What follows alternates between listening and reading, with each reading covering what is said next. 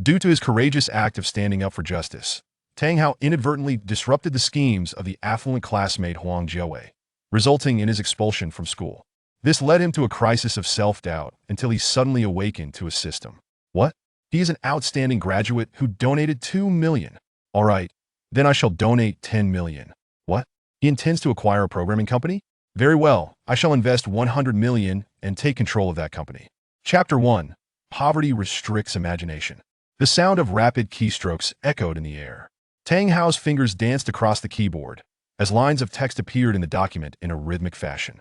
Uncertain how much time had passed, he finally paused. Glancing at the time in the lower right corner of the computer screen, it was already 4:20 in the morning. Ah, at last I have completed another chapter. Tang Hao exhaled a breath of relief, massaging his sore wrists, and with a mix of anticipation and trepidation, he opened the author's backend of Chichuang Chinese Network to check the subscription data. Total subscriptions, 1,028. Average subscriptions, 128. Indeed, no miracle occurred. Upon seeing this subscription data, Tang Hao felt his motivation evaporate instantly. The hours leading up to the launch were critical for subscriptions, and with such dismal results, it was evident that this book was doomed to fail. It seems I truly lack the talent for writing web novels. Perhaps I should seek employment. Instead, relying on the meager income from writing novels would surely lead to starvation. Tang Hao shook his head in dismay, too disheartened to upload the chapter he had just completed. He simply shut down the computer and crawled into bed. Feeling dejected, and with his roommate snoring thunderously despite his overwhelming fatigue, Tang Hao found it difficult to fall asleep, tossing and turning restlessly. As dawn approached, just as he began to succumb to sleep, a voice suddenly resonated in his mind. Ding! The godly wealth cultivation system is beginning to bind. Tang Hao was jolted awake by the voice. After a few seconds of observing that everything was normal, he thought he might be hallucinating due to exhaustion and closed his eyes again. Binding complete, system is starting. About half a minute later, another voice echoed in his mind. This time, Tang Hao heard it quite clearly, and after a few seconds of stunned silence, his eyes widened in astonishment. As an author of web novels, Tang Hao was all too familiar with such scenarios in the very novel he was currently struggling with. The protagonist gained a system as a golden finger, which enabled him to become the general manager, assume the role of CEO, marry a wealthy heiress, and ascend to the pinnacle of success. Could it be that he too had a system within him? Moreover, it seemed to be the most formidable, godly wealth system. With a heart full of excitement, Tang Hao called out in his mind. A melodious voice responded, "What orders do you have for me, host? This is real, not a mere illusion."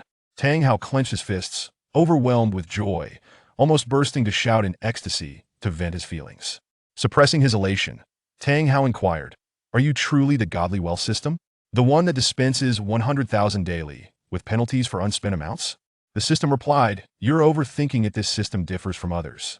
There is no such thing as a free lunch. To become wealthy, the host must strive through their own efforts, rather than receiving direct monetary gifts from the system." What? You dare to call yourself a godly wealth system? Tang Hao felt a pang of disappointment. The system clarified, to be precise, this system is a godly wealth cultivation system. It is better to teach one how to fish than to simply provide fish.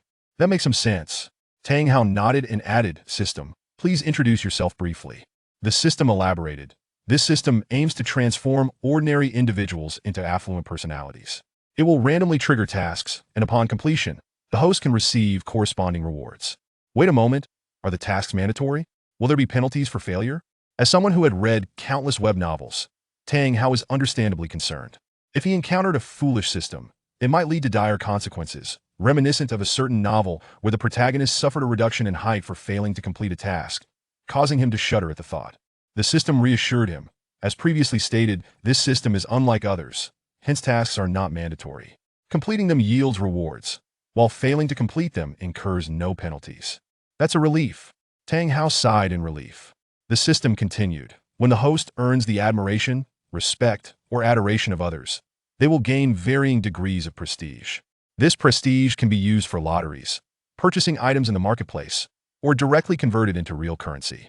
Didn't you say you wouldn't simply hand out money? Tang Hao's eyes gleamed with intrigue. The system replied, "Given that this system is a godly wealth system, even if the host is a fool, the system will ensure the host can maintain a decent standard of living. This also serves as startup capital for the host's entrepreneurial endeavors. However, to avoid disrupting the economic order of reality, The maximum amount that could be converted into real currency each year is capped at 100 million. It seems the system has considered this thoroughly. Although the annual limit is 100 million, that is still a substantial sum. Tang Hao commended the system internally. Tang Hao's family was neither poor nor rich, belonging to a typical household. 100 million would indeed be a staggering figure for him. Without the system, he would certainly lack the capital to start a business after graduation, as ordinary individuals bear no cost for trial and error. Unlike those with affluent fathers who might provide 500 million to experiment in the market, even if they lost 400 million, a successful investment of 100 million would still yield significant profits. The system elaborated. The system's levels range from LV1 to LV10. The higher the level, the better resources the host will obtain from the system. LV1 requires the host to spend a total of 1 million. LV2 requires 10 million. LV3 requires 100 million, the highest level. LV10 necessitates 100 trillion, and the amounts required for each level cannot be accumulated. Wow, that's an astronomical figure. Are you a devil, system? Tang Hao couldn't help but exclaim. His excitement was understandable, as this figure represented Tang Hao's personal expenditure. Future company expenses, such as mergers and acquisitions, would not count towards his personal consumption. Undoubtedly, reaching LV10 would require an unfathomable sum. Consider that the current highest market capitalization company in the world, Apple, has only recently surpassed $1 trillion. The system urged, please endeavor. As someone endowed with a system, you should not restrict your imagination. Tang Hao was left speechless. Well, poverty indeed constrains his imagination at this moment. He cannot fathom when he might achieve LV10, perhaps it would be unattainable in this lifetime. After gaining a rough understanding of the system, Tang Hao felt a surge of curiosity and decided to check his prestige. Godly Wealth Cultivation System. System level. LV10 1 million. Host. Tang Hao. Prestige. 35,762. Remaining conversion limit. 100 million. To think I possess over 35,000 prestige. At a ratio of 1 to 100, doesn't that equate to approximately 3.5 million renminbi? Seeing this prestige value, Tang Hao was instantly invigorated. 3.5 million is indeed a significant sum for him. He has never possessed more than 10,000 yuan at his disposal. Noticing that the system marketplace was still locked and he couldn't purchase any items, Tang Hao declared, "System, release this amount of money immediately." The system responded, "To ensure that all funds are traceable and legally usable, the system will convert this amount for the host through the stock market, lotteries, futures, and other means. Please choose host." "Then let's go with stocks lotteries, deduct a 20 tax, which is quite unprofitable," Tang Hao replied without hesitation. The system confirmed. The system will complete this within a week. "Thank you for your assistance." Tang Hao nodded appreciatively. Chapter 2. The unusual justification of a eunuch awakening at noon after a restful slumber. Tang Hao felt remarkably invigorated despite only having slept for 5 or 6 hours. "Hurry, check the subscription count," urged Zhang Wei, his dormitory mate, who was engrossed in a game. "Flopped," Tang Hao replied with a shake of his head. Before logging into the author backend, the data had seen a slight increase, yet the average subscription remained a meager 150, with the initial subscription at merely 170. "Truly dismal," he lamented. Seeing this disheartening figure, Zhang Wei expressed his sympathy. "No worries, your subscription rate isn't too shabby. If you persevere, you can reach 500 subscriptions.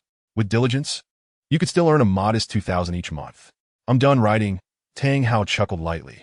Given such abysmal statistics, he knew he couldn't continue, even with the allure of a wealthy system. His intention had never been idealistic. He merely sought to earn a little extra money. Thus, he promptly created a new chapter in the author backend, declaring his discontinuation. "I've made millions in stock trading, hence this book is abandoned."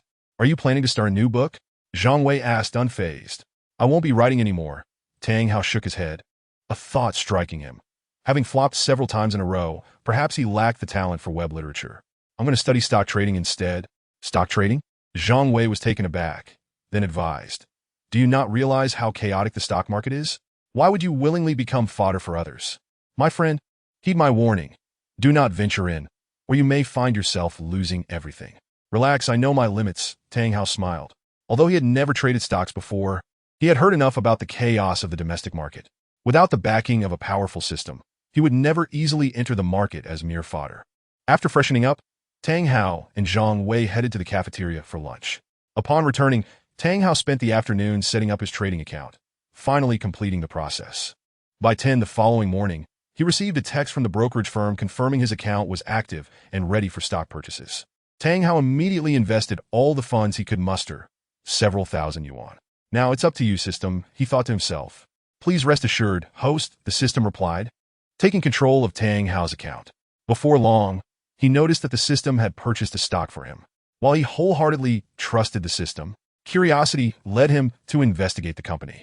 Unsurprisingly, with his limited knowledge, he failed to discern any signs of a significant stock surge. After toiling through some basic stock knowledge, which he found exceedingly dull, Tang Hao lost interest and turned to gaming. After a few rounds, he suddenly recalled his novel and decided to check the reviews. Previously, he had come across comments about winning the lottery. Now, he found mentions of stock trading success. The unusual justification of a eunuch. A poor performance leads to abandonment. Yet one seeks to justify it with tales of stock trading profits. How contemptible. May the author's own aspirations meet a similar fate, never to flourish. Could the author establish a group? I am also trading stocks, and it would be beneficial for all to exchange insights. The review section was rife with scorn. Yet a few netizens clung to hope, wishing for Tang Hao to create a group for stock recommendations.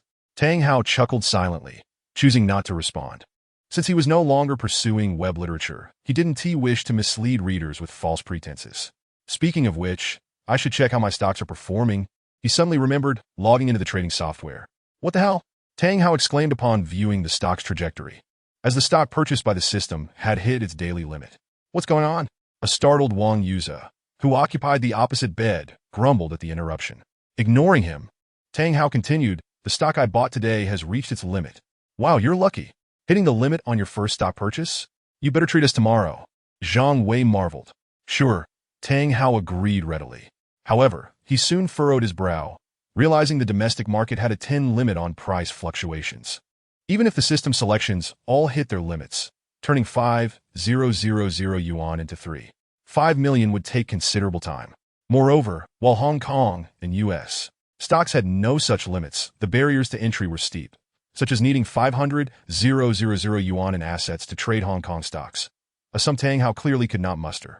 How can I swiftly amass 3.5 million? He pondered when suddenly the system interjected.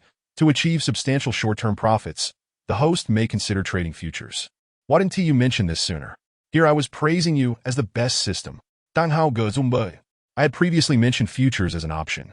It was the host who chose stocks, the system retorted, sounding quite aggrieved. Fine, my mistake.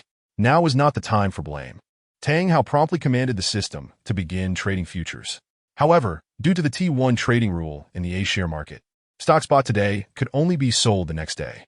The wait for the sale and subsequent withdrawal would take a full 2 days, leaving Tang Hao feeling rather frustrated. After exiting the system, Tang Hao busied himself with opening a futures account. Upon researching online, he discovered that while 5,000 yuan was a modest starting capital, it was still sufficient to trade some commodity futures, which eased his concerns. For the next period, Tang Hao remained anxiously awaiting developments. One day while gaming, the system's voice echoed in his mind. Target amount achieved. Withdrawal request has been submitted. Please check your account, host. So soon, I've earned over 3 million? Incredible. Tang Hao exclaimed, his admiration for the system soaring. If only reality possessed half the system's prowess, even the quantum fund would pale in comparison. The next morning, upon awakening, Tang Hao received a text from the Industrial and Commercial Bank. Your account ending in 2333 has received a deposit of 3,500,000 yuan at 1538 on the 7th. Current balance, 3,505,664 yuan. Ha, I'm a millionaire now. Tang Hao laughed heartily, brimming with exuberance. A millionaire? Zhang Wei, who was immersed in a game, paused in disbelief and teased. Who are you trying to impress? Don't tell me you've charmed some girl. Though he was unaware of the specifics of Tang Hao's situation, after 4 years of friendship, they were generally aware of each other's financial circumstances. Impress? I am indeed a bona fide millionaire now, Tang Hao declared proudly. Really? Zhang Wei, sensing Tang Hao's seriousness, abandoned his game and rushed over to inspect. 10,000, 10,000, 100,000. Holy cow, it's truly 3.5 million. Zhang Wei's eyes widened in astonishment upon seeing the bank notification. Did you win the lottery? This fortune comes from trading futures over the past few days. Tang Hao replied with a subtle smile. Futures? I thought you were trading stocks. Zhang Wei expressed confusion. Stocks can't compete with the profits from futures, Tang Hao clarified. Zhang Wei, momentarily taken aback, was still astonished at Tang Hao's ability to generate 5 million in such a short time. That's over 3 million. For most, that is a fortune. How could you be so inconsiderate? Earning so much and not bringing me along? Zhang Wei et golim et siten li embokin Tang Hao. I was worried about the risks, Tang Hao replied. I don't care. From now on, whether it's stocks or futures, I'll follow your lead. I'm opening an account this afternoon. Zhang Wei was visibly stirred by the prospect of 5 million. Wei Gu, I've already decided to retire from this. Tang Hao shook his head. In merely a few days, you have amassed over 3 million, which undoubtedly signifies your genius, far surpassing the prowess of the investment sage Warren Buffett. Why then, would you choose to retire from such lucrative endeavors? Zhang Wei was bewildered. It is not as simple as it appears.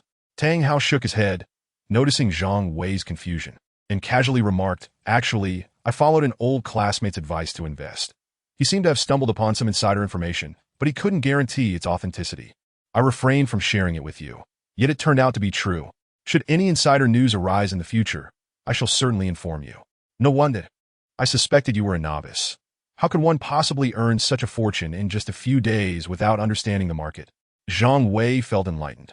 He then exclaimed, since you've earned so much, you must treat us. It is imperative. Absolutely.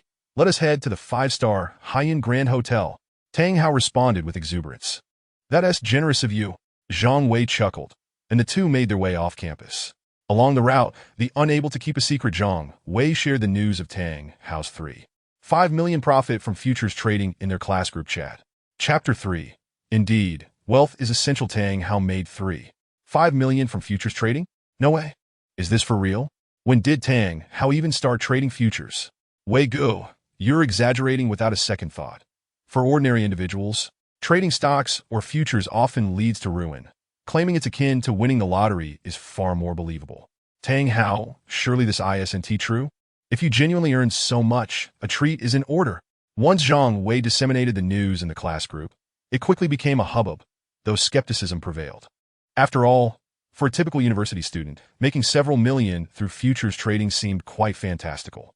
Indeed, I'm not deceiving anyone, seeing that nearly everyone doubted him. Zhang Wei felt quite vexed and reiterated his claim. Stop bragging. Do you truly think 5 million is as easy to come by as daisies? Wang Yuzi interjected. Exactly. While I may not have traded stocks or futures, I've certainly dabbled in the market. Wei Gu speaks with such conviction. Regardless of your beliefs, I, for one, am convinced. Insert dog emoji. Yet, disbelief persisted. Come on, you're pushing me to flaunt. Zhang Wei mused, stroking his chin with a smirk. Howsy. Send a screenshot of your bank notification to the group. Let us enlighten these skeptics. Reluctantly, Tang Hao considered declining, but then recalled the potential boost to his reputation. This was undoubtedly an excellent opportunity for self-promotion. During his 4 years at university, while not entirely unknown, he had never been a figure of renown. This chance to showcase his success could significantly enhance his standing. Thus, without hesitation, Tang Hao sent the bank notification screenshot to the class group, sharing this joy with his classmates. Oh my gosh, Howsy himself posted a screenshot. Could it be true? Tang Hao, congratin. Do you remember to treat us? Incredible, you've become an instant millionaire. When will I ever earn 5 million? Amazing. With 5 million, one could purchase a house and a luxury car in the provincial capital. Brother Hao has truly reached the pinnacle of life. Brother Hao, may I accompany you in futures trading in the future? Tang Hao, can I join you in trading futures? I don't aspire to earn as much as you. Just enough to buy a handbag would suffice. Upon witnessing Tang Hao personally share the bank notification screenshot, the group erupted with enthusiasm, with previously silent classmates surfacing, all brimming with envy. For the vast majority, 5 million was an astronomical sum, especially as it was entirely at their disposal, a source of great admiration. Of course, there were those who harbored jealousy towards Tang Hao's newfound wealth, like Wang Yuzi. Observing the numerous compliments directed at Tang Hao, his irritation intensified. It's just a stroke of luck. He might lose it all back soon. Wang Yuzi remarked sarcastically in the group.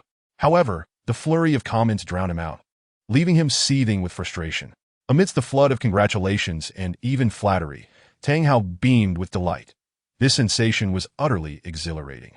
He had never before experienced such attention and admiration. Indeed, wealth brings its own rewards. Previously, his classmates would refer to him as Haozi only in familiar settings, while strangers called him Tang Hao. Now, they addressed him as Brother Hao. Moreover, several female classmates privately messaged him, eager to join him in futures trading, their tone unmistakably flattering, an experience Tang Hao had never previously enjoyed. What thrilled Tang Hao even more was the swift increase in his reputation, soaring by over 1,000 points, equivalent to a substantial sum of 100,000 RMB. Is there anything more gratifying than a venture that allows one to flaunt while also earning? Certainly, in a few days, he would treat everyone. Tang Hao was generous, readily agreeing to the treat, then promptly exited WeChat. Just then, they arrived at the Haiyan Grand Hotel. Haozi, let us just find a decent restaurant. No need for such extravagance. As he beheld the towering 30-story building, with luxury cars parked outside, Zhang Wei suddenly felt a wave of insecurity. Tang Hao understood Zhang Wei's sentiments. Coming from ordinary families, they had never dined in a five-star hotel. Even now, despite his newfound wealth, he felt a certain unease in such an opulent environment, leading to a sense of inferiority. However, with 5 million at his disposal and the backing of a wealthy system, he was no longer the underdog. This mindset needed to change. With a flourish, Tang Hao declared, "No worries. I am wealthy now.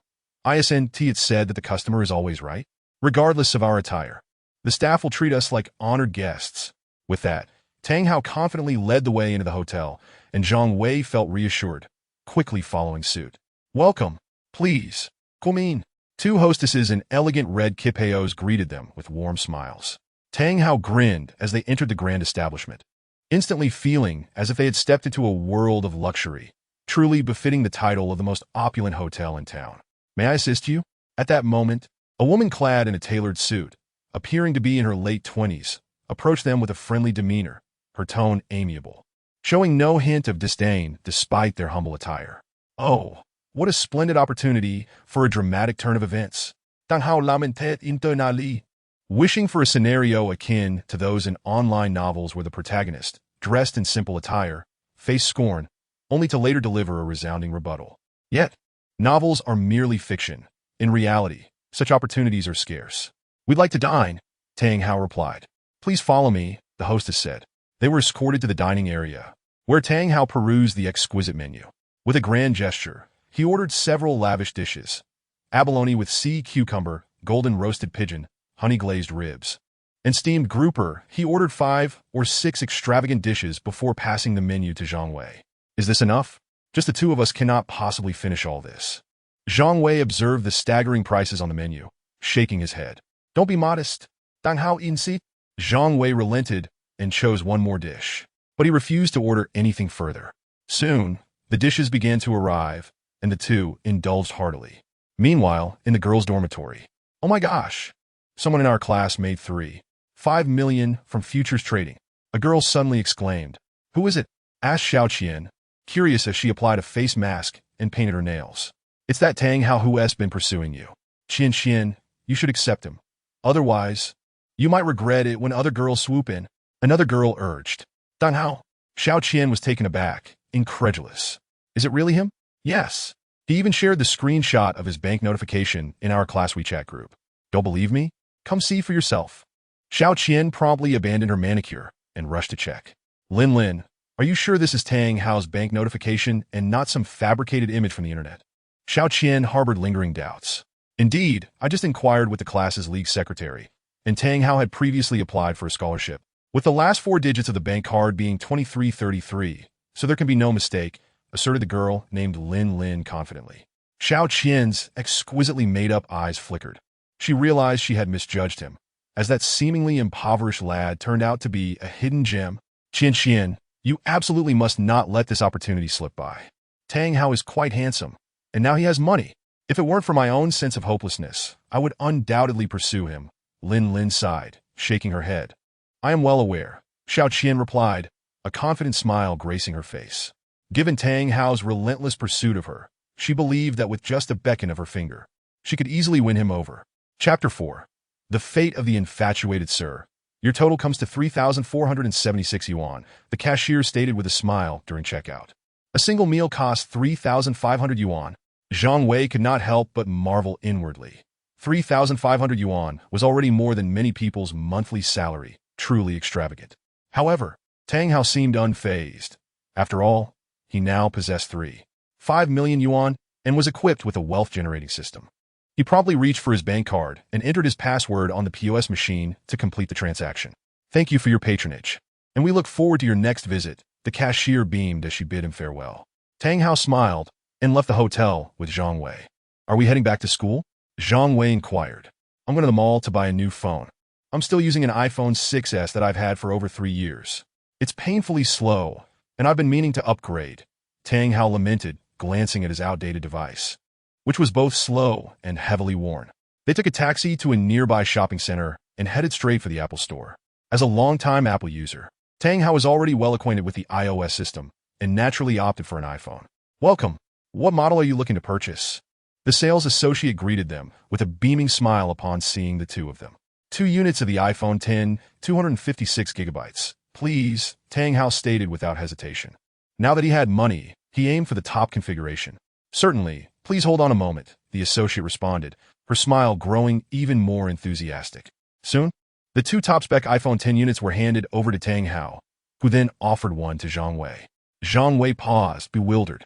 What does this mean, Haozi?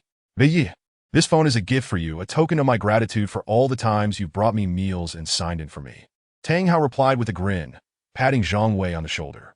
Throughout their 4 years at university, they had been the closest of friends, often acting together. Many times, when Tang Hao skipped class, it was Zhang Wei who helped with attendance or provided cover. All right, since you've struck it rich, I won't be modest, Zhang Wei conceded after a brief hesitation. Tang Hao then scanned his card for payment, and nearly 20,000 yuan vanished in an instant. Having arrived at the mall, Tang Hao took the opportunity to purchase several outfits. He headed directly to the exclusive Armani store. Welcome. The hostess at the entrance greeted with a slight bow and a warm smile, her voice melodious. Tang Hao smiled slightly, walked in with an upright posture, exuding confidence. One must admit, money instills courage in a man. With wealth, there comes self-assurance. In the past, he would have felt timid even browsing luxury brands, but now, even though the sales associate might not perceive him as affluent, she treated him with enthusiasm. Please retrieve that shirt, Tang Hao instructed, pointing to a white casual shirt. As the associate fetched it, she praised, Sir, your taste is impeccable. This shirt is a new arrival for this summer. After trying on the shirt, Tang Hao admired himself in the mirror and felt quite satisfied. The sales associate exclaimed, Sir, this shirt suits you perfectly. You look exceptionally handsome in it. Tang Hao smiled knowingly, aware that she was merely flattering him. After all, he was well aware of his own worth. Handsome enough, but not comparable to the idols of the entertainment industry. Nonetheless, dressed in the tailored Armani shirt, he felt an immediate boost in his image. He recalled novels where protagonists, despite their immense wealth, preferred to wear cheap clothes, justifying that it was more comfortable. Tang Hao scoffed at this notion, recognizing it as mere pretense to hide their true capabilities. Unfortunately, in reality, opportunities for such displays were scarce, as the sales associate was exceedingly attentive to him. Please wrap this up, he requested with a smile. He selected 2 more items, leaving the sales associate overjoyed. Sir, your total comes to 27,500 yuan. Tang Hao remained unfazed, swiping his card to settle the bill. With the sales associate bidding him farewell with heartfelt gratitude, he strolled out with an air of satisfaction. One must admit, indulging in shopping is a truly exhilarating experience. Tang Hao didn't pause. He continued his spree, visiting Louis Vuitton, Gucci, and other luxury brands, acquiring several outfits until he had spent around 70 to 80,000 yuan. Haozi, I used to think women were extravagant, casually spending thousands on a handbag. I never imagined men could be even more wasteful.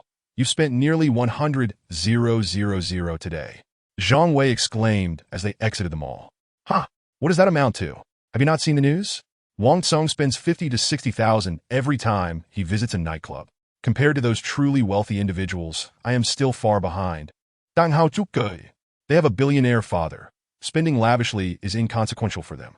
Your situation is a sudden windfall, but if you become accustomed to such spending, you may regret it later. I suggest you consider purchasing a property, Zhang Wei advised. I am well aware. Tang Hao nodded with a smile. and Zhang Wei refrained from further remarks.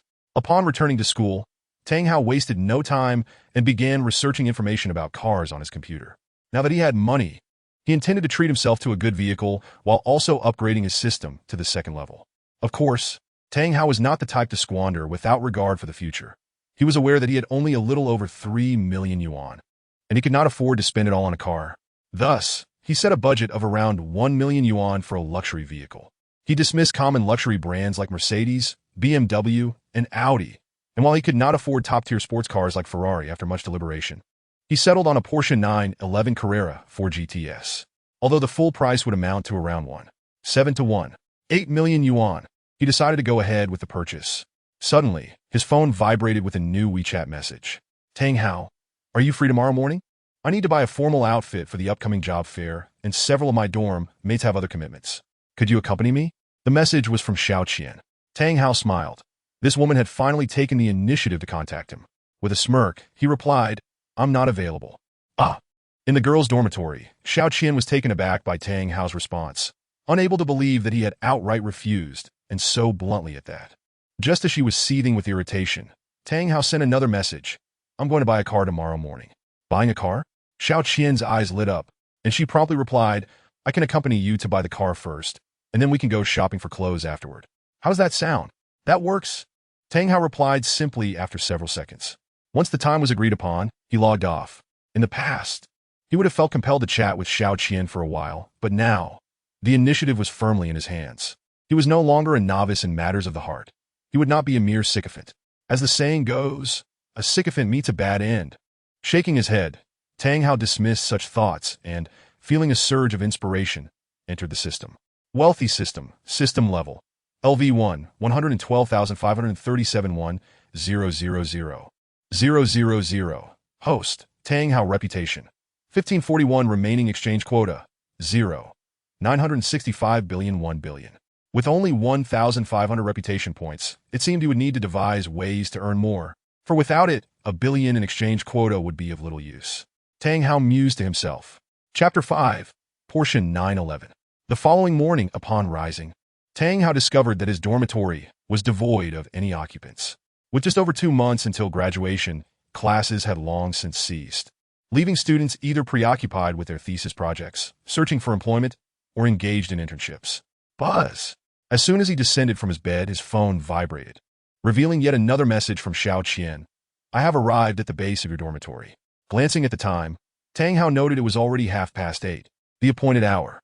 After waiting a few minutes, he replied to the message and, tousling his unkempt hair, made his way to the washroom. After freshening up, he donned the new clothes he had purchased the previous evening. Quite satisfactory. Standing before the mirror, Tang Hao felt quite pleased with his appearance, and thus, leisurely grasping his phone, he exited the dormitory. Meanwhile, below the dormitory, Xiao Qian had become increasingly impatient. Typically, it was the boys who awaited her arrival. Yet here she was, waiting for a boy, and to boot, she had been waiting for nearly half an hour. However, as soon as she spotted Tang Hao emerging from the building, her irritation evaporated in an instant. She rushed forward, playfully scolding him. Wasn't it just a few minutes? Why did it take you so long? I had to wash my hair. Tang Hao chuckled, feeling no remorse. He then cast a few appreciative glances at Xiao Qian, a smile gracing his lips. It must be said, this woman possessed a certain charm. Standing approximately 1.67 meters, she boasted long legs and a well-endowed figure. Although her features were not flawless, they surpassed those of the majority. Tang Hao, you look exceptionally handsome today. As Tang Hao admired Xiao Qian, she in turn scrutinized him. Unlike his usual attire, which often resembled something from a street vendor, today he was clad in designer labels. Furthermore, his demeanor exuded confidence. And although he was the same person, the impression he left on Xiao Qian was strikingly different. Thus, half in sincerity and half in flattery, she replied, You look lovely as well. Tang Hao laughed heartily and replied, Let us get going. Time is of the essence. Walking side by side, Xiao Qian curiously inquired, Tang Hao, what kind of car do you plan to buy? A Porsche 911, Tang Hao responded. Xiao Qian paused in surprise. A Porsche was indeed a luxury vehicle, and this model must surely be quite expensive. I have my eye on the Porsche 911 Carrera 4 GTS. It will cost nearly 2 million in total. Tang Hao spoke nonchalantly, as if 2 million was of no consequence. 2 million? Xiao Qian exclaimed, incredulous. She had assumed Tang Hao would be considering a car costing around $1 million. The reality was nearly double that amount. This fellow truly seemed to regard money with indifference.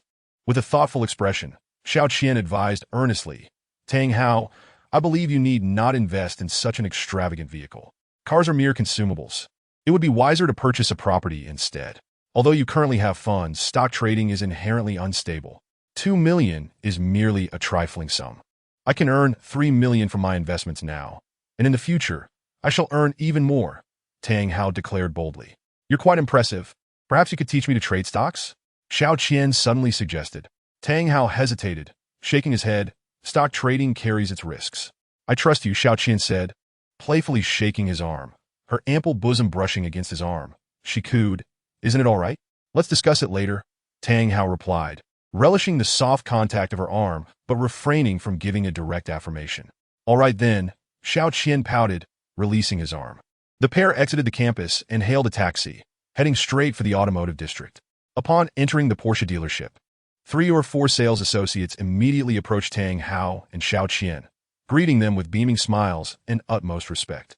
Observing Tang Hao's youth, his designer attire, and the presence of a beautiful companion, they swiftly assumed he was a wealthy heir. Such affluent clientele were their preferred customers, as they were likely to make purchases and often did so generously. Sir, are you interested in purchasing a vehicle?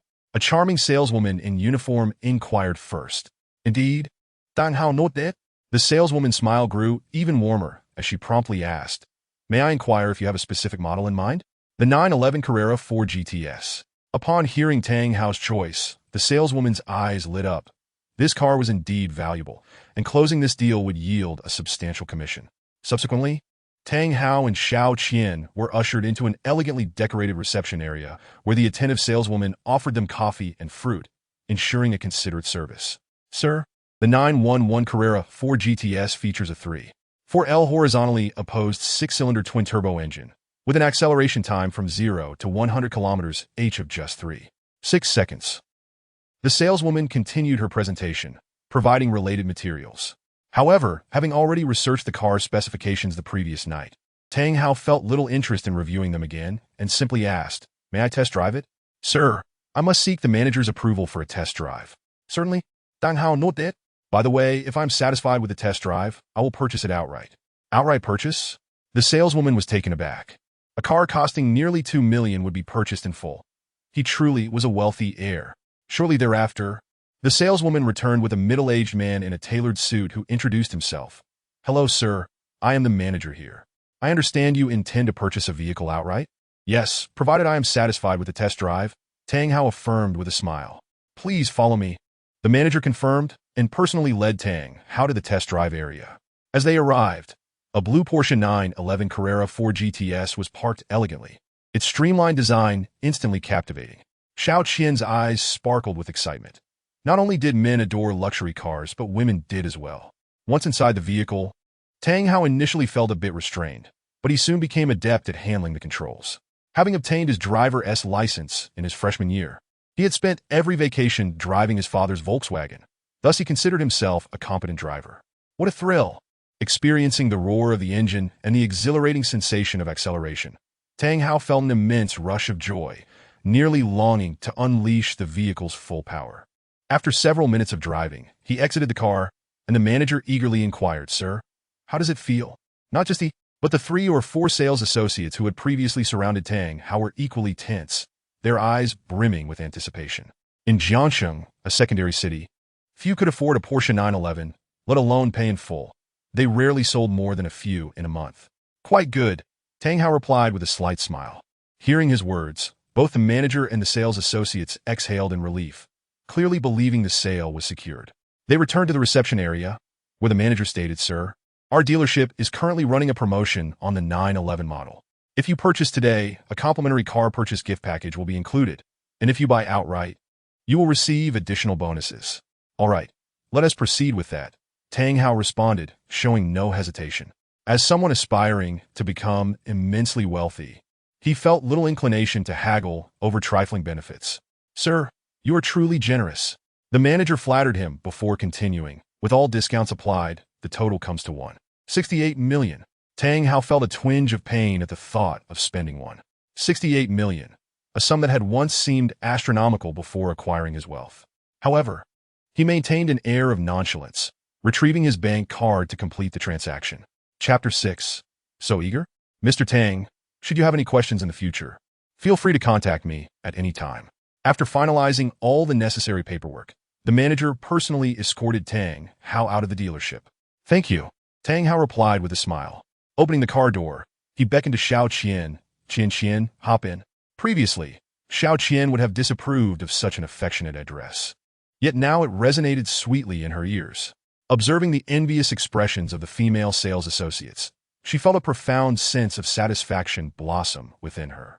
This feeling was utterly delightful.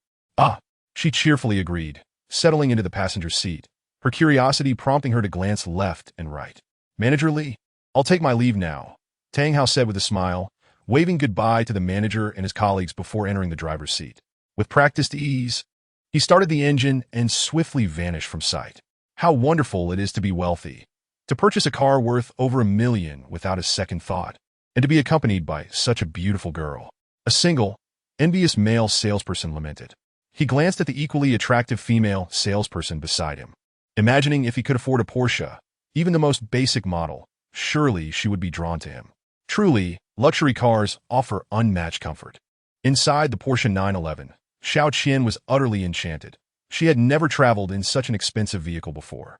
The luxury car, costing around 160 to 70,000, undoubtedly boasted an interior far superior to that of an ordinary 20 to 30,000 vehicle. More importantly, it provided a profound sense of psychological pleasure. If she liked it, she could enjoy it often in the future. Tang Hao gazed at Xiao Qian with a beaming smile, his words carrying an unspoken implication. You did say that if I need a car in the future, you would give me a call. Xiao Qian, overjoyed, tucked a strand of hair behind her ear and smiled sweetly. Tang Hao chuckled and added, It's noon now. Let us go have lunch. Where would you like to eat?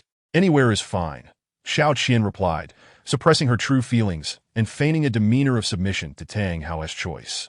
A woman should never be too casual, Tang Hao teased, decisively stating, I've heard that the cuisine at Haitian Pavilion is exceptional. Let us dine there. I trust your judgment, Xiao Qian said, her eyes sparkling as she nodded obediently. The Haitian Pavilion was renowned as the most famous and upscale private dining establishment in Jiangxing, a place many longed to experience. Yet its exorbitant prices often deterred them. After more than half an hour, Tang Hao drove them to the Haitian Pavilion. Don't hold back. Order freely, he encouraged after selecting a few dishes and handing the menu to Xiao Qian. Surprisingly, Xiao Qian displayed remarkable politeness, ordering just one dish. After placing their orders, the two engaged in conversation while waiting for the food to arrive. Before long, the dishes were served one after another. Just as Tang Hao was about to begin eating, Xiao Qian pulled out her phone and began snapping pictures. You girls really love to take photos, Tang Hao remarked with an enigmatic smile, recalling how Xiao Qian had taken numerous selfies in the car. Yes, girls enjoy capturing beautiful moments, Xiao Qian replied. Tang Hao chuckled to himself, thinking how he believed her motives were likely to flaunt her pictures on social media platforms such as Moments or Weibo. However, he refrained from voicing his thoughts and was rather pleased with her enthusiasm. The meal lasted for over half an hour, and when they went to settle the bill, it totaled over 4,000 yuan. Having spent over 3,500 the day before, Tang Hao didn't find it overly expensive. Xiao Qian, however, was taken aback, realizing that over 4,000 was equivalent to her father's monthly salary. Afterward, Tang Hao drove to a shopping mall and entered a women's formal wear store. Before long, Xiao Qian picked out a suit, and upon exiting the fitting room, she eagerly asked, Tang Hao, what do you think? Tang Hao's eyes lit up. Xiao Qian was already beautiful, but now she wore a formal top paired with a black skirt. If she added stockings and high heels, she would undoubtedly embody the essence of a capable professional woman. Reminded of certain scenes from Tokyo Hot, Tang Hao felt a rush of excitement. You look stunning, he praised with a radiant smile. Xiao Qian could certainly sense the intense gaze Tang Hao had just directed at her. Rather than feeling offended, she felt a swell of pride, signifying her allure. Her confidence in winning Tang Hao's affection grew stronger. Miss, your boyfriend has excellent taste.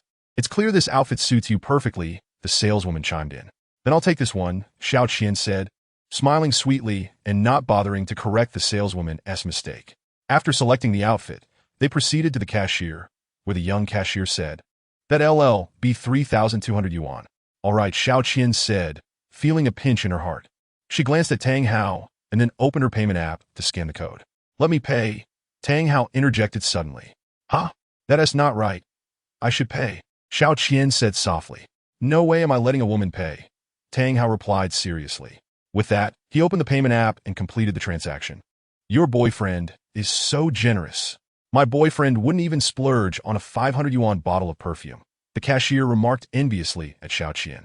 Xiao Qian smiled modestly. Feeling a surge of satisfaction at being envied by her peers, it was a delightful sensation. After leaving the formal wear store, Xiao Qian visited a shoe store and purchased a pair of high heels, again with Tang Hao covering the cost, totaling 1,500 yuan. "All right, I've got everything I need," she announced. "Aren't you getting stockings?" Tang Hao kindly reminded her. Xiao Qian hesitated, glancing at Tang Hao's somewhat eager expression. Her cheeks flushed with a hint of embarrassment, yet she eventually nodded. Without needing to ask, Tang Hao once again insisted on paying. "I'm exhausted. Tang Hao, let us take a break at a CAF," Xiao Qian suggested after acquiring all her items. However, Tang Hao shook his head, stating, "How can we rest at a CAF? It's getting late. Why don't we go to Haiyan Hotel, rest there, and have dinner before heading back to school?" Xiao Qian, no longer a child, instantly grasped Tang Hao's implication. In broad daylight, a solitary man and woman going to a hotel to rest could easily lead to certain conclusions. Reflecting on the sensation of sitting in a luxury car worth nearly 2 million, savoring exquisite cuisine at Haitian Pavilion, and basking in the envious gazes of salespeople at the mall, she felt intoxicated and unable to resist. This was the life she deserved. After a moment of hesitation, she finally nodded in a barely audible voice, "All right." Tang Hao's heart leapt with joy as he eagerly helped Xiao Qian carry her shopping bags out of the mall and drove the Porsche 911 toward Haiyan Hotel. "Sir, are you here for a meal today?" In the lobby, the same woman from yesterday approached Tang Hao and inquired. "No, I'm just here to check in for a while," Tang Hao replied, shaking his head. The woman was momentarily taken aback, then glanced at Xiao Qian beside him, her face filled with amusement, as if to say, "I understand." Instantly, Xiao Qian's face flushed crimson, her gaze dropping as she dared not meet anyone's eyes. It must be said that as a university student, Xiao Qian's confidence wasn't quite robust. In truth, Tang Hao was not much better off. He led Xiao Qian directly to the front desk to check in. "So eager?" the woman thought, shaking her head at the sight of the two hurriedly departing. Chapter 7. Becoming a noteworthy figure. Tang Hao booked a luxurious suite and entered the elevator with the room card. Phew! Just as the elevator was empty, Xiao Qian patted her chest and let out a sigh of relief. Tang Hao found it amusing and remarked, "It's just a room. Is it really that nerve-wracking?" Xiao Qian shot him an annoyed glare. "You're a man, so of course, you're not concerned." As they spoke, the elevator reached their floor, and the two stepped out, locating their room. Once inside, Xiao Qian's nervousness returned. She awkwardly perched on the sofa, stealing glances at Tang Hao. "What's wrong? Feeling shy?" Tang Hao asked, plopping down beside her and wrapping an arm around her waist, gently caressing her. "Tang Hao, I think I'll go take a shower first," Xiao Qian stammered, feeling uncomfortable as she fidgeted. "You can shower afterward," Tang Hao replied, unable to resist any longer. Since breaking up with his girlfriend, he had remained celibate for a long time, which explained his eagerness now. For a man who had tasted intimacy, maintaining restraint for an extended period was no easy feat thus. He gently lifted Xiao Qian's chin with his finger and leaned in to kiss her soft pink lips. Initially stiff, Xiao Qian soon responded with fervor. "Moments latte."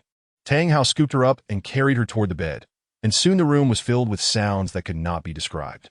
After their endeavors, both individuals found themselves enveloped in a wave of fatigue, compounded by the exertion of their earlier shopping excursion. A refreshing shower soon led them into a gentle slumber, with Tang Hao awakening to the realization that it was nearly 5 o'clock. As the remnants of excess energy dissipated, he felt a renewed sense of clarity and vigor. However, a fleeting glance at the shopping bag strewn across the sofa ignited a fervor within him that he could not quell. No, I still need to wear this outfit for my job interview in a few days." Xiao Qian's cheeks flushed crimson as she shook her head repeatedly, overwhelmed by a sense of embarrassment. "Don't worry. Tomorrow I shall procure an even finer ensemble for you." Tang Hao's tone was gentle, yet laced with an irresistible assertiveness. All right? Fiend. Ultimately, Xiao Qian acquiesced. The moment she donned the office attire, Tang Hao's spirits soared once more. When Tang Hao and Xiao Qian finally emerged from the room, nearly an hour had passed. After 2 vigorous sessions, both were ravenous and promptly ordered an extravagant feast at the Haiyun Grand Hotel. This time, Xiao Qian was far from the polite demeanor she had exhibited during lunchtime at the Haitian Pavilion. Yet, even in her hunger, she first captured photographs of their meal before posting them to her social media, garnering a flurry of likes and envious comments within moments. She felt a delightful satisfaction, convinced that everything had been worthwhile. After their sumptuous meal, Tang Hao had little inclination to continue exploring. He drove the Porsche 911, with Xiao Qian beside him, back to the campus, directly dropping her off at the entrance of the girls' dormitory. Coincidentally, a few girls were descending the stairs, and upon spotting the Porsche 911, they exclaimed in awe, "Wow, what a stunning luxury car! Which wealthy heir does it belong to? Why haven't we heard of this before? This sports car must be worth over $1 million." The girls chattered excitedly, snapping photos of the vehicle. Through the car window, Xiao Qian clearly observed their reactions, a wave of elation surging within her. "Tang Hao, thank you. I had a wonderful day," she said, alighting from the car with several shopping bags in hand, smiling radiantly at him. "I, too, am quite pleased," Tang Hao replied, his eyes glinting as he recalled the image of Xiao Qian leaning against the hotel window, stirring a warmth in his heart. "Ah, is that Xiao Qian?" One of the girls, recognizing her, gasped in disbelief. "Xiao Qian? Is this gentleman your boyfriend?" "Yes." Xiao Qian hesitated for a moment, then nodded happily. "Hello, ladies," Tang Hao greeted, rolling down the window and waving. Xiao Qian's heart swelled with joy at Tang Hao's display of friendliness, easing her previously anxious disposition. The girls, noticing that Xiao Qian's boyfriend, while not a conventional heartthrob, was still quite presentable, felt an even greater envy. A handsome boyfriend who was also wealthy. Xiao Qian certainly seemed to have struck gold. "Be safe on your way back. I shall return to my dormitory now." After basking in the envious gazes of her peers for a few moments, she reminded Tang how to drive carefully, before humming a tune as she made her way back to her room. The girl who had greeted her earlier was merely an acquaintance from the student council. Tang Hao rolled up the window and drove back to his dormitory. Similarly, passers-by paused to admire the Porsche 911, their admiration palpable. Who wouldn't fancy a luxury car? Even the 2 dormitory staff members were drawn out to gawk. "Is this car yours, young man?" "Indeed, it is," Tang Hao replied with a smile. "Could you come and keep an eye on it for me?" Of course, the amiable staff member obliged, having managed the building for several years and recognizing Tang Hao, though not by name. "Thank you, ma'am. I am Tang Hao," he introduced himself. "Tang Hao, your car is stunning. How much did you pay for it?" she inquired curiously. "Just around $1.7 million, Tang Hao replied nonchalantly. At that moment, the allure of the Porsche 911 drew an increasing crowd, many hesitant to leave, captivated by its presence. Upon hearing Tang Hao's casual remark, a chorus of astonished gasps erupted. "What? 1.7 million? Just 1.7 million? Who is this guy to boast so? What brand is this sports car? It's so impressive. It's a Porsche 911, a classic model indeed. To spend 1.7 million on a car. The wealthy truly do not regard money as a concern. How much does one have to earn to gather such a sum? Truly, some are born into fortune while others toil. I know him. He is in our first class, named Tang Hao. He is not some rich heir. He recently made a fortune trading futures, earning 3.5 million, a student chimed in. He made 3.5 million trading futures? Is that for real? Absolutely. He shared bank notifications in our class group. It's common knowledge. To earn 3.5 million through futures trading is truly remarkable. Hearing the buzz of conversation around him, Tang Hao smiled to himself, reveling in this newfound popularity before returning to his dormitory. However, the news of Tang Hao's 3.5 million earnings from futures trading and his subsequent purchase of the 1.7 million Porsche 911 swiftly circulated through the various class groups, accompanied by photos of the car and even some featuring Tang Hao himself. Instantly, the previously unassuming Tang Hao became a figure of intrigue across the campus. Chapter 8. How to Become Strong Without Spending Money. Buzzing. The class group was inundated with messages. Tang Hao clicked in, unsurprised to find the chatter revolving around his recent vehicle acquisition. Did you hear Tang Hao bought a 1.7 million sports car? Yes, it's a blue Porsche 911. Parked right outside our dormitory. Here is the photo. Wow, it's so cool. Tang Hao, can I borrow your car? I've never driven a car worth over $1 million. Chubby, if you scratch it, you'll owe at least several thousand. Can you afford that? Damn, that is a downer. I'll pass. If I damaged it, I wouldn't even be able to sell my assets to cover it. Chubby, let us do some math. You must weigh about 250 pounds. At $10 a pound for pork, that's only worth 500. You really can't afford it. Damn it, get lost. Let me share some gossip. Tang Hao is now with Xiao Qian from Class 2. Is that true? It is. Many of us in the girls' dormitory are aware. And some even saw Tang Hao driving Xiao Qian back to the dorm. Tang Hao, come out and show your face. It's a double celebration. No, a triple celebration. You must treat us. Tang Hao is amazing. He has succeeded in both career and love. Xiao Qian is quite beautiful. She is considered the belle of our department. Xiao Qian is rather opportunistic. Tang Hao pursued her for quite some time, but she only agreed now that he is wealthy.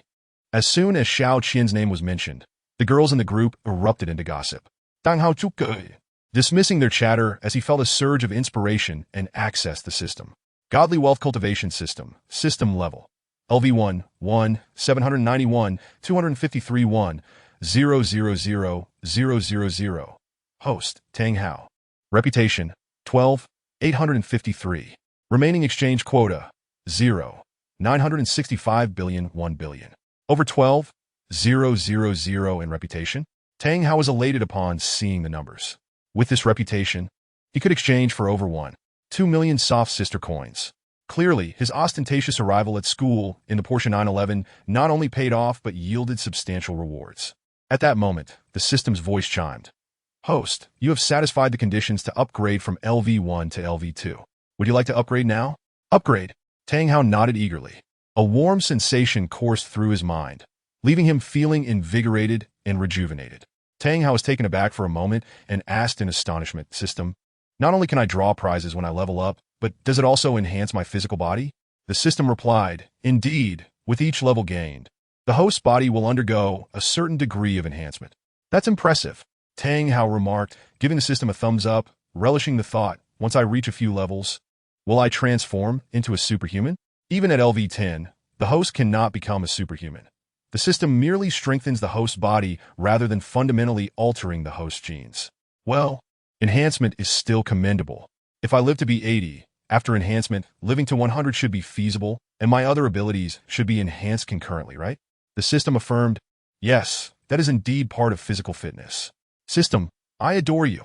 I declare you the best system in the world. Upon receiving a satisfactory answer, Tang Hao effusively praised.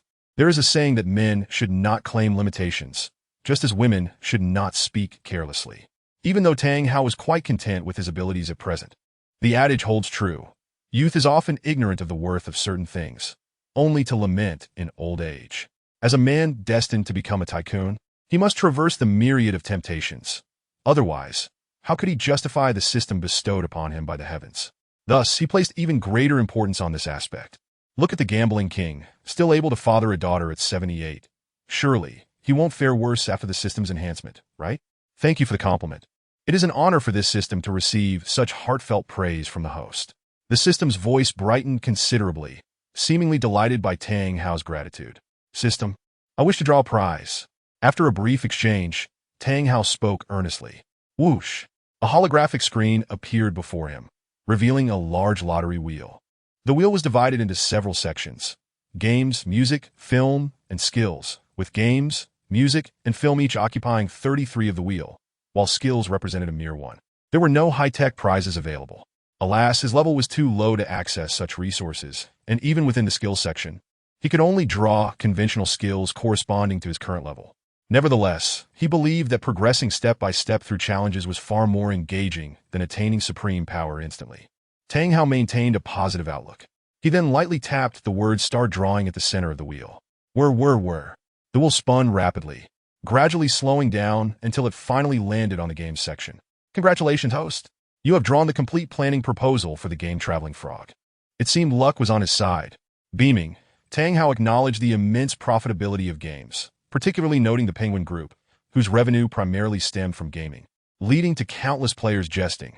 How can one grow stronger without spending money? Even the CEO, Xiao Ma, had become a meme, frequently parroted by numerous content creators. Tycoon Development System, System Level. LV2, 791,253 10 million. Host, Tang Hao. Reputation, 13475. Remaining redemption quota, 0. 965 billion 1 billion. Warehouse. Complete planning proposal for Traveling Frog. Finally, he had reached LV2. The next step was to strive towards consuming 10 million. Once he earned that amount, purchasing a large house would resolve many issues. Tang Hao was invigorated. However, the immediate priority was to first accumulate 10 million, along with the capital for future entrepreneurship. Otherwise, relying solely on reputation for redemptions would render it impossible to reach LV10 in his lifetime.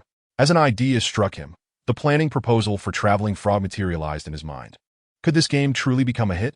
It seemed devoid of any standout features. After mentally reviewing Traveling Frog, Tang Hao expressed his skepticism. As a mobile game enthusiast, he had played the mainstream popular games in the market, most of which were MOBA types, brimming with thrilling competitive elements, while Traveling Frog was entirely the opposite. System, will this game really succeed? Tang Hao questioned internally. The system replied, this question lies beyond the system's purview. A game's success is determined not only by its inherent quality, but also by various factors including marketing. Tang Hao furrowed his brow. The system's statement was undoubtedly valid. Yet if the game's quality were abysmal, even the best marketing could not salvage it. Since it was produced by the system, it should at least be decent, even at LV1. After pondering for some time, Tang Hao ultimately decided to take a chance, for apart from this ready-made entrepreneurial direction, he could not currently identify another venture that would yield substantial profit. Chapter 9. There is no leg that cannot be broken. Soon after, Zhang Wei returned to the dormitory. Howsy, I saw your Porsche 911 parked downstairs. It's absolutely stunning, he exclaimed, immediately showering compliments before eagerly asking, can I take it for a spin tomorrow? I've never driven a sports car before. Sure, Tang Hao replied amiably. To others, the Porsche 911 was a prized possession that deserved careful handling, and he would not easily entrust it to someone who had merely touched a car during driving lessons. After all, a single scratch could cost tens of thousands. However, to Tang Hao, it was merely a mode of transport and not something to be overly cherished. Don't worry, I'll be cautious, Zhang Wei assured excitedly. After discussing the car, he suddenly recalled something and enviously remarked, Howsy, I heard you and Xiao Qian from Class 2 are together now? Tang Hao kasu not dead? Congratulations. You're thriving in both career and love. Zhang Wei expressed his envy further. Love? Huh. It's evident that Xiao Qian is merely after your money. And you're none the wiser. Wang Yuze interjected unexpectedly, dripping with sarcasm. Zhang Wei frowned. Although Xiao Qian might indeed be somewhat opportunistic, agreeing to be with Tang Hao only after he struck it rich, it was inappropriate to voice such thoughts aloud. Stealing a glance at Tang Hao, he noticed that Tang Hao remained unfazed and even smiled slightly. Just as he was taken aback, Tang Hao casually stated, I'm just having some fun. When did I ever explicitly acknowledge Xiao Qian as my girlfriend? A couple of players in the game. Wang Yuze scoffed. Wang Yuze, don't go too far, Zhang Wei warned, somewhat displeased by Wang Yuze's continued mockery. Yet, Tang Hao did not become angry. Instead, he laughed heartily. We may be players, but we can't compare to the steadfast bond you share with your girlfriend. Wang Yuze was momentarily taken aback, not expecting this reaction from Tang Hao. However, he couldn't be bothered to continue the exchange and focused instead on chatting with his girlfriend on WeChat, feeling that he had emerged victorious in this verbal sparring. The dormitory fell silent as everyone engaged in their own activities, though Tang Hao wore a mischievous smile. After a few moments of contemplation, Tang Hao sent a WeChat message to Xiao Qian. Do you know a girl named Lu Yuling in the student council? What do you need her for? Upon receiving Tang Hao's message, Xiao Qian initially felt thrilled, but her excitement waned upon reading the content, and she became anxious. It's a small matter. Just send me her phone number. Tang Hao replied directly. I don't know her, but I'll ask around for you. After a moment of thought, Xiao Qian agreed, recognizing that if she refused, she might never have another opportunity to connect with Tang Hao. Remembering how she had been humiliated twice today, she felt reluctant to miss out, as that would be too much of a loss. All right, I'll await your news. Tang Hao was pleased with Xiao Qian's attitude and responded with a smile. Buzz, buzz, buzz. Half an hour later, Tang Hao received a WeChat message from Xiao Qian. I asked many people and finally found her. Her phone number is 152XXXXXXXX. How will you thank me? Everything went smoothly. Tang Hao transferred the 1,000,000 yuan via WeChat. Thank you. Love you. Xiao Qian exclaimed, astonished that Tang Hao had sent her a 1,000 yuan red envelope just for helping him find a phone number. She was overjoyed and sent a sweet voice message of gratitude. Tang Hao chuckled softly and shook his head. He then added Lu Yuling on WeChat using her phone number, promptly filling in the verification box with "I am Tang Hao." Within mere seconds, the verification was successful. "Tang Hao, what brings you to add me?" Lu Yuling inquired first, feeling rather perplexed. She was aware that her boyfriend had a strained relationship with Tang Hao and had often spoken ill of him behind his back. She wondered why Tang Hao would want to add her. Is it not permissible to add someone without a reason? Tang Hao Vito. Lu Yuling furrowed her brows, recalling how her boyfriend had derided Tang Hao just moments ago during their conversation. After some thought, she replied, "Tang Hao, I understand there are conflicts between you and Yuza. I apologize on his behalf and hope you both can coexist peacefully in the future." I'm not so petty as to hold grudges to that extent. I did not add you to threaten you, he responded. Then what exactly is your purpose for adding me? Lu Yuling found herself even more bewildered. Nothing in particular. I simply wish to be friends. Friends? Upon reading this reply, Lu Yuling's brows knitted together. Given her boyfriend's issues with Tang Hao and her own unfamiliarity with him, having only crossed paths a few times, why would he suddenly want to be friends? Could it be that this fellow intended to sow discord between her and her boyfriend as a form of revenge against Wang Yuza? Surely that must be the case. Lu Yuling was convinced her assumptions were correct. Just as she was about to firmly refuse, Tang Hao sent another message. All right, let's be clear. I am attracted to you. If you agree to be with me, I will give you 50,000.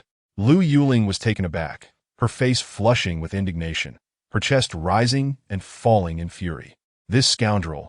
Does he think I am for sale? Does he truly believe a bit of filthy lucre makes him special? Go to hell. Lu Yuling nearly ground her teeth as she sent this message, envisioning how she would slap him hard if they were face to face. After sending the message, she prepared to block Tang Hao.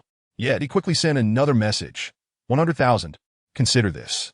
You will soon be graduating from university, and you are not from this area. It is highly likely you will part ways with Wang Yuza. Since a breakup is inevitable, why not earn some money? Have you found a job? Is your monthly salary over 6,000? Can you save 100,000 after 2 years of work post-graduation? As Lu Yuling read Tang Hao's stream of messages, her initial anger began to ebb, and the defenses she had built within her heart began to crumble. Indeed, how many couples from university managed to stay together after graduation?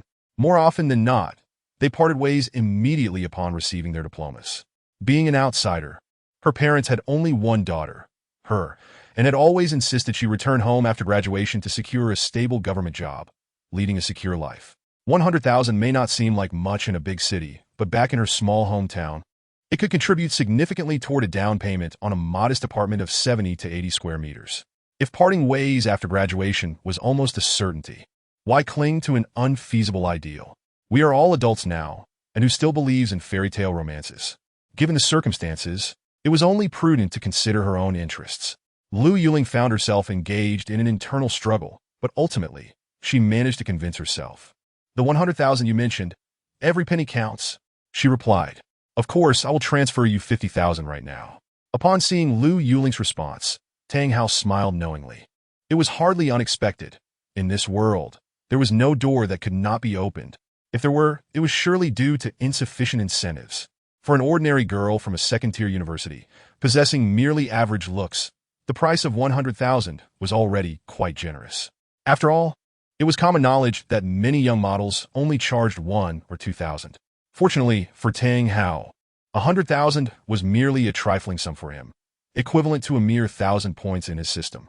He generously transferred 50,000 to her, and Lu Yuling immediately received it. Transaction complete. Chapter 10. Working is not an option. Tang Hao awoke just before 9 o'clock, having indulged in a long slumber. After lying in bed for a few more minutes, he finally rose. He could not deny that life was exceedingly pleasant at the moment. With just 2 months until graduation, his final project was already complete, there were no classes to attend, and he did not have to worry about job hunting post-graduation. He could even casually flirt with a couple of girls. Life was truly delightful. Surely, it was a reward for the virtue he had amassed in his previous life that he was granted this system. Are you awake? Zhang Wei greeted him as he noticed Tang Hao getting up. Tang Hao nodded and asked, Wei Go, are you not playing games? Why is it so quiet? I'm busy working on my resume, Zhang Wei replied without turning around. Tomorrow, the school will host a large job fair, with hundreds of companies coming to recruit. Many students who haven't found jobs are pinning their hopes on this event. Howsy, you've struck it rich. You won't be looking for a job anymore, will you? I'm too lazy. Working is simply out of the question for me. It will never happen in this lifetime, Tang Hao replied with a beaming smile. He wasn't trying to show off. It was a necessity. Otherwise, he would never reach level 10. It was a dismal thought to have a treasure trove, yet be unable to access it. Tang Hao would not allow such a fate to befall him. Ding! Just as he finished speaking, a notification chimed in his mind. Random task triggered. The host owns a company. Task reward: 500 reputation points and 1 random lottery chance. Finally, a task had arrived, and it was one that could be easily accomplished. System: you are truly wonderful. Tang Hao silently commended his system. The system cautioned host: do not become complacent. Future tasks will become increasingly difficult. Tang Hao chuckled, taking the warning lightly. The exchange with the system was but a fleeting moment. In reality, Zhang Wei remarked, "Howsy, flaunting like this is bound to attract lightning." "Haha, I'm not afraid. I dare to challenge the heavens. Why fear the lightning?" "Tang Hao loge?" "All right, Tang Ritian, you're impressive." Zhang Wei shook his head, then continued to labor over his resume. For a student who had not acquired any particular skills or awards during 4 years of university and lacked any social experience, crafting an impressive resume was indeed a daunting task. Tang Hao quietly empathized, feeling grateful for the fortune he had received, for otherwise, he too would likely be pulling out his hair in frustration. After freshening up, Tang Hao recalled something. "Wei go, didn't you say last night that you wanted to take a joyride? Let us go. We can finish the resumes later." Upon hearing this, Zhang Wei immediately cast aside his resume, leaving the dormitory with Tang Hao. Downstairs, a flawless Porsche 911 stood waiting. From a distance, Tang Hao pressed the remote key, and a delightful beep echoed, followed by the opening of the car door for Zhang Wei to take the driver's seat. However, at the last moment, Zhang Wei hesitated, saying, "Howsy, you drive? I'll just sit in the passenger seat." This car was simply too expensive, and even though he was close to Tang Hao, Zhang Wei still felt the weight of responsibility. "Don't worry, just drive slowly," Tang Hao reassured him, waving his hand dismissively. "All right, but let me be clear. If anything gets scratched, I can't afford to pay you back," Zhang Wei warned. Tang Hao joked, "No worries if you can't pay. Just hand over your life to me." "Come on, I'm not into that. Don't get any funny ideas," Zhang Wei replied, looking quite apprehensive. "Get lost. I'm not into that either," Tang Hao retorted playfully, giving Zhang Wei a light punch. After a bit of banter, Zhang Wei began to relax and took the driver's seat. "Wow, as expected of a luxury car worth over $1 million. The interior is exquisite," Zhang Wei remarked as he took in the lavish details. After cautiously starting the car, he focused intently on the road, not daring to let his attention waver. Within just a few minutes, he broke out into a cold sweat. "You know what? I don't think I can handle this. Driving your car is not a pleasure. It's more like a heart attack waiting to happen." Having just left the school, as they encountered heavy traffic on the road, Zhang Wei became even more anxious and found a spot to pull over. "You really don't appreciate your good fortune," Tang Hao chuckled, shaking his head, not pushing the issue further, and took over the driving. However, the experienced driver, classmate Tang Hao, encountered an unexpected mishap, colliding with a stone pylon during a turn, albeit only causing minor damage. Fortunately, with his current financial affluence, Tang Hao remained unperturbed. Otherwise, he would have been consumed by frustration. Naturally, the two grown men had little to explore, and within half an hour, they were back on their way to campus.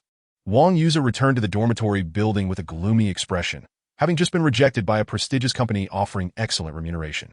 Upon seeing the Porsche 911 parked beneath the dormitory, basking in the sunlight, its blue hue appeared remarkably striking. Several boys nearby snapped photos, expressing admiration and envy for the car's owner, Tang Hao. Hearing such praise only deepened Wang Yu's discontent, leading him to darkly contemplate whether he could scratch the car when no one was around that night. Once this thought crossed his mind, it became difficult to suppress. However, considering the potential consequences if discovered, he reluctantly abandoned the idea. Suddenly, he noticed a small dent beneath the bumper along with some scratch paint, which brought him a sense of relief. "Serves you right for flaunting everywhere. Next time, you better crash and meet your end." After cursing Tang Hao under his breath, Wang Yuza hummed a cheerful tune as he returned to his dormitory, where he found Tang Hao and Zhang Wei engrossed in a video game. With a cold smirk, he booted up his computer and donned his headphones to play his own game. When Tang Hao and Zhang Wei concluded their gaming session, Wang Yuza was still humming a tune, almost wanting to emblazon "I am in a great mood" across his forehead. Tang Hao raised an eyebrow, wondering what had brought about such prolonged joy in Wang Yuza. Since you are so merry today, I shall make it my mission to dampen your spirits." Initially intending to postpone contacting Lu Yuling, he decided to do so that very day.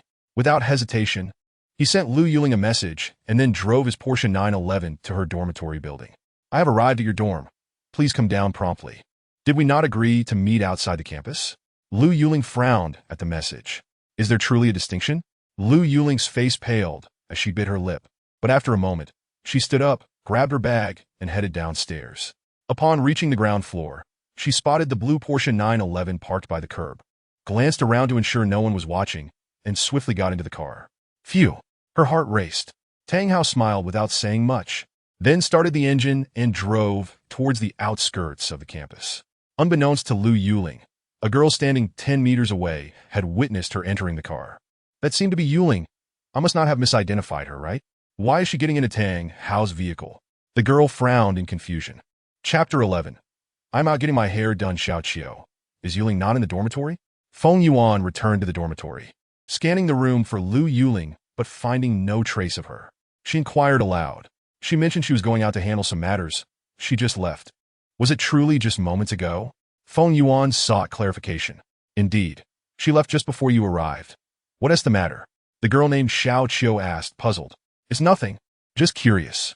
Feng Yuan shook her head, nearly convinced that she had indeed seen Lu Yuling get into the Porsche 911. As a high school classmate of Wang Yuza and Lu Yuling's roommate, Feng Yuan had some understanding of the dynamics between Wang Yuza and his roommates. If that were the case, it implied that Wang Yuza was not in the Porsche 911. But why would Lu Yuling get into it? Could it be? Should I inform Wang Yuza about this? If it turns out to be a misunderstanding, wouldn't that create unnecessary tension between them? If it is true, as a high school friend and matchmaker, I would feel guilty for not alerting my old friend. Feng Yuan found herself in a quandary. Meanwhile, the Porsche 911 sped along the road, the evening rush hour still a ways off, allowing for smooth traffic. Soon, they arrived at the Haiyun Grand Hotel. A woman in the lobby once again spotted Tang Hao arriving with a rather attractive woman, leaving her astonished. Young people today have no sense of restraint. However, to avoid any awkwardness, Tang Hao, now quite familiar with the routine, did not approach to greet her. He proceeded to book a luxurious suite as usual. Upon entering the room, Lu Yuling exhibited far more composure than Xiao Qian. She showed no signs of hesitation as she swiftly removed her clothing, calmly gazing at Tang Hao. Don't rush. Let's take a shower first.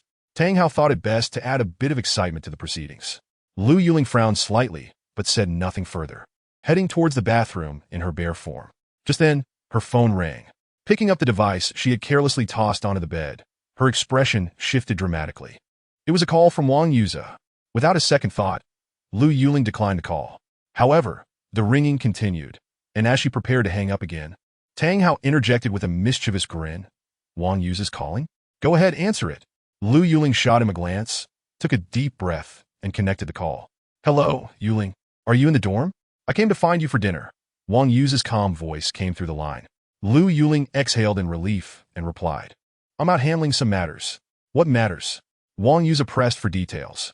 Lu Yuling momentarily panicked, then had a sudden thought. I'm getting my hair done. Where are you getting your hair done? I'm coming to find you. Wang Yuza continued to inquire. Adam. Lu Yuling struggled to answer. She typically went to a salon near the school, and Wang Yuza would easily see through her lie if he investigated. Noticing her hesitance, Wang Yuza erupted. Lu Yuling. Do you take me for a fool? You're getting your hair done in that bastard Tang Hao's broken car, aren't you? Just say where you were getting your hair done, and I won't question you. Unable to respond, she finally said calmly, if that's the case, let's break up. Break up? No. It's me who is breaking up with you. In return, all the money I spent on gifts for you over the past 2 years. I wouldn't even give a penny to someone like you. Wang Yuza shouted furiously. Lu Yuling abruptly ended the call, then logged into WeChat to transfer Wang Yuza 5,000 yuan before blocking him.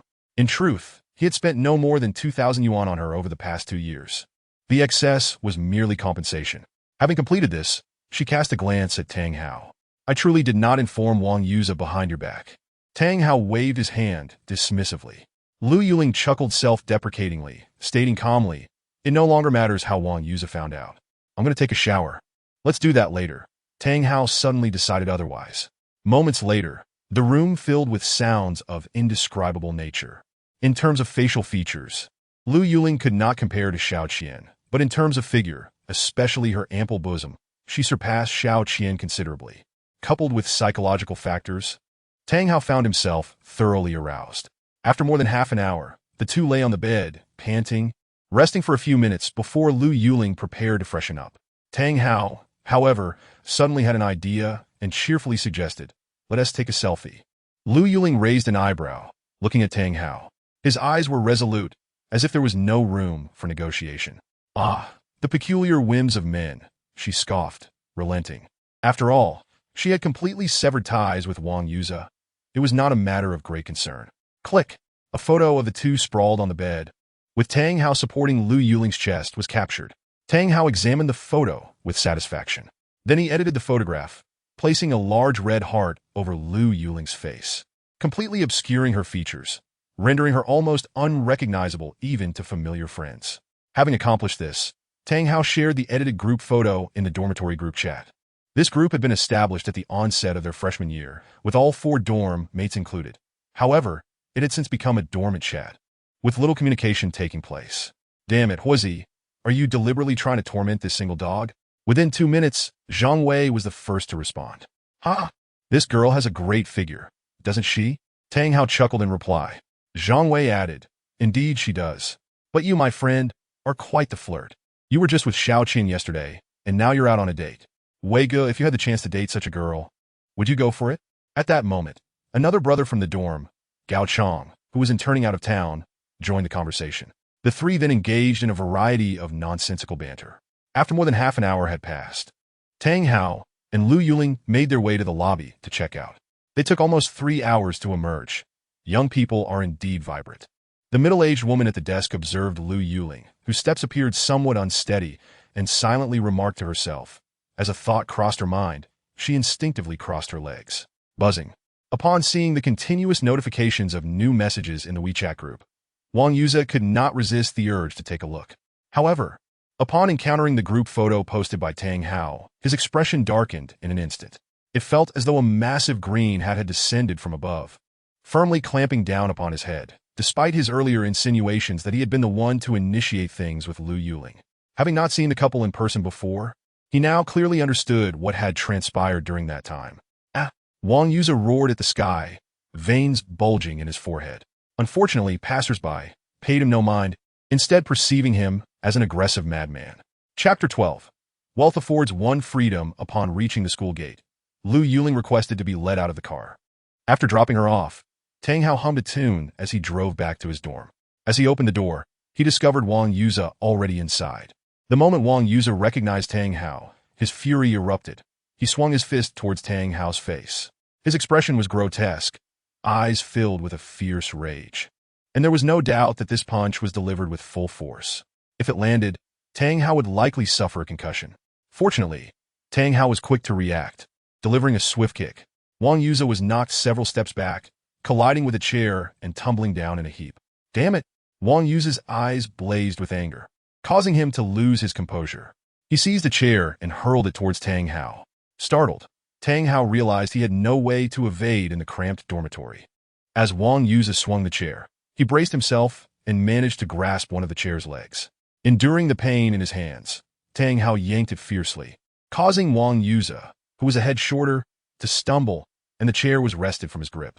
Unwilling to concede, Wang Yuza attempted to grab another chair to strike Tang Hao, but Tang Hao would not grant him that opportunity and retaliated with the chair he had just seized, delivering a powerful blow to Wang Yuza's body.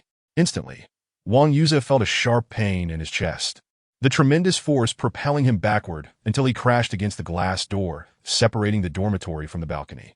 Fortunately, the glass was thick enough to withstand the impact. Leaning against the door, Wang Yuza gasped for breath, his eyes cold and venomous, fixated on Tang Hao as if ready to attack again at any moment. "Oh, still looking to fight?" Tang Hao scoffed. "Let us not even discuss whether you can best me. Do you honestly think you hold any advantage over me now? Tang Hao's words, though taunting, were grounded in reality. Even if Wang Yuze managed to gain some leverage at that moment, Tang Hao could easily spend a few thousand yuan to seek revenge and thoroughly thrash Wang Yuze. Such is the power of wealth. For true magnates, several million is hardly significant. Even for an average affluent individual, it poses little challenge. However, for a typical university student, it provides an overwhelming advantage. The campus is rife with areas devoid of surveillance. A few individuals could easily ambush Wang Yuze at night, give him a good beating, and leave without consequence. Even if Wang Yuze suspected Tang Hao of orchestrating the retaliation, what could he do? Report it to the police? As long as the injuries aren't severe enough to warrant a criminal case, they wouldn't bother at all. As for the school, they would do even less. At most, a counselor might have a private discussion with Tang Hao. Hearing Tang Hao's arrogant remarks, Wang Yuze panted heavily, his hatred intensifying, yet he refrained from further aggression. He knew all too well that compared to Tang Hao at that moment, he was at a disadvantage. If things escalated, he would undoubtedly be the one to suffer. Tang Hao, the rascal, had money to spare. Whether he obtained that graduation certificate was of little concern to him, while Wang Yuze could not afford to disregard even a simple diploma from a second-tier institution. Moreover, if news of his humiliation became public, he would certainly be unable to hide the fact that he had been cuckolded. No man wishes to witness such a fate befall him. Wang Yuze glared at Tang Hao for a long moment, then snatched up his phone from the table, storming towards the door. Tang Hao suddenly called out, "If anyone scratches my car, regardless of who it is, I will hold you responsible. Be cautious." Wang Yuze paused, casting one last malevolent glance at Tang Hao before slamming the door behind him. The satisfaction of having struck back felt exhilarating. No wonder protagonists in online novels are often depicted as either flaunting their prowess or reveling in their triumphs. Tang Hao chuckled to himself, suddenly recalling this thought. However, no matter how he viewed it, he resembled the villain in an online narrative. Thank goodness Wang Yuze hadn't uttered the phrase 30 years on the east bank of the river, 30 years on the west bank, do not bully the young and poor. Or Tang Hao might have thought this fellow had suddenly acquired a golden opportunity. Reflecting on it, he recognized that his own actions had indeed been somewhat brash, and he had become cocky upon tasting success. He resolved to adopt a more low-key and positive approach moving forward, for we live in a harmonious society. Prosperity, democracy, civility, harmony, freedom, equality, justice, rule of law, patriotism, dedication, integrity, and kindness. Tang Hao silently recited the core values in his mind, dismissing the incident and turning on his computer to research the requirements for starting a company. Initially, Tang Hao had planned to enjoy a leisurely 2 months before launching his entrepreneurial venture in the capital after graduation. After all, Jiangqing was merely a second-tier city, lacking in internet talent. However, with the system assigning him a task, the sooner he accomplished it, the better. Tang Hao was also looking forward to the lottery draw after completing the task. If he were to win something even more advantageous, it would be delightful. Although Jiangqing may not be ideal for developing an internet company, he could start the business there and relocate it to the capital later. Moreover, after conducting some research over the past 2 days, Tang Hao realized that the development of a game like Traveling Frog was not particularly complex, likely manageable by an average university student. The game's success would hinge more on marketing. After some investigation, Tang Hao found that the process of starting a company was becoming increasingly straightforward, but developing and launching a game involved numerous complications. The government strictly regulates the gaming industry. To operate an online gaming business, one must also secure website filing, apply for an ICP license, obtain a network culture permit, and register for computer software copyright, collectively referred to as the 5 certificates. Only with all 5 certificates can a company be qualified to engage in online gaming. Faced with such cumbersome procedures, Tang Hao decided it would be more prudent to hire an agency to handle it, lest he exhaust himself with endless trips. After searching online, he discovered that the agency fees were quite reasonable, around 4,000 to 5,000 yuan. If spending a few thousand could alleviate his troubles, Tang Hao preferred to utilize his time on recruiting company personnel instead. Since he had resolved to establish a company, and given the simplicity of developing his first game, Tang Hao was determined not to create a mere shell company merely to fulfill the task. Instead, he aimed to leverage the resources of the school to maximize his benefits. As a student majoring in business administration, Tang Hao felt no psychological burden regarding this matter. In fact, the school welcomed such endeavors, as the nation now encourages university students to embark on entrepreneurial ventures. At that moment, The dormitory door swung open, and Zhang Wei returned, clutching a stack of printed resumes. "Howsy, are you back from your escapades?" he quipped, surprised to see Tang Hao in the dormitory. "If not, are you still spending the night at a hotel?" Tang Hao chuckled in response. He then took a glance at one of the resumes in Zhang Wei's hands, shaking his head in disappointment. It lacked any allure. If he were the interviewer, it would undoubtedly be discarded in the first round. "Wei Ge, if you bring this resume to the interview, you might as well wish for good fortune," he advised. "What can I do? I'm just as desperate," Zhang Wei replied with a rueful smile. There is a saying that the sweat shed during school translates into the salary received after graduation. Conversely, if one squandered for years in university, they would inevitably have to pay the price post-graduation. Chapter 13. The five-stage electric fan initially. Tang Hao contemplated telling Zhang Wei not to attend the interview tomorrow and instead join him in his endeavors. However, he ultimately kept his thoughts to himself. It might be better for this lad to face some challenges before he decides to join forces with him. And given Zhang Wei's capabilities, he would merely be able to assist with menial tasks. As a close dormitory brother, Tang Hao was willing to offer help within his means. But he would never do so without principles, providing compensation that far exceeded Zhang Wei's abilities. As the saying goes, a grain of kindness, a grain of resentment. Tang Hao did not wish to inadvertently create animosity between them through good intentions. After exchanging a few words, both turned to their computers. After playing a few rounds of games and finding them lackluster, Tang Hao suddenly recalled his novels. He used to read novels every night before bed, but since acquiring the system, his life had become much more vibrant, and he had not accessed the Qichuang app for several days. Upon logging into the Qichuang app, Tang Hao first checked on his unfinished novel. The author is a disgrace, consistently leaving works unfinished. The author has passed away. Let's burn some paper for him. Did the author really earn several million from stock trading? It's astonishing that anyone still believes the announcements of an unfinished work. Truly adorable. If the author made millions from stocks, I shall stake my claim. But how would the author prove they earned those millions? By posting account screenshots? Bank statements? No need. As long as the author dares to reward other novels with 50,000, I will believe it. I eagerly await the author's downfall. This post unexpectedly became popular, rising to the top of the review section, visible to Tang Hao at a glance. He promptly replied in the thread, "Since the original poster no longer desires their dignity, I shall grant your wish." After posting, Tang Hao entered his personal center and transferred 50,000 to his account, then rewarded each of the lesser-known novels he was following with 10,000. Mo Fanchi rewarded I Am a Cat with 1,000,000 points. Mo Fanchi rewarded the Chongzhen Empire with 1,000,000 points. Mo Fanchi rewarded the King of Literature with 1,000,000 points. With a gentle tap of his finger, the 50,000 was distributed. Each reward of 1 million in the Qichuang app would celebrate with an animation across the screen, visible to anyone logged into the app, regardless of the page they were browsing, serving as an excellent promotional strategy. Readers perusing the Qichuang app were astonished to see 5 consecutive million-point rewards from a single individual. Since this regulation's implementation, no reader had ever given 5 consecutive million rewards. To put it into perspective, 5 million points equated to 50,000 yuan, a significant sum that could rival an entire year's salary for many. As the opportunity to snag treasure chests arose, numerous book enthusiasts, upon seeing the notification flash by, quickly clicked in, and after claiming their treasure, many felt compelled to leave comments. 66666, 9999, 6-fold increase. 5 consecutive million rewards, bowing down to the Great One. The rewarding ID seemed familiar, sparking laughter as some exclaimed, "Someone's about to face ridicule. Hurry to can't think of a title to witness." The wealthy god's unlimited freedom is captivating. If it's not good, I'll cut off my own.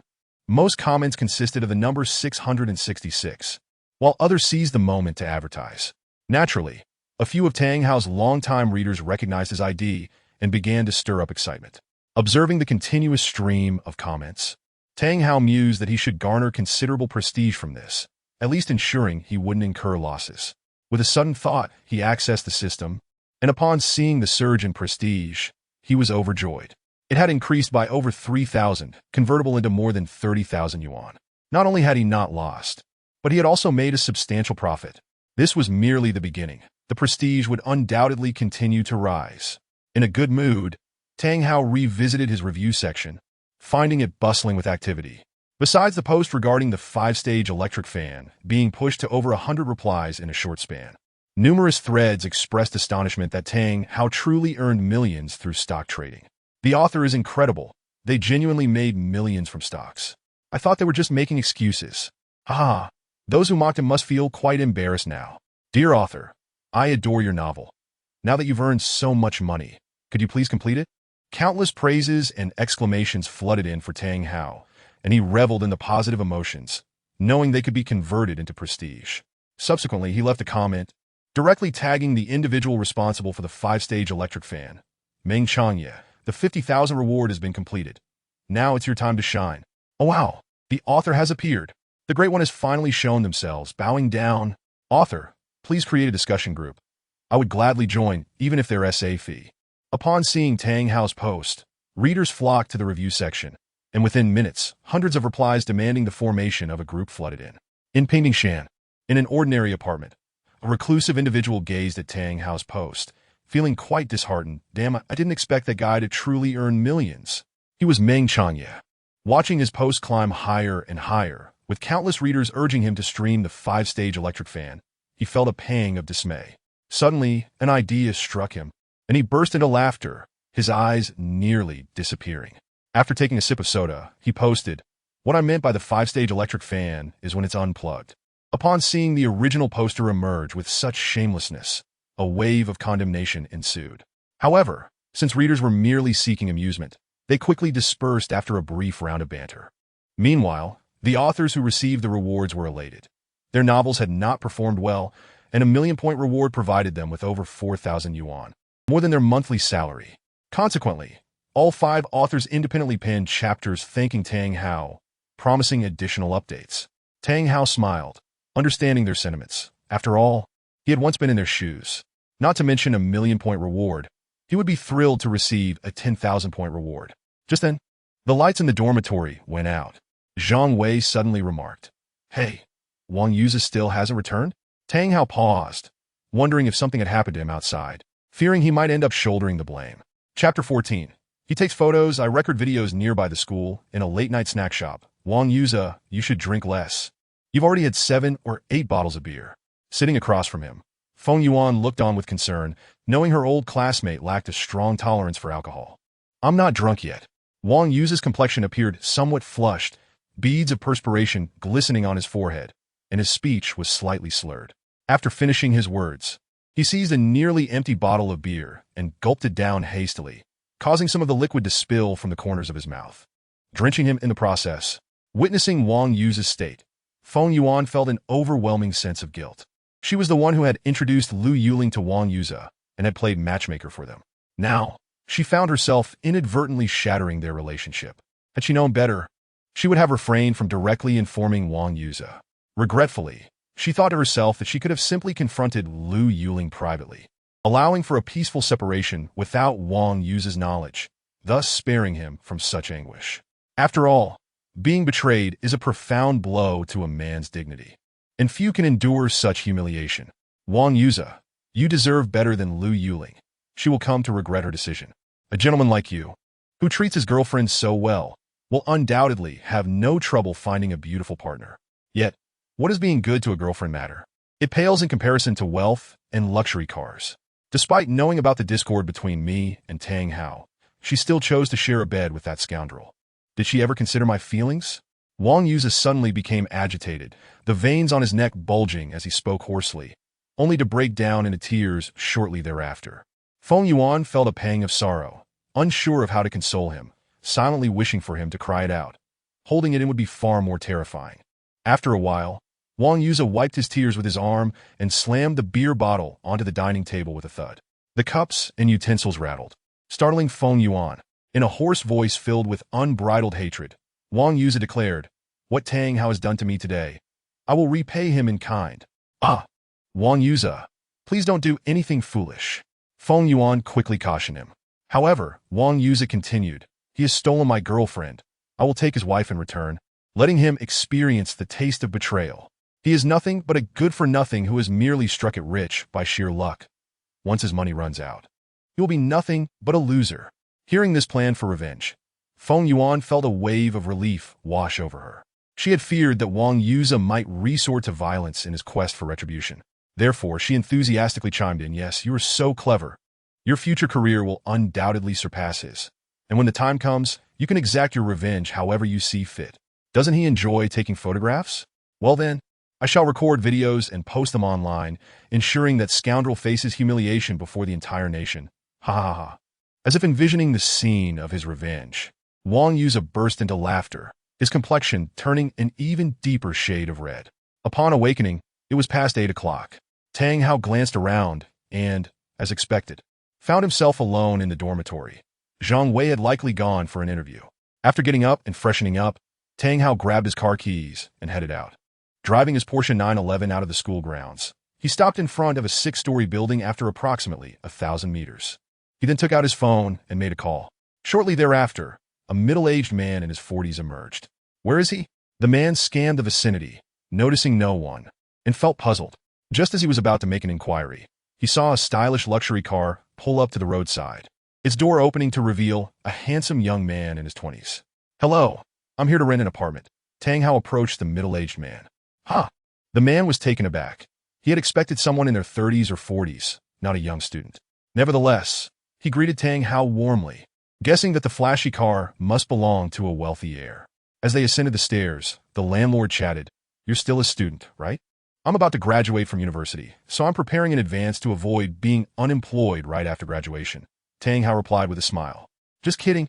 With a car like that, your family must have a substantial business. Even if you don't find a job, you could always work at your family's company," the landlord remarked. Tang Hao chuckled, but did not respond.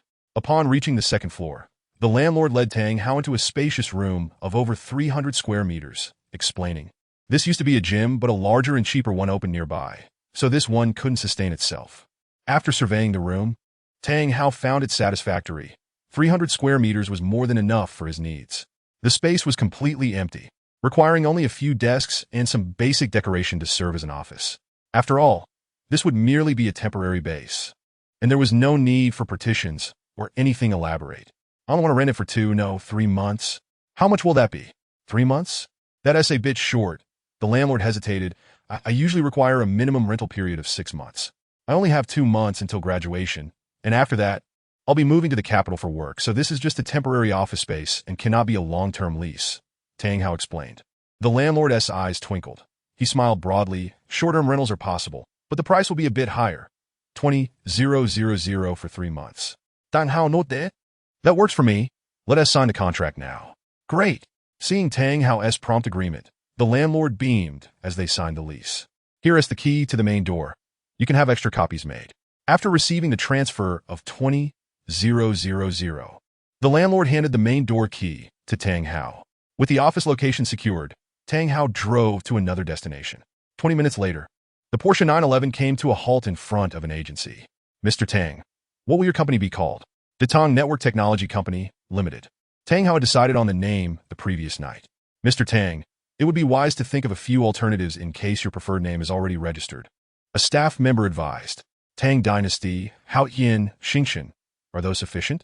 At that moment, Tang Hao could not think of any better names and casually suggested 3. "That works. If they're all taken, we'll reach out to you," the staff member nodded. After registering all the information, they further inquired, "Mr. Tang, would you like to arrange for bookkeeping services?" "What does that entail?" Tang Hao asked, somewhat puzzled. "Since you've registered a company, regardless of its size, it is considered a business, and according to tax regulations, you will need to report taxes and keep accounts monthly. Newly established companies often belong to small enterprises that may not have the resources to hire a full-time accountant, especially if their income is limited. In such cases, they can collaborate with a reputable agency to manage their monthly tax affairs, which is convenient and cost-effective. Our agency also offers bookkeeping services for 500 yuan a month, relieving you of tax-related worries." "No need. I will hire an accountant." Tang Hao shook his head. The staff member felt somewhat foolish. After all, this young man had arrived in a Porsche and was dressed in brand-name attire, clearly indicating he was not one to scrimp on hiring an accountant. "The total is 5,000 yuan, and you will receive your business license within 10 days. We will notify you then." "All right," Tang Hao readily paid. Chapter 15. The age of judging by appearances. Stepping out of the agency, Tang Hao checked the time. It was nearly noon. He decided to find a reasonably nice restaurant for lunch, opting not to venture to Haiyan Grand Hotel by himself. Just as he parked his car, a beautiful young woman approached him and greeted, "Hey, handsome, are you dining alone?" "Indeed," Tang Hao replied, glancing up to assess her, a smile gracing his face. The young lady had a delicate oval face, large bright eyes, fair skin, and long hair with slightly curled ends cascading over her shoulders. Her height hovers around 1.65 meters, which is considered quite respectable among women. Even in canvas shoes, her figure appears remarkably statuesque. While one might not consider her legs particularly noteworthy, they are certainly commendable enough for a half-year's admiration. Apart from the modest endowment at her chest, she embodies the quintessential appearance of an internet celebrity. It is often said that such looks are mundane, frequently mocked online. Yet Tang Hao finds great appeal in this aesthetic. After all, he cannot help but be an ordinary man. Why should he forsake a visage that aligns with his taste for some so-called elevated features? Accompanying the internet celebrity is a companion, standing at a mere 1.50 meters, yet boasting a rather ample bust. Regrettably, her looks are rather unremarkable. Otherwise, she could easily be perceived as an adorably charming giant loli. Upon hearing that she is alone, the internet celebrity's eyes light up, and she extends an invitation. "Handsome, dining alone can be quite dull. Shall we eat together? Would that be convenient?" Tang Hao notices that the ordinary girl exhibits a clear reluctance. The internet celebrity, dismissing her companion, cheerfully insists, the more, the merrier. With such a beautiful woman inviting him, he graciously accepts, declaring, "This meal is on me." Naturally, Tang Hao would not pass up the opportunity to share lunch with a beauty. As for the opinion of the somewhat unwilling ordinary girl, who cares? Haven't we heard that we live in an age that values appearances? If one is unattractive, they possess no privileges. "Thank you, handsome," the internet celebrity beams with delight. The trio enters the restaurant, guided by the attentive staff to a table by the window. Tang Hao pushes the menu towards the internet celebrity, stating with flair, "My dear, feel free to order anything your heart desires." I want tea hold back," she giggles, promptly ordering 5 signature dishes, all the most expensive offerings the establishment provides. After she finishes, she hands the menu to her ordinary companion, who quietly selects a single vegetarian dish. Lastly, Tang Hao adds 2 more dishes for himself. "Handsome, my name is Chu Ro, a student at Jiangxing Normal University. What about you?" After placing their orders, the internet celebrity introduces herself. "I'm Tang Hao, from Jiang University, and I'm about to graduate." He shares a brief introduction as well. "I'm only a junior. You're a year older than me. Can I call you good brother?" Chu Ro asks in a sweet, coy manner. "Of course," he replies, "but I want to call you Ro Mei, sister." Or it might evoke a sense of a martial arts drama. "Tang Hao Zuka." Ego, you're quite humorous. Nonetheless, I adore this title. Ro Mei sounds like meat, and how wonderful it would be to eat without gaining weight. Chu Ro laughs, blooming with joy. The two engage in lively conversation, while the ordinary girl is again left unnoticed, awkwardly focusing on her phone. "Go. Your family must be in business to afford a Porsche 911. Will you join the family enterprise after graduation?" Chu Ro inquires with wide, curious eyes. Tang Hao smirks and replies, "No, I've started my own company." "You're an entrepreneur?" "Go. You're truly impressive." Chu Ro's eyes sparkle with admiration as she continues. "What does your company do?" "Online gaming. Tang Hao Zetpun Gandhi Li." "Online gaming? Wow, I love playing games." "Go. When your game is in beta testing, please reserve a spot for me." Juzu et Golim et Siten Li. Driving a Porsche 911 and starting his own gaming company after graduation clearly indicates that he is a genuine wealthy heir, not a mere pretender. "Sure." Tang Hao agrees with a smile. As the dishes arrive, he and Chu Ro continue to delight in each other's company, filled with laughter, while the ordinary girl remains almost silent throughout the meal. After dining, Tang Hao approaches the cashier. "Handsome, your total is 662 yuan. As he scans the payment code, Chu Ro watches him with wide eyes, her heart racing. This is the kind of boyfriend I've been searching for. Upon exiting the restaurant, Tang Hao takes the initiative to ask, "Shall I drive you back to campus? I hope I'm not imposing." Chu Ro is more than willing, though she feigns politeness. "Not at all," he waves dismissively. "Thank you, go." She beams, her face alight with anticipation. With a smile, Tang Hao opens the car door for them. The Porsche 911 Carrera 4 GTS accommodates 4 passengers comfortably. Unsurprisingly, Chu Ro claims the front passenger seat, her expression filled with childlike curiosity. Much like when Xiao Qian entered the car. Jiang Normal University is nearby, and within 2 or 3 minutes, they arrive at the campus entrance. Chu Ro, reluctant to leave, lingers as Tang Hao opens the door. She waves her phone, saying, "Go. Remember to keep in touch on WeChat. I'll come to find you when I have time." Tang Hao smiles warmly at her. "I'm always available," Chu Ro exclaims, her heart fluttering with joy. He nods, starts the car, and drives away. Ro, you're not developing feelings for him, are you? Once Tang Hao departs, the ordinary girl finally speaks, having endured an hour of silence. Gu is so handsome, wealthy, and tender-hearted. He embodies the ideal boyfriend I've always envisioned. Chu Ro gazes dreamily at the receding silhouette of the Porsche 911.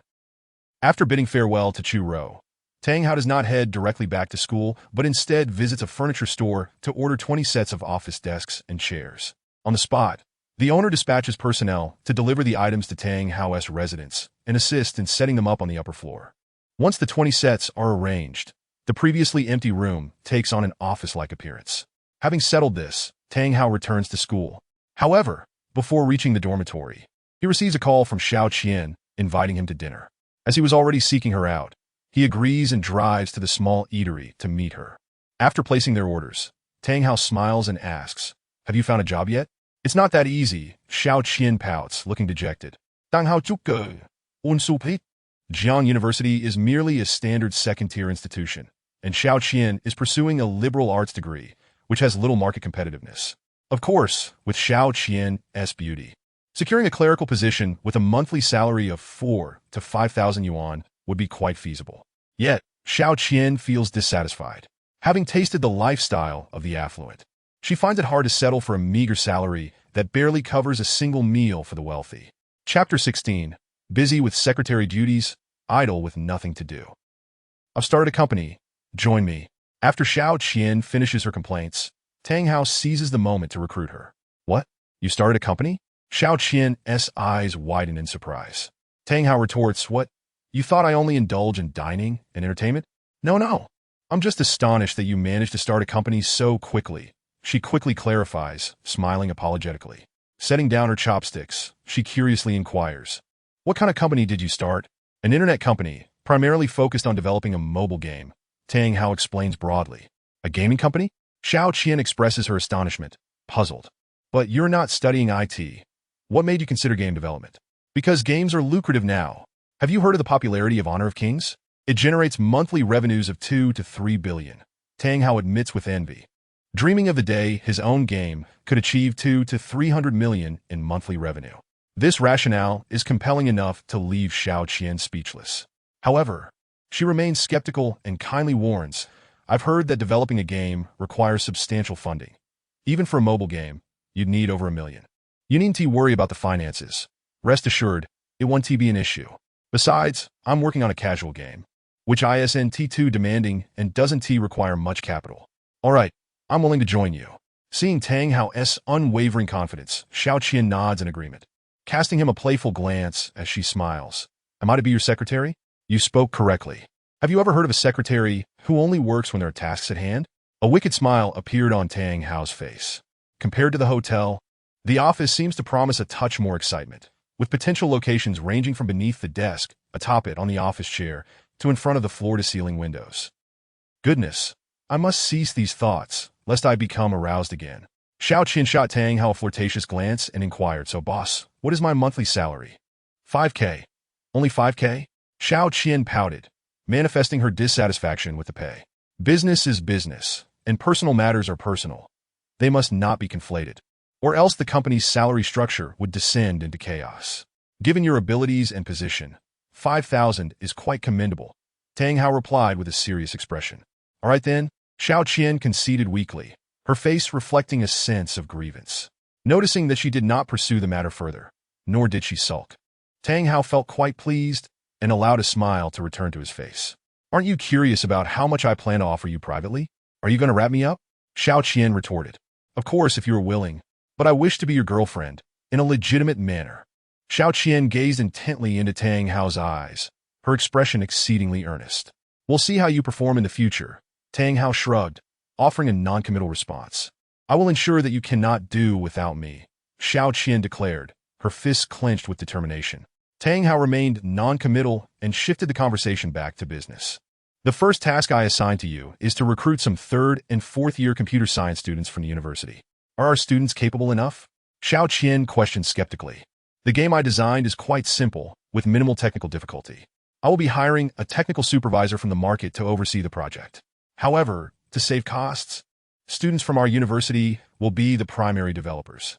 You certainly have a knack for business, Xiao Qian jested, but then suddenly realized. But I have no idea how to help you select technically proficient students. Tang Hao was momentarily taken aback. Indeed, having Xiao Qian, a complete outsider, recruit computer science students was akin to a blind person attempting to grasp an elephant, utterly clueless. Never mind, once I hire the technical supervisor, I will have them handle this matter. After a moment of thought, he continued, I have another task for you. Procure office supplies, such as paper, pens, printers, and the like. You can look online to see what common items are necessary, prepare a list, and draft a budget. I will transfer the funds to you afterward. No problem, this is my forte. Xiao Qian responded, brimming with enthusiasm. Their meal lasted nearly an hour before concluding. Xiao Qian, no longer intending to cling to Tang Hao, hurried back to her dormitory to work. Tang Hao also promptly returned to his dorm, where he posted a job listing online. In Jiangcheng, there weren't many reputable internet companies, and finding a technically skilled individual with managerial capabilities proved challenging. Thus, Tang Hao offered a competitive salary. In addition, he advertised positions in finance, accounting, and human resources.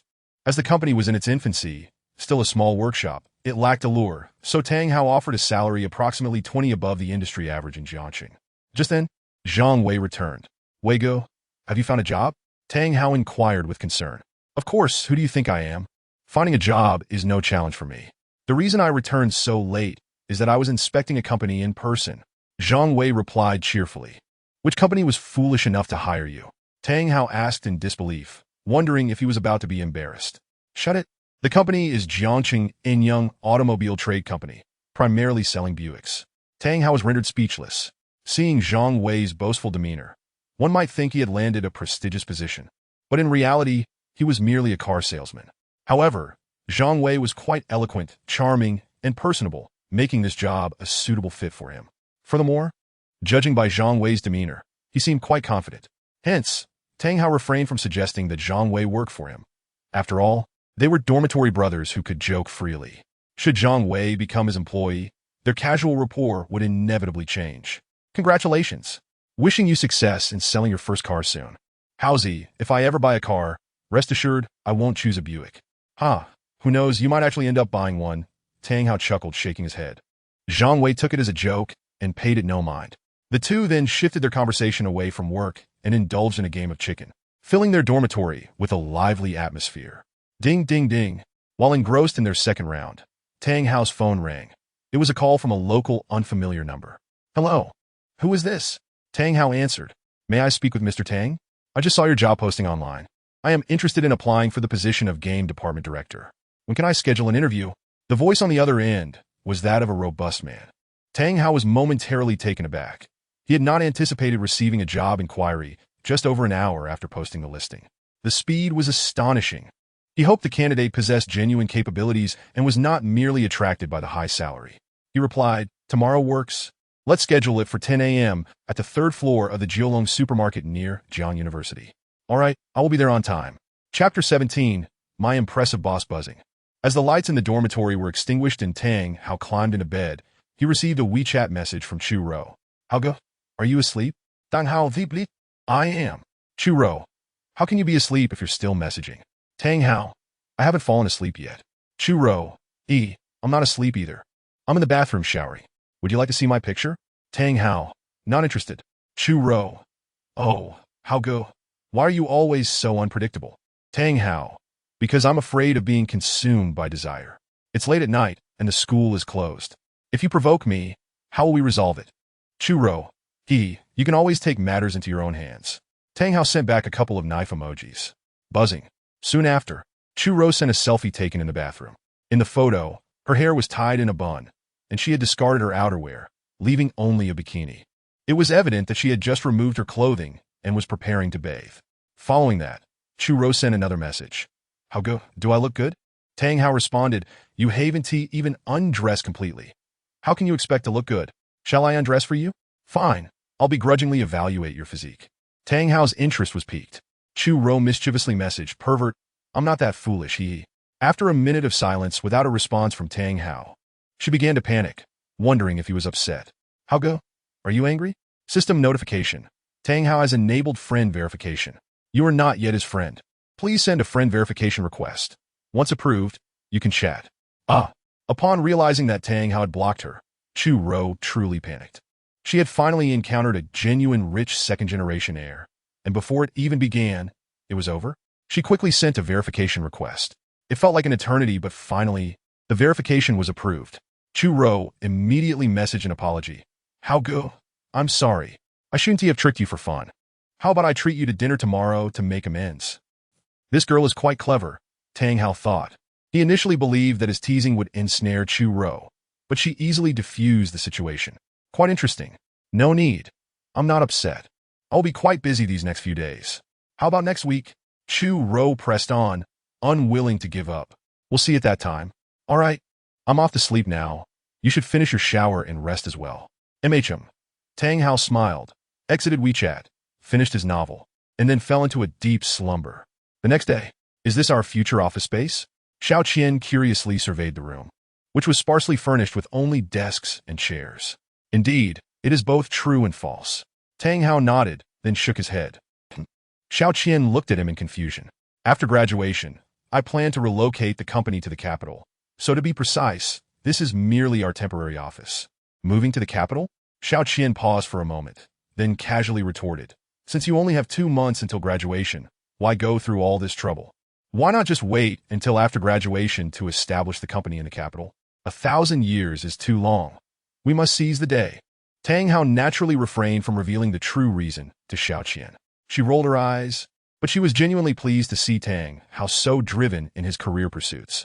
She continued to pace around the office, gesturing and occasionally frowning in thought, seemingly planning how to arrange the office space.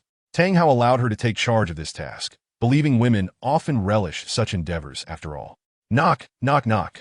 At that moment, the door was knocked on with a moderate force. Tang Hao turned to see a middle-aged man in a suit, carrying a briefcase, standing at the entrance. I am Tang Hao. Are you the one who called last night to apply for the position? Yes, the middle-aged man nodded. Please come in. Tang Hao smiled invitingly. The man entered the office, surveying the empty room. As you can see, I have nothing here. I haven't even obtained a business license yet. I am essentially a lone commander. Are you still interested in applying? Tang Hao inquired playfully, locking eyes with the man. Su Chingwei felt somewhat disappointed. He had anticipated a higher salary than what he earned while working in linen, which implied a certain level of stability. However, he was taken aback to find that there was nothing here. Seeing Tang Hao's youth, he assumed he might be a wealthy second-generation individual, perhaps eager to try his luck in the booming gaming industry. If fortune favored him and he developed a blockbuster game, he would reap substantial rewards. If not, it would not matter, as he had the capital to take risks. Unlike himself, who had toiled for 3 years without success and was now burdened with debt. Had it been earlier in his career, Su Chingwei would have turned and walked away.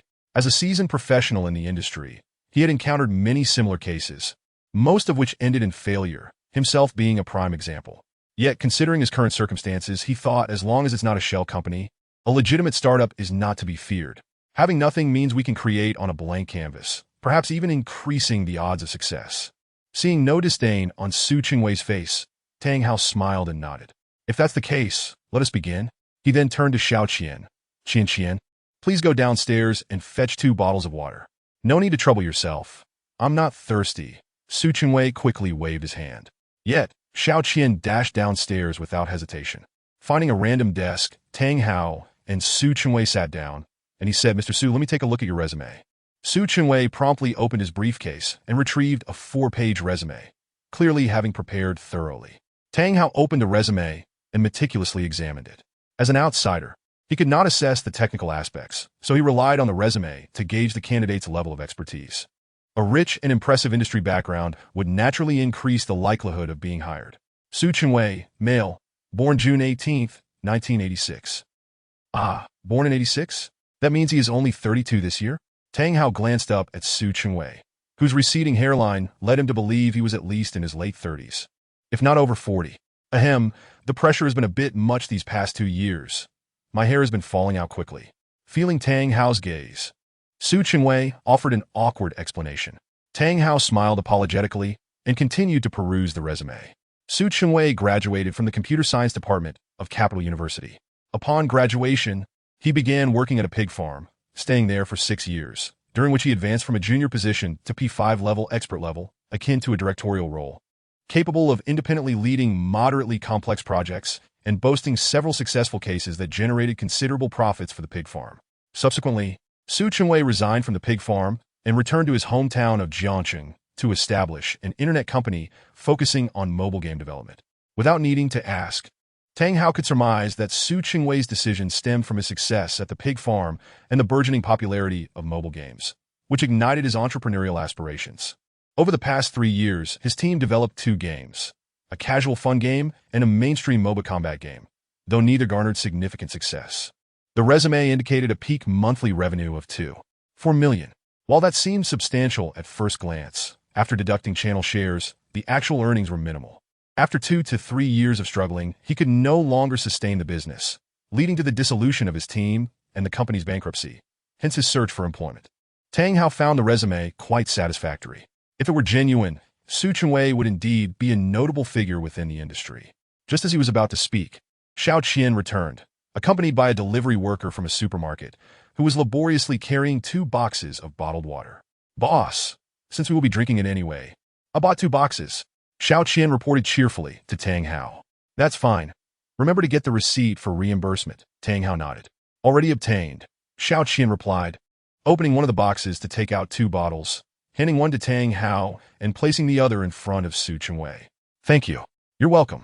Xiao Qian smiled slightly before stepping aside to attend to her own tasks, ensuring she did not disturb the 2 men. After taking a sip from his bottle, Tang Hao inquired, "Mr. Su, with your qualifications, even if your entrepreneurial venture fails, it would be quite easy for you to return to a large company. Why choose this small workshop?" "Because my wife is pregnant, and I can't leave," Su Chingwei replied candidly, a look of happiness gracing his face. "Congratulations on becoming a father." "Thank you." Tang Hao smiled and continued to ask, "Mr. Su, do you have any objections regarding the salary?" "If everything is as stated on the recruitment website, then none at all." Su Chingwei shook his head. Tang Hao nodded and said, "Mr. Su, you may return for now. I will notify you promptly once a decision has been made." "Ah, is that it?" Su Chingwei expressed his surprise. "Yes, that is the conclusion," Tang Hao affirmed. Su Chingwei wished to say more, but felt too shy to speak, sitting awkwardly for a few seconds before departing with a sense of trepidation. Once he left, Xiao Qian asked, "Are you not satisfied with this person?" "No, I am quite satisfied." Tang Hao smiled and shook his head. Xiao Qian was puzzled. "Then why not agree to him on the spot? Have you ever seen a company that gives immediate results after an interview?" Tang Hao gao de. Before Xiao Qian could respond, a knowing smile spread across his face as he added, "Moreover, I need to verify his resume. While my intuition suggests it is legitimate, a background check is still necessary. Once the verification confirms its authenticity, I will call him back. If I agree now, it would appear as if I am dependent on him, making management difficult in the future." "Boss, you truly are impressive." Xiao Qian suddenly understood, gazing at Tang Hao with admiration. "You have yet to witness my true prowess." Tang Hao chuckled, playfully patting Xiao Qian's shoulder, eliciting a flurry of light-hearted complaints from her. Chapter 18. The sitting ATM conducting a background check on Su Chingwei was beyond Tang Hao's capabilities alone. However, with sufficient funds, specialized investigation companies could assist. Yet, the domestic third-party employee background check services were only just emerging, and the quality varied greatly among different companies. Careful selection was essential. Otherwise, an irresponsible investigation could yield erroneous results and potentially incur legal risks. After thorough inquiries, Tang Hao opted for Bafang Jincheng. In terms of workplace performance investigations, compared to companies like Quanqing Qiushi and Quanren Wang, Bafang Jincheng offered a clear investigative methodology and specific evaluation dimensions, boasting a higher degree of standardization, albeit at a greater cost. The background check regarding workplace performance primarily encompasses 2 aspects: work history and professional capabilities, with the total cost amounting to 1,000 yuan. Once the company was determined, Tang Hao promptly reached out to Bafang Jincheng. After providing the necessary information, the staff member informed him that a response would be given within 5 business days. Could it be expedited? He inquired. It would be preferable to receive a response within 2 days. Tang Hao found the 5-day wait excessively slow. If a response was not provided in 5 days, the candidate might assume there was no opportunity and could potentially accept a position elsewhere, leaving him with no recourse. Although Jiangxing lacks large-scale internet companies, there is still a considerable number of them. It was essential to be cautious. If time needed to be shortened, expedited service could be arranged, albeit at an additional cost. All right, let us expedite. Tang Hao was unconcerned about the extra expense. Very well, we will provide results within 2 business days, promised the female client on the other end of the line. Just as he hung up, another call came through. It was from the agency, notifying him that Datong Network Technology Company Limited had passed the review. This would be the company's name. With the company name established, Tang Hao immediately instructed Xiao Qian to create the company sign. It was quite unreasonable for a company to lack a sign. Meanwhile, he was busy interviewing applicants, conducting over 10 interviews within 2 days, successfully filling the positions for finance, accounting, human resources, and administration. 2 days later, Tang Hao received a call from Bafang Jincheng, confirming that Su Chengwei's credentials were satisfactory. He promptly called Su Chengwei. Mr. Su, you have been accepted for the position. You may start work at the company tomorrow, Tang Hao stated directly. Ah? Su Chengwei was momentarily stunned, then quickly replied, all right, I will definitely report to work tomorrow. Yay! After hanging up, Su Chengwei excitedly pumped his fist.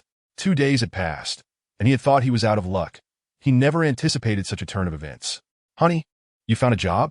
A pregnant woman beside Su Chengwei asked joyfully. Yes, it's the company that offered an annual salary of 500,000. Su Chengwei Vetpunde. You're amazing, darling. With a gentle smile, he wrapped his arm around his wife's waist, strolling leisurely through the park. With such a high salary, even after repaying debts, although little remained, they could still make a living in Jiangxing. The burden that had weighed heavily on the couple finally lifted, making their steps noticeably lighter. The next day, before 8:30, Su Chengwei returned to Datong Company. Upon entering the office, he was utterly astonished. Compared to 2 days prior, the office had undergone a remarkable transformation. The previously worn walls, unable to be repainted in time, were now adorned with attractive wallpaper, and brighter, environmentally friendly light fixtures had been installed, creating a bright and comfortable atmosphere. The large office had been divided into several areas. In addition to the workspace, there was a separate relaxation area, designed in a circular layout with sofas surrounding a coffee table at its center. The table was laden with fruits, various snacks, and, of course, coffee and tea. When work became tiring, employees could retreat here for a cup of coffee and a brief respite. Surrounding the office were numerous green plants, contributing to a comfortable, non-repressive environment. What a dramatic change! Su Chengwei was genuinely shocked, not merely by the office environment, but by the extent of the transformation achieved in such a short span. Director Su, how do you find it? Xiao Qian approached with a cheerful smile. It's fantastic, certainly not inferior to the offices of larger companies, Su Chengwei praised. Xiao Qian's face lit up with pride. This transformation was the result of her tireless efforts over the past few days, aided by several female colleagues and Tang Hao's unrestrained budget. Nevertheless, Xiao Qian felt that as the leader, she deserved the lion's share of the credit. Just as they were conversing, Tang Hao, the CEO, finally made his entrance. Tang Zong, Su Chengwei greeted him immediately. Director Su, you've arrived, Tang Hao responded. After their greetings, they moved to the relaxation area, where Xiao Qian promptly brought 2 steaming cups of coffee. Director Su, as you can see, we currently have only the administrative roles filled, but we are lacking in the necessary programming and artistic positions for game development. As I am not well-versed in this field, the recruitment for these positions will rely on your expertise. No problem, Su Chengwei replied, then hesitated before adding, Tang Zong, I have a few old colleagues still in Jiangxing. May I? Certainly. Since you were part of the same team previously, I trust their skills, and no further adjustment period will be needed. Tang Hao readily agreed. Thank you, Tang Zong. Su Chengwei was elated by Tang Hao's prompt approval. Having such a boss was truly a blessing. Also, as our company is in its infancy and currently lacks a logistics department, you will need to personally procure the computers and software required for game development. Su Chengwei nodded eagerly, having noticed that only the administrative personnel had computers at their desks, while the technical positions remained empty. Now, let us discuss the most crucial matter, the development of our first game. Tang Hao handed Su Chengwei the freshly printed project proposal. This is a game I conceptualized during my idle moments, Take a look and see what you think. Tang Zong, did you design this by yourself? Su Chunwei asked, somewhat astonished as he held the thick stack of documents. Indeed, Tang Hao affirmed with a smile. It seemed that this wealthy second-generation individual was serious about his endeavors. Otherwise, he wouldn't have invested so much thought into crafting a game concept. Su Chunwei felt a growing fondness for Tang Hao. However, despite this fondness, he held no high expectations for the game proposal, considering Tang Hao's lack of industry experience. As Su Chunwei carefully reviewed the proposal, Tang Hao lounged across from him, casually sipping coffee. Traveling Frog? The title emblazoned on the cover caught Su Chunwei's eye. It appeared to be the game's name. Without pondering further, he flipped to the first page. Game name, Traveling Frog. Game type, idle content. Theme, nurturing main characters. Frog, butterfly. Number of players, single platforms, Android. iOS. Background setting, the protagonist is a small frog with large eyes, residing alone in a small stone cottage. The courtyard outside is adorned with a patch of clover, while inside features a wooden loft. The frog spends its days eating and reading in the cozy loft, living a serene life. Its greatest passion is to travel the world. When embarking on a journey, it dons its lotus leaf hat and packs its belongings. Items and props. Props: earth tone headscarf, wood tone headscarf, camouflage headscarf, natural tint, fashionable tint, premium tint, transparent bowl, wooden bowl, high-end porcelain bowl, candles, lanterns, portable lamps, etc. Lucky items: 4-leaf clover, lucky bell, white amulet, yellow amulet, red amulet, blue amulet, pink amulet. Eastern country tickets, Western country tickets, Southern country tickets, Northern country tickets, etc. Food: exquisite items. Game mechanics. The more Su Chunwei read, the more astonished he became, prompting him to glance up at Tang Hao intermittently. It was not that he was immediately captivated by the game concept. Rather, the proposal was exceptionally detailed, covering everything from the fundamental settings and game props to the unique features and target audience. Such meticulousness could only result from significant effort, not a mere whim. Through this proposal, Su Chunwei was confident that his young boss was serious about this venture and not just playing around. Seeing Su Chunwei's astonished expression, Tang Hao maintained a calm facade, inwardly reveling in the realization that this was indeed a veritable cash cow. Chapter 19. How remarkable must this be? Su Chunwei read with utmost seriousness, taking nearly an hour to finish the proposal. What do you think? Tang Hao inquired, setting down his phone. What an excellent idea! Recently, the media has been incessantly reporting that young people are increasingly adopting a more laid-back, Buddha-like attitude, and this game aligns perfectly with that sentiment. Su Chunwei pondered for a few seconds before offering his response. Tang Hao nodded and gestured for him to continue. While the concept is indeed commendable and has a defined target audience, the limited scenarios and overly simplistic gameplay are concerning. At this point, Su Chunwei paused. After casting a glance at Tang Hao, he decided to speak candidly. The crux of the matter is that the game lacks sustainable gameplay and content to engage users. Even if the target audience shows initial interest and chooses to play, they will likely find it monotonous and abandon it, resulting in a short life cycle for the game. I am not optimistic about it. Tang Hao furrowed his brow, contemplating Su Chunwei's words. Upon reflection, Su Chunwei had astutely pinpointed the game's flaws, which are nearly impossible to rectify. If forced to change, it would contradict the original design intent of the game. Nevertheless, Tang Hao held some hope, as it was a product of the system. Although currently at a low level and unable to acquire valuable items, the fact that it was selected by the system suggests it possesses certain merits. While sipping his coffee, Su Chunwei discreetly observed Tang Hao, noting that he did not react with anger or embarrassment to his criticism, but rather settled into thoughtful contemplation, prompting Su Chunwei to nod in approval. Fortunately, the boss was not like the self-centered offspring of wealth, capable of accepting feedback. Old Su, you are absolutely right. This game has significant inherent flaws. After a moment of reflection, Tang Hao finally spoke. Su Chunwei offered a shy smile, and just when he thought Tang Hao might abandon the notion, he heard him say, "However, since you mentioned that the game's theme resonates with the prevailing Buddha-like mindset among today's youth and has a distinct target demographic, I believe we can proceed." What? Su Chunwei was taken aback by Tang Hao's sudden change of perspective, nearly causing him to strain his back.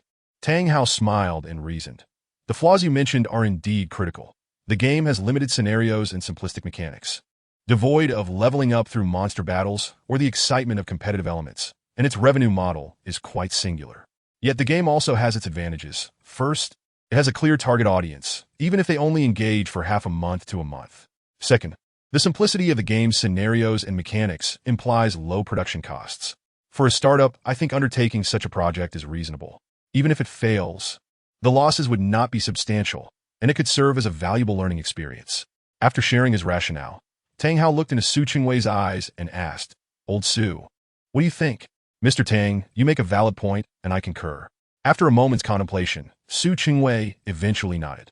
Drawing from his own experiences of entrepreneurial failure, he recognized the truth in Tang Hao's words. One should not naively expect the first game developed to be a massive hit. The probability of failure is over 90. Surviving is fundamental. That is where the hope lies. Despite appearances, with companies like Tencent and NetEase seemingly releasing hit after hit, they have endured countless internal struggles to carve out their path, with each new game built upon a foundation of past failures. Even so, they often encounter missteps. Satisfied that he had convinced Su Chingwei, Tang Hao felt a sense of relief and cheerfully declared, "In that case, let us officially commence the project. Traveling Frog will be our company's inaugural game. Old Su, as an industry veteran, please draft a preliminary budget based on this proposal, so I can ensure the funding is secured." "Certainly." Su Chengui note that Pomti Li. "Mr. Tang, if there is nothing else, I shall return to my tasks." "Yes, go ahead." Tang Hao nodded and then stood up, stretching his limbs. Observing the employees diligently engaged in their work, he realized he had little to occupy himself with. After all, the company was in its infancy, and the first project had only just been approved. Even the development team was not yet in place, leaving him with little to contribute. The minor tasks could easily be delegated to a few employees. However, considering that returning home would yield the same lack of engagement, either playing games in his dormitory or visiting Jiang University to Sichu Row, he decided to stay, even if it meant idly browsing on his phone. Regrettably, without a dedicated office, he could not invite Xiao Qian for a casual office gathering. Avi, Tang Hao Muset with Fuli. Hours slipped by, and as noon approached, the workday concluded. Tang Hao rose from the sofa and addressed his employees. "Today marks our company's official opening. I invite everyone to dine at Haiyan Hotel to celebrate and foster camaraderie." "Thank you, boss." "Long live the boss." "Wow, our boss is generous." The female employees cheered, as Haiyan Hotel is one of the finest five-star establishments in Jiangxing, with prices beyond the reach of ordinary employees. "Let's go. I've already asked Xiao Qian to reserve a table, and it should be ready by now." Tang Hao smiled, leading his team downstairs. "My car can only accommodate 4. The rest will need to take a taxi. Since I'm treating today, please keep your receipts for reimbursement." Tang Hao opened the door of his Porsche 911. Addressing the group, the female employees gazed in awe at the sleek and elegant design of the Porsche 911, their eyes sparkling with excitement. Yet there was no rush to claim a seat. Aside from Xiao Qian, there were 4 other female employees. Li Mei from finance and Lin Xiaofei from HR were both married women in their 30s and readily offered their seats. Thus, Tang Hao drove away with Xiao Qian and the 2 recent graduates, Zhang Yuhan and Mo Nana, while Su Chengwei shared a taxi with Li Mei and Lin Xiaofei. "Boss, what kind of car is this? It's my first time riding in such a luxurious vehicle." The lively Zhang Yuhan inquired from the back seat. "It's a Porsche." "Oh, a Porsche. I've heard of them before."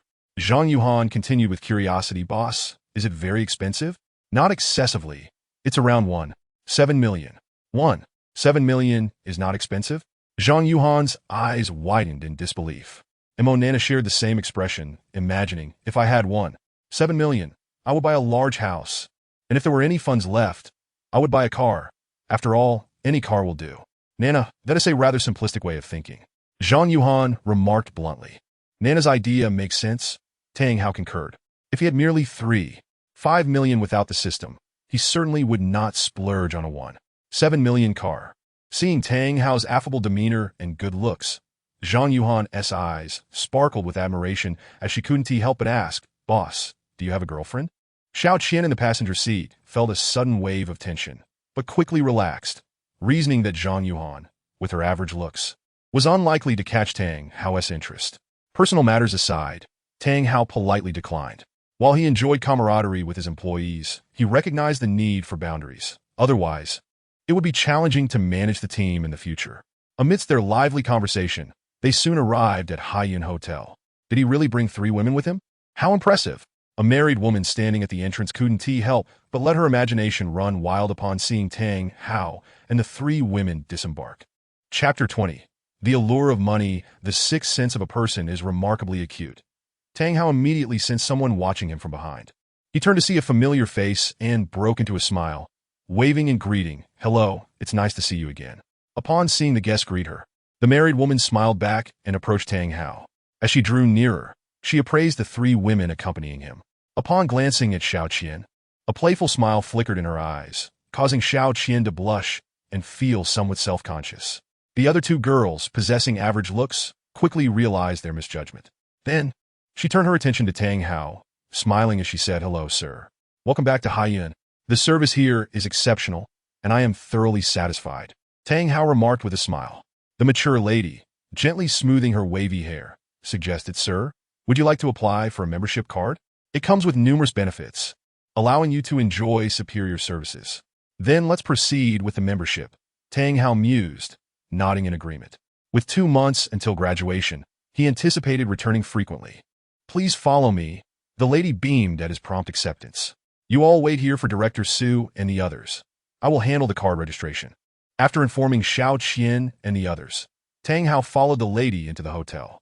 Walking side by side, he was captivated by the enchanting fragrance that emanated from her, stirring feelings within him. This woman was decidedly different from Xiao Qian, Lu Yuling, and Chu Rou, who were still fresh-faced students yet to step out of university. Regardless of their beauty or figure, they still bore a certain innocence. In contrast, this woman was akin to a ripe peach, exuding a mature and alluring aura with every movement. For instance, despite both wearing a white blouse and a black skirt paired with high heels, this lady's charm far surpassed that of Xiao Qian. A single glance or a subtle toss of her hair radiated an irresistible allure. Tang Hao felt a pang of regret for not having engaged in deeper conversation with such a captivating woman. With this sense of longing, he smiled and asked, "I am Tang Hao. May I ask your name?" "My surname is Bai, and my name is Bai Jie," with Jie being the character with the female radical, she replied. "Bai Jie? What a lovely name," Tang Hao complimented. "Oh, it's just an utterly ordinary name. Nothing special," Bai Jie giggled in response. Her laughter was enchanting, almost overwhelming. Yet Tang Hao managed to maintain his composure, refraining from revealing any inappropriate demeanor. "Vixen," Xiao Qian glared at Bai Jie's back with a hostile expression, seething with jealousy. Soon, Tang Hao successfully registered for the membership card. Noticing that Bai Jie had to attend to her own matters, he said, "Bai Jie, let's add each other on WeChat. If I need to make reservations in the future, I can message you directly." Bai Jie regarded Tang Hao with a warm smile, not declining, "Sure. If you need anything in the future, feel free to contact me. I will make sure to assist you. Can I really ask for anything?" Tang Hao get? "Don't get any funny ideas. I'm referring to legitimate services." Bai Jie shot him a playful glance, her allure only intensifying. At that moment, Su Chengwei and his companions finally arrived, and Tang Hao smiled, choosing not to say anything further. "Wow, this is quite extravagant." Upon entering the private room, Zhang Yuhan exclaimed in excitement at the visually appealing and delectable spread before them. Tang Hao gestured, "Please, everyone, take a seat and feel free to enjoy." "Boss, may I take a photo first?" Zhang Yuhan inquired. "Of course," Tang Hao nodded. "Thank you, boss." After expressing her gratitude, Zhang Yuhan promptly grabbed her phone and began snapping pictures. "I'll take one too." Li Mei, who typically enjoyed capturing moments for her social media, couldn't resist. Eventually, aside from Xiao Qian, all the female employees were busy photographing the sumptuous feast. Such lack of experience, Xiao Qian thought to herself, observing the overly enthusiastic new hires with a hint of superiority. After finishing their photos, once Tang Hao took the first bite, they finally began to eat. However, as they had just met, aside from the outgoing Zhang Yuhan, the others felt somewhat reserved, quietly focusing on their meals. As the boss, Tang Hao felt compelled to break the ice, lest the atmosphere become too awkward. Just as he contemplated a topic to initiate conversation, Su Chengwei also seemed to sense the tension and spoke up. "Tang, based on your game design proposal, the initial estimate for the budget is around 500,000. Only 500,000? Tang Hao confirmed. "Yes, even with some fluctuations, it shouldn't vary much," Su Chengwei nodded. "Excellent. This funding can be made available at any time." With the development cost confirmed at approximately 500,000, Tang Hao felt reassured. Despite the recent outflow of funds, he still had over 5 million in his account. Moreover, his system reputation had risen by over 50,000, allowing him to redeem more than 5 million in soft currency, sufficient for a spending spree. After taking a bite of his dish, Tang Hao inquired, "How long will it take to develop?" "If all personnel are in place, it will take about a month and a half to complete," came the reply. "All right, I will grant you a month and a half," Tang Hao decisively stated. "We will ensure the task is completed." Su Chingwei replied with determination. Subsequently, Tang Hao raised his glass and addressed everyone. "I propose a toast to all of you. May we work diligently over the next month and a half to successfully develop our company's first game. When Traveling Frog is launched, if it performs well, I promise to give each of you a generous bonus." "Boss, I will certainly work hard." Zhang Yuhan was the first to pledge. The others appeared invigorated, nodding in agreement. From the first day of work, Tang Hao had treated everyone to a lavish meal at the 5-star Haiyun Hotel, establishing himself as a generous boss. Knowing he promised a substantial bonus, their enthusiasm was palpable. Indeed, money is the most compelling motivator. Observing their reactions, Tang Hao felt gratified. After all, one cannot expect to have a horse run without feeding it. Furthermore, the size of the bonuses would depend on the earnings from Traveling Frog. The larger the bonuses he could offer, the more the employees would have contributed to his success. The meal lasted just over an hour, and as they grew more familiar with one another, the atmosphere lightened. When Tang Hao settled the bill, they discovered that the lavish feast amounted to 12,888 yuan. Zhang Yuhan and the others were astonished, their impression of Tang Hao further enhanced. Who wouldn't want a generous boss? Chapter 21. The Unattainable Forever Teases. 3 days swiftly passed. Under Su Chingwei's personal guidance, the technical development team was finally assembled. In addition to the 6 seasoned colleagues he had recruited, the remaining 11 were seniors from Jiang University. With a total of 17 individuals joining, the office buzzed with life, resembling a proper company at last. However, this also meant that Tang Hao's finances were rapidly depleting.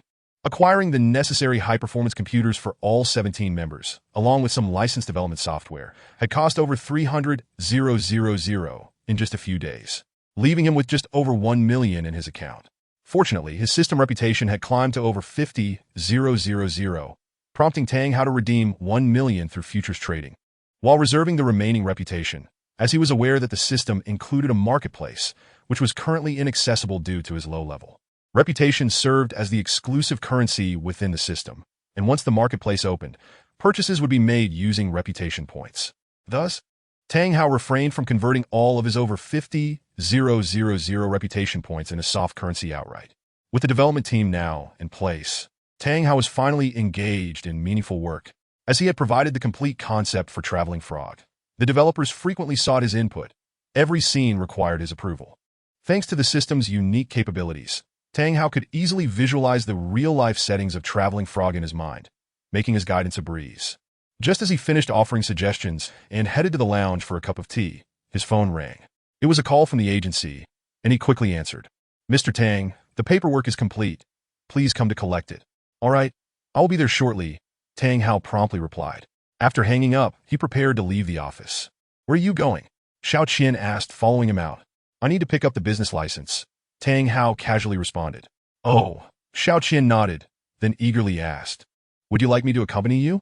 "No need," Tang Hao waved his hand. "All right, then please be careful on your way." Xiao Qian pouted. A hint of disappointment etched on her face. Tang Hao descended the stairs and drove off in his Porsche 911 towards the agency. "Out!" He dialed a call to Chu Rou. "Brother Hao, what prompted you to call me?" Chu Rou's voice brimmed with excitement upon receiving Tang Hao's call. "Tang Hao fei gen an nuyan," saying, "Am I not allowed to call you? You've never reached out to me before. That's why I'm so surprised," Chu Rou replied in a playful tone. "Tang Hao Chuke. Are you at school? I'll come find you shortly." "All right." Chu Rou nodded eagerly, then inquired, "When will you arrive?" "In about an hour." "Okay. I'll be waiting for you in the dorm." Chu Rou nodded repeatedly. Then it's settled. After hanging up, Chu Rou's cheeks flushed with delight, feeling quite pleased with herself. It appeared her strategy was indeed effective. Men truly become most attentive when they find something elusive. Over the past few days, Chu Rou had been sending Tang Hao WeChat messages every evening, occasionally sharing her beautiful selfies. However, these photos were more modest than the first, often featuring her dressed, with a tantalizing allure conveyed through subtle hints and varying poses and expressions. It was clear that Tang Hao could no longer resist and had decided to take the initiative to ask her out. Regardless of his advances tonight, she resolutely would not relent, at most allowing him to hold her hand. After establishing her strategy, Chu Ro began to prepare, taking considerable time to apply a beautiful makeup and select an appealing outfit. By the time she completed her preparations, an hour had passed. Glancing in the mirror, she revealed a satisfied smile. Chu Ro, I love you. Just then, a loud shout echoed from downstairs. Hearing the shout, Chu Ro frowned. The ever-curious Dexiong's sister dashed to the balcony and immediately spotted a large heart made of roses at the foot of the dormitory, where a handsome young man in a white shirt stood before the floral display. Chu Ro, I love you. Be my girlfriend. The young man in the white shirt proclaimed loudly. His voice resonated, easily reaching every floor of the 5-story dormitory. Witnessing someone confess their feelings, the naturally gossip-loving girls flocked to their balconies, especially excited since the confessor was a strikingly handsome young man. Ro, come out. Our department's heartthrob Li Yang is confessing to you. Dexiong's sister exclaimed excitedly to Chu Ro in the dorm. In the past, if a heartthrob had confessed to her, even without accepting, it would have brightened Chu Ro's mood. After all, women often harbor a fondness for vanity. Receiving a confession from a good-looking young man could garner admiration, even envy, from many girls on campus. However, at this moment, Chu Ro felt no joy. Rather, she was infuriated. After much effort to attract Tang Hao's attention, how would he perceive this situation? Chu Ro, I know you're in your dorm. I hope you can come out and give me a chance to confess. Come out! Come out! The other girls, relishing the spectacle, began to chant. Fuming, Chu Ro stepped onto the balcony and declared, I'm sorry, but I'm not interested in you. Upon hearing the main character's response, the girls leaned over the railing, craning their necks to catch a glimpse of Chu Ro. Meanwhile, Li Yang's expression changed, but he did not give up. Chu Ro, I truly like you. Please give me a chance. I will love you well. I even wrote you a song. Saying this, he took a guitar from a classmate who had come to support him. Wow, how romantic. So thoughtful and so handsome. Just get together already, cheered the girls from above. Hearing their supportive shouts, Chu Ro wanted to retort, why are you all so excited about someone else's confession? Are you all starved for love, imagining yourselves as the heroine? Yet, for the sake of her image, she held her tongue. Unable to unleash her anger on others, she directed her cold demeanor toward Li Yang, stating flatly, Li Yang, you don't need to sing. Even if you do, I want to agree because I already have a boyfriend. Chu Ro, don't deceive me. I know you don't have a boyfriend. Even if you do, I will sing this song for you, Li Yang declared, ignoring her. Gazing at Chu Ro on the third-floor balcony, pouring his heart into his self-accompanied song. I love you, loving you. Wow, that's beautiful. This guy is so talented. The girls couldn't help but chime in and chanted. They look good together. Just agree. The onlooking girls were captivated. This is awful. Chu Ro, however, remained unappreciative.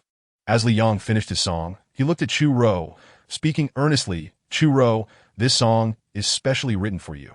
I hope you like it. Boom! At that moment, a blue sports car pulled up beside Li Yang. Wow, what a stunning car.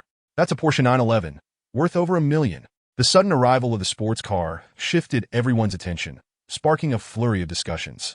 Li Yang was momentarily stunned, unable to resist glancing at the Porsche 911. How beautiful! If only this car were his confession would surely succeed. A look of deep envy crossed Li Yang's face. On the third-floor balcony, Chu Ro was initially startled, then filled with elation. Just as she had claimed to have a boyfriend, Tang Hao had now arrived in a Porsche 911, right before the eyes of all the girls in the dormitory. Oh my, could anything be more fantastical? The thought of becoming the object of envy and even jealousy among all the girls made Chu Ro's cheeks flush with excitement as she dashed downstairs.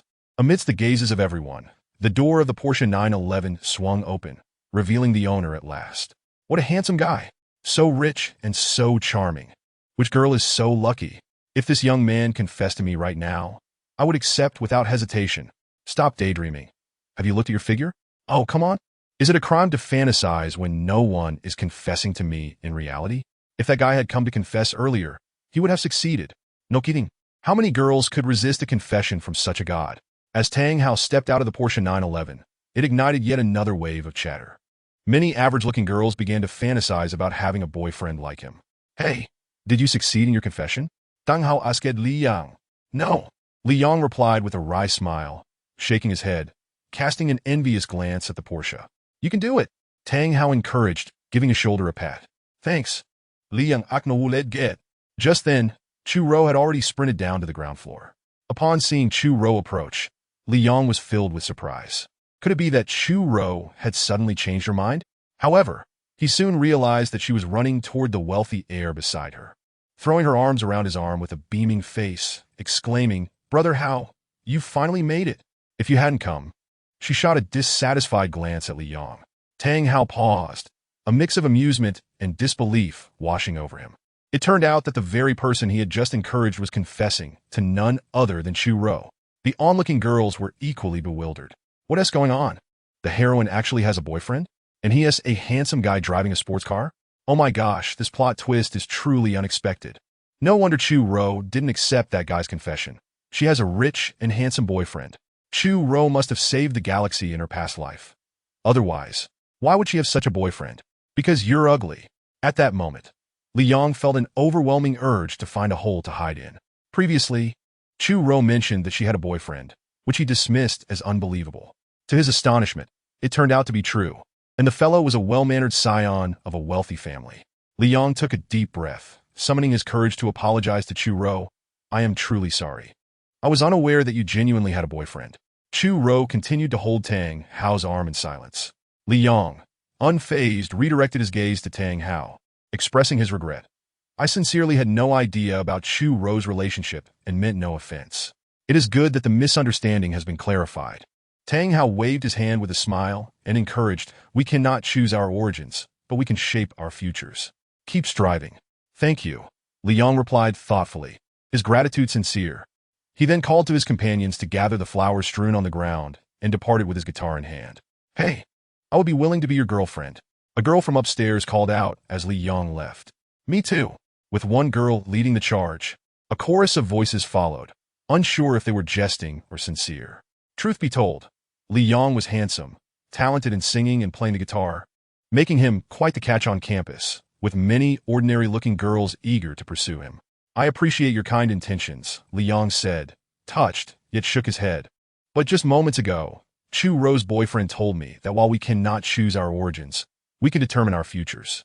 Therefore, I shall refrain from romantic pursuits during my university years. This time, he truly walked away. Keep going. You will succeed. The girls who had been watching applauded enthusiastically. Their applause directed at both Tang Hao and Li Yong. The wealthy heir did not exhibit arrogance towards those less fortunate, nor did Li Yong wallow in self-pity. It was a commendable conclusion. Shall we depart? Tang Hao smiled, having garnered a bit of admiration, and spoke to Chu Ro. She responded with a cheerful glancing at the girls upstairs. Though their expressions were hidden, they were surely filled with envy. With that thought, Chu Ro felt as if she had been lifted, as if walking on air, a sensation she relished thoroughly. Under the gaze of all the girls in the building, she slid into the passenger seat of a Porsche 911, which swiftly disappeared from view. Oh, how I wish I had such a boyfriend. Many girls sighed as they watched the Porsche 911 speed away. The car raced through the campus of Jiang University. Thank you. How go? Chu Ro said, her face beaming with joy. You've helped me once again. Tell me, how shall I express my gratitude? Tang Hao replied with a grin. Chu Ro tilted her head thoughtfully, her eyes sparkling mischievously. How about I treat you to a couple of meals? How cheeky. Dan hao feigen dites peleu. Then how would you like me to thank you? Chu Ro asked playfully. You know what I mean? Tang Hao chuckled. How go? Let us wait until our relationship reaches that stage before I repay you, Chu Ro said, appearing adorably innocent. Tang Hao smiled non-committally, pondering that this girl seemed to require a tangible commitment before she would express her affection. To applaud love, one must first invest. Feeling relieved, Chu Ro smiled sweetly and suggested, How go? There is a stone pot bibimbap place outside our school that is absolutely delicious.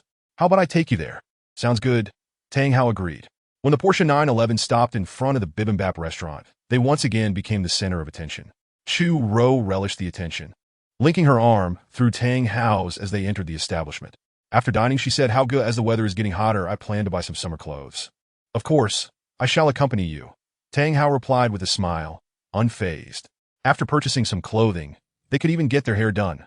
What could be better? Chapter 23. Tonight. I shall heed your every command. Just as they exited the nearby Yida Plaza, Tang Hao's phone buzzed. He picked it up to find it was a call from Xiao Qian. Is there something you need? Tang Hao ansui. Ah, I noticed you haven't returned yet, and I was a bit worried, so I thought I'd check in, Xiao Qian said, initially intending to question whether he was off gallivanting with some vixen. But she softened her tone, remembering her position. I'm fine. Don't worry, Tang Hao reassured her. Shaking his head, Xiao Qian then asked, when will you be back at school? It depends, Tang Hao replied, glancing at Chu Rou beside him, and added casually, if there is nothing else, I'll hang up. Listening to the beeping on the line, Xiao Qian felt a surge of frustration. Upon entering the mall, Chu Rou's enthusiasm soared. Shopping inherently captivated women. She linked her arm with Tang Hao's, leisurely making her way to a brand store under the name 1LY.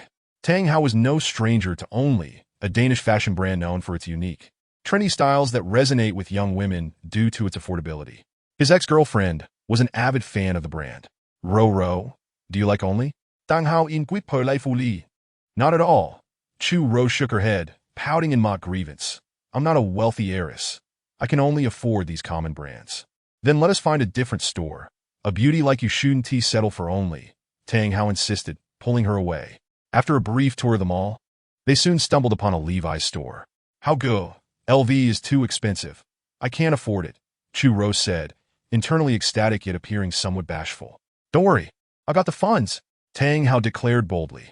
Thank you. How go? Chu Rou beamed with delight. In stark contrast to the bustling Only store, the LV counter was relatively quiet, lacking customers. Thus, upon noticing new patrons, a beautiful sales associate promptly approached them. After sizing up Tang Hao, her smile grew warmer. In the luxury retail sector, sales associates must possess keen insight to discern genuine customers at a glance. They can typically identify the brands worn by potential buyers. While many wealthy individuals prefer a low profile, most affluent clients are dressed in quality attire. This associate quickly recognized that Tang Hao's white round-neck t-shirt was from GA.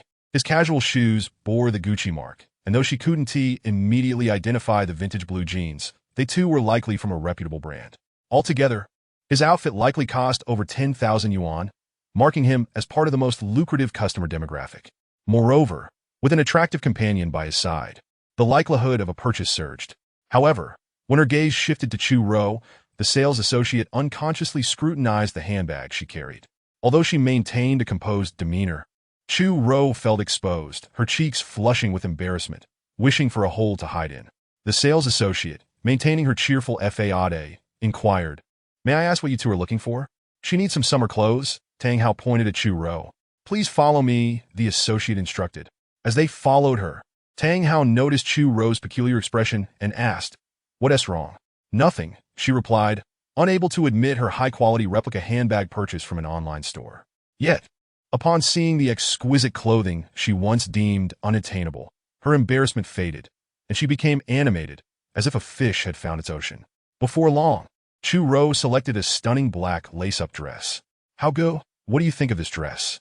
If you like it, that's all that matters, Tang Hao replied casually. Beautiful lady, you might want to try it on, the female sales associate suggested immediately. Without hesitation, Chu Rou dashed to the fitting room. Upon her return, the sales associate showered her with compliments. Yet she turned to Tang Hao, seeking his opinion. Tang Hao examined her briefly and found it quite appealing. However, he believed that any beautiful woman would look stunning in anything she wore. Beauty afforded one the luxury of choice. Receiving Tang Hao's approval, coupled with the sales associate's flattery, sent Chu Rou into a euphoric state, prompting her to declare that this would indeed be the dress she chose, despite its hefty price tag of 24,600 yuan. After finalizing her selection, Tang Hao moved to the checkout, only to be halted by Chu Rou, who wrapped her arm around his. Brother Hao, I also wish to buy a handbag, but don't you already have one? Tang Hao remarked, noticing the LV bag she carried, perceiving a hint of greed. Chu Rou's expression faltered, and she instinctively glanced back at the sales associate, who feigned interest in arranging merchandise, seemingly oblivious to them.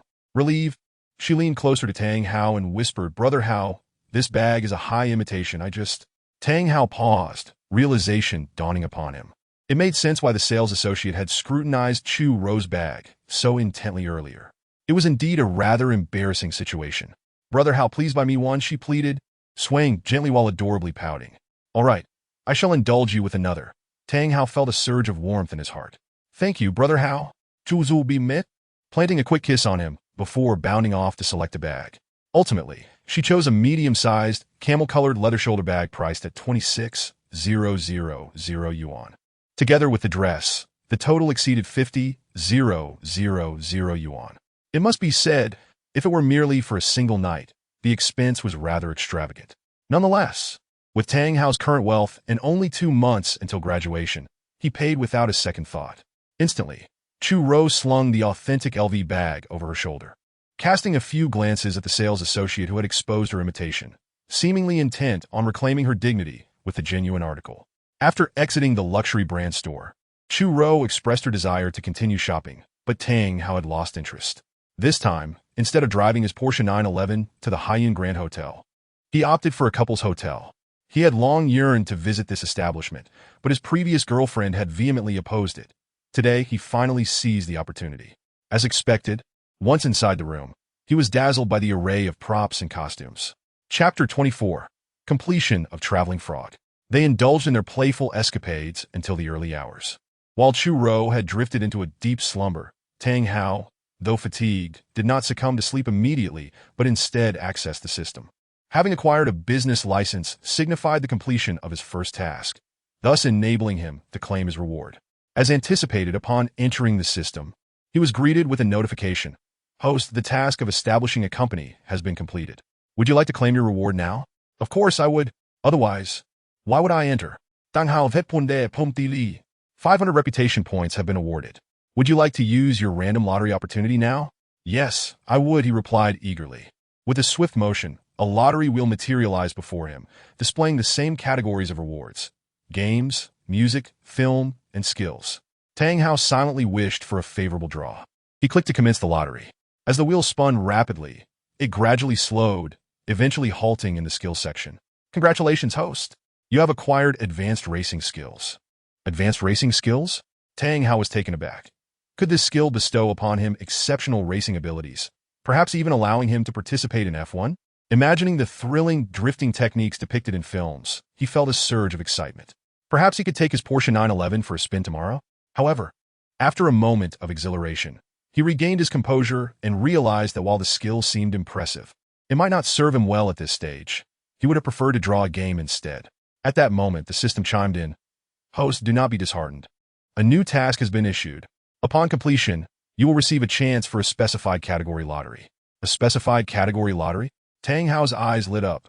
So, if I wish to draw a game, I can limit it to the game section? Correct, the system confirmed. This reward is advantageous. What is the new task? Tang Hao inquired eagerly.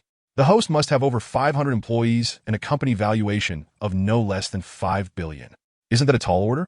It seems implausible to achieve in such a short time, Tang Hao lamented. Although many internet companies were valued in the tens of billions, achieving such a feat was exceedingly challenging. The system encouraged him. Please persevere, for where there is a will, there is a way. Tang Hao rolled his eyes. It was easy to say, but challenging to execute. He then reviewed his data. Wealthy system, system level, LV22, 82 million 10 million, host, Tang Hao reputation, 68, 925. Remaining exchange quota, 0, 955 billion 1 billion. Oh, my reputation has nearly reached 70,000. Tang Hao's eyes sparkled at the sight of his reputation points. Just a few days ago, it was merely over 50,000, and after exchanging for 1 million, he was left with just over 40,000. It seemed he had significantly boosted his reputation at Jiang University today. Satisfied with his ample resources, he exited the system. Next, he opened the Chuang app to catch up on the updates of several novels he had been following. Notably, he refrained from casually tipping authors with large sums anymore, as many were now aware of his stock market success. Such gestures would no longer elicit much astonishment, diminishing the potential growth of his reputation. Unless he opted for a more substantial tip like several million, he would not engage in such extravagance for now. Perhaps when his wealth surpassed 1 billion, he would reconsider. After finishing the novels, fatigue washed over him. He set down his phone, embraced Chu Rou's delicate form, and swiftly fell into slumber. They did not awaken until well after noon. When he stirred, his hand lingered on Chu Rou's curves, but given the thrilling escapades they had shared the previous night, he felt little stirrings of desire. After washing up and checking out, he grabbed lunch nearby before escorting Chu Ro back to school. Upon arriving at her dormitory, Chu Ro alighted from the car and waved cheerfully at Tang Hao, saying, "Brother Hao, drive safely on your way." Tang Hao nodded, then drove away from Jiang University. As he navigated the roads, he pondered the advanced racing skills he had acquired the night before, feeling a mix of excitement and apprehension.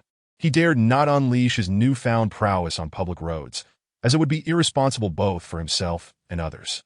Yet, with this advanced skill, even amidst heavy traffic, he could maneuver with ease, no longer needing to be overly cautious, a true seasoned driver. Returning to the company, it was already past 10. Observing his employees diligently engaged in their tasks, even in his absence, Tang Hao felt a sense of satisfaction. However, he noticed Chu Ro casting him a somewhat resentful glance. After addressing a few matters, Tang Hao decided not to return to the office that afternoon and instead went back to school. Without a professional racetrack, he refrained from enjoying high-speed thrills on the streets, but he could certainly seek out a spacious area to experience drifting. At the school's new district, a circular area formed by several experimental buildings contained a plaza roughly the size of half a football field, seldom frequented by students except during experimental classes. Upon arriving in his Porsche 911, Tang Hao found himself utterly alone. After recalling the information that had been imparted to him, he revved the engine to life. With a thunderous roar, the engine emitted a deep and powerful growl as Tang Hao maneuvered the Porsche 911 over a considerable distance. Suddenly, he wrenched the steering wheel, causing the vehicle to veer sharply to the right, a forceful tug pulling him to one side. Yet, Tang Hao felt no fear. Apart from the safety belt constricting his body, countless memories flooded his mind, instilling him with confidence. The tires screeched against the asphalt, producing a piercing sound, while the Porsche 911 executed a rapid 360-degree turn, performing a stunning drift in place. Exhilaration surged through him, causing his adrenaline to spike, and he couldn't help but shout in excitement. "Is someone practicing driving over here?" A few students headed toward the area, preparing for their experimental class. Upon hearing the noise, Li Hua inquired with curiosity. Just then, Tang Hao executed another impressive drift in the Porsche 911. He continued with a third and fourth, each turn producing billowing clouds of white smoke, creating a dazzling visual spectacle that left Li Hua and his companions utterly astonished. "Wow, what a beautiful drift! Is that a Porsche 911? I can tell by the color," one exclaimed. "Incredible! He can actually drift. How thrilling! It would be even more entertaining if he flipped the car." The group stood at a distance, animatedly discussing the spectacle, while Li Hua took out his phone to record a video. After several exhilarating drifts, Tang Hao decided to halt his antics. While the thrill was undeniable, the wear on the vehicle was considerable, leading him to drive back to the dormitory. Meanwhile, Li Hua eagerly uploaded the minute-long video he had just filmed to Weibo, hoping to bask in the sensation of going viral among a vast audience. Unfortunately, after attending his experimental class and waiting an hour and a half, he found there were no shares, comments, or likes, which left him frustrated. Thus, he decided to post the video on the school's forum, where it finally garnered a significant response. After all, many might have forgotten Tang Hao's name, but they certainly remembered the senior student who had made millions trading futures and subsequently purchased a Porsche 911 worth $1.6 million. Li Hua relished the fleeting attention, inadvertently bestowing a measure of fame upon Tang Hao. Time flies when one is immersed in joy. Before long, a month had passed.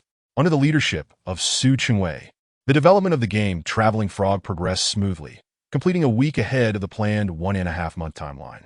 Chapter 25. A talented individual thanks to everyone's collective efforts. Our company's inaugural game, Traveling Frog, was finished a week early. Everyone has worked hard during this period, so let us celebrate at the SH Yun Hotel tonight. As the game was completed ahead of schedule, Tang Hao, as the boss, was not one to be stingy. This was also a means of encouraging his employees to maintain their spirited enthusiasm. "Awesome! Our boss is generous." The employees cheered, rising to applaud Tang Hao enthusiastically. Now that the game development was completed, it was merely the first step of a long journey, with even greater challenges awaiting them. Therefore, they needed to continue their efforts. "All right, back to work," Tang Hao continued after the excitement subsided. He then joined Su Chengwei in the break area to discuss the game's promotional strategies. In the domestic market, mobile games still predominantly relied on channels for success. After all, a mobile screen is quite small, And even the best game could be overlooked without proper recommendations from channels. There's a saying that gold will shine no matter what. But if the gold is buried too deep, its brilliance will go unnoticed. Given Datang Company's current capabilities, it was clear that they could not rely solely on self-promotion. So they needed to seek out platforms for joint operations or opt for the more straightforward route of finding a publisher for exclusive representation. Directly launching the game means it can be found on a specific platform, but without promotional resources. Joint operations involve the game's developer, CP, collaborating with a platform for operations. Exclusive representation, as the term suggests, entails a platform exclusively managing the game for the developer. The primary distinctions among these three promotional methods lie in the resources allocated for promotion and the profit-sharing ratios. Taking the largest gaming open platform in the country, Penguin, as an example, if a game is merely connected to Penguin, the game developer receives a 70-30 revenue split. If it is a joint operation, the split becomes 50-50. With exclusive representation, the split may decrease further to 70-30 or even 80-20.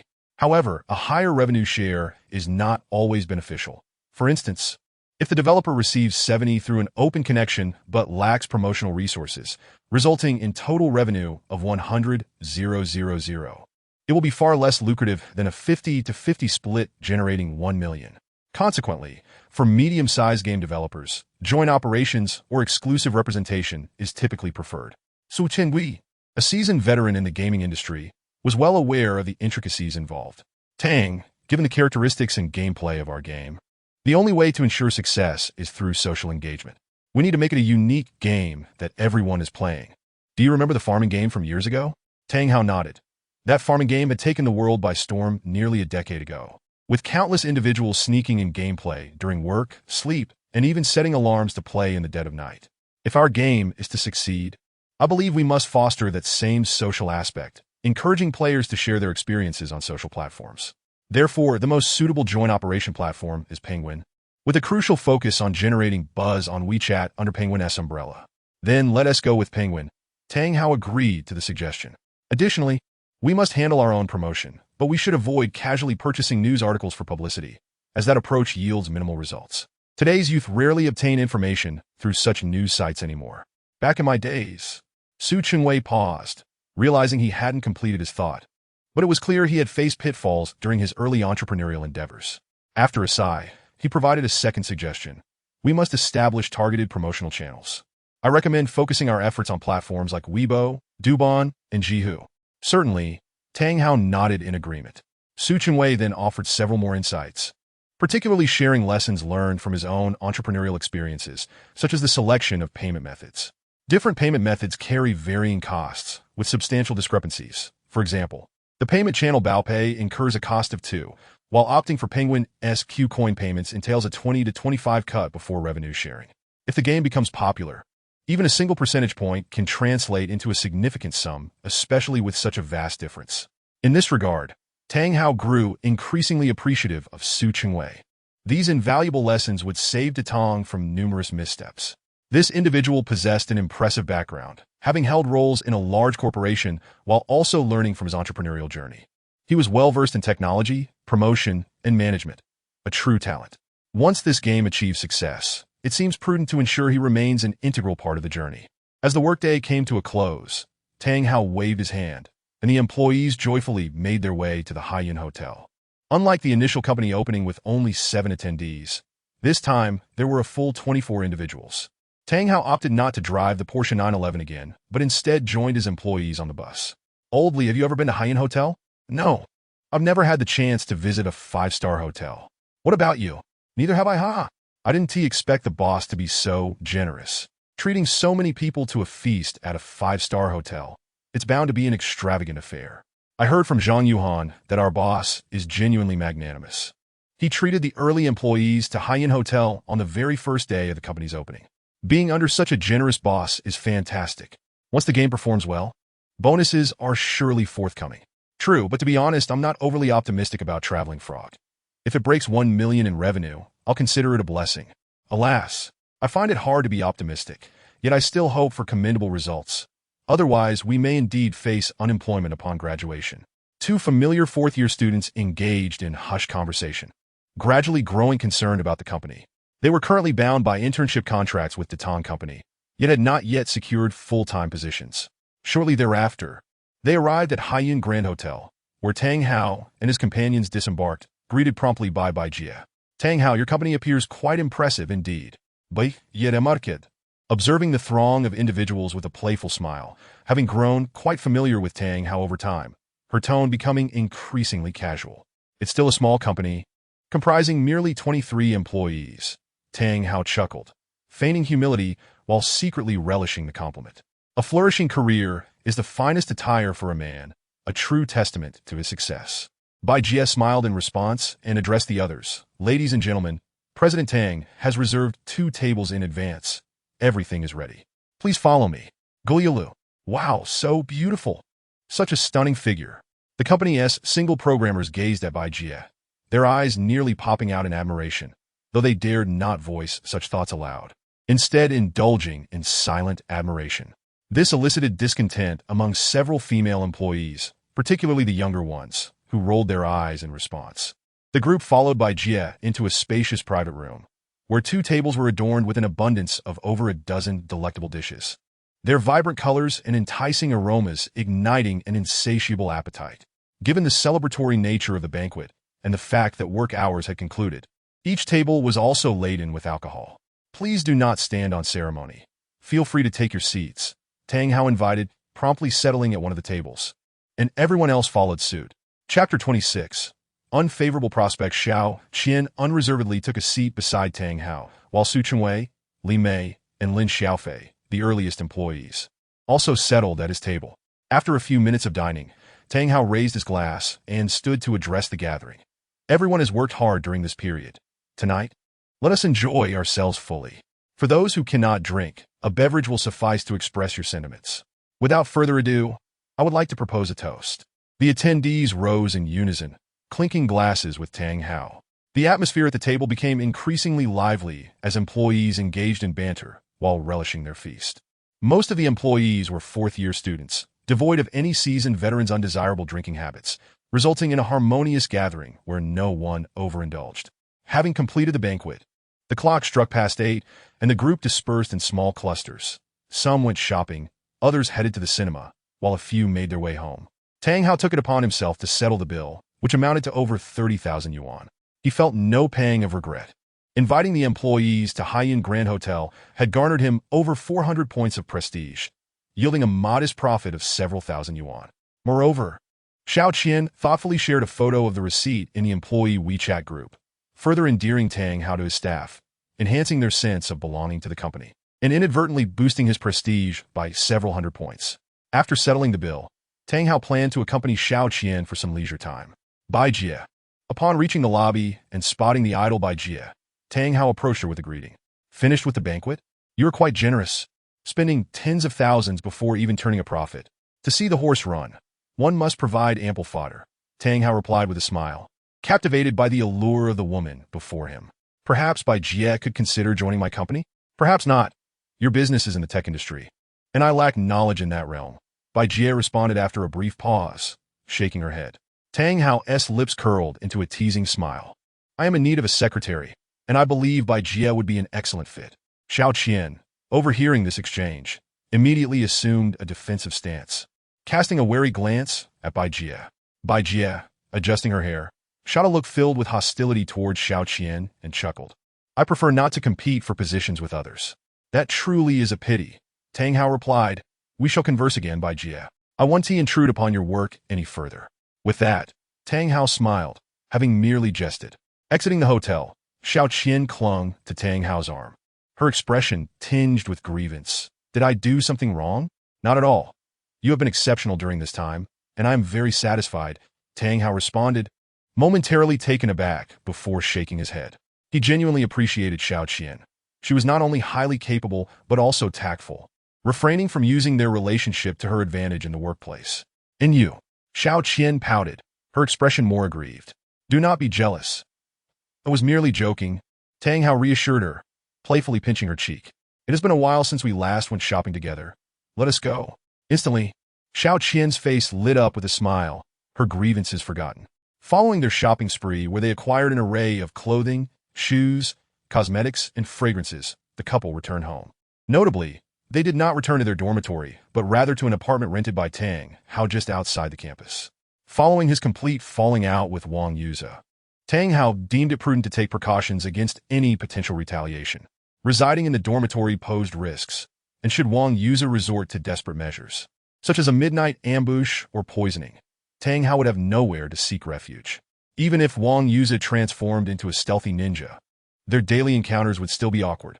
The cramped living conditions in the dormitory, coupled with the disruption of power at 11 o'clock, prompted Tang Hao to move out and rent an apartment nearby, allowing Xiao Qian, who was eager for a full-time position, to occasionally stay over. The following morning, Tang Hao awoke early and made his way to the airport, where he found Su Chengwei awaiting him. After half an hour, the pair boarded a flight to Pengcheng, their destination being a meeting with Penguin to discuss the co-distribution of traveling frog. Upon arrival in Pengcheng, nearing noon, they enjoyed lunch before checking into a nearby hotel for a brief respite, intending to visit Penguin Company once the afternoon work commenced. Despite Su Chengwei's humble beginnings, he had acquaintances from university and former colleagues who had transitioned to Penguin's gaming department, making it relatively easy for him to secure a meeting with Yu Xiaoyu, the head of the gaming division at Penguin. "Hello, Manager Yu. I am Su Chengwei." "Greetings, Manager Su," Yu Xiaoyu replied with a smile, completely disregarding Tang Hao. From her perspective, Tang Hao appeared to be merely an assistant, hence she did not acknowledge him. Diving straight into the matter at hand, "What game do you have to present this time?" Su Chengwei, feeling somewhat awkward, interjected, "Manager Yu, my studio has unfortunately closed down, and I am now working at Daton Technology Company. This is Tang Hao, the owner of Daton Technology." "Ah." Yu Xiaoyu paused, her gaze finally settling on Tang Hao. Surprised to find him in his early 20s, she expressed her apologies. "I apologize, President Tang. I did not expect you to have embarked on entrepreneurship at such a young age." "Not a problem," Tang Hao replied with a warm smile, waving off her concern. After exchanging pleasantries, Su Chengwei provided a brief overview of the game before presenting Yu Xiaoyu with an iPhone X containing the official version of Traveling Frog. Typically, game developers create a demo version to attract publishers or promote the game at events. But due to the simplicity of Traveling Frog and its short development cycle, a demo was not produced. Initially, Yu Xiaoyu approached the game with a sense of anticipation, believing it to be a testament to Su Chengwei's skills, despite his previous two failures, as he had once produced a successful title. However, upon entering the game, she was taken aback by the simplistic and crude art style. After enduring a brief session, she found little to captivate her interest and set the phone down. "President Tang, Manager Su, I fear your game may struggle to achieve success." Yu Xiaoyu candidly expressed her thoughts. Tang Hao's heart sank momentarily, and he immediately replied, "President Yu, I have confidence." In truth, Tang Hao himself harbored little assurance, but he certainly could not allow that to show. Moreover, he clung to a glimmer of hope. After all, it was a product of the system. Even if it was not exceptional, it should not be devoid of merit, right? He chuckled inwardly. Yu Xiaoyu offered a non-committal smile and turned to Su Chengwei, saying, "Mr. Su, being a veteran in the gaming industry, you should be well aware of the prevailing market trends. This game lacks." "President Yu, you are correct, but we have considered all these factors," Su Chengwei countered assertively. Yu Xiaoyu frowned slightly, pondering whether this fellow's previous success was merely a stroke of luck. Given his current lackluster performance, how could he have failed consecutively with several games, yet still brought forth such a product? Although she regarded Su Chengwei with a hint of disdain, she maintained a professional demeanor and stated, "Since you have confidence, I shall refrain from further comments. Collaboration is possible. However, the resources for promotion may not be optimal. President Yu, this game has a very specific target audience, even if it doesn't become a major hit." Su Chengwei began to advocate for resource allocation, closing his eyes and making grand claims. However, the outcome was evidently futile. Yu Xiaoyu had already concluded that Traveling Frog would not create any significant waves, and thus would not warrant substantial promotional resources. Chapter 27. This terrible game is completely unenjoyable. Disheartened, Tang Hao and Su Chengwei exited Yu Xiaoyu's office. Yet, it did not take long for Tang Hao's fighting spirit to reignite as he declared to Su Chengwei, "Old Su, I have decided to invest 2 million in promoting Traveling Frog." "I refuse to believe it." "What?" Su Chengwei was taken aback. A budget of 2 million for publicity was indeed modest. Many games on the market commanded promotional budgets in the tens of millions. The issue was that Traveling Frog was not well regarded, and investing such a substantial amount in promotion might ultimately lead to losses that would not even cover development costs. Su Chengwei had come to understand that Tang Hao was not a wealthy heir. He had learned from a senior intern at Jiang University that Tang Hao had built his fortune through futures trading. If this investment failed, he would have no capital left to start anew. Tang, do not act impulsively. There are over 20 people in the company. We can create multiple accounts on Doumiao, Tinya, Zifu, and other platforms to post promotional content. Spending just 500,000 would suffice if we are prudent. Su Chengwei urged Tang Hao against acting rashly. When emotions run high, one is prone to making mistakes and facing the consequences of those impulsive decisions. Old Su, money is not the issue. I still have 6 to 7 million in cash on hand. I personally planned this game, and I feel a twinge of regret if I do not take a gamble. Tang Hao remarked, sensing Su Chengwei's concerns and feeling grateful for having such a dedicated subordinate who always considered the company's well-being. All right, since Tang Hao possessed such substantial funds, Su Chengwei chose not to press the matter further. That evening, the two returned to Jiangcheng, and the following day, they initiated the launch plan for Traveling Frog, promptly uploading the game to the App Store and Google Play, as well as featuring the download package on the official website of Datang Technology. Subsequently, they applied for listings on platforms such as Tencent's Application Treasure, 360 Assistant, and Wandujia. After successfully completing this step, Traveling Frog became searchable on major application platforms. But it remained buried deep within, making it difficult for users to notice. Therefore, a vigorous promotional campaign was necessary.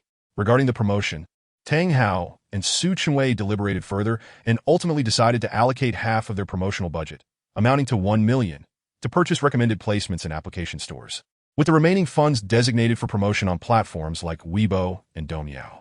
Notably, the recommended placements on Apple's App Store and Google's Google Play were not available for purchase, thus incurring no costs on those platforms. In reality, Traveling Frog primarily targeted domestic users, and uploading it to Google Play was merely an afterthought. However, the recommended placements in domestic application stores were clearly priced and available for purchase. For instance, a prominent placement on Baidu Mobile Assistant cost 20,000 per day. Prices varied across application platforms, with more favorable placements commanding higher fees, some reaching as much as 60,000 to 70,000 per day.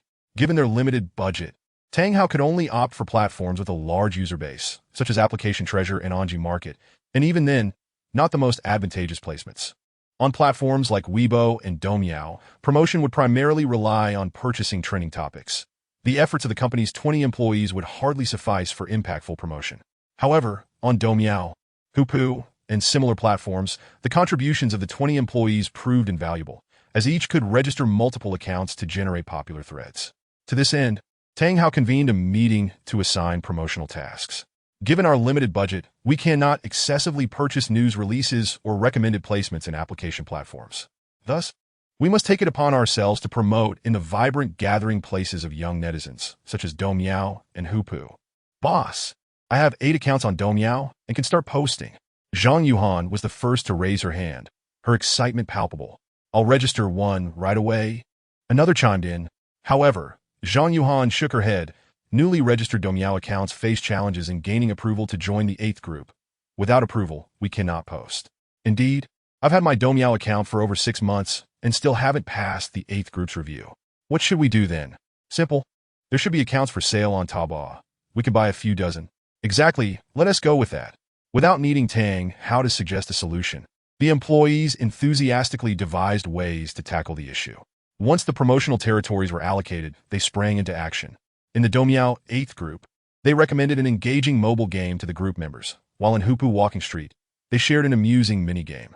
On Jihu, amidst numerous queries about games, such as one that garnered 391 followers and over 210,000 views asking about fun mobile games, there appeared responses extolling Traveling Frog, quickly garnering hundreds of likes.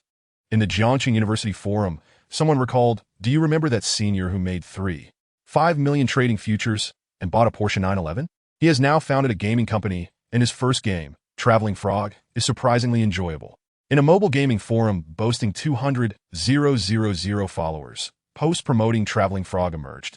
While the employees were busy bustling about, Tang Hao is not idle either. He promoted in his class group, "Everyone, the first game developed by my company, Traveling Frog, has launched. Please support it. Thank you." Wow. Brother Hao actually started a gaming company? Surprised. Games are incredibly lucrative now.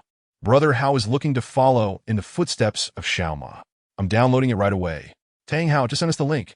The class group quickly buzzed with excitement. Many were astonished to learn of Tang Hao's new venture.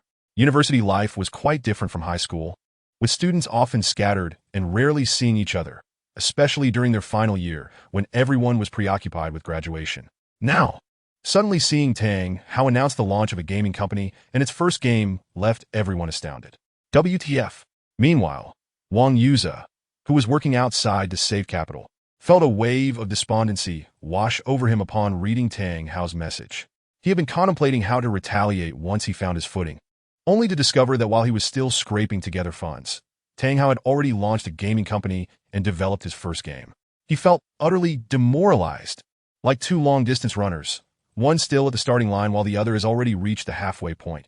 How can one possibly catch up? Should this game become a sensation, the gap would widen significantly, for he is acutely aware of the immense profits a popular game can generate.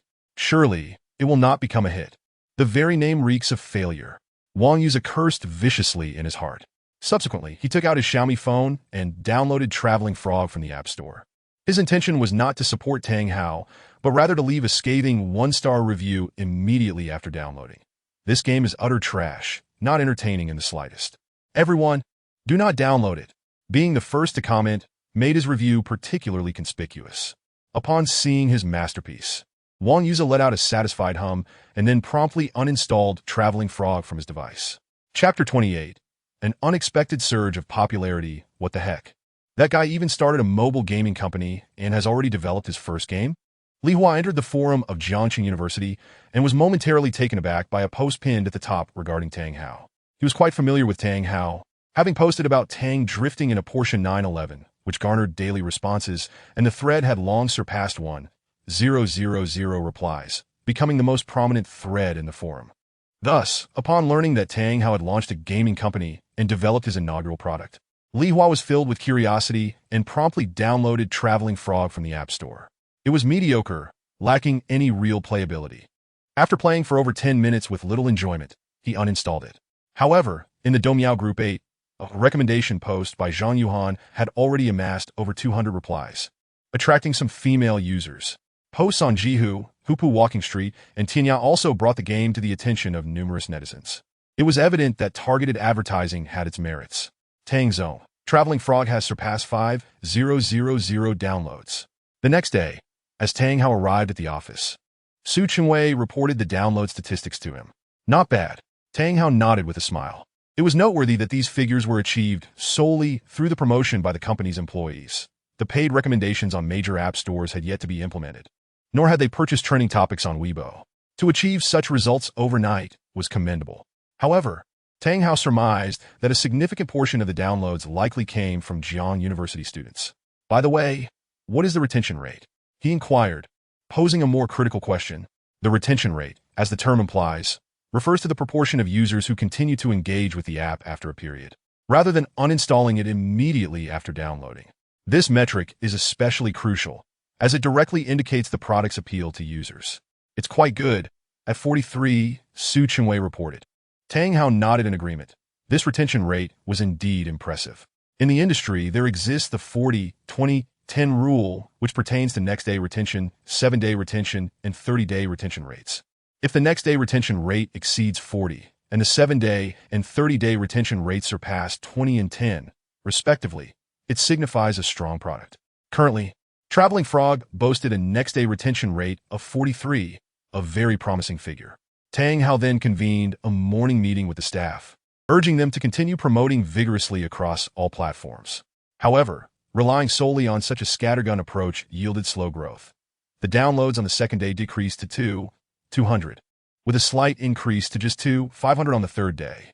In the blink of an eye, a week had passed, and Traveling Frog had accumulated a total of only 24,000 downloads, with a commendable retention rate of 28. After a week, merely 24,000 downloads. Was it truly on the verge of failure? Tang Hao felt a tinge of unease upon seeing these figures. Tang Zong, while the current data isn't stellar, it's not disastrous either. Once we secure recommendations on the app platforms tomorrow, the download numbers should surge. Whether it can become a hit will depend on the effectiveness of the recommendations. Noticing Tang Hao's silence, seemingly disheartened, Su Chengwei hurriedly offered reassurance. Yes, recommendations will start rolling out across major app platforms tomorrow. If the numbers remain stagnant post-recommendation, then we can discuss potential failure. Tang Hao regained his fighting spirit. On May 15th, Traveling Frog was featured on App Treasure and Huawei App Store, causing downloads to skyrocket to 300,000 in a single day, with the Baidu search index exceeding 10,000. On May 16th, Traveling Frog received recommendations on Anji Market and Xiaomi App Store, surpassing 700,000 downloads, with the Baidu search index soaring to 18,000. On May 17th, Traveling Frog was recommended by a prominent tech giant, marking the final day of its recommendation on App Treasure. Total downloads finally surpassed 1 million, reaching 1.25 million, and the Baidu search index doubled to 39,500. Tang Zong, the data trajectory for our game is exceptionally promising. It genuinely has the potential to be a minor sensation, Su Chengwei exclaimed with excitement. Yet, he was still too conservative. By May 21st, when all recommendations had concluded, Traveling Frog had surpassed 3 million total downloads, reaching 3.35 million. More astonishingly, its Baidu search index had climbed to 298,000. Furthermore, on that very day, Traveling Frog ascended to the top of the free chart in the National App Store, eclipsing other popular games like Honor of Kings. Undoubtedly, reaching the pinnacle of the National App Store provided Traveling Frog with an exceptional promotional opportunity. Concurrently, discussions related to Traveling Frog on Weibo experienced explosive growth, even trending on social media due to spontaneous conversations among netizens. My son has gone traveling again and even sent me a postcard. I can't feed him. Will he starve? Look, my little son has made a new friend. He's drawing now, so well-behaved. He's back after just an hour? Did someone bully you? Tell mommy. Upon reading these comments, Tang Hao found them rather childish. Yet he felt a surge of joy within, for each comment represented an engaged user. Moreover, on his WeChat moments, he noticed no fewer than 10 friends posting about their frog son. It appeared that a true sensation was on the horizon. Tang Hao triumphantly clenched his fist. The fervor continued to rise. Following its ascent to the App Store summit, numerous media outlets began to report on Traveling Frog. Why did this seemingly unremarkable game suddenly gain such immense popularity? What led Traveling Frog to become a viral sensation in just 1 week? The reasons for its success were manifold, yet the most crucial one was often overlooked. How did the laid-back Traveling Frog achieve overnight fame? The number of media articles discussing why Traveling Frog exploded in popularity reached into the dozens, with major news portals publishing related reports. Even on the 23rd, a prominent publication wrote an article stating, "A game named Traveling Frog has taken the internet by storm. The return of electronic pets has caught many off guard. The zen-like care of frogs offers a delightful way to pass the time, addressing the loneliness of urban life, and perhaps even reflecting reality. The frog son, often away from home, embodies every wanderer. What does a frog mother's weight feel like? The longing at home is 100-fold greater. Traveling frogs, remember to return home." With extensive media coverage, the popularity of Traveling Frog surged, evolving into a societal topic of conversation. By the evening of May 25th, Traveling Frog finally climbed to the 10th position on the National App Store's bestseller list. Traveling Frog had truly become a hit, a success that left Tang Hao utterly astounded. Chapter 29. Monthly revenue surpassing 100 million. It is important to note that Traveling Frog is not a game that heavily relies on in-game purchases. Although the clover can be purchased, players need not be shackled by monetary constraints. Chance and patience are the prevailing states of most frog-raising enthusiasts. Yet even so, Traveling Frog astonishingly soared to the 10th position on the National App Store's bestseller list. After the initial shock, excitement set in, and Tang Hao inquired old Su, "Based on your experience, what is the estimated daily revenue for a 10th place ranking?" "Tang, in a game I previously led at the pig farm, we once reached the 12th position on the App Store's bestseller list, generating approximately 3 million a day. Now for 12th place, it should be around 4 million. Su Chengwei contemplated aloud. Daily revenue of 4 million? Tang Hao's eyes sparkled with delight. That means the monthly revenue could exceed 100 million. Moreover, This is solely from the Apple App Store sales, not accounting for Android's revenue. Indeed, gaming is a lucrative venture. Congratulations, Tang. Witnessing Tang Hao's exuberance, Su Chingwei felt a twinge of envy. To achieve such resounding success with a debut game is truly rare. He held Tang Hao in even higher regard now. Had it not been for Tang Hao's persistence, Traveling Frog might have been shelved indefinitely. Congratulations all around. The success of Traveling Frog is a testament to the collective effort of all employees in the company. Tang Hao chuckled. He then turned to the others, clapped his hands, signaling everyone to pause their work.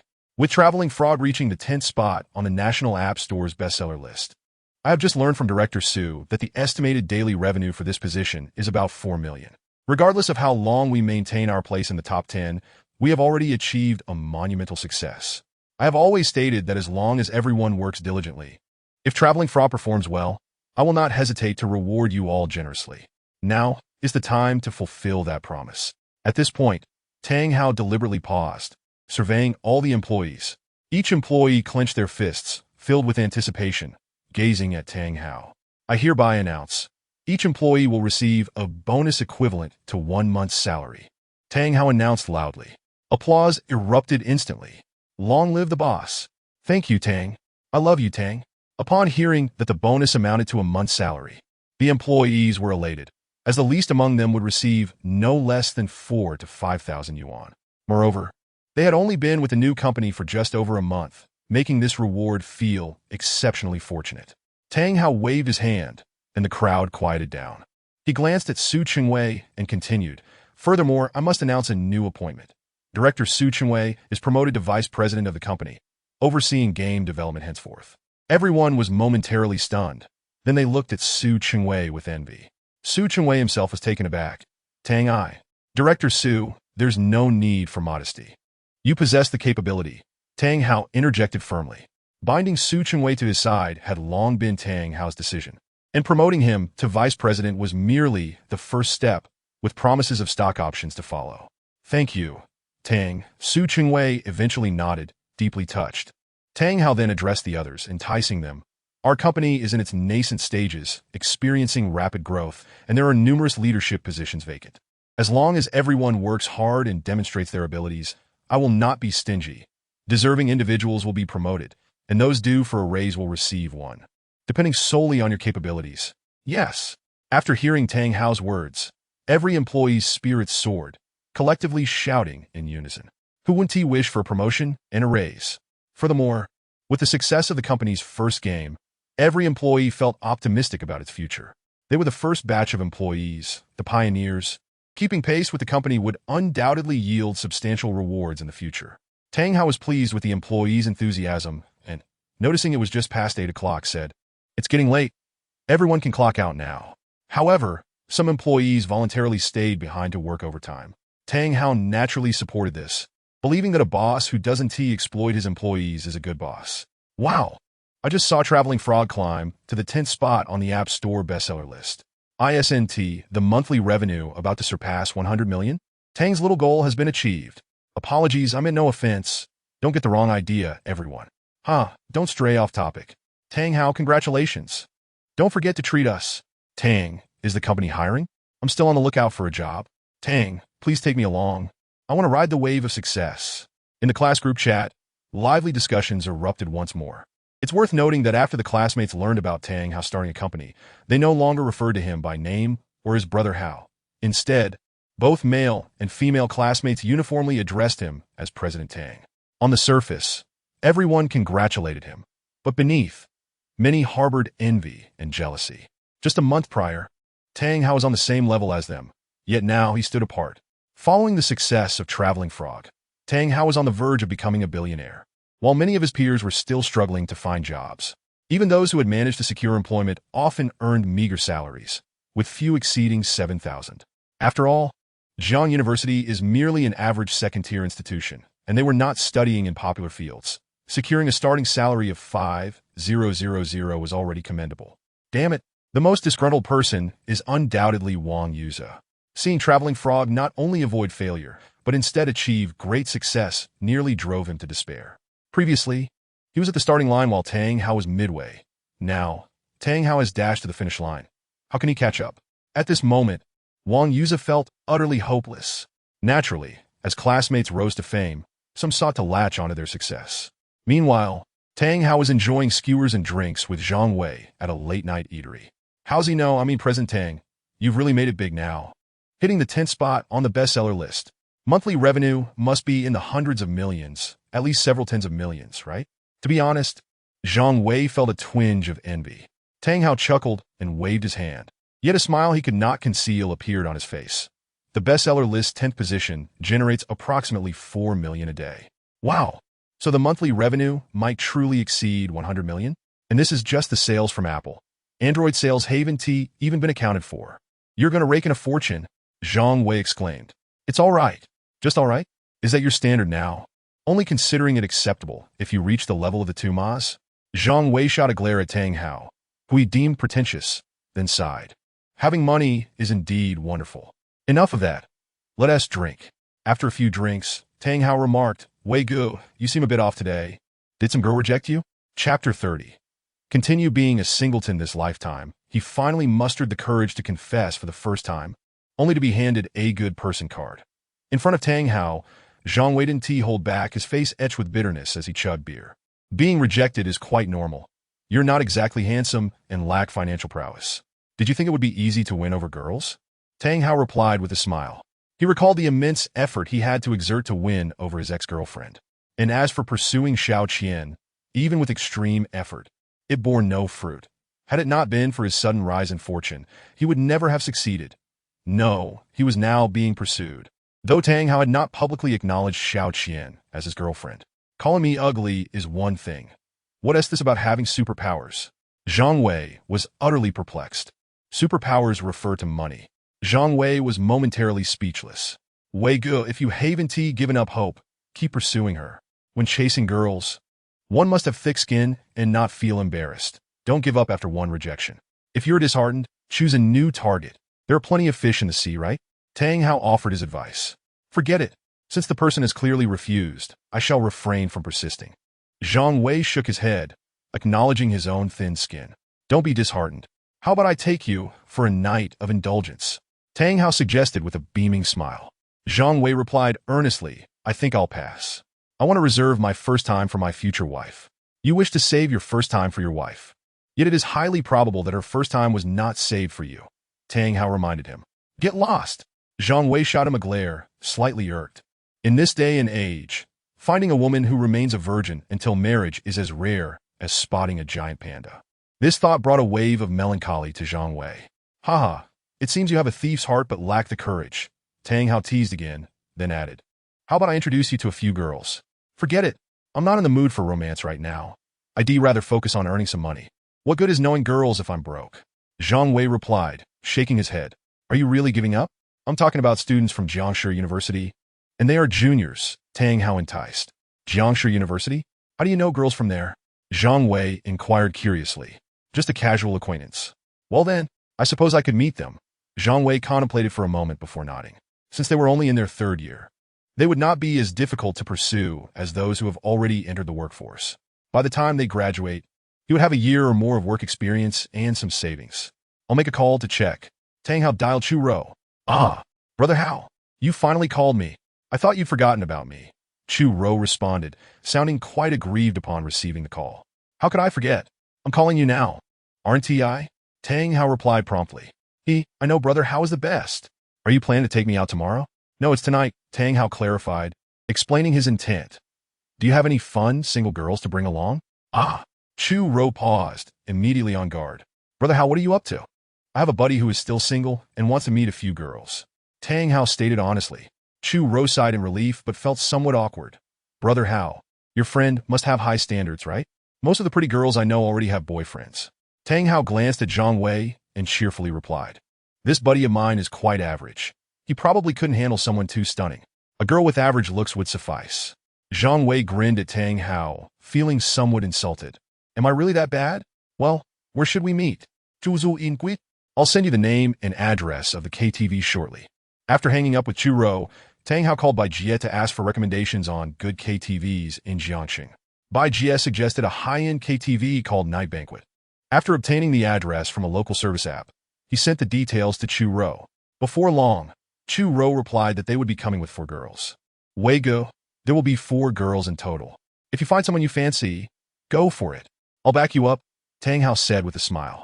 Let us hope for the best, Zhang Wei replied, not holding out much hope. Soon after, Tang Hao settled the bill, drove his Porsche 911 with Zhang Wei to the night banquet KTV, rented a small room, and ordered fruit platters and drinks while waiting for Chu Ro and the others. As soon as they entered the room, Zhang Wei began singing, showcasing his talent for Cantonese songs, a devoted fan of the genre. Wei go, your singing is quite good. You might want to show off a bit later, Tang Hao suggested. Zhang Wei nodded. Singing was indeed his only specialty. Not long after, Tang Hao received a call from Chu Ro, informing him they had arrived, prompting him to invite Zhang Wei to join him downstairs to greet the girls. Upon descending, they indeed spotted Chu Ro and the other 3 girls. Tang Hao took a moment to assess the newcomers. They were not exceptionally beautiful, but certainly not unattractive either. With some makeup, they could easily score a 75 out of 100, making them suitable company for Zhang Wei. Brother Hao? Chu Ro exclaimed with a bright smile upon seeing Tang Hao. After mutual introductions, they ascended back to the room to assert her claim and prevent any misunderstandings.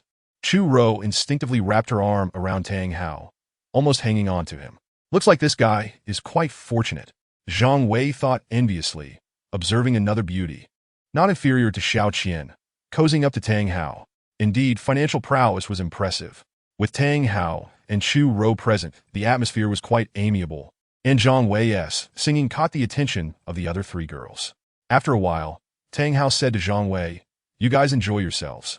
I'm taking Chu Ro out for some fresh air. Sure, Zhang Wei nodded, assuming Tang Hao was creating an opportunity for him. Little did he know, once outside the room, Tang Hao headed straight to the restroom, winking at Chu Ro. After a brief hesitation and a glance around, Chu Ro quickly followed him in. Moments later, she squatted before Tang Hao, her head bobbing.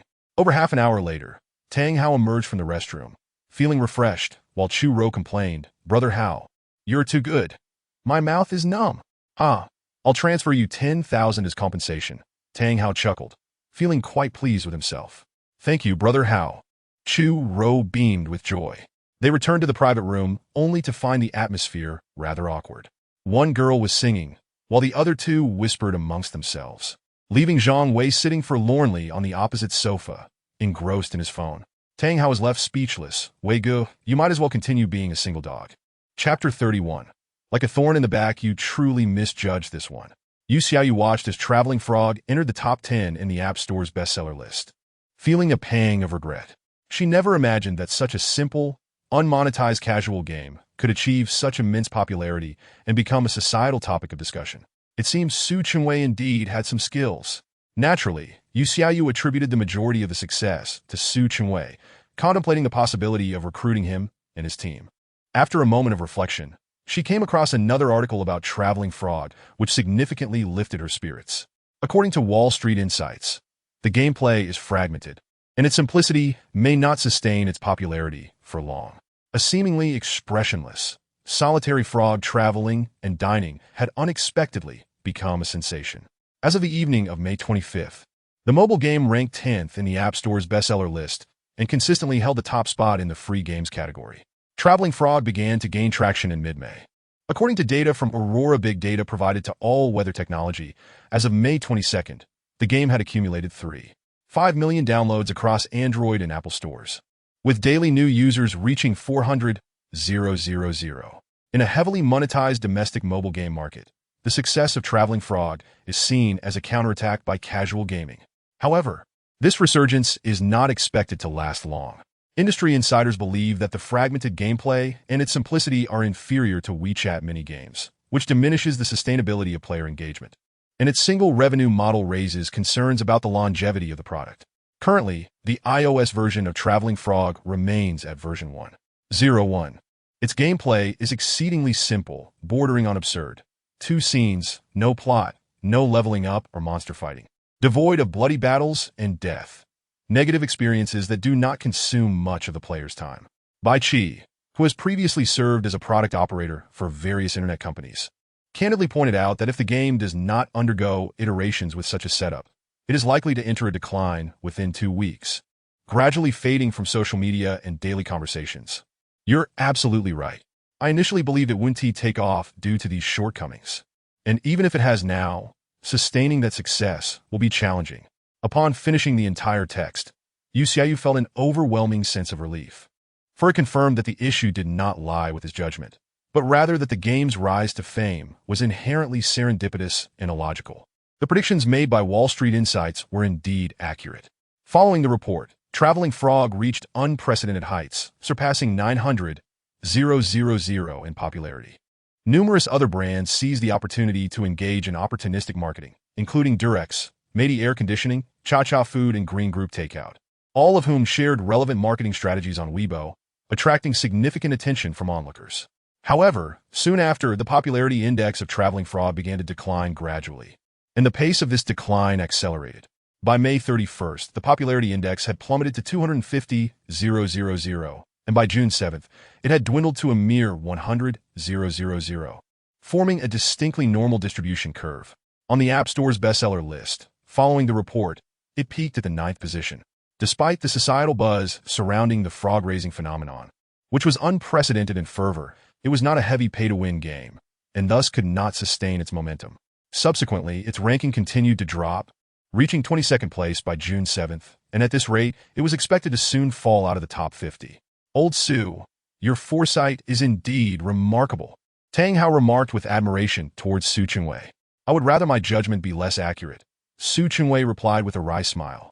Even if it only enjoyed a brief period of popularity, it is still a significant success. One cannot expect to feast like a glutton. Games like Honor of Kings take years for Tencent to encounter. Although Tang Hao felt a tinge of regret at the fleeting nature of its success, he felt more fortunate. Even a mere half-month of explosive popularity had allowed Datang Company to gain some recognition and earn substantial profits. What more could one desire? Tang Hao's words resonated with Su Chingwei, who nodded in agreement. A strong societal reaction to their first game, even if only for a brief moment, was sufficient to establish their standing in the industry. Old Su, it's time to prioritize the second game, Tang Hao added. Yes, I'm already collaborating with the team on the planning, Su Chingwei replied. Very well, I shall return to school now. I have my defense this afternoon, Tang Hao acknowledged with a nod. Su Chingwei wished him well, saying, I wish you a smooth defense, Tang. Jiang University cannot compare to your Jing University. The graduation defense here is quite lax, merely a formality, Tang Hao remarked, feeling no apprehension despite his average GPA of being below 3. Upon returning to the apartment he rented off campus, Tang Hao felt the need to prepare, reviewing his thesis from beginning to end while noting the key points to remember. At 2 o'clock, he drove to the teaching building for his defense and discovered that around 20 to 30 people were already in the classroom. Tang, you're here. Classmates greeted him. It's been a while, they continued, expressing how rare it was to see him amidst his busy schedule. Tang Hao smiled and nodded in response before taking a seat next to Zhang Wei. How's your preparation going? Zhang Wei inquired. Not much, Tang Hao shrugged. Zhang Wei paused for a moment, shaking his head. You're still so nonchalant. With your wealth? Does it even matter if you obtain this diploma? It's merely a formality. After all, the defense is conducted by our own instructors, right? Tang Hao replied with a smile. That is true, but what if Zhang Wei still felt somewhat anxious? Tang Hao was about to say something when he suddenly felt someone's gaze upon him, sending a shiver down his spine. He turned abruptly to find Wang Yuze in the back row staring at him with a menacing glare, but as soon as their eyes met, Wang Yuze quickly averted his gaze. Tang Hao furrowed his brow. The hostility was palpable. Should he strike first? What are you thinking? Zhang Wei asked upon noticing Tang Hao's sudden silence. Nothing. At 2 o'clock, the 4 defense instructors arrived punctually, and as expected, all 4 were teachers who had previously taught Tang Hao. Although one of them was typically quite strict, the atmosphere lightened considerably. During the defense, they were not overly stringent. After the student presentations, the questions posed by the instructors were not intentionally challenging. In fact, when it was Tang Hao's turn, one instructor even joked, Tang, don't be nervous. With your current management skills, you're more than qualified to graduate. Tang Hao chuckled awkwardly. Please just call me by my name, Li. After more than 10 minutes, Tang Hao completed his defense successfully. Chapter 32. Outstanding graduate representative. No sooner had he stepped out of the classroom than his phone rang. Seeing it was his mother's call, he answered promptly. How are you at school? Without waiting for him to respond, his mother inquired. I'm doing well. How about you and Dad? Tang Hao replied with a smile. We're fine too. After exchanging pleasantries, his mother asked with concern, How? Have you found a job? Of course, Mom. You needn't worry. Tang Hao reassured her. He hesitated, ultimately deciding not to mention his entrepreneurial venture to his mother. He would surprise them when he returned home soon. Otherwise, he would have to spend a long time explaining over the phone. After chatting for a while, they hung up, and Tang Hao drove back to the company in his Porsche 911. Upon arrival, he noticed Su Chingwei and several core employees deep in discussion in the break area. And upon joining them, he learned they were brainstorming ideas for the next game. Despite Traveling Frog still holding just over 100,000 in popularity, it was declining rapidly. If this trend continued, it would likely drop to around 50,000 by mid-June. Once the buzz faded and frog raising was no longer trendy, the game's playability would undoubtedly lead to a mass exodus of players. Thus, the company needed to expedite the development of the second game. With over 20 employees, the monthly payroll was no trivial matter. Do you have any preliminary ideas? Tang Hao inquired after greeting them. It was imperative to be concerned. The system's second task could not be completed in a short time, making it impossible to select a new game through directed extraction. He could invest a few million to upgrade to LV3, allowing for another lottery, but even that did not guarantee a favorable outcome. As evidenced by his previous draw, a rather lackluster high-tier racing skill. Therefore, Tang Hao needed to brace himself for the possibility of not obtaining a new game and relying on his own creativity instead. Tang, we have some initial concepts. Su Chingwei nodded. So quickly? Tang Hao was surprised and immediately asked, do share. According to our data analysis, the proportion of female players for Traveling Frog reached 65, indicating strong purchasing power among women. Coupled with the experience we've gained from Traveling Frog, our preliminary idea is to develop a new project centered on a nurturing-style casual game targeting female users. Su Chingwei paused to gauge Tang Hao's reaction. After a moment of contemplation, Tang Hao nodded for him to continue. Our analysis of trending keywords on Weibo over the past 2 years reveals a significant interest among women in cats, even giving rise to the popular internet term cat petting. However, many women are unable to keep cats due to various constraints, leading to the emergence of a large community of cloud cat owners. If we were to develop a casual game centered around cats, it would likely attract a considerable number of cat-loving women. That's a promising idea. Tang Hao expressed his appreciation. Our concept essentially evolves from Traveling Frog, mirroring its simplicity in gameplay, avoiding heavy monetization, and maintaining a cute art style. Compared to Traveling Frog, it may not capture as much societal attention, but it could potentially retain players for a longer duration, as those who love cats are less likely to abandon it based on fluctuating trends. Su Chingwei spoke with a hint of embarrassment. However, Tang Hao was all smiles. Excellent. Although our company has successfully launched a game, our foundation remains rather thin. The most crucial aspect is to proceed steadily. Once we have solidified our strength, we can then embark on larger productions. I believe the second game is the one. Make sure to refine it promptly. To be candid, Tang Hao harbored a profound fear that the success of Traveling Frog might inflate Su Chingwei and the development team's egos, leading them to pursue a grand mobile project. Fortunately, it seemed that having learned from previous entrepreneurial failures, Su Chingwei had matured considerably. All right, Mr. Tang. With the acknowledgement from their superior, Su Chingwei and his team members were instantly invigorated. Days flew by in the blink of an eye. One day, Tang Hao received a call from Counselor Wang Chong, requesting his presence in the office. Mr. Tang, it's been a while. I see you've become quite the big boss. Wang Chong jested. Wang Chong was a second-year graduate student at the university and had taken on the role of counselor when Tang Hao and his peers were in their sophomore year. Given their similar ages, their interactions were quite casual. Tang Hao chuckled and directly inquired, I wonder, Brother Chong, is there something you need to discuss with me?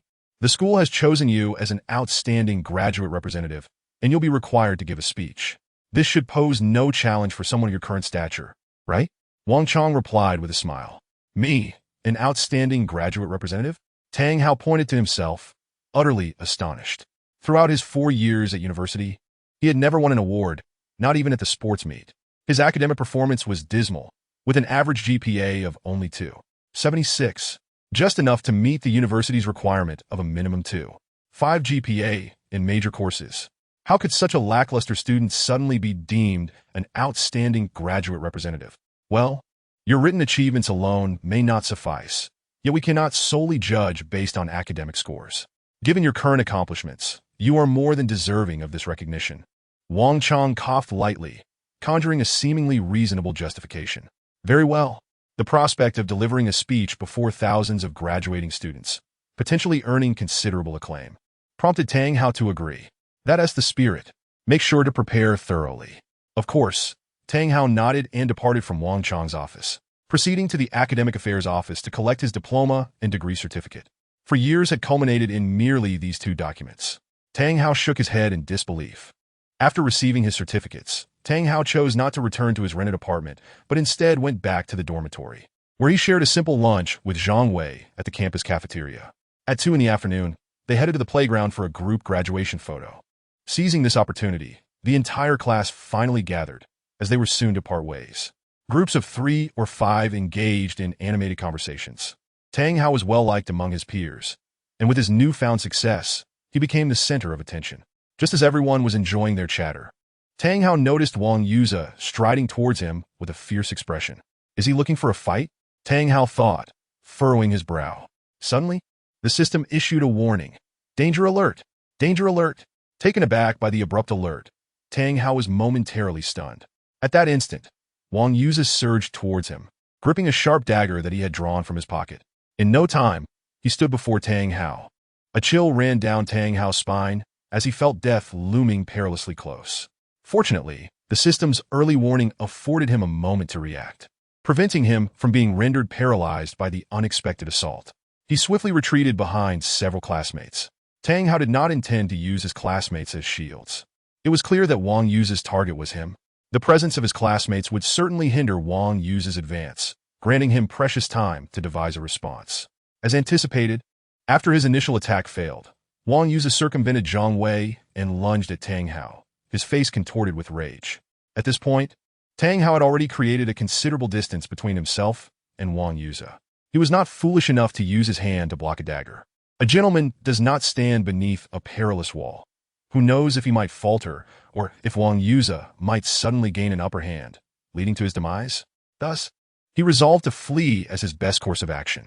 The playground was vast and bustling with people. As long as Wang Yuze's initial strike was thwarted, it would be difficult for him to reach Tang Hao again. In terms of physical prowess, Tang Hao was no inferior to Wang Yuze.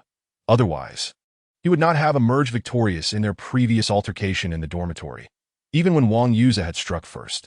Henceforth, the scene on the playground unfolded as one person sprinted ahead, pursued by another brandishing a dagger. Ah! What the hell? Wang Yuze, have you lost your mind? Wang Yuze, what are you doing? The stunned classmates quickly regained their senses, with some screaming in terror and others shouting reprimands. Zhang Wei, who had a good rapport with Tang Hao, charged directly at Wang Yuze. His movement prompted other male classmates to follow suit, and soon, Wang Yuze was surrounded by a group of 7 or 8 individuals. Get away! This is none of your business. Wang Yuze panted heavily, tightly gripping the dagger, his voice laced with hostility. Wang Yuze, whatever the issue, don't do something foolish. Murder leads to imprisonment. We're about to graduate. Don't be reckless. The classmates attempted to dissuade him, but it was evident that Wang Yuze had premeditated this act and was not easily deterred. With eyes ablaze, he bellowed, "Shut the hell up! Anyone who wants to die can join me." With that, he viciously swung the dagger at the classmates attempting to restrain him. The glinting dagger sent shivers down the spines of the onlookers, making them instinctively step back. Wang Yuze charged towards the distant Tang Hao once more. However, unbeknownst to him, a trap lay in wait. As he rushed forward, he was unexpectedly kicked down by Zhang Wei, who then pounced on him, pinning him to the ground. Enraged, Wang Yuze seethed, thinking that Zhang Wei was in league with that damned Tang Hao, and a murderous intent surged within him. Fortunately, Zhang Wei's kick had been unrelenting, causing Wang Yuze's dagger to fly from his grasp as he fell. By the time Wang Yuze attempted to dislodge Zhang Wei and retrieve the dagger for retaliation, it was too late. Upon witnessing Wang Yuze being knocked down, other classmates immediately rushed in, and with their combined efforts, they swiftly subdued Wang Yuze. Tang Hao let out a sigh of relief and returned to his peers. Tang Hao, if I ever get the chance, I will make sure to kill you. Wang Yuze, with bloodshot eyes, struggled fiercely as if he were a wild beast poised to pounce. Tang Hao ignored him and instead asked with concern, "Is everyone uninjured?" "No, we're fine." The crowd shook their heads in unison. Only then did Tang Hao feel reassured. He took out his phone and called the police. Hello. Is this the police? I'm a student at Jiangda. Someone is attempting to kill me, yes, with a dagger in public view. Many witnesses are present. The assailant has already been subdued at Jiangda Stadium. Tang Hao, you weren't hurt, so let it go. If you call the police, Wang Yuza will be ruined. Seeing Tang Hao dialing, the class monitor, Deng Xiu, stepped in with reluctance. I might want to let it go, but some people clearly do not. Did you not hear Wang Yuza's words? He said he would kill me if given the chance. Class monitor, if someone is intent on murdering you, would you refrain from calling the police and graciously pretend nothing happened? Regardless of whether you would or not. I'm afraid I cannot. Tang Hao replied with a cold laugh. On the day of the graduation defense, he had sensed Wang Yuza's animosity towards him intensifying significantly. He had contemplated whether to take preemptive action, only to find himself ambushed by Wang Yuza instead.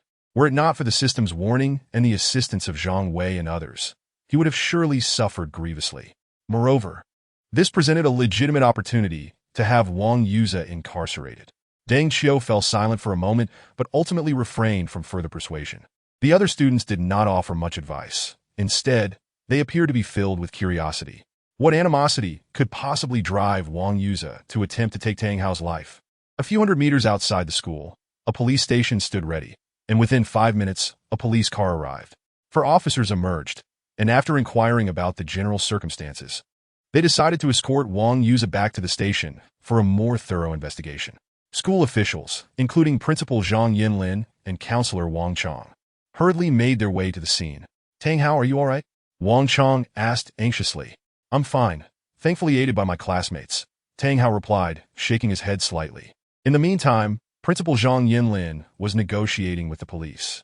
Officer Wang, the youth is impulsive. A mere disagreement shouldn't escalate to violence. Fortunately, neither party has sustained serious injuries. Perhaps this matter could be settled privately within the school, as a formal case could severely impact their futures. Principal Zhang, this is already a criminal case. Although no one was injured, the nature of the incident is far removed from a typical brawl, Officer Wang stated solemnly. Then turned to Tang Hao. As the victim, what is your stance? If you can find it in your heart to forgive, the penalties could be significantly reduced. All eyes turned to Tang Hao. Classmate Tang Hao, we are all peers. Zhang Yinlin urged. It was not that he favored Wang Yuza, but rather that a criminal incident could tarnish the school's reputation, so he hoped to minimize the fallout. I wish for the law to take its course. Let justice prevail. Tang Hao pondered for a moment, but ultimately did not yield to Zhang Yinlin's plea. It was impossible for him to show leniency towards someone who had intended to end his life. He was no saint and certainly did not wish to find himself in a tale reminiscent of the farmer and the snake. Officer Wang was quite pleased with Tang Hao's response. In that case, let us follow due process. You will accompany us to the station to provide a formal statement. Very well. However, may I delay my visit? We are about to take graduation photos. Tang Hao replied with a smile. The group paused in surprise. Even at such a moment, he was still preoccupied with graduation photos, exhibiting a remarkable composure. That's fine. After the photos, you can come by, Officer Wang conceded, as Tang Hao was not the perpetrator. In the blink of an eye, the police escorted Wang Yuza back to the station. Chapter 34, A Disparity That Breeds Despair. Should we hire a lawyer? Xiao Qian inquired from the confines of the portion 911. Given that this does not involve civil compensation, we may not need one. However, since we can afford it, it might be wise to have legal representation, just to be safe, Tang Hao considered. Then I'll call Sister Xiaofei. Xiao Qian promptly dialed Lin Xiaofei from the HR department, asking her to contact the best lawyer in Jiangxing. Just as she finished the call, the Porsche 911 drove into the police station's courtyard. Wow, a Porsche? The officer at the window was taken aback upon seeing the blue sports car pull up. He had worked there for years and had never witnessed anyone arriving in such a vehicle for a mere inquiry. Clearly, a notable individual had arrived. Curiosity piqued. Other idling officers emerged to glance at the scene. Tang Hao and Xiao Qian stepped out of the car and unfazed by the officer's scrutiny. Tang Hao smiled and introduced himself. I am Tang Hao, here to provide a statement. Please come in. A previously alerted officer recognized him and warmly welcomed him into the lobby. Mr. Tang has come to give his statement. As soon as he entered the lobby, Officer Wang approached with a smile. Tang Hao was momentarily taken aback. How did he know his identity? Mr. Tang, your classmates have all confessed. So I learned that you are actually the owner of an internet company. Truly impressive. Achieving such success before even graduating, Officer Wang commended. his tone brimming with admiration. Tang Hao chuckled, realizing that his success stemmed from sheer luck rather than any exceptional talent. "You are too kind, Officer Wang. I merely had fortune on my side." "You are far too humble, Mr. Tang. While one might attribute success in trading futures to luck, running a successful company speaks to your remarkable capabilities," Officer Wang praised. Tang Hao smiled modestly, choosing not to elaborate further. He understood that his achievements were largely due to the support of a powerful system, something the outside world remained blissfully unaware of. "Officer Wang, since Wang Yuza has confessed, what prompted him to suddenly wish to harm me?"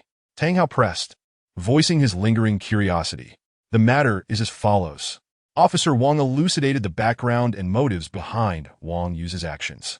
Apparently, after witnessing the immense success of Traveling Frog, Wang Yuza realized that the gap between him and Tang Hao was insurmountably vast, one that could not be bridged through mere personal effort.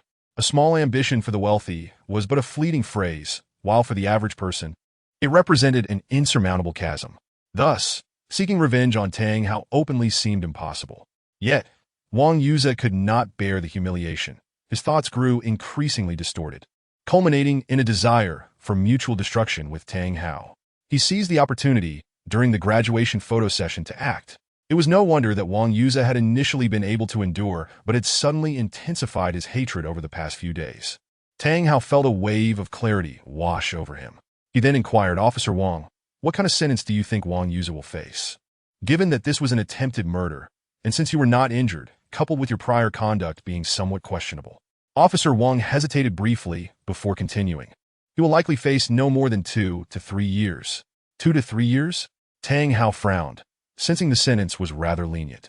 However, upon reflection, it was understandable that without severe harm, a sentence of 5 to 8 years would be implausible. After a moment of contemplation, Tang Hao nodded. "Let us proceed with the statement. I have pressing matters to attend to at the company." The statement was completed in less than half an hour, and upon signing, Tang Hao was free to leave. Once outside the police station, he sent a red envelope in the class group chat, capped at 20,000 yuan, as a gesture of gratitude.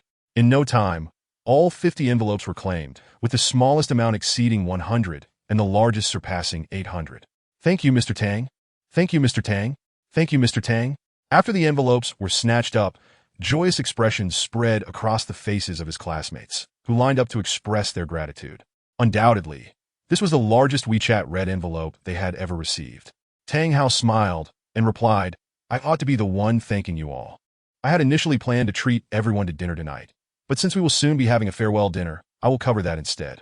The venue is tentatively set at Union Mountain Villa." "Mr. Tang is so generous." The group erupted in cheers. Union Mountain Villa is quite renowned in Jiangsheng. Nestled against a gentle hillside, offering not only a beautiful environment, but also numerous enjoyable activities, making it an ideal location for gatherings. Days swiftly passed, and at last, the time for the college's graduation ceremony arrived. Tang Hao arrived at the dormitory early, donned his black graduation gown, and, clutching his certificate, made his way to the auditorium alongside Zhang Wei and others. When it was their class's turn, 10 students ascended the stage together, forming a line, awaiting the leadership's acknowledgement. "Tang Hao, I wish for your future endeavors to flourish," Principal Zhang Yinlin proclaimed as he moved the tassel of Tang Hao's cap from right to left, shaking his hand warmly. "You have already achieved so much before even stepping out of the university. This is a significant accomplishment for our school." At this moment, Tang Hao could be considered one of Jiang University's exemplary alumni. Therefore, despite the preceding incidents, Zhang Yinlin continued to regard Tang Hao with great familiarity. "Thank you for your encouragement, Principal. I will strive even harder to give back to society and my alma mater," Tang Hao responded earnestly. "Excellent. I look forward to it."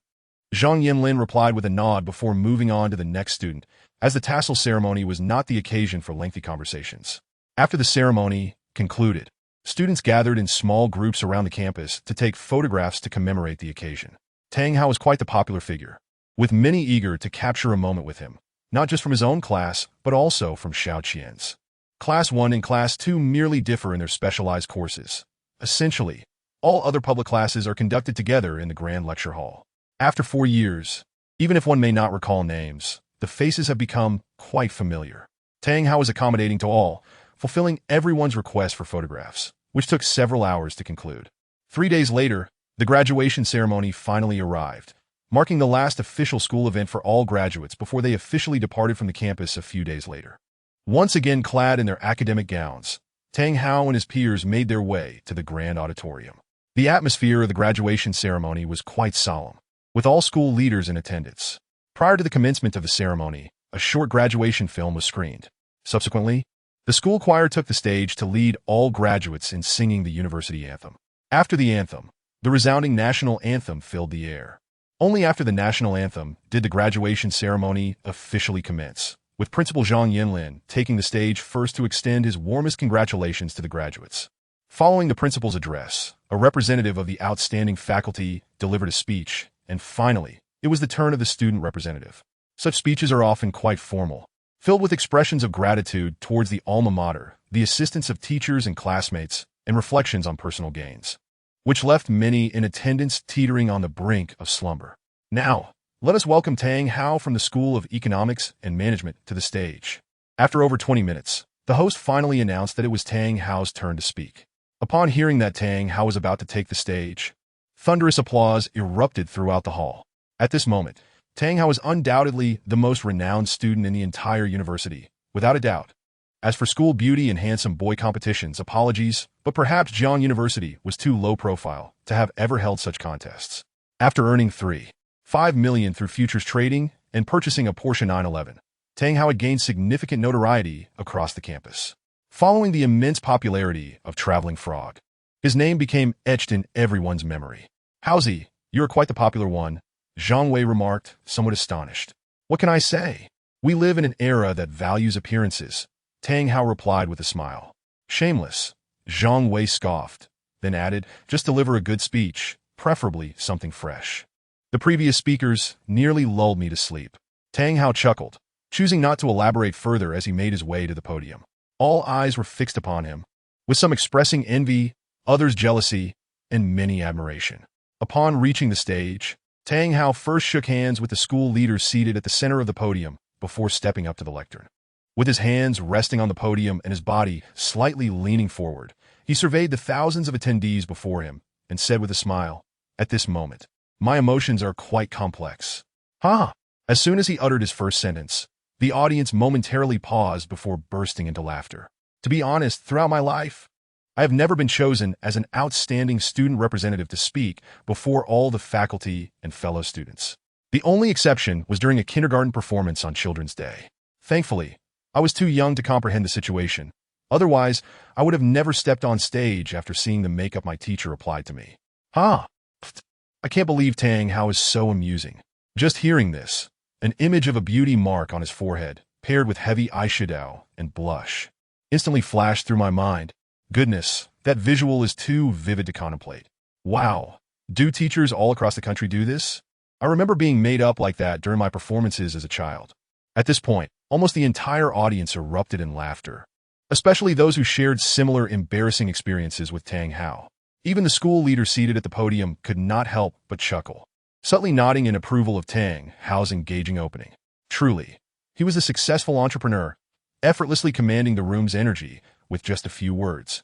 A stark contrast to the seemingly eloquent, yet utterly cliché speeches of the previous speakers. Once the laughter subsided somewhat, Tang Hao scanned the crowd and continued. "In comparison to the previous three speakers, my academic performance pales in comparison. To be frank, my average GPA is merely 2.76, and my GPA in specialized courses is only 2.6. Truly, I am a bona fide underachiever, unworthy of being selected as an outstanding student representative. What on earth is Haozi trying to do?" Zhang Wei was utterly bewildered. Was he not just undermining the school's reputation? The school leaders seated on stage also furrowed their brows, questioning whether Tang Hao's candor was excessive. For most ordinary students, being named an outstanding graduate representative held little significance. However, for a select few aiming for institutional positions, such a title could be advantageous. Consequently, murmurs began to circulate among the audience, venting their frustrations. "Ah, the school is only acknowledging Tang Hao now that he has money. No doubt about it. Tang Hao has achieved such success before graduating. What's wrong with him being the outstanding graduate representative?" While some voiced complaints, many others agreed. On stage, Tang Hao was keenly aware of the audience's reactions and remained unfazed. Smiling as he stated, Thus, when my advisor informed me that I was to represent the outstanding students, my initial response was one of refusal. Haha! His playful banter resonated well, far more entertaining than the previous official speeches. The moment he mentioned his initial refusal, the audience erupted in laughter once more. Tang Hao relaxed further, his smile radiant as he gazed at the thousands of students before him, as if viewing a sea of potential. My advisor, Wang Chong, told me, Tang Hao, although your grades may not be stellar, you have achieved considerable success in your career. It is perfectly reasonable for you to speak as an outstanding student representative, and you might also share some insights for those aspiring to become entrepreneurs. Upon hearing Tang Hao's self-deprecating humor, the audience erupted into laughter again.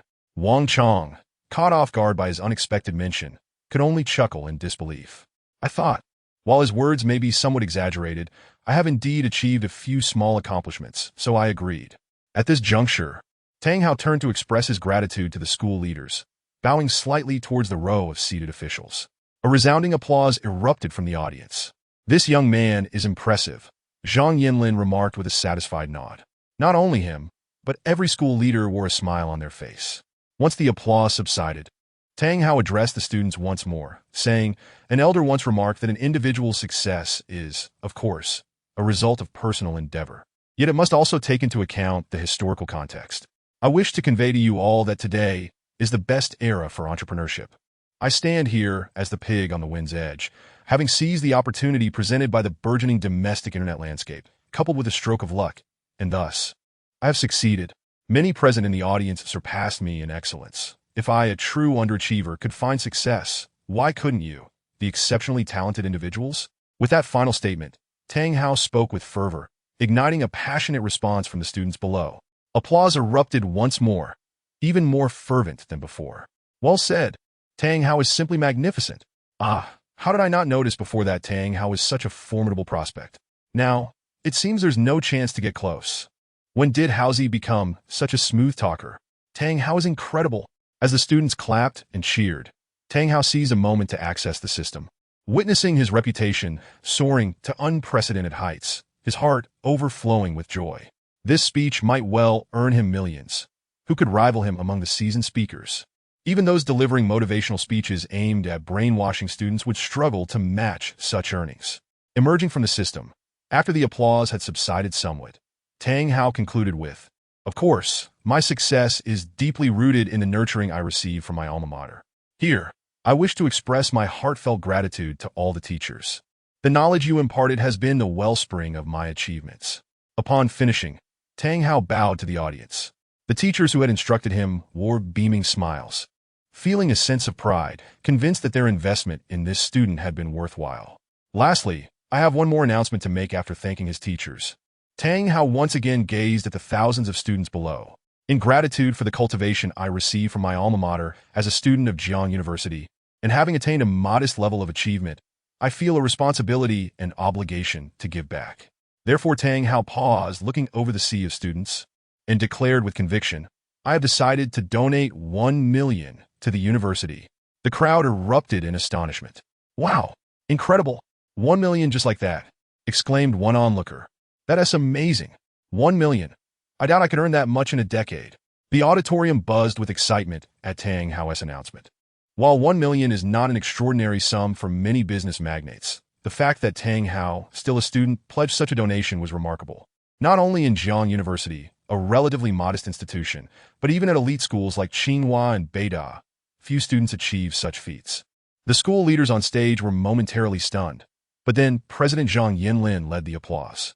As he stood, the other leaders followed suit, and soon all the faculty and students were on their feet, clapping thunderously, the sound reverberating as if it might lift the roof off the auditorium.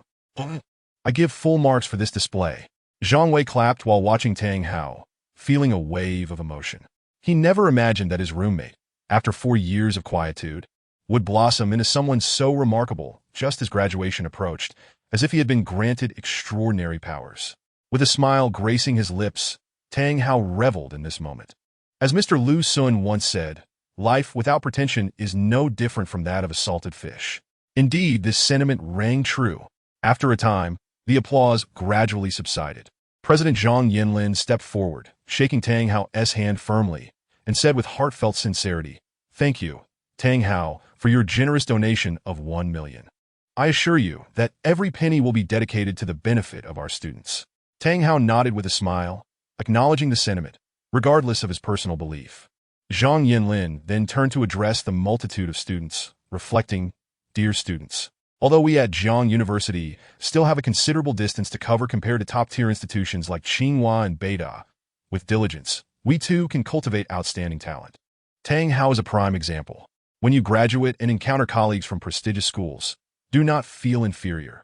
With hard work, success is within your reach." The entire assembly of thousands erupted in applause once more, each student instinctively standing a little taller. The graduation ceremony concluded in a remarkably harmonious atmosphere.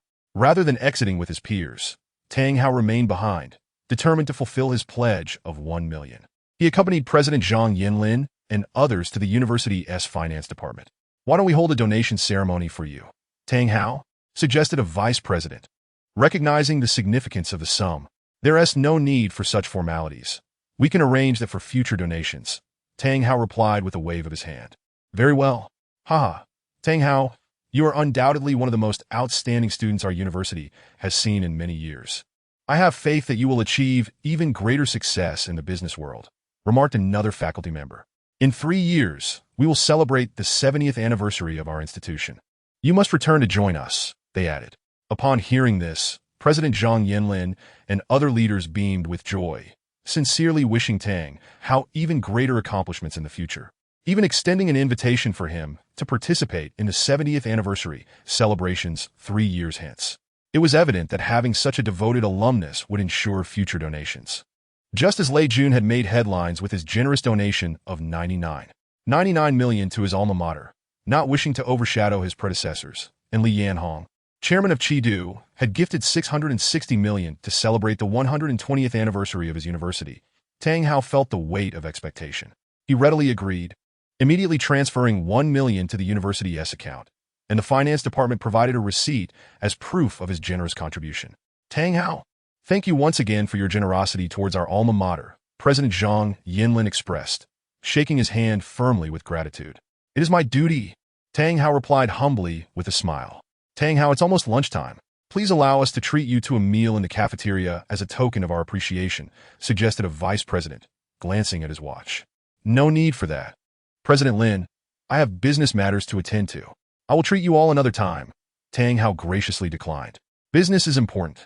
We want to keep you," President Zhang Yinlin conceded. They escorted Tang Hao downstairs, watching him drive away in a Porsche 911 before returning inside. "I have a feeling Tang Hao's future is limitless," President Zhang Yinlin predicted. "I share that sentiment," agreed the other school leaders emphatically. "You're quite generous, donating 1 million so readily," remarked Xiaoqian, feeling a pang of regret on the way back to the company. "It's just 1 million," Tang Hao shrugged off her concern. "Well, you're a big tycoon now." "1 million indeed isn't much," she replied. Tang Hao chuckled, unaware that his speech had garnered him over 50,000 in prestige points, translating to more than 5 million in currency. Even after donating 1 million, he still profited by over 4 million, all while establishing a commendable reputation. It was truly a win-win situation, an undeniably savvy transaction. Subsequently, Tang Hao inquired, "Shall I take you back to your dormitory or to the company?" "Let us head to the dormitory. The school mandates that we vacate within a week. I need to pack my things and move out early," Xiao Qian decided after some thought. Tang Hao nodded and dropped her off at her dormitory before driving to Yunyan Mountain Villa. "Tang Zong has arrived," exclaimed the crowd. "Boss Tang is incredible, donating 1 million outright. You were quite the show-off today," they teased as Tang Hao entered. "Today there is no President Tang, just Tang Hao." He laughed. "Is anyone up for a game of mahjong? Count me in. Who dares play with you?" The billionaire came the jest. "Boss Hao, we're playing blood battle mahjong with a base of 2 yuan, maximum triple stakes. Interested?" they inquired. "Absolutely, I'm game," Tang Hao replied with enthusiasm. "Let us see if we can knock the billionaire off his game," they chirped. "Don't hold back, everyone. Let us see how much we can win from President Tang today." As Tang Hao and his friends engaged in mahjong, others sang, played cards, or fished, everyone enjoying themselves immensely. Just as they were immersed in the festivities, a video of Tang Hao's donation at the graduation ceremony had begun circulating online. In Chapter 37, congratulations to President Tang for trending. At the graduation ceremony, multiple individuals recorded the moment of Tang Hao's donation. And it was not just one person who uploaded it to Weibo.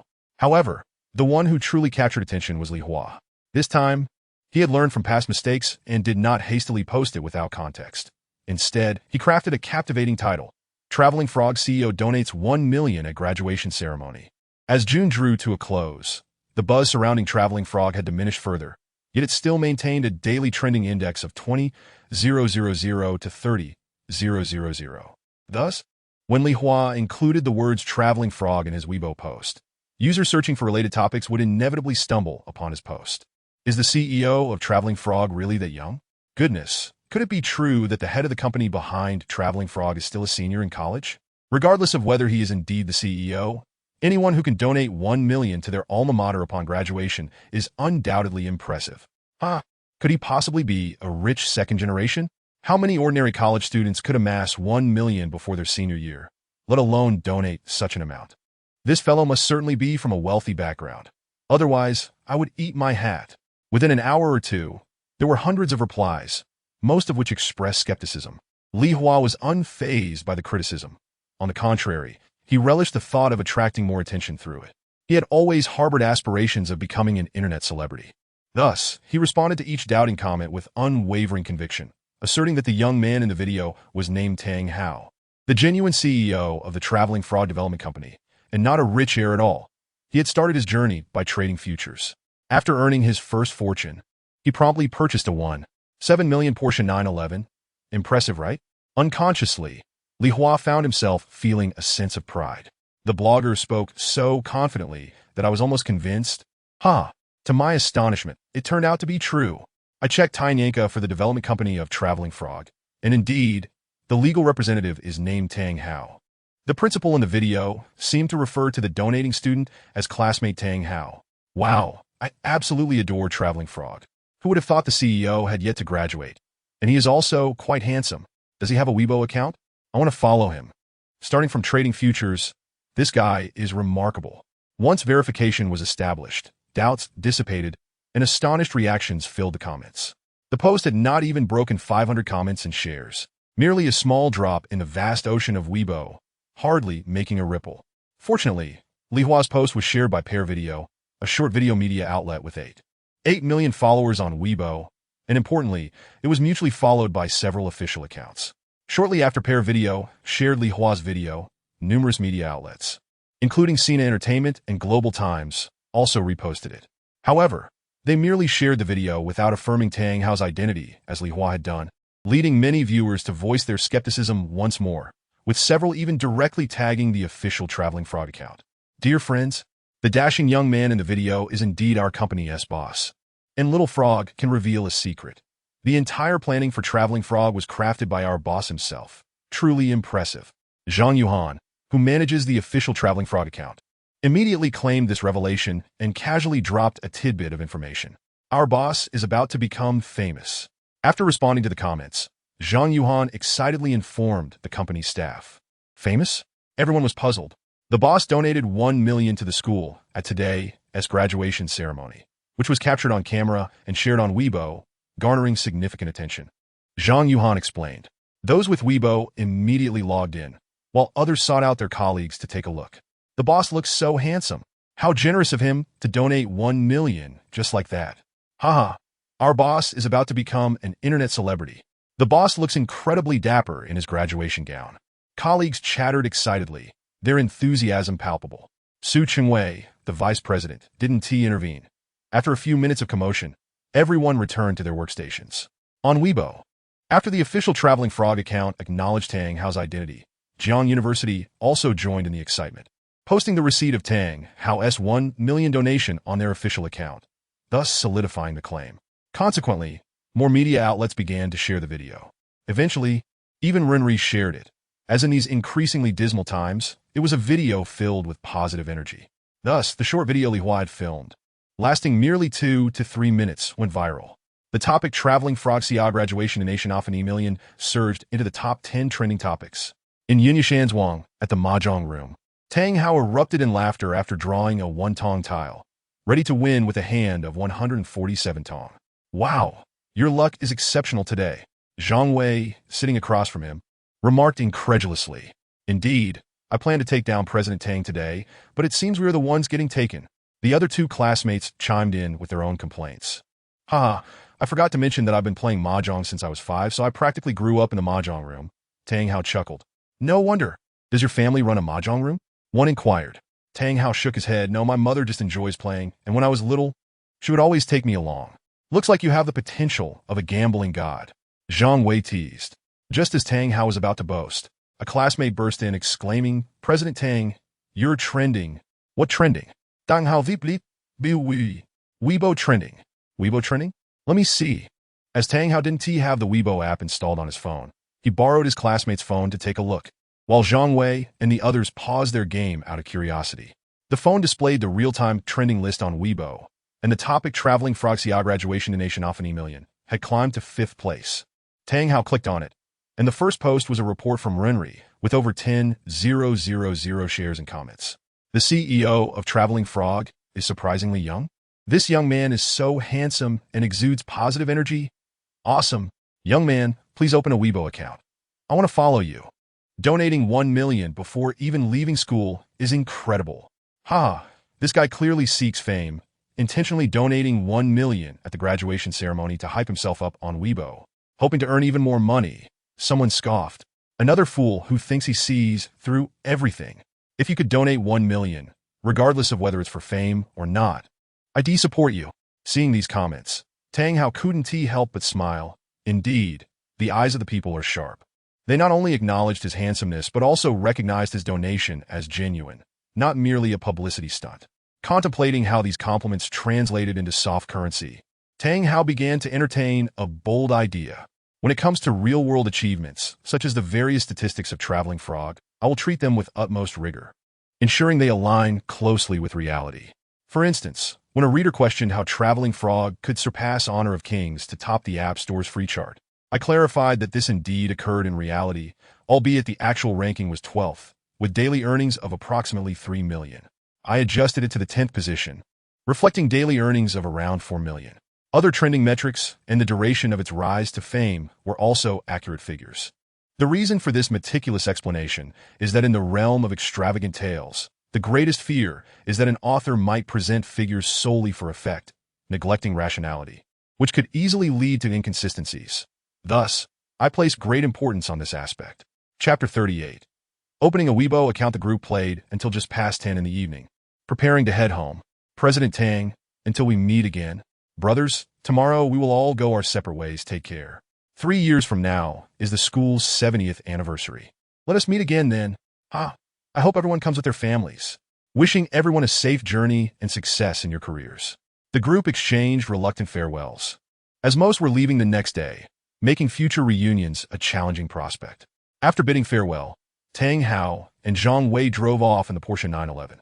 Meanwhile, Tang Hao had already entrusted Yun Yashan Villa to assist in finding transportation for the other classmates, who would also be sent back to the university.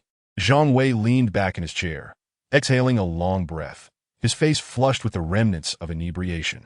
Due to the responsibility of driving, Tang Hao had refrained from consuming much alcohol. Haozi, will you still be in Jiangxing after graduation? Zhang Wei inquired, feeling a refreshing breeze that brought him some comfort. Tang Hao shook his head, replying, of course not. Jiangxing lacks the fertile ground for the growth of internet enterprises. If a company wishes to thrive, it must relocate to a major city. I knew it, Zhang Wei said, a hint of melancholy in his voice. What about you? Tang Hao countered. I plan to develop my career right here in Jiangxing. After saying this, Zhang Wei looked at Tang Hao, hesitating as if he had something more to share. Weigo, just speak your mind. No need to beat around the bush. Tang Hao encouraged him, sensing his reluctance. Zhang Wei took a deep breath, hesitating for a few seconds before finally mustering the courage to say, Haozi, I would like to borrow 100,000. Is something wrong? Tang Hao asked, somewhat surprised. No, I just want to start a small business for myself. Zhang Wei replied, shaking his head. Currently, the commission from car sales is minimal. I've only sold 6 cars in the past 2 months, which is considered the best among newcomers, yet it hardly yields a profit. I lack other skills, and even if I sought alternative employment, the salary wouldn't be substantial, so I want to venture into a small business. That's a good idea. Tang Hao acknowledged with a nod. Are you planning to open a store outside our university? Is 100,000 enough? It is, Zhang Wei confirmed. I'm preparing to open the shop at Jiangshida. Jiangshida? Tang Hao was taken aback. Zhang Wei chuckled sheepishly, explaining, firstly, there are many girls there. Secondly, Tan Min and I are almost in a relationship. Once the store is up and running, I plan to confess my feelings to her. Now I understand, Tang Hao said, realization dawning upon him.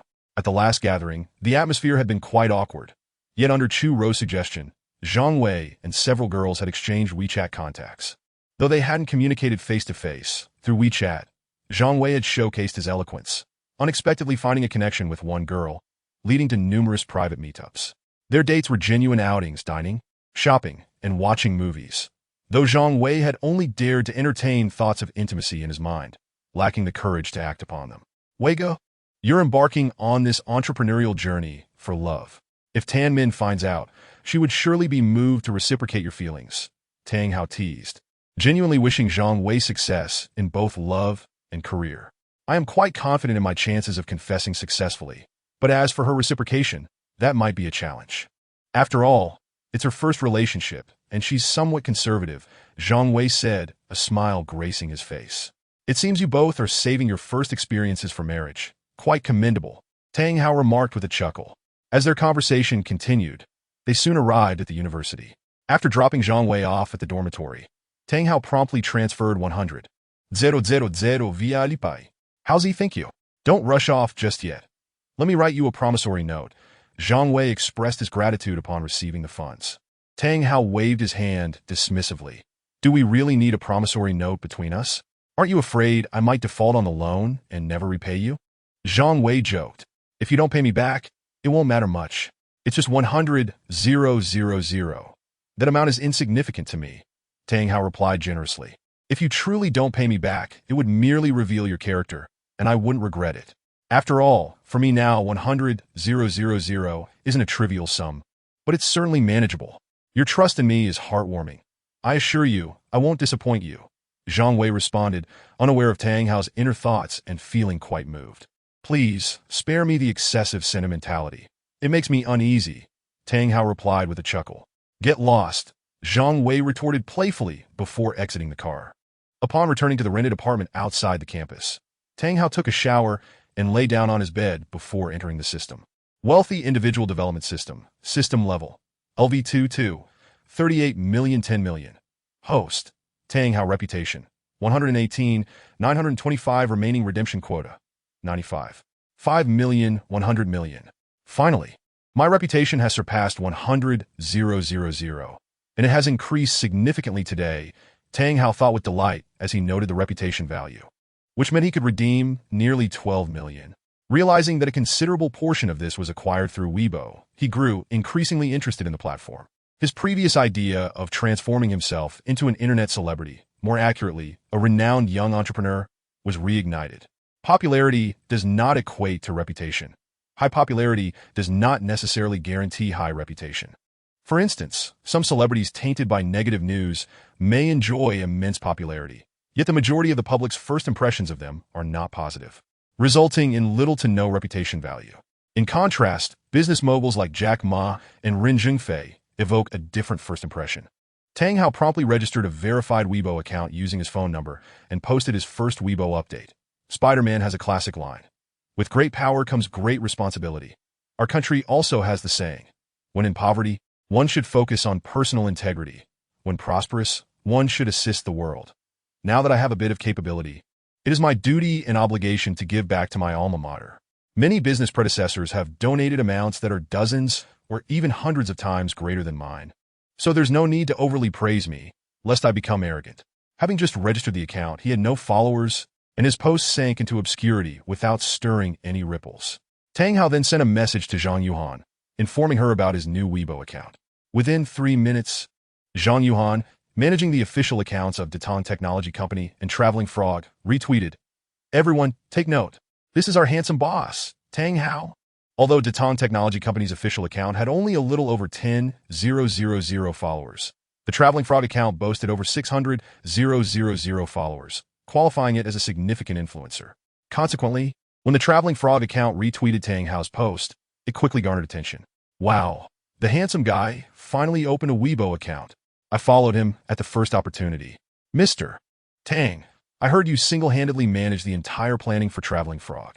Are you not updating anymore? Have you grown tired of it? As a current student from Jiangda, I am grateful to Mr. Tang for donating 1 million to our school. Before long, hundreds of comments flooded in, including a retweet from Weibo CEO Wang Gaofei. Naturally, Tang Hao's follower count surged rapidly. Chapter 39. Tang Hao's ambition the next day. Upon waking, Tang Hao opened his phone and logged into the Weibo app. Not bad. Not bad. He noted that his first Weibo post had surpassed 2,000 retweets, over 1,000 comments, and more than 5,000 likes.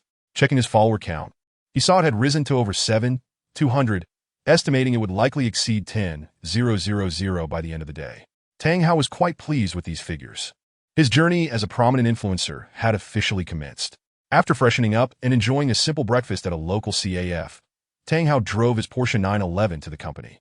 Upon arrival, he found Su Chengwei already present, deeply engrossed in his work. Tang Hao approached him and gently patted his shoulder, saying, "Vice President Su, let's discuss some matters in the break room." "Sure," Su Chengwei replied, setting aside his tasks and following Tang Hao to the break room, where Xiao Qian prepared steaming cups of coffee for the two. "Mr. Tang, what brings you here?" Su Chengwei asked directly. Tang Hao smiled and said, "Old Su, having graduated from Jiangda, if we continue to operate the company in Jiangsheng, it will severely limit our growth. Therefore, we must relocate, and I'm considering either Beijing or Shanghai. Which do you think is more suitable?" "Beijing," Su Chengwei replied without hesitation. Su Chengwei was not surprised by Tang Hao's words. Anyone with aspirations would not confine themselves to the small locale of Jiangsheng. After some contemplation, he offered his explanation. Currently, there are very few reputable first-tier internet companies in the Magic City. The largest is likely Trip, with Bilibili being relatively well-known as well. In the gaming industry, there are companies like 37 Interactive Entertainment and Giant Network, but they cannot compare to those in the capital. Tang, have you read that article online titled "Why the Magic City Cannot Produce First-Class Internet Enterprises"? I believe it carries a certain truth. He continued, "As for the capital, it is primarily home to the headquarters of many renowned internet enterprises, attracting the finest talents in the field. Furthermore, Zhongguancun is often dubbed the Silicon Valley of our nation, fostering an excellent entrepreneurial atmosphere and receiving more attention from venture capital compared to the Magic City. Lastly, it is backed by prestigious institutions like Tsinghua and Peking University, ensuring a continuous influx of skilled personnel. Hence, I believe relocating to the capital is a more prudent choice." "I share your sentiments. Let us proceed with the move to the capital," Tang Hao replied with a smile and a nod. "Are we really relocating the company to the capital soon, Tang?" Su Chengwei. Tang Hao nodded, observing Su Chengwei's seemingly troubled expression, and suddenly understood. The primary reason Su Chengwei remained in Jiangsheng after his entrepreneurial failure was that his wife was about to give birth. Otherwise, with his impressive resume, it would be effortless for him to return to his former employers at Pig Farm or Penguin, two of the nation's top internet companies. There was no way he would allow the fledgling Datong to benefit at his expense. Consequently, Tang Hao asked with concern, "Old Su, how long until your wife gives birth?" "Approximately another month," Su Chengwei replied. "A month?" Tang Hao pondered for a moment and then smiled. "No worries. By the time we complete the necessary paperwork, it will likely be over half a month. You can comfortably await your wife's delivery before heading to the capital. Consider it a brief respite." "Thank you, Tang." Su Chengwei expressed his gratitude. "Old Su, no need for formalities. My expectations for you extend far beyond that of a mere vice president," Tang Hao chuckled. Su Chengwei was momentarily taken aback, fully grasping Tang Hao's implication. Reflecting on the company's name, Datong Technology Company, Limited, he began to understand Tang Hao's ambitions. Perhaps the gaming business was merely the beginning. In the future, he would undoubtedly venture into many more industries. However, he couldn't help but wonder if they could achieve the same success in other fields. Regardless, Su Chengwei held immense anticipation and was eager to follow Tang Hao in their endeavors. If they failed, he would not suffer significant losses. But if they succeeded, his career could soar to great heights, akin to being one of Jack Ma's 18 disciples. After concluding his conversation with Su Chengwei, Tang Hao stood up, clapped his hands, and declared, "Everyone, please pause for a moment. I have something to say." All eyes turned to Tang Hao, filled with expectation, as his speeches often brought them benefits. Regarding Datong, my ambitions are grand, or perhaps I should say, my aspirations are immense. I do not wish to merely operate a small game development company. Having graduated from Jiang University, Datong can no longer remain complacent. After discussions with Vice President Su, we have decided to relocate the company to the capital. Relocate to the capital? Does that mean we will also have to work there? One employee queried. My child just started elementary school. I can't go, another chimed in. If we move to the capital, our salaries better increase. Otherwise, after paying rent, there won't be much left. Upon hearing Tang Hao's words, the office erupted with murmurs, as the matter directly impacted everyone's interests. Tang Hao raised his hand to quiet the room and continued, in principle, every employee is welcome to accompany the company to the capital. However, I understand that some may be unable to go for various reasons, and I will not impose. Appropriate compensation will be provided. For those who do relocate, salaries will certainly be adjusted accordingly. I assure you, I will not shortchange anyone. Boss, I am willing to follow you to the capital. Zhang Yuhan was the first to declare. I will go as well. I too wish to go, but I have children at home and cannot leave for the capital. Most employees raised their hands in agreement, expressing their trust in Tang Hao and their willingness to venture to the capital with him. Only a few, like Li Mei, could not follow. Being a local of Jiangcheng, she was married with children, and with her child just starting kindergarten, it was impossible for her to accompany Tang Hao.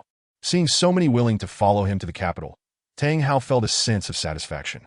He addressed those reluctant to relocate. For those who prefer not to move to the capital, please register with Xiaofei. The month is coming to an end, so let us finalize your resignations for next month.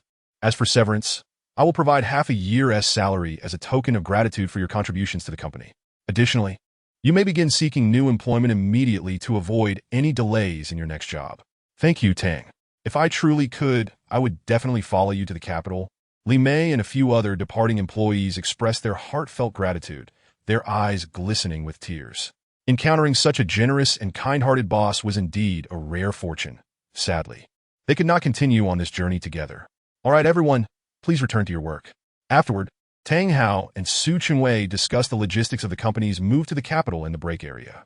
Su Chengwei, being a graduate of Jing University, had many old classmates working in the capital, making his assistance invaluable for the relocation.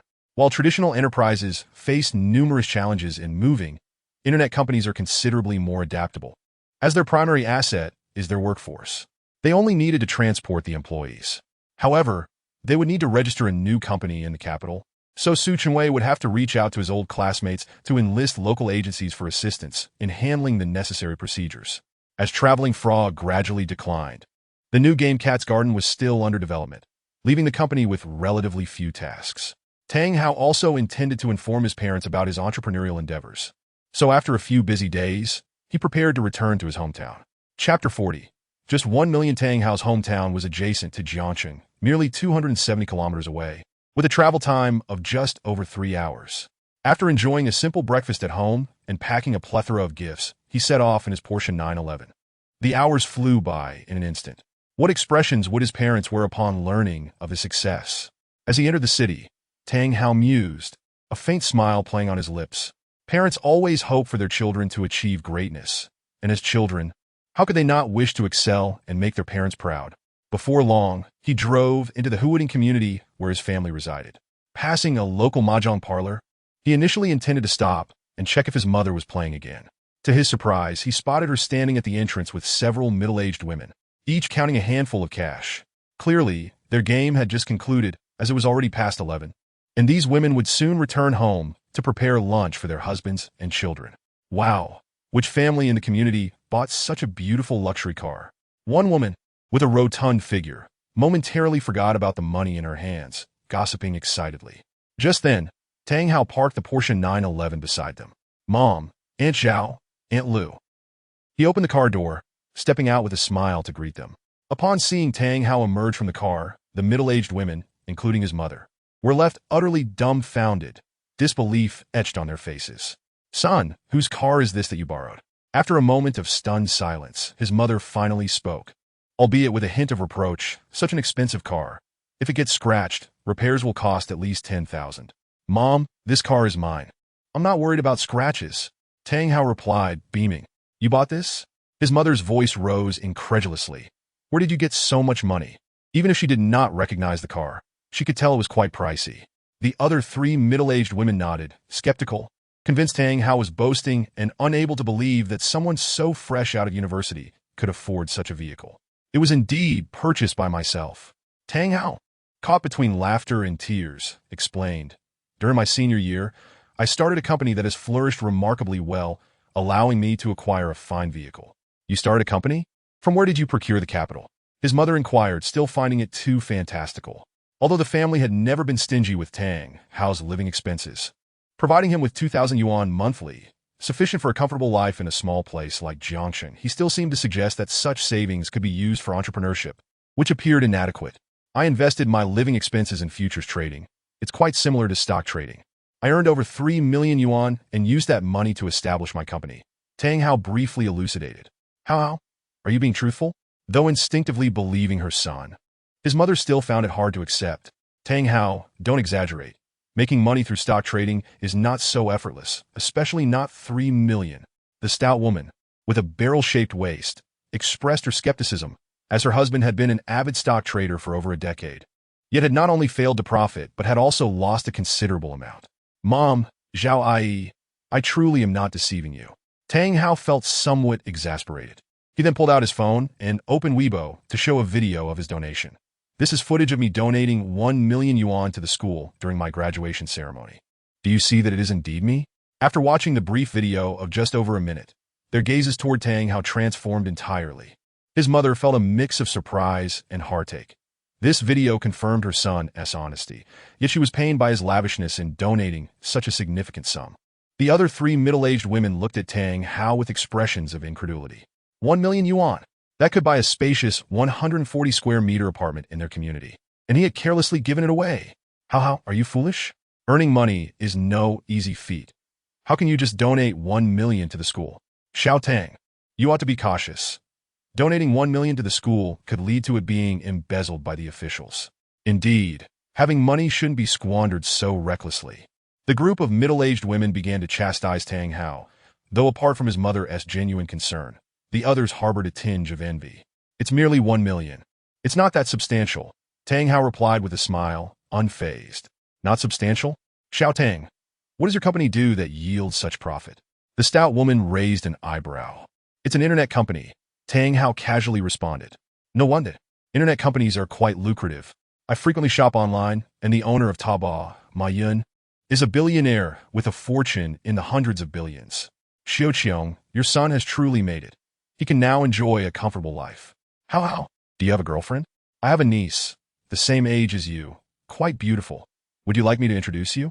After confirming Tang Hao's success, the middle-aged women were filled with envy, even seizing the opportunity to play matchmaker. Tang Hao naturally declined and ushered his mother into the car to return home. His mother, beaming with joy, entered the Porsche 911. TSK, the Tang family has truly prospered. It was unexpected that this boy, Tang Hao, a mere second-tier university student, had become a business owner before even graduating. He must have struck it lucky, the stout woman remarked, somewhat sourly, once Tang Hao's mother was out of earshot. Her family was comparable to the Tang family, yet her son was academically superior, having gained admission to a prestigious university and secured a well-paying job at a major corporation, earning a monthly salary exceeding 10,000 yuan. The other housewives in the community often envied her. However, compared to Tang Hao's achievements, it felt like a disparity of heaven and earth, naturally stirring a sense of jealousy. For women of their age, the competition revolved around their children. Whether their offspring gained admission to top universities, landed lucrative jobs, or found attractive partners were points of pride. After a brief period of lamenting, the women dispersed. Nonetheless, the news of Tang Hao's substantial earnings swiftly circulated throughout the community. Son, how much did this car cost? His mother inquired with curiosity after scrutinizing it. 7 million. 7 million? His mother was taken aback again. Son, how much money do you actually have to afford such an expensive car and still donate 1 million to the school? Roughly around 50 million, Tang Hao estimated. The popularity of traveling frog skyrocketed quickly, but it cooled down just as swiftly. However, considering the income from various Android channels, I should still have about 50 million. $50 million? His mother was left utterly astonished. Mom, this is just the beginning. Don't worry, it won't be long before our family becomes billionaires, Tang Hao said with a smile. His mother instinctively nodded and then recalled something, promptly making a phone call. Old Tang, stop running the store and come home quickly. Your son is back. Chapter 41. Shall we meet? After hanging up, Old Tang immediately closed the store and hurried home in his Passat. Upon arriving at their parking space, he noticed a flashy blue luxury car occupying the spot, so he parked his Passat in another available space. TSK. The Porsche 911 is indeed stunning. Old Tang took in the Porsche 911 from head to toe, gently caressing its body, his eyes filled with admiration. Luxury cars hold a magnetic allure for men akin to that of designer handbags for women. After a long appraisal, Old Tang finally proceeded into the house. As he opened the door, he overheard his wife lamenting about their son. How, even if you have money, you shouldn't spend it so extravagantly. What has our son bought you? Old Tang inquired while changing his shoes. Clothes, skincare products, and a jade bracelet. Nearly 100,000 yuan in total. His mother complained, yet her face could not hide her smile. With their son achieving success and returning home with gifts, how could a mother not feel delighted? Dad, you're back. Tang Hao greeted him with a smile. Old Tang nodded, once again sizing up Tang Hao with curiosity, exclaiming, your mother was previously worried you wouldn't find a good job. Yet here you are, a boss. When was I ever worried about Hao finding a job? His mother shot a glare at Old Tang, proudly stating, I always said that although my Hao may not be as academically inclined as Zhao's child, he is clever and not a bookworm like Zhao Jun. His future achievements will undoubtedly surpass Zhao Jun's. And now it has come to pass, hasn't he? You are correct, Old Tang replied, uninterested in the banter. Tang Hao found it amusing as he had often been lectured by his mother in the past, especially regarding Zhao Jun, the son of the stout woman. Dad, I also bought you a gift. Let me know if you like it. Tang Hao retrieved a deep blue long-sleeve shirt from Kinduan, a leather belt from Li Yipai, and a Rolex Datejust mechanical watch. I love this watch. Old Tang's eyes lit up at the sight of the golden Rolex, promptly removing the seagull watch he had worn for several years. His mother asked from the side, how much was this watch? Not expensive. 89,800. Tang Hao replied with a smile. 89,800 and not expensive? His mother retorted. Mom, this model is genuinely not considered costly among the numerous Rolex models. It is approximately the same price as your jade bracelet, Tang Hao explained with a grin. The gifts he bought for his parents amounted to nearly 100,000 yuan. Is it only permissible for our son to buy expensive gifts for you while I cannot receive any? Old Tang finally felt a sense of relief. Observing his parents playfully bicker, Tang Hao smiled warmly, feeling a sense of comfort. After distributing the gifts to his parents, his mother went to the kitchen to prepare dinner. While the father and son chatted in the living room, Old Tang inquired in detail about how Tang Hao had achieved his success. So, your prosperity is also largely a matter of luck. Trading stocks and futures is fraught with risk. In the future, do not think about shortcuts to earn quick profits. You must run your company diligently. That is the proper path. Old Tang solemnly cautioned. I know. Tang Hao nodded in response. Before long, his mother prepared a sumptuous feast, primarily consisting of Tang Hao's favorite dishes. Prior to their return, he had called her, so she had already bought a variety of ingredients in anticipation. Old Tang, how? Shall we invite friends and relatives for a meal? At the dining table, his mother sought the opinions of the father and son. Since my son has achieved success, it is only natural to treat others, Old Tang replied without hesitation. His mother turned to Tang Hao and asked, How, what do you think? Sure, Tang Hao replied nonchalantly. Very well. After dinner, I shall call our relatives, his mother cheerfully agreed. The following noon, the Tang family hosted relatives and friends at the only 5-star hotel in the area. In addition to relatives from both sides of the family, there were also close friends of Old Tang and his wife, making for a lively gathering of 5 tables. How, you've truly made something of yourself. I always said from a young age that you would achieve greatness. And indeed, I was not mistaken. Do you have a girlfriend yet? Undoubtedly, Tang Hao was the center of attention, with many elders praising him incessantly. Although he recognized some of the flattery as insincere, he still smiled and responded graciously. Before he knew it, a week had passed at home. In early July, Tang Hao bid farewell to his parents and returned to Jiang City. The company continued to operate in an orderly manner, awaiting the completion of various procedures in the capital for a relocation. Tang Hao planned to take the lead. But before heading to the capital, There was one thing he could not forget. After work that day, Tang Hao made a phone call. Sister Bai. Tang Hao. How delightful to receive a call from you. Bai Jie, surprised by the call, noted that they usually communicated through WeChat and rarely spoke over the phone. Sister, are you free tonight? What are you asking me out? Bai Jie chuckled. Yes, I would like to treat you to dinner. My company is moving to the capital in a few days, and it may become difficult to meet again. Tang Hao replied with a smile. Then come pick me up. Bai Jie pondered for a few seconds before agreeing. After hanging up, Tang Hao wore a smile as he drove his Porsche 911 to Haiyan Grand Hotel. Upon arrival, he spotted Bai Jie at the entrance. However, unlike her usual professional attire, today she wore an exquisite black and white embroidered dress that accentuated her figure beautifully. Bai Jie approached with her handbag, taking a seat in the passenger side, her long legs elegantly crossed. Sister, you look truly stunning today, Tang Hao complimented, admiring her. Flattery will get you nowhere. You've probably charmed many young ladies with such sweet words, Bai Jie teased, yet she felt pleased by the compliment. What woman doesn't appreciate a man's admiration, especially if she harbors fond feelings for him? Otherwise, it could easily feel like harassment. Sister, I speak only the truth. Perhaps calling you the city flower of Jiang City is an exaggeration, but to say you are the district flower of Shangjiang is certainly fitting, Tang Hao stated earnestly. What nonsense about city flowers and district flowers? Bai Jie laughed heartily, her laughter delightful. Even with his increased resistance to beautiful women, Tang Hao found himself swallowing hard at her allure. Goodness, this sister is too tempting. Gathering his thoughts, Tang Hao started the car and headed towards a nearby Western restaurant. Tang Hao, you are quite impressive. Having just graduated, you have already established such a remarkable career. You are sure to become a national figure, Bai Jie admired, her captivating eyes fixed on him. I have even greater ambitions, Tang Hao replied with a mischievous smile. You cheeky boy, always taking advantage of your sister, Bai Jie playfully scolded. After leaving the Western restaurant, it was just past 8 o'clock. Tang Hao suggested, Sister, since it's still early, how about we go to a bar?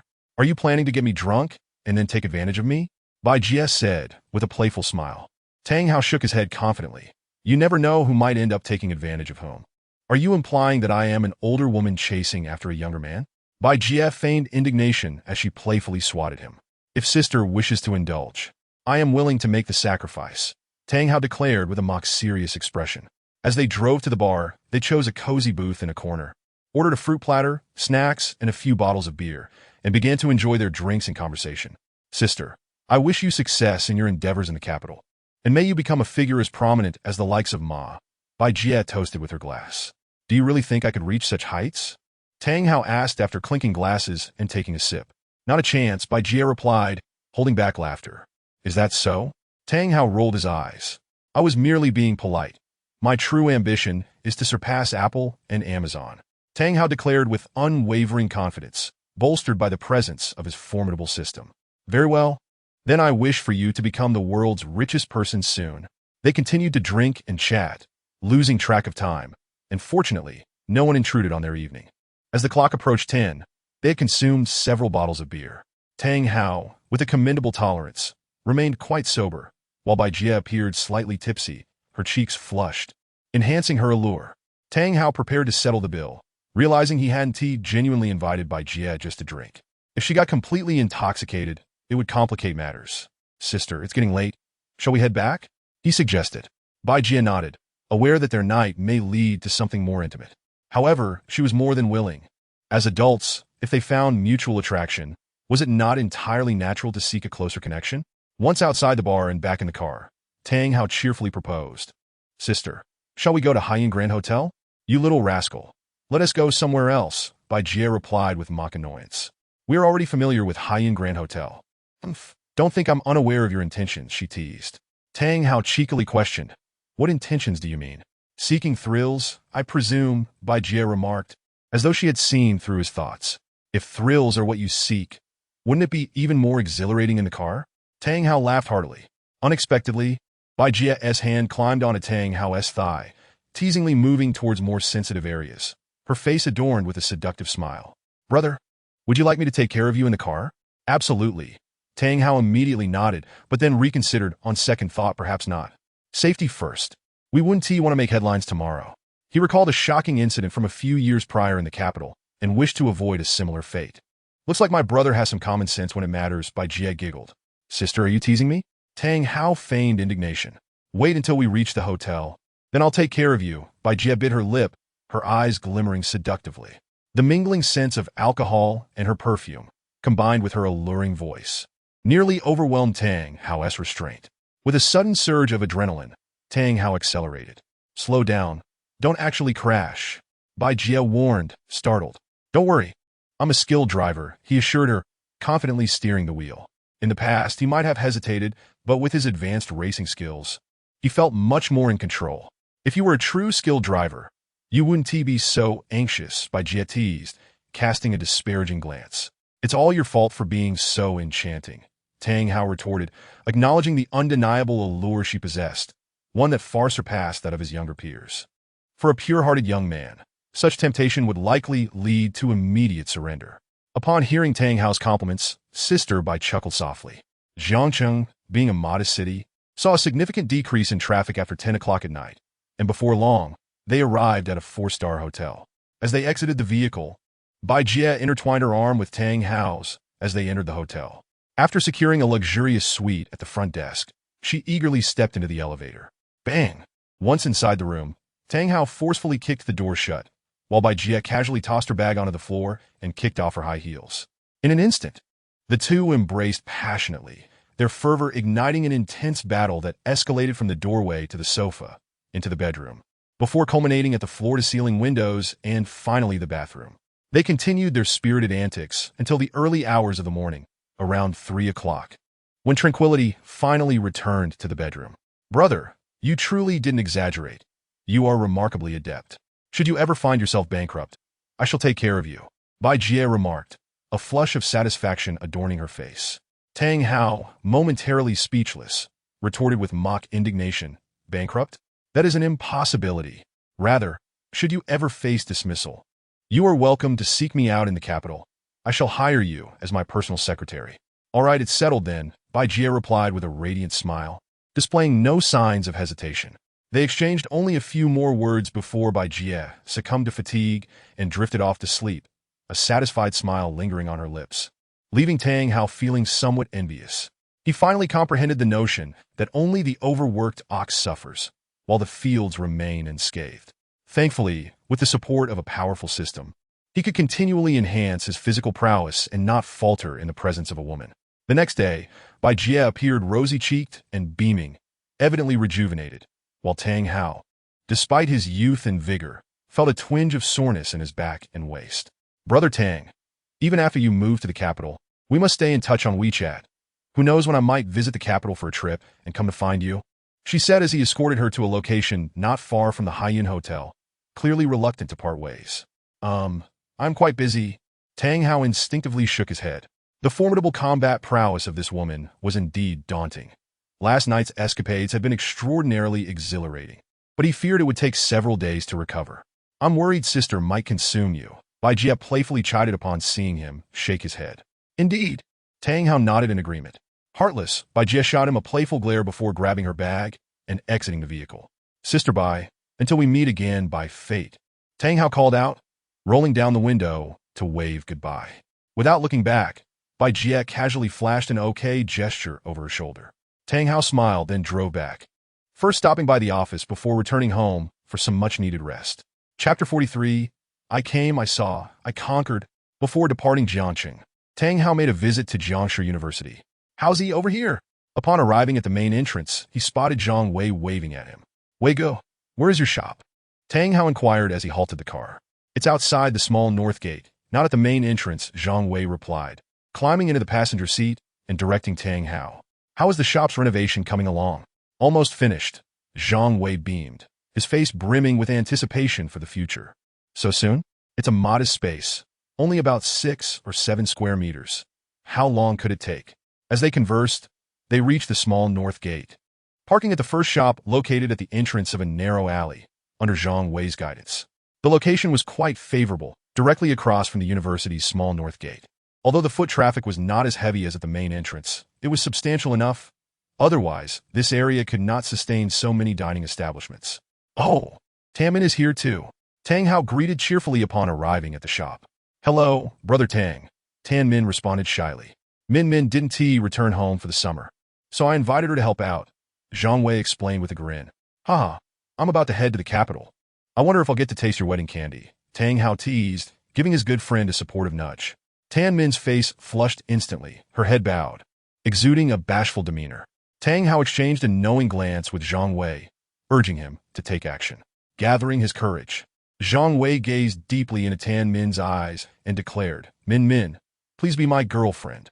Caught off guard by Zhang Wei's sudden confession, Tan Min felt her heart race uncontrollably, as if someone had grasped it tightly, causing it to thump wildly.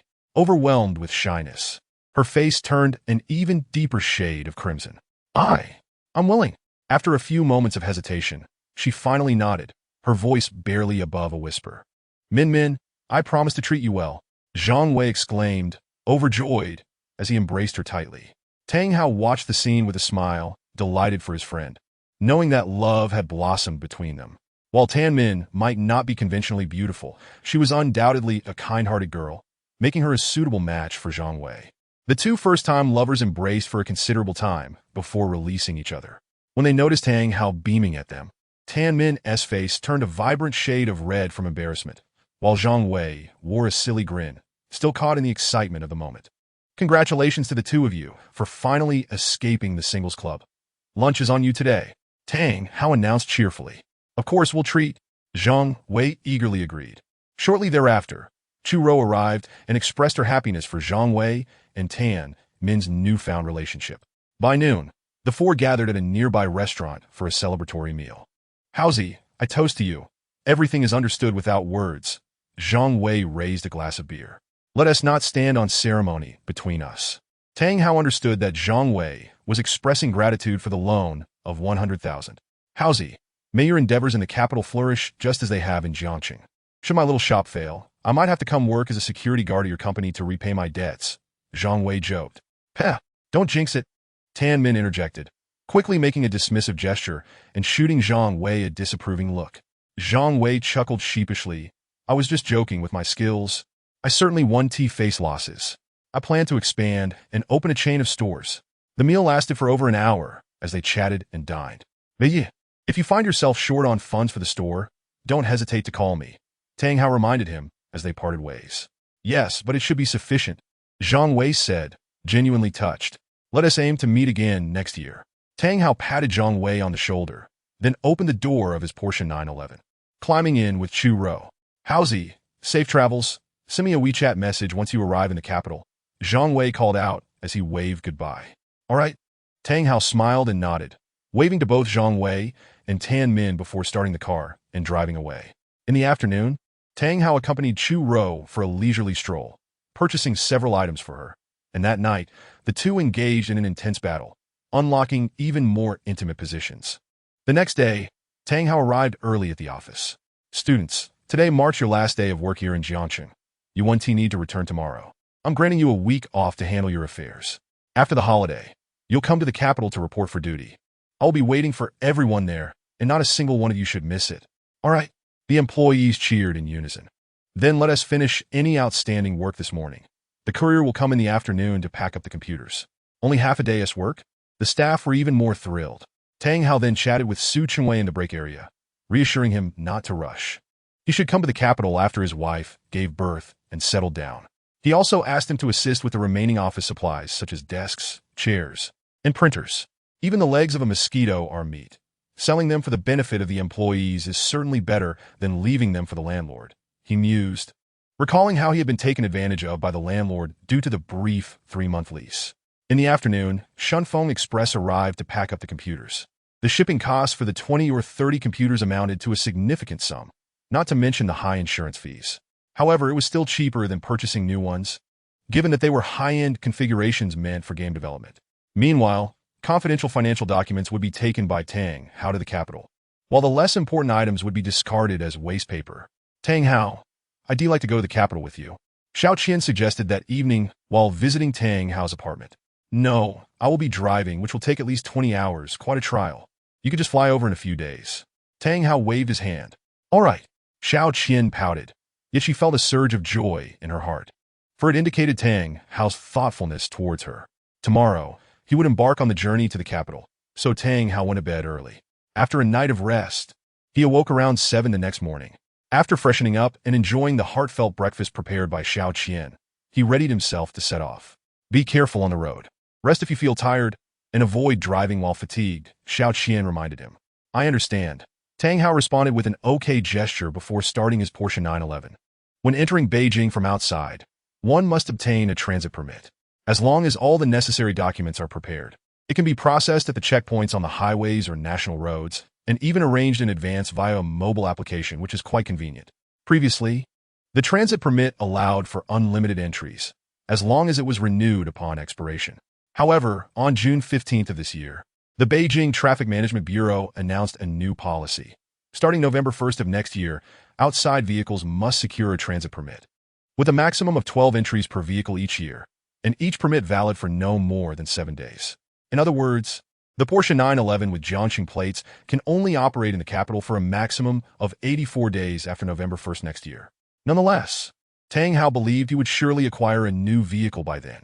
Although securing a Beijing license plate is notoriously difficult with a very low lottery win rate, he was confident that with sufficient funds, anything was possible.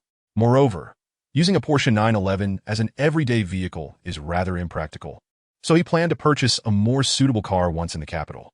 In fact, Tang Hao intended to leave the Porsche 911 at home, but both his parents opposed this idea, as they had no use for it and did not want it collecting dust, nor did they wish to sell it at a second-hand price. Ultimately, Tang Hao had no choice but to drive it to the capital. The journey from Jiangxing to Beijing takes approximately 20 hours by car, but with Tang Hao's frequent stops, he did not arrive until the following afternoon. I came, I saw, I conquered. Once he entered the 6th Ring Road, this famous quote from Julius Caesar suddenly flashed through his mind, filling him with an overwhelming sense of ambition. Beijing, a place teeming with hidden talents, was where Tang Hao, a man of remarkable potential, believed he could carve out his own success. Chapter 44. A new beginning as an internet technology company. Detong naturally chose Zhongguancun Science Park as its office location. Thus, Tang Hao completed his check-in at a hotel near Zhongguancun. Once in his room, he posted a safety update on his social media and tossed his phone onto the bed, shedding his clothes to indulge in a bath. For even his good physical condition could not withstand such a long drive. After soaking for over 10 minutes, he felt completely relaxed and took a short nap. When he awoke, it was nearly 9 o'clock. Grabbing his phone, he stepped outside, dialing a number as he walked. Hello, am I speaking with Mr. Chao Yixue? This is Tang Hao. I'm Chao Yixue. Has Tang always arrived in the capital? Came a deep male voice from the other end. Yes, I arrived around 5 this afternoon. Mr. Tang, I'm still at work, but I have the documents at the office. If you need them urgently, you can come and get them now. If not, I can deliver them to you later. Please, it would be too much trouble for you to bring them. I'll come by to pick them up right away. Tang Hao replied hastily. All right, I'll send you the address. After hanging up, Tang Hao quickly received the address. Chao Yixue worked at Baidu, and upon searching the navigation, he found it wasn't far. So he opted not to drive, but instead rented a shared bicycle to enjoy a glimpse of the capital's night scenery. In just over 10 minutes, Tang Hao arrived at the Baidu building and called Chao Yixue, then waited patiently. This was indeed one of the 3 giants of the domestic internet industry. Looking at the brightly lit Baidu building, Tang Hao shook his head with a smile. After Google's exit from China, Baidu had essentially monopolized the domestic search market, becoming complacent and earning a reputation that continued to decline. Furthermore, it faced a complete collapse in the mobile internet era, leading to a situation where, although still habitually referred to as one of the 3 giants, Baidu lagged significantly behind Alibaba and Tencent by more than an order of magnitude. This was evident in the market capitalizations of the 3 companies. Baidu's valuation was under 80 billion, while Alibaba's was 425 billion. Tencent, restricted by increasingly stringent regulations on its gaming business, had seen its stock plummet in recent months, reducing its market cap to around 400 billion. All such data is based on the author's research at the time of writing. If Baidu's heavily invested artificial intelligence sector could not break through, it would forever remain unable to catch up with Alibaba and Tencent. While lost in thought, a middle-aged man in a polo shirt, wearing glasses and somewhat balding, approached Tang Hao. Are you Mr. Tang? He asked, somewhat astonished as he stood a few meters away, seemingly surprised by Tang Hao's youth. Yes, I am Tang Hao, he replied with a smile and a nod. You must be Mr. Chao. Thank you for your help. No trouble at all. Chao Ishue shook his head with a smile, saying generously, I was roommates with Lao Su back in the day. If he asked me to help, I naturally would. I truly didn't expect Mr. Tang to be so young and yet have achieved so much. Traveling Frog is incredibly popular, although I haven't played it. Many in my social circle are. You flatter me, Mr. Chao. The success of Traveling Frog is largely due to fortune. Tang Hao humbly responded before inviting, Mr. Chao, you must be off work now. Allow me to treat you to a late-night snack, as I haven't had dinner yet. All right. Chao Ishue contemplated for a few seconds before agreeing. Given Tang Hao's impressive accomplishments at such a young age, it was wise to build a rapport with him, as there would only be benefits in the future. Following Chao Ishue's enthusiastic suggestion, they chose a bustling street-side barbecue stall, ordering a plethora of skewers and several bottles of beer. Both straightforward individuals, after a few drinks, they became more familiar with each other. Chao Ishue sincerely advised Mr. Tang, the government is tightening regulations on the gaming industry, with fewer licenses being issued. Even a giant like Tencent has been severely impacted. If you wish to delve deeper into gaming, you must consider expanding overseas. Otherwise, small companies will be crushed under the weight of license shortages. Thank you for the advice. Brother Chao, I will take it into consideration. Tang Hao nodded. Since entering the gaming industry, he was well aware of the stringent control over gaming licenses, which was one of the key reasons for Tencent's plummeting market cap. Although Tencent was diversifying and had invested in numerous companies across various sectors, the majority of its revenue still depended on its gaming business. Thus, any impact on that sector would naturally reflect on its stock price. Having a system in place, Tang Hao knew that Datang could not remain solely a game development company indefinitely. It would inevitably branch into the technology sector, so he was not overly concerned.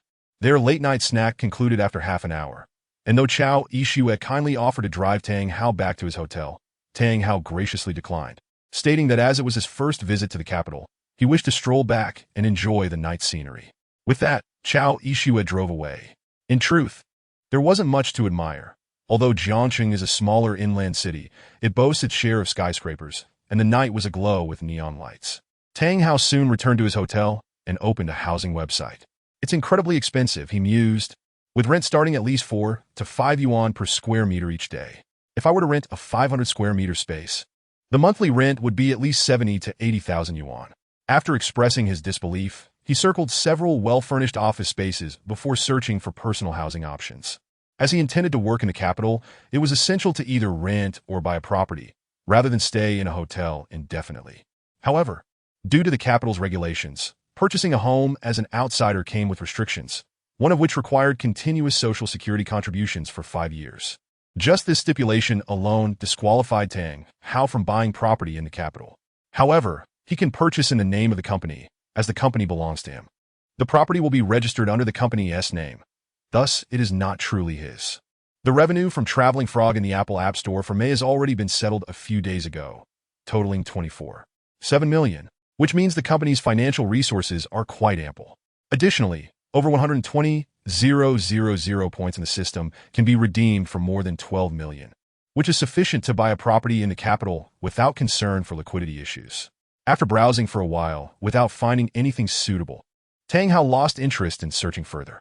The next morning, Tang Hao drove to the Yingchuang building in Ziyerki, selecting a 550 square meter fully furnished office space. After inspecting it inside and out, he noted that although it couldn't compare to high-end office buildings and appeared somewhat dated, it was adequate for the current needs of Datang. At the very least, it was significantly better than the working conditions of Alibaba and Tencent during their startup phases. Moreover, it was fully decorated and required only simple arrangements to commence operations. Most importantly, the price was reasonable at 4.5 yuan per square meter per day. The lease term was set at 12 months, and Tang Hao opted for a 1-year rental, confident that he would be able to relocate to a better office building within that time.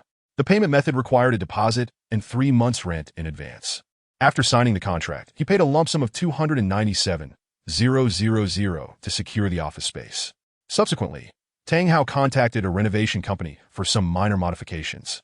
Days passed swiftly, and the simple renovations were completed. The computers shipped via SF Express also arrived, leaving only the arrival of the employees to await.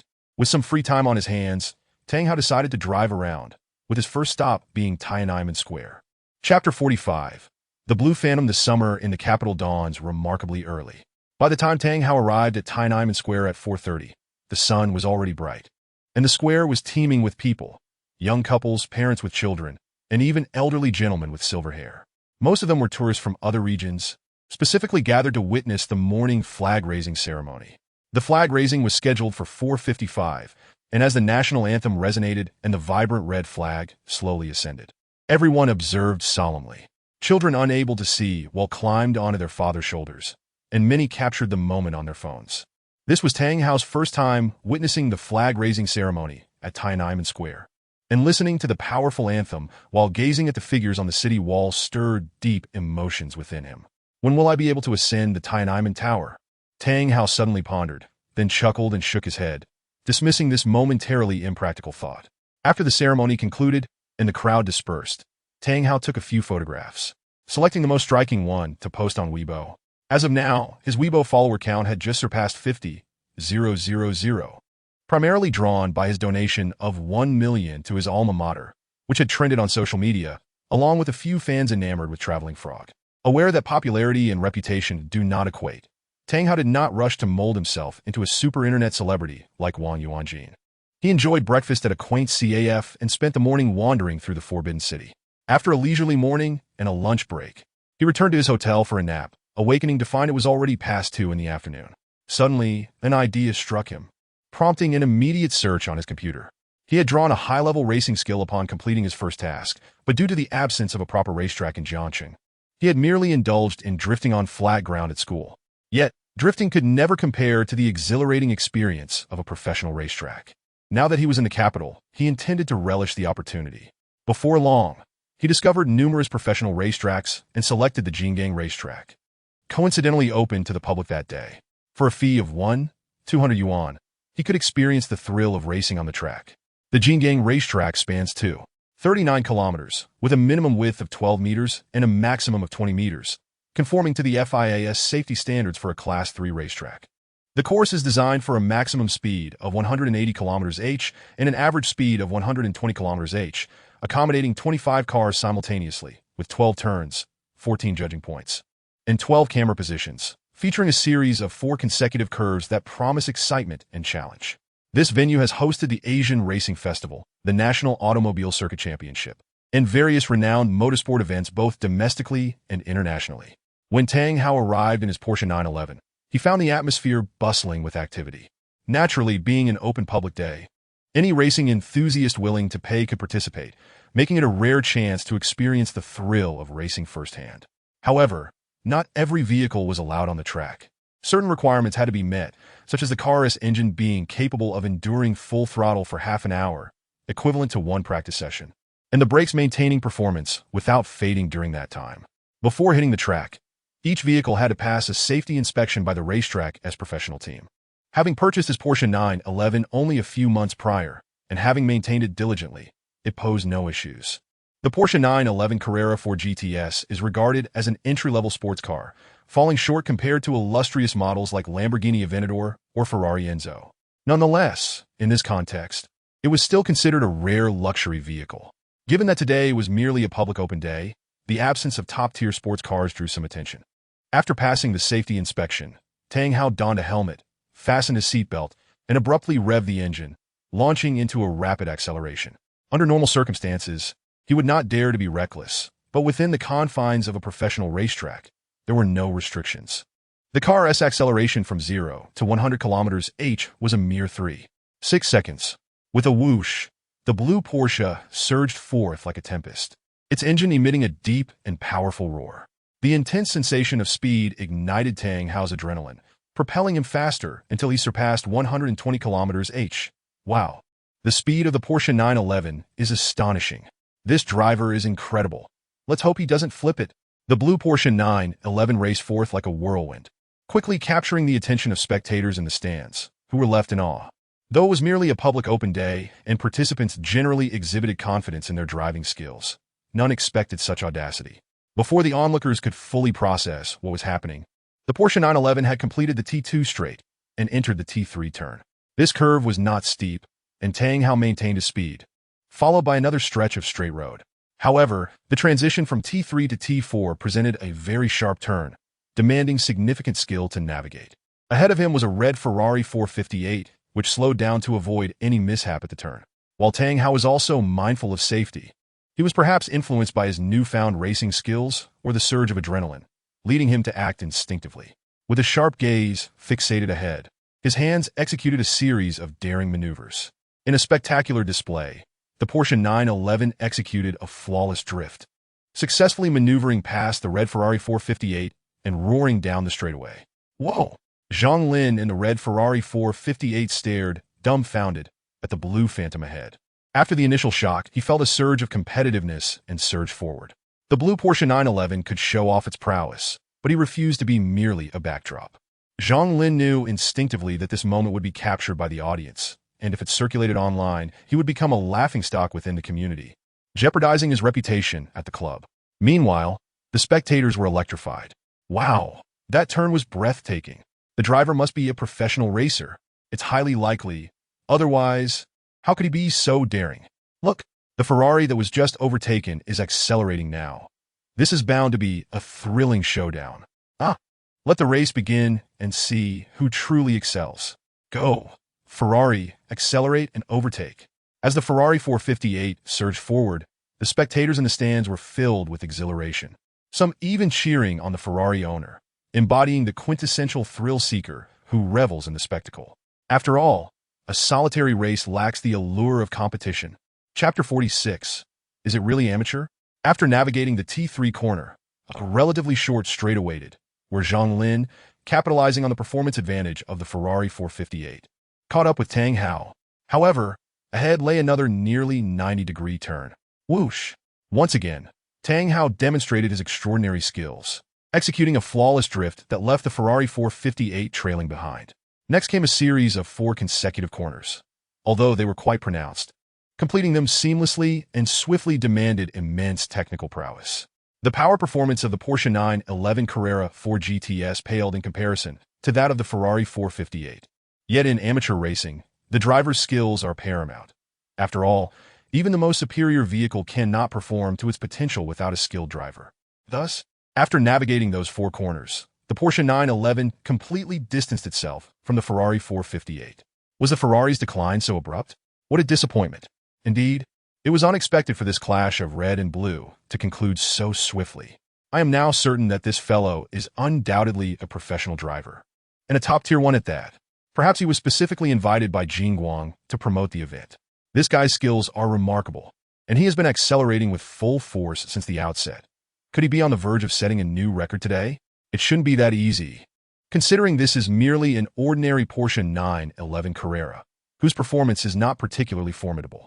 The onlookers, witnessing the decisive defeat of the Ferrari 458 at the hands of the Porsche 911, were quite disheartened, yet they still held hopes of witnessing a new track record. Roared just as they were abuzz with chatter, the Porsche 911 had already thundered across the finish line. The Jingguang circuit spans only 2 kilometers, and a lap can be completed in just over a minute. Phew, what an exhilarating experience. Tang Hao felt a rush of adrenaline, his heart pounding, as he removed his helmet and exited the vehicle. Dude, that was incredible. Those drifts through the corners were stunning. You must be a professional driver, right? Which team are you with? As Tang Hao stepped out, the professional team of the circuit did not immediately inspect the vehicle. Instead, they all gave him a thumbs up. No, I just have a passion for racing, Tang Hao replied with a smile, shaking his head. Really an amateur? Some clearly found it hard to believe that such impressive skills could belong to an amateur. I assure you, I am indeed an amateur, Tang Hao confirmed with a nod. Then you are even more impressive. I have never seen an amateur reach such a level. Indeed, your skill level is sufficient to make you a professional driver. I know someone in a racing team. Would you like me to introduce you? Seeing that Tang Hao did not seem to be lying, they were even more astonished, with some eager to help him connect with a racing team. Thank you, but I am truly just a hobbyist and will not pursue a professional path. Tang Hao politely declined with a smile.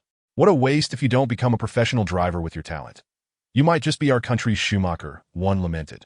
Roar as they spoke. The Ferrari 458 also completed the course and immediately opened its door, striding over to Tang Hao, helmet still on, with a fierce demeanor. Not satisfied and looking for trouble? Tang Hao glanced at him, raising an eyebrow. This fellow driving the Ferrari was clearly a wealthy second generation. Tang Hao believed that many wealthy heirs do not fit the negative stereotypes often portrayed in the news, indulging purely in extravagant lifestyles filled with cars and women.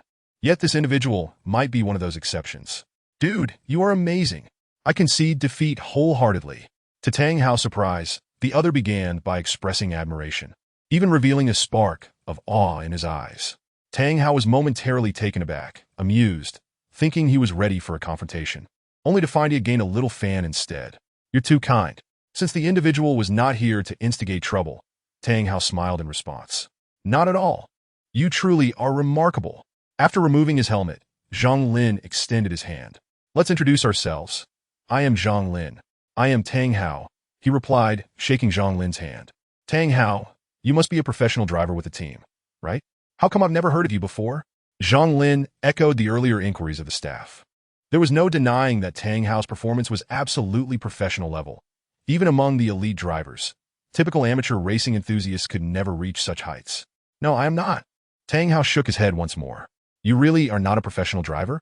Zhang Lin was astonished. I truly am not. Tang Hao replied, slightly exasperated. Having explained this twice already. Then you are truly impressive. Zhang Lin did not dwell on whether or not Tang Hao was a professional driver, and, upon glancing at Tang Hao's Porsche 911, noticed it bore an out-of-town license plate. Realization dawned on him. Tang Hao, you must have just arrived in the capital, right? Otherwise, given your skills, you surely would not be so unknown in the circle. Yes, I just arrived a few days ago. Tang Hao nodded. No wonder. Zhang Lin inquired. Tang Hao, have you joined the SCC? Not yet. Zhang Lin's eyes brightened as he quickly extended an invitation. Your car is a Porsche 911 Carrera, which meets the SCC's entry-level requirements. I invite you to join SCC. You've heard of it, right? It is the largest supercar club in the country, and we regularly hold events to share insights. I'll think about it. Tang Hao did not immediately agree, nor did he outright refuse. Undoubtedly, SCC is a vast network filled with many wealthy heirs and even some affluent first-generation players, ranging in age from 20 to 60. Joining might allow him to meet some remarkable individuals. Yet Tang Hao remained cautious, preferring to familiarize himself with the scene before committing. Very well, if you decide to join, feel free to call me, and I will recommend you. Zhang Lin did not press further. All right, Tang Hao smiled and nodded. Subsequently, Zhang Lin returned to his Ferrari 458 to continue enjoying the day. Tang Hao also prepared to take a few more laps. After all, having come this far, he intended to make the most of the experience. Today was an open day, costing only 200 yuan. On a regular workday, the fee would reach 70,000 yuan. And on weekends, it could soar to 90,000 yuan. Certainly not inexpensive. On his second lap, Tang Hao remained fully engaged, and due to his growing familiarity with the track, he completed the lap in less time. After several laps of exhilaration, he finally stopped to allow the maintenance team at the circuit to perform some minor repairs before preparing to leave. Unexpectedly, as repairs were underway, an announcement suddenly echoed through the venue. Chapter 47.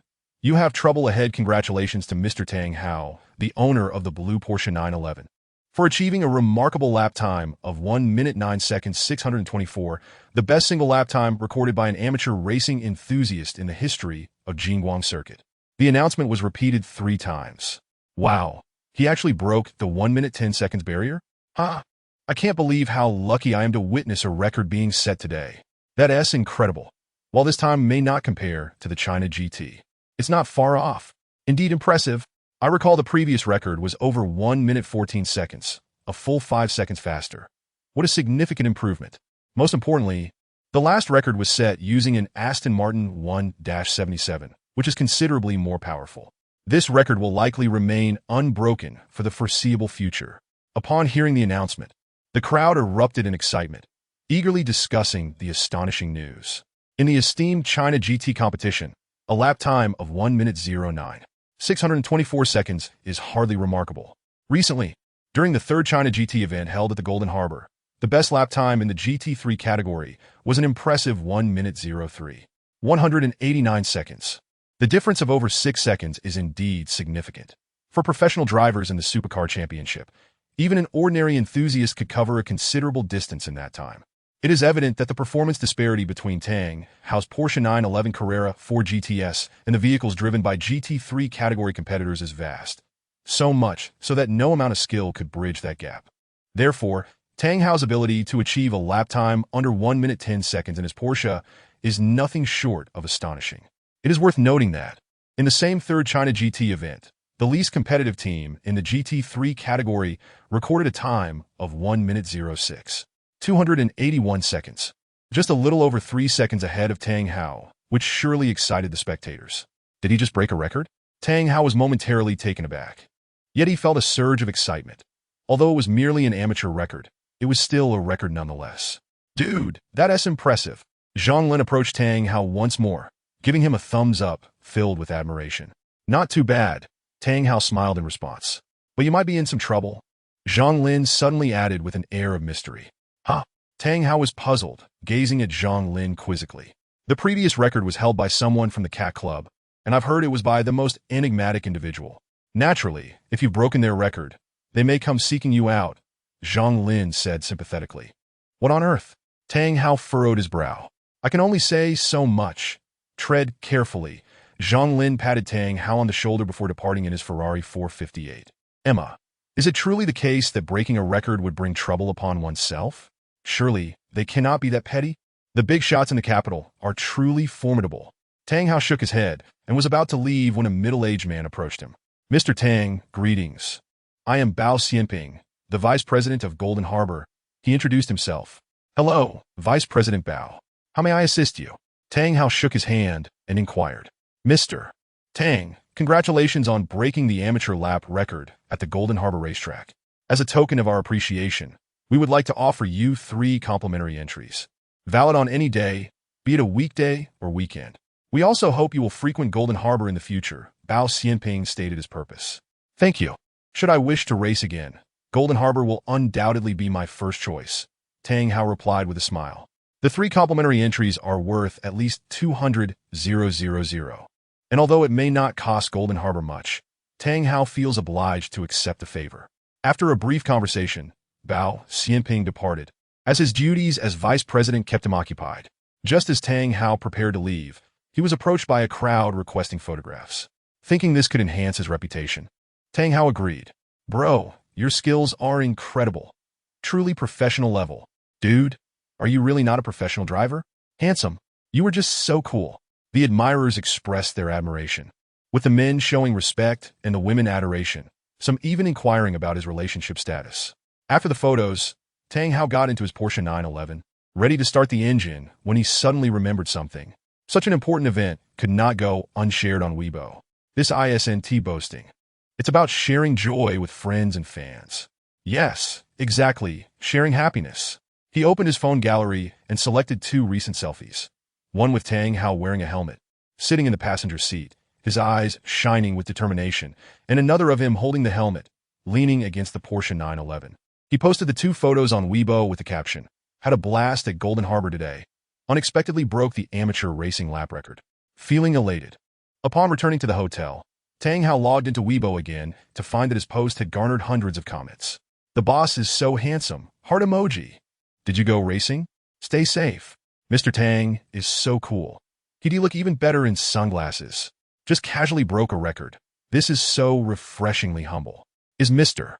Tang really that impressive? It's just an amateur record. Why show off? Senior Tang Hao really loves racing.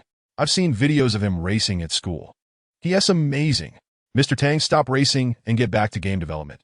I'm tired of traveling frog. The first 2 comments were from Zhang Yuhan and Xiao Qian. After replying to them, he selected a few more comments to respond to. Just as he was about to exit Weibo, he noticed someone had tagged him. To his surprise, it was a post from the official Golden Harbor racetrack account. The post not only mentioned Tang Hao's record-breaking feat, but also included a video of his first lap. Golden Harbor is quite clever. They specifically chose to promote the first lap. Zhang Lin, I'm sorry, it's not that I'm trying to show off. Golden Harbor is forcing my hand. Tang Hao thought with a twinge of guilt before promptly retweeting it. He was not mistaken. The video quickly gained traction, drawing considerable attention from netizens. The blue Porsche driver is amazing. Wow, what a stylish drift. 666. The Ferrari 458 looks like a total loser. What an exhilarating race. Netizens were unanimous in their admiration for the Porsche driver's skills, and even many of Zhang Lin's friends joined in the banter. Little Lin was wrecked. Poor guy. Feeling for him. Good things don't leave the house, but bad news travels far. Zhang Lin, feeling dejected, nonetheless retweeted it, humorously confessing, compared to Tang Hao's skills, I truly fall short. I lost fair and square. Hats off to him. Meanwhile, in a WeChat group, someone was even more disheartened than Zhang Lin. The record I held for 3 years has been shattered. Xiao Yuan, take heart. Take heart? This is good news for you. Competition breeds excellence. I've watched the video. That guy is indeed a master. His cornering technique is exceptional, better than many professional drivers. Exactly. If not for the limitations of his vehicle, he would likely have set an even better record. I don't care. I must challenge him face-to-face to reclaim my record. Support, support, support. Thank you, brothers, for your backing. I will surely uphold the prestige of our CAC. Yang Guo, ISN T. Zhao Kai from your team about to retire? You might consider recruiting him. I am indeed considering that. Yang Guo, you might be disappointed. I saw on Weibo that the guy is the owner of an internet company. The popular traveling frog game was developed by his company. Moreover, he allegedly made 3.5 million trading futures before starting from scratch. Such a person is unlikely to become a professional driver, perhaps just an enthusiast. So, this guy is rather impressive. I'm actually more interested in getting to know him. In the CAC WeChat group, discussions about Tang Hao's record-breaking achievement continued. Meanwhile, in his hotel room, Tang Hao was researching information about the CAC Supercar Club. Although still somewhat skeptical of Zhang Lin's warning about potential trouble, he understood that it is wise to be cautious. If they truly are as arrogant as suggested, it would be prudent to be prepared. What he discovered was shocking. Compared to the SCC, the CAC exudes a more prestigious aura. According to the encyclopedia, the CAC currently boasts merely 10 members, unlike the SCC, which has aggressively recruited over 1,500 members nationwide. The founder of the CAC is none other than Hu Yang, the son of a steel magnate from a province in North China. His passion for supercars led him not only to establish his own racing team, but also to become the exclusive agent for a top-tier supercar brand in the country. Most of the other 9 members are the offspring of notable business leaders, while a few remain shrouded in mystery, known only by their aliases online, lending an air of intrigue. One of them has even been rumored to be a top-tier second-generation rich individual in the country. Perhaps this is what Zhang Lin referred to as the enigmatic figure who could bring trouble? Tang Hao mused, shaking his head in frustration. Was it such a crime to simply enjoy driving? According to the encyclopedia, the membership criteria for the CAC far exceed those of other supercar clubs, stipulating that new applicants must own a flagship supercar of a certain brand, with the minimum standard set at the Porsche Carrera GT. Furthermore, approval from all 10 existing members is required for admission. Some gossip on forums suggests an even more mysterious aspect. While SCC members are worth tens of millions to over 100 million, CAC members are rumored to possess fortunes nearing 100 billion. The few publicly known members of the CAC indeed confirm this, such as Hu Yang, who not only has his own racing team and is the exclusive agent for a supercar, but also founded a trading company and is the sole heir to his family business. While his fortune may not reach 100 billion, it is certainly not far off. According to various news reports, Hu Yang has amassed a collection of over 20 of the world's top supercars, including a Koenigsegg, with their total value exceeding 100 million. Am I in over my head? The more Tang Hao investigated, the more astonished he became. If the publicly known members are this impressive, those who remain undisclosed likely possess even greater secrets, not out of modesty, but because they represent a mysterious power. One step at a time, he thought, after all, I have the godly wealth system. Reassured by the system, Tang Hao delved into it to check his reputation. Godly Wealth Development System, System Level, LV23, 56 million 10 million. Host, Tang Hao Reputation, 178, 927, remaining redemption quota, 95. 5 million, 100 million. Nearly 180,000 in reputation already? Tang Hao's eyes brightened. This alone could be redeemed for 18 million yuan. It's a pity the mall isn't open yet. Otherwise, the utility of this 180,000 reputation would be even greater. It seems I must spend more to upgrade quickly. While others squander money, I am nearly spending to secure my survival. With this thought, Tang Hao resolved to purchase a house soon. Living in a hotel was hardly convenient. He then searched for housing information, narrowing it down to a few neighborhoods near his company, intending to finalize a purchase after viewing the properties. Checking Weibo, Tang Hao stood up to stretch, then flopped onto his bed, scrolling through his phone. The morning's Weibo post had over 1,000 shares and more than 500 comments. with an additional 8,000 followers. And at this rate, it wouldn't be long before he exceeded 100,000 followers. He then checked his own Weibo, which for the most part was filled with inconsequential information. Just as he was about to log out, he noticed multiple private messages. I am the record holder for the fastest lap at the Gene Gang racing circuit, and you have broken my record. I now challenge you to a rematch. Let us set the time for next Saturday at 10 a.m., and I will cover all expenses. You'd better participate, or you shall face the consequences. How audacious! Tang Hao frowned, contemplating a strategy, but ultimately decided to ignore it. As the saying goes, when soldiers come, I shall block them. When water comes, I shall dam it. The following morning, Tang Hao visited an agency to view several properties. Ultimately, he settled on a modest two-bedroom apartment in Imei-ji-yuan, measuring 88 square meters. Though the complex was built in 2001 and had seen nearly 20 years of wear, it was situated in a favorable location, not far from his company. As a temporary residence, Tang Hao found it acceptable, planning to consider a larger villa once his finances permitted. Mr. Tang, as you can see, while this complex is somewhat dated, it is a garden-themed community with a leisure plaza, offering an exceptionally pleasant environment. Additionally, there is a highly regarded elementary school nearby, making it very convenient for your future children. The price of $5 million is absolutely reasonable, with significant appreciation potential. The real estate agent continued to extol its virtues. Appreciation potential? Tang Hao chuckled, shaking his head. With the government's stringent control over housing prices, the chances of appreciation seemed slim. Mr. Tang, the agent, sensing Tang Hao's dissatisfaction, sought further justifications. However, Tang Hao waved him off, stating, I'll buy this house. It may be average, but I'll make do for now. Ah!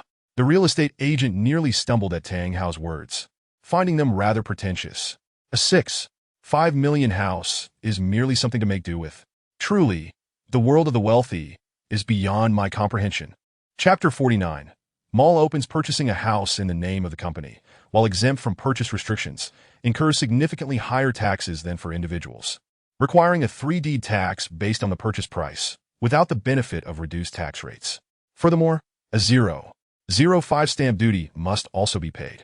As most banks' mortgage services cater solely to individual buyers, company acquisitions necessitate full payment upfront. Fortunately, Tang Hao could afford this sum and intended to pay in full for the sake of system upgrades. Thus, the $5 million house, along with taxes and a 1.5 commission fee, cost the company a total of $8 million. After signing the contract and receiving the keys, Tang Hao checked out of the hotel and moved into his new home at Imei-ji-yuan. Now, he was officially a homeowner in the capital. Standing by the window, gazing at the distant skyscrapers, Tang Hao smiled. To have a cozy little nest in the capital is the ultimate dream for countless individuals seeking a foothold. And without the system, he feared he might never have realized it. After lunch, Tang Hao drove his Porsche 911 to the airport, as Xiao Qian had messaged him that she would land around 3 in the afternoon. At 3:35 p.m., Xiao Qian emerged from the terminal. She wore a casual white short-sleeve shirt paired with denim shorts and white flats, complemented by sunglasses. Her simple outfit made her stand out amidst the crowd, easily noticeable. Her tall stature and alluring figure, along with her long, slender legs, were indeed captivating. Here, Tang Hao waved to Xiao Qian.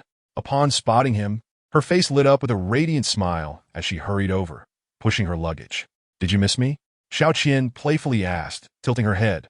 Of course, Tang Hao replied with a broad smile, pulling her into an embrace and leaning in for a kiss.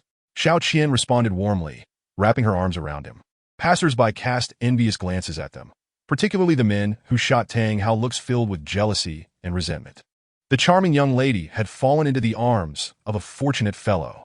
After a lingering kiss, Tang Hao assisted her with her luggage as they exited the airport and climbed into the Porsche 911, heading toward Imei-ji-yuan. This is my first time in the capital. Since I'm not working yet, I want to explore a bit after we settle in, Xiao Qian exclaimed, surveying the scenery outside the car with excitement. There is really not much to see, Tang Hao replied. Come on, accompany me to explore. Xiao Qian pouted playfully. All right, once we're settled, I'll take you around. Tang Hao chuckled, shaking his head. Xiao Qian's face instantly lit up with joy as she planted a kiss on Tang Hao's right cheek. Engaged in lively conversation, the Porsche 911 glided into the Imei garden community. Xiao Qian, taken aback, inquired, Where are we going? I have purchased a second-hand apartment in this complex. Tang Hao explained. Wow, you bought a house in the capital? Xiao Qian exclaimed, her large eyes sparkling with delight. Does this mean we won't have to rent anymore? It's my place, not ours. Tang Hao hesitated for a moment before finally articulating. Xiao Qian's smile faltered. Qian, I believe it would be better for us to live separately. After all, distance breeds beauty. If we live together, we might end up quarreling within half a month. Moreover, you are an employee, and living together might not reflect well, Tang Hao said thoughtfully. Xiao Qian fell silent for a few seconds, then scoffed. So distance makes it easier for you to chase after other women? Huh? Tang Hao shrugged, offering no response. Ha! Men, Xiao Qian scoffed, but after a moment, she sighed in resignation, saying, well, I have decided that I will cling to your golden thigh for life. It won't be easy for you to shake me off. My determination remains unchanged. Then let us keep pushing forward, Tang Hao thought, relieved. Upon arriving home, Xiao Qian conducted a thorough tour, and without pausing for rest, she immediately began searching for apartments on a housing website. After narrowing down a few preferred options, she insisted on dragging Tang Hao out to view them. Ultimately, they rented a one-bedroom apartment not far from Yimei Garden, approximately 50 square meters, exquisitely furnished, fully equipped with appliances, and ready for immediate occupancy. With a monthly rent of $500, Tang Hao generously covered a year's rent in one go. After securing the apartment, Xiao Qian promptly moved her suitcase from Tang Hao's home and then insisted he accompany her to the supermarket for daily necessities. Thus, the afternoon and evening passed in a flurry, leaving Xiao Qian utterly exhausted, with no energy left for shopping. That night, Tang Hao stayed over at Xiao Qian's apartment. After a vigorous round of activities, Xiao Qian fell into a deep slumber, while Tang Hao, fighting off drowsiness, entered the system. Upon entry, the system promptly announced, Host, congratulations on leveling up to LV3.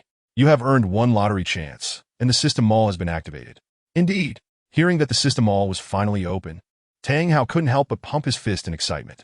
Subsequently, he began to explore the treasures available for purchase in the mall. Upon entering, he found the categories mirrored those from the previous lottery, devoid of any tangible goods, divided into three main categories: skills, cutting-edge technology, and entertainment. However, unlike the previous lottery, which relied on luck, he could now make targeted purchases. Tang Hao first clicked on the cutting-edge technology category, undoubtedly the most impressive. Securing a technology that surpassed current advancements would instantly elevate one's status, though the ability to maintain it would depend on one's own skill. Excuse me. When Tang Hao saw the prices, he became somewhat agitated. The listings included controlled nuclear fusion, priced at 100 billion prestige points. Artificial intelligence, beginner 100 million prestige points. Other cutting-edge technologies, such as AR, VR, and graphene, also demanded substantial prestige, which Tang Hao could not afford at present. Next, he perused the entertainment category, which brought him more comfort. Compared to the exorbitant prices of cutting-edge technology, the entertainment prices were considerably more reasonable. A song marked as a classic was only 1,000 prestige points, and a script for a classic TV drama was merely 20,000 to 30,000, never exceeding 50,000. Game prices were a bit higher, but still well within reach. It seemed the system wanted him to become an entertainment magnate first, Tang Hao mused with a smile. Finally, he clicked on the skills category. As the name suggests, this section offered a variety of skills for sale, ranging from basketball, soccer, singing, and dancing to more advanced skills like flying planes and tank operation. Prices varied based on the accessibility and difficulty of the skills, with common skills like basketball beginner being relatively cheap at 100 prestige points, while golf beginner being less accessible to the average person cost a hefty 1,000 prestige points. Not bad, not bad. Tang Hao was quite satisfied with the skills category. The prices were affordable and practical, making them excellent tools for impressing others. He vowed to use these skills judiciously, avoiding any overly deliberate attempts to show off. After thoroughly examining the system mall, Tang Hao drifted off to sleep with a heart full of joy. Chapter 50. Imposing constraints on employees in the blink of an eye. The 7-day holiday had come to an end. Except for Su Chengwei, who was soon to become a father, all employees of Datong arrived punctually in the capital. Is this our new office? Not bad. It's more spacious than when we were in Jiangxing. Everything here is great, except for the high rent. What do we have to fear about high rent? With our boss's generosity, we certainly won't be shortchanged. True, huh? I never expected that as a mediocre student. I would end up working in Zhongguancun, right next to Baidu Tower and Sina Tower. The employees excitedly toured the new office, sharing their thoughts. Once the tour concluded, Tang Hao gathered everyone for a meeting. "What do you all think of the new office?" he asked with a smile. "Good. Not bad." Responses came from all around, indicating general satisfaction with the new work environment. Tang Hao, however, shook his head. "I think it's average. While it's better than what we had in Jiangcheng, compared to those Class A office buildings in the CBD or companies with their own independent buildings, like Baidu and Sina just down the road, it falls significantly short." The crowd was taken aback and instinctively nodded. Most employees were recent graduates experiencing their first jobs, and while they were somewhat satisfied with their current environment, comparisons made them feel their situation was lacking. After settling in, many employees had wandered outside to Baidu and Sina, marveling at their impressive office buildings, which made their own workspace seem rather inferior. Tang Hao smiled and continued, "We are just as capable. Why should we settle for less while others work in bright, airy environments? Therefore, I've set a small goal, to move into a more upscale office building within a year, and to strive for our own headquarters building within 5 years." "Great!" The employees responded enthusiastically. The first goal was easily achievable, but the second posed a significant challenge. Establishing a headquarters in the prime area of Zhongguancun would require no less than 1 to 2 billion yuan. Among the many companies in Zhongguancun, only a select few possess their own independent headquarters. Yet, dreams are worth having. Who knows what might come to fruition, right? Yes. After energizing the employees, Tang Hao continued, "You have all been working at Datong for a few months now, and you should have a good understanding of my character. As long as you deliver results, I will never shortchange you." Everyone nodded instinctively. The boss's generosity was well known, and even though most employees were first-time job holders, they were not naive enough to believe that all company leaders would treat them as Tang Hao did. However, Tang Hao's tone shifted abruptly, his expression turning serious. "With the rapid development of the company, while I would prefer not to see it, there will inevitably be employees who cannot keep pace with our growth. When that time comes, we will have no choice but to let go of those who cannot keep up. After all, I run a business, not a charity." A hushed silence fell over the room, tension palpable as many employees grew anxious. Aside from the few subordinates brought by Su Chengwei, the remaining programmers were graduates of a typical second-tier university, lacking significant competitiveness in the capital, leaving everyone feeling uneasy. Tang Hao, however, was pleased with this outcome. It was precisely the effect he sought. Previously, he had always projected an image of generosity and camaraderie with the company's employees. But such an approach in the long run is detrimental to the company's development. Therefore, Tang Hao must impose a stricter discipline upon the staff.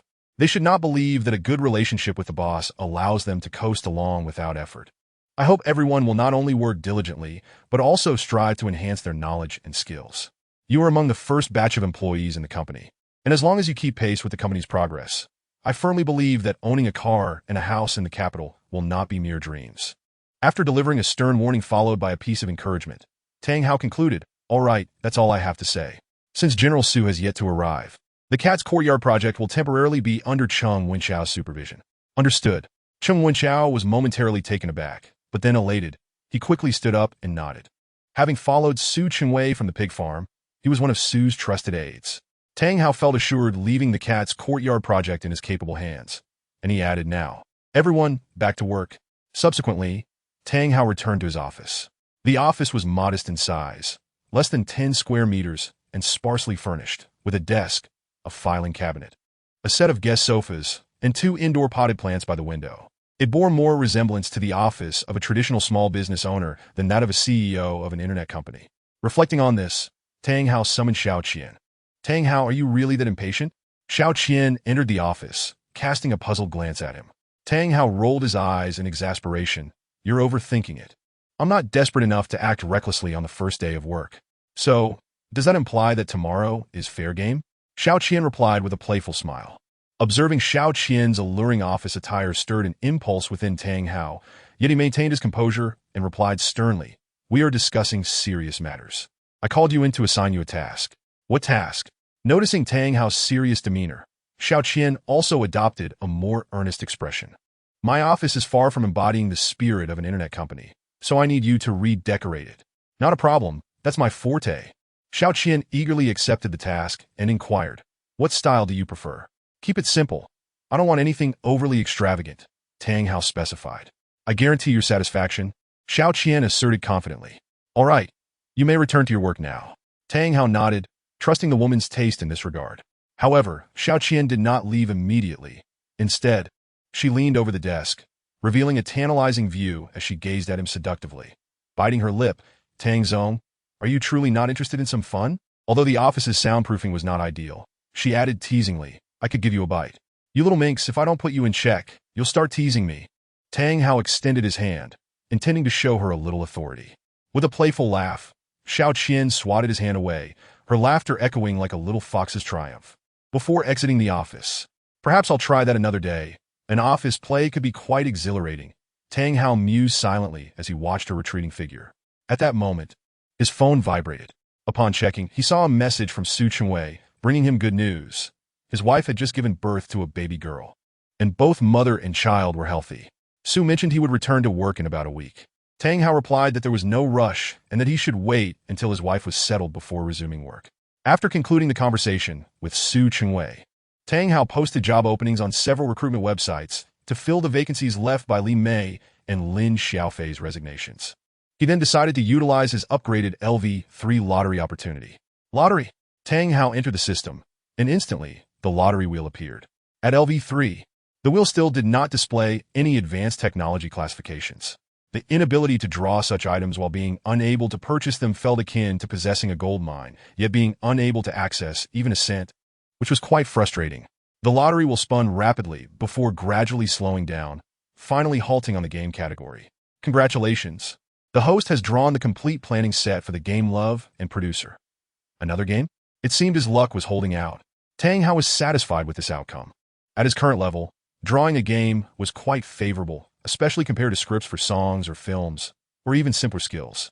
Following the success of Traveling Frog, Tang Hao was now more eager than ever for the games offered by the system. To his surprise, this was yet another female-oriented game. After briefly considering it, Tang Hao grasped the game's style and target audience. He had to admit that this game was also very suitable for the current Tang.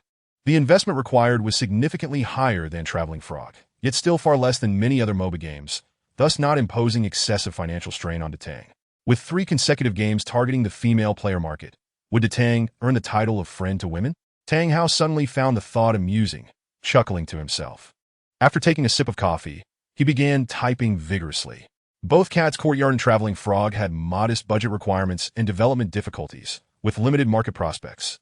Thus, it was essential to expedite Love and Producer into project development. Now that the company had relocated to the capital, they could no longer afford to operate at the leisurely pace they had in Jiangcheng. Overtime was necessary to maximize employee productivity. Finally, after completing the planning document, which spanned a substantial 40 to 50,000 words, Tang Hao stood up and stretched, his body cracking in relief. At that moment, Xiao Qian entered again, holding a cup of freshly brewed coffee. Finished? Would you like a massage? Sure, Tang Hao nodded. Xiao Qian placed the coffee on the desk and began to massage Tang Hao's sore shoulders, surprisingly skilled at it. As Tang Hao savored the massage while sipping his coffee, Xiao Qian contemplated that perhaps she should learn more about massage techniques. She was self-aware of her work capabilities, realizing she might not be able to contribute significantly to Tang Hao's professional endeavors, so she aimed to excel in her service to him. If she could cater well to him, she believed she wouldn't just avoid dismissal, but might even secure a permanent position.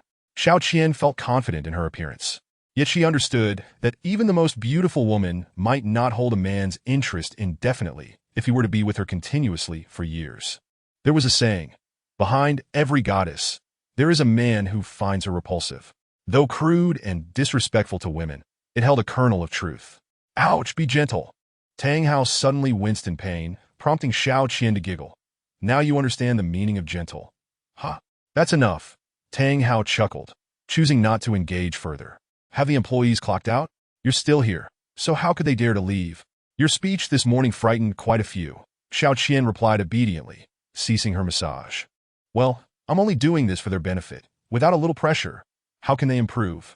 Tang Hao proclaimed boldly. Such a shameless capitalist. Xiao Qian retorted. Tang Hao laughed heartily and playfully patted Xiao Qian's backside. You can leave now. Tell the employees they can clock out. All things in moderation. Xiao Qian nodded and exited the office. A few minutes later, Tang Hao saved the electronic document and sent a copy to Su Chengwei. requesting his feedback. Afterward, he shut down his computer and prepared to leave for the day. To his surprise, none of the employees had departed. It seemed that his earlier remarks had indeed held some deterrent power. It's getting late. Everyone should head home. Don't stay too late today, or you won't be able to rise early tomorrow, Tang Hao said with a smile. With their boss's words, the employees finally set aside their tasks and left in groups of 3 or 5. You must be exhausted today. Let me drive, Xiao Qian suggested as they reached the parking garage. All right, Tang Hao agreed, settling into the passenger seat, reclining comfortably and playing with his phone. That evening, Tang Hao once again spent the night at Xiao Qian's apartment, utterly fatigued and unwilling to drive back. Of course, nothing transpired that night. The following morning, Su Chunwei reviewed the proposal for love and producer and promptly called Tang Hao to share his thoughts and suggestions. General Manager Tang, you are remarkable. In such a short span, you've managed to plan a new game, and its market prospects appear quite promising, Su Chunwei expressed with admiration. I often indulge in idle musings during my free time, Tang Hao casually replied. Then, General Manager Tang, please continue to indulge in your musings. Who knows? You might even bring our company to the stock market, Su Chunwei jested, before adding, I have great faith in this game. I support the project initiation. Very well. I shall initiate the project, and you will oversee it upon your return. Tang Hao responded with a smile. Anzai, Su Chunwei noted TV. Although he was far away in Jiangcheng, Tang Hao had prioritized sending the game planning proposal to him first for his input, rather than proceeding directly with the project initiation, which underscored Tang Hao's regard and respect for him. Su Chunwei, being somewhat sentimental, couldn't help but feel a sense of loyalty towards someone who appreciated him so.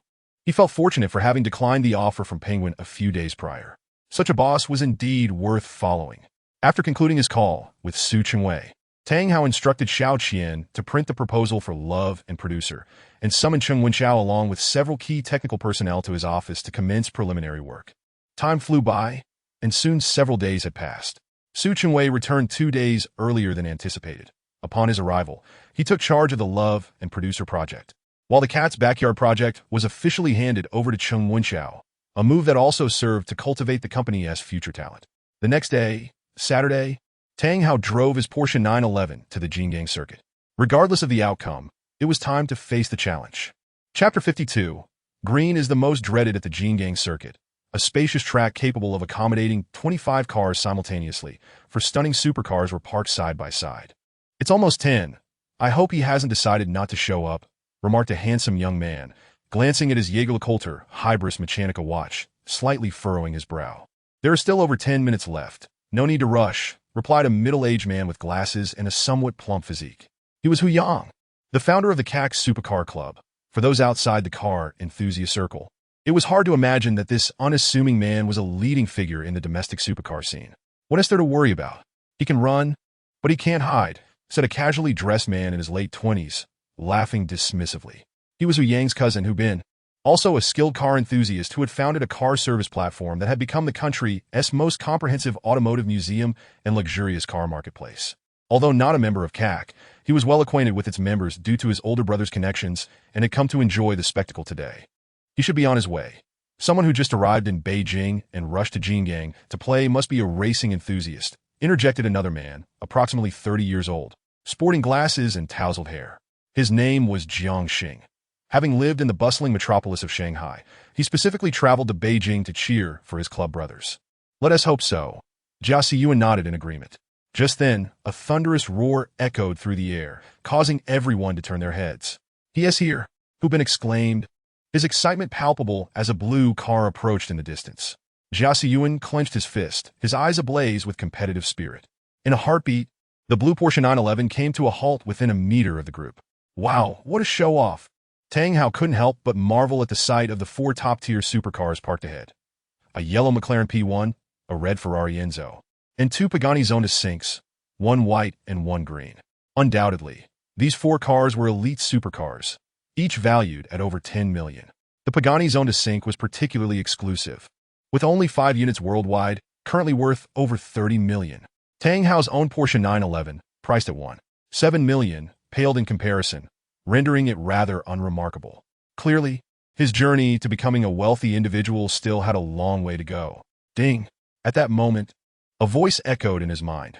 Random task issued. The host must possess at least 10 limited edition supercars valued over 20 million each.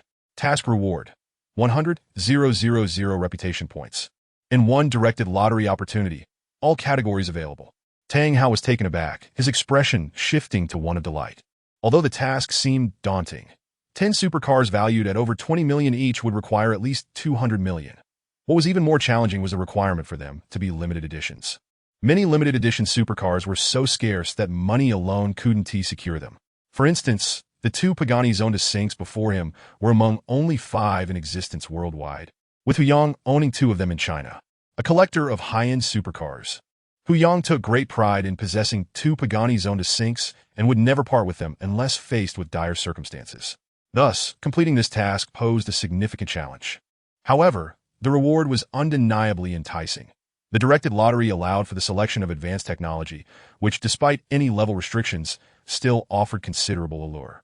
After a moment of excitement, Tang Hao took a deep breath, exited the car, and stepped out. Swish, swish, swish. Instantly, 4 pairs of eyes were drawn towards him, some with calm gazes, others brimming with competitive spirit, and a few observing him with an air of superiority.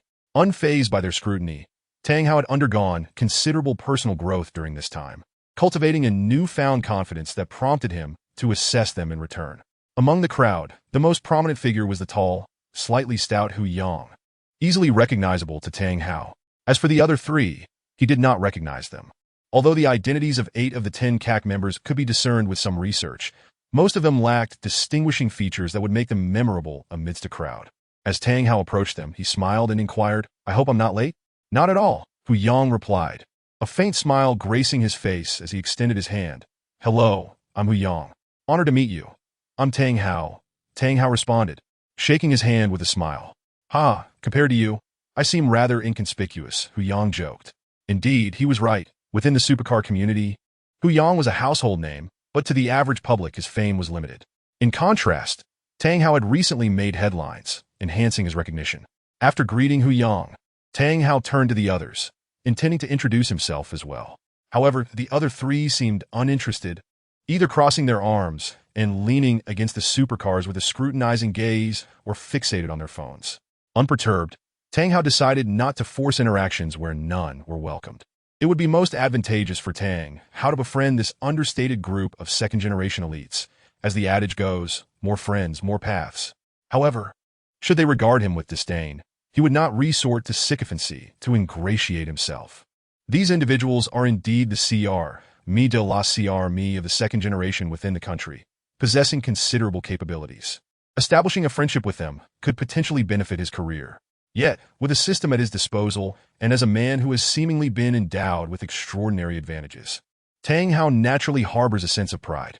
"May I inquire as to who wishes to challenge me?" Tang Hao asked the 3 individuals with an air of confidence and composure. "I shall." Jia Siyuan stepped forward, his gaze piercing as he fixed it upon Tang Hao. "My name is Jia Siyuan, an avid enthusiast of super racing. I have invited you here specifically to engage in a friendly competition, with no ulterior motives."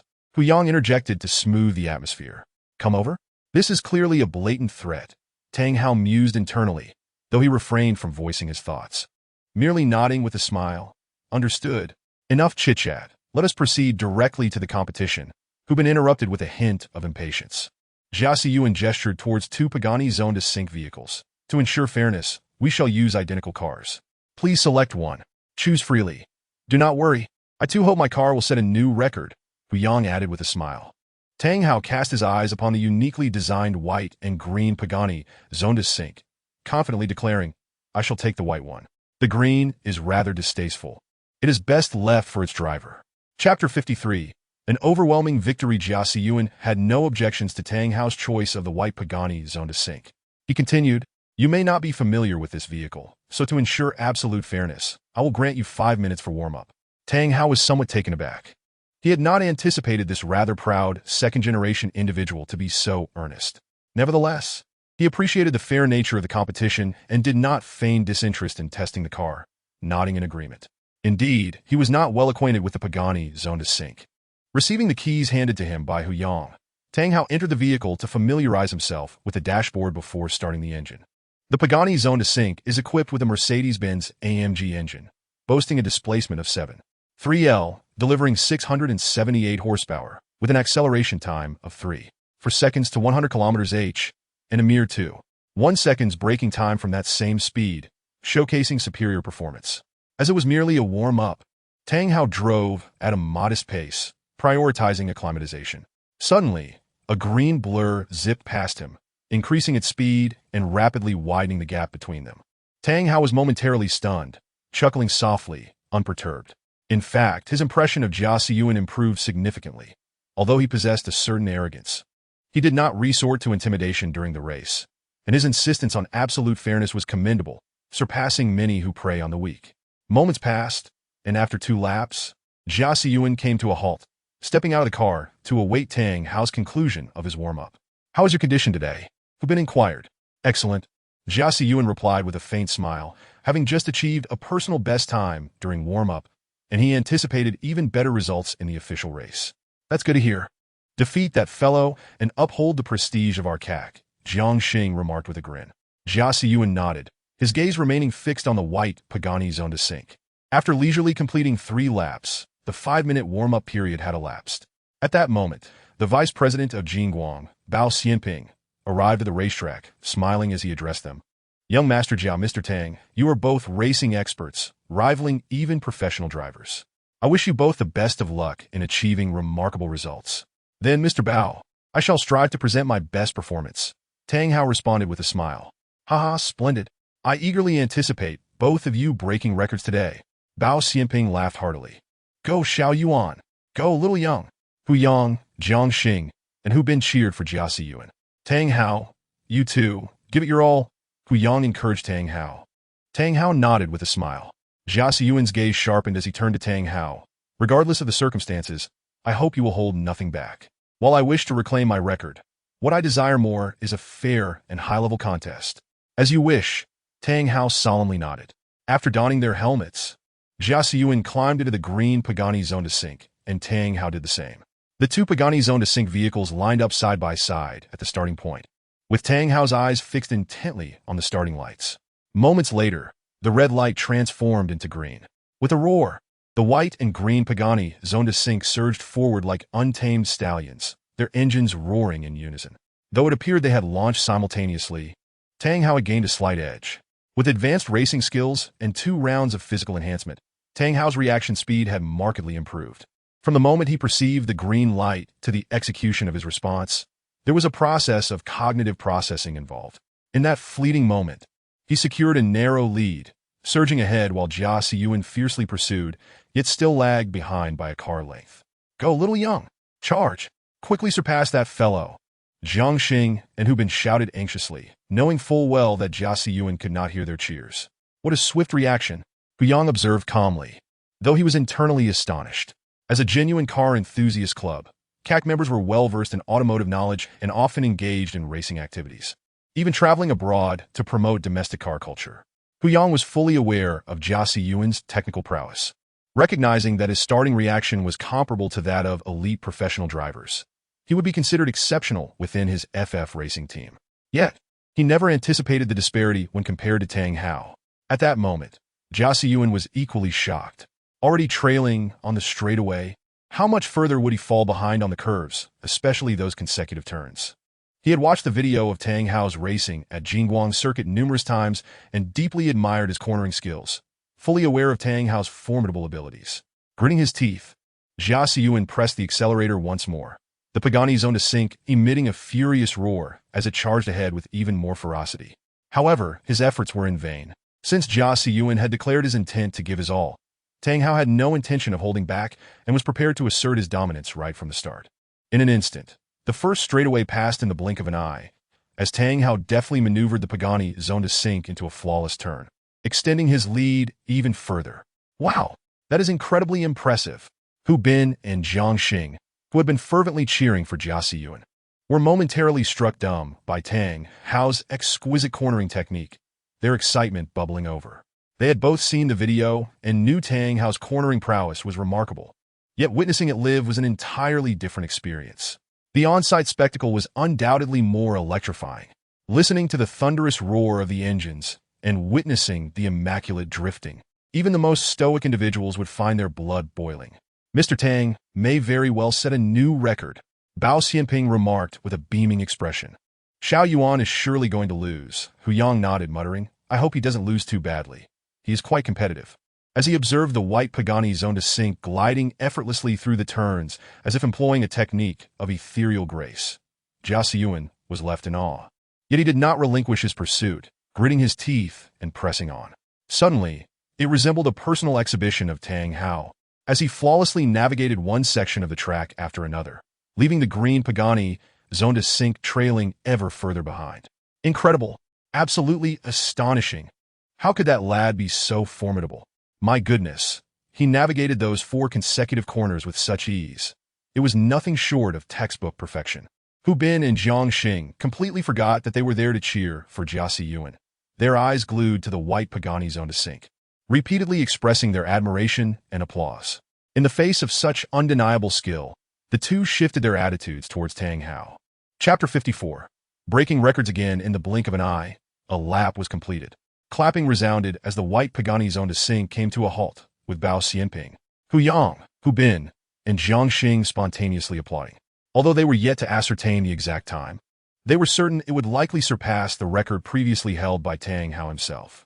After disembarking, he glanced back at the green Pagani zone to sink, still a considerable distance away, chuckling softly as he walked while removing his helmet. Mr. Bao, I hope I didn't disappoint you, Tang Hao remarked, approaching them with a faint smile. No, it was absolutely thrilling. Mr. Tang, you must have broken the record again, Bao Xianping exclaimed, shaking his head repeatedly, his face adorned with a joyful grin. Incredible. Even Hu Bin, who had previously dismissed Tang Hao, couldn't help but give a thumbs up. Too kind, Tang Hao smiled. How did you develop such remarkable skills? Jiang Xing inquired eagerly, his eyes brimming with curiosity and anticipation. Not only he, but Hu Yang and Hu Bin wore similar expressions. 4 true automobile enthusiasts like them, while they didn't necessarily aspire to match Tang Hao's prowess, they would certainly welcome a method to hone their skills to such a level. Perhaps it's a matter of talent. Tang Hao pondered before delivering a slightly pretentious response.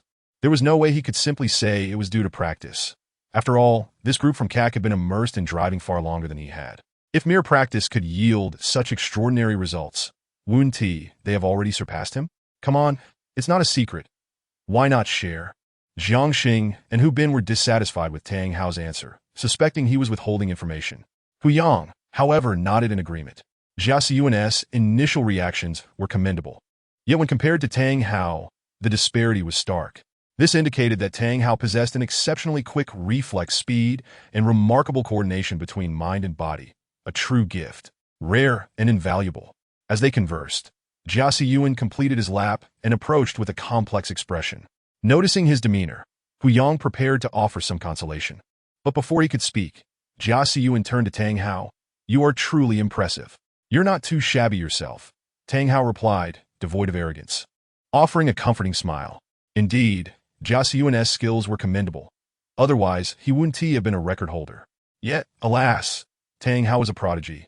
At that moment, Bao Xianping had already obtained their results and congratulated them. Young Master Jia, congratulations on breaking your previous record. 1 minute 12 seconds, 338. You've improved by over 2 seconds. Congratulations, little source, they chimed in. Indeed, your performance is already outstanding. It's just unfortunate you encountered this prodigy. Hu Yang, Hu Bin, and Jiang Xing all expressed their congratulations. A hint of a smile finally graced Jia Xiyuan's face. Though he hadn't reclaimed the fastest lap record among amateur racers at Jingguang, he had at least broken his personal best, which was still a commendable outcome. It seemed that competing against experts was indeed an unparalleled method for enhancing one's performance. Thus, Jia Xiyuan gazed at Tang Hao with fervent admiration. What the hell? Does this guy have a thing for men? Tang Hao shuddered under the intense gaze, goosebumps rising on his skin. He had heard tales of certain second-generation heirs who, having been surrounded by women all their lives and experiencing every type of woman, eventually lost interest in them, turning their affections towards men instead.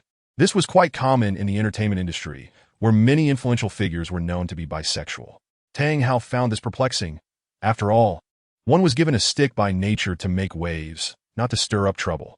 I have no interest in men, Seeing Tang Hao's sudden change of expression, as if viewing him as a venomous serpent, Jia Siyuan was momentarily taken aback before realizing the misunderstanding, rendering him speechless. Had he really come across as overly effeminate? Haha, our young Master Yuan is a quintessential straight man, and someone thinks he is gay. This is too hilarious. Little brother, I think men can be quite appealing at times. You might want to give it a try, the others chimed in, unable to contain their laughter. With Jiang Xing teasingly joking. Huge brother who? So you're in him in now? I'll have to tell your wife. Her expression when she finds out she has been cuckolded will be priceless.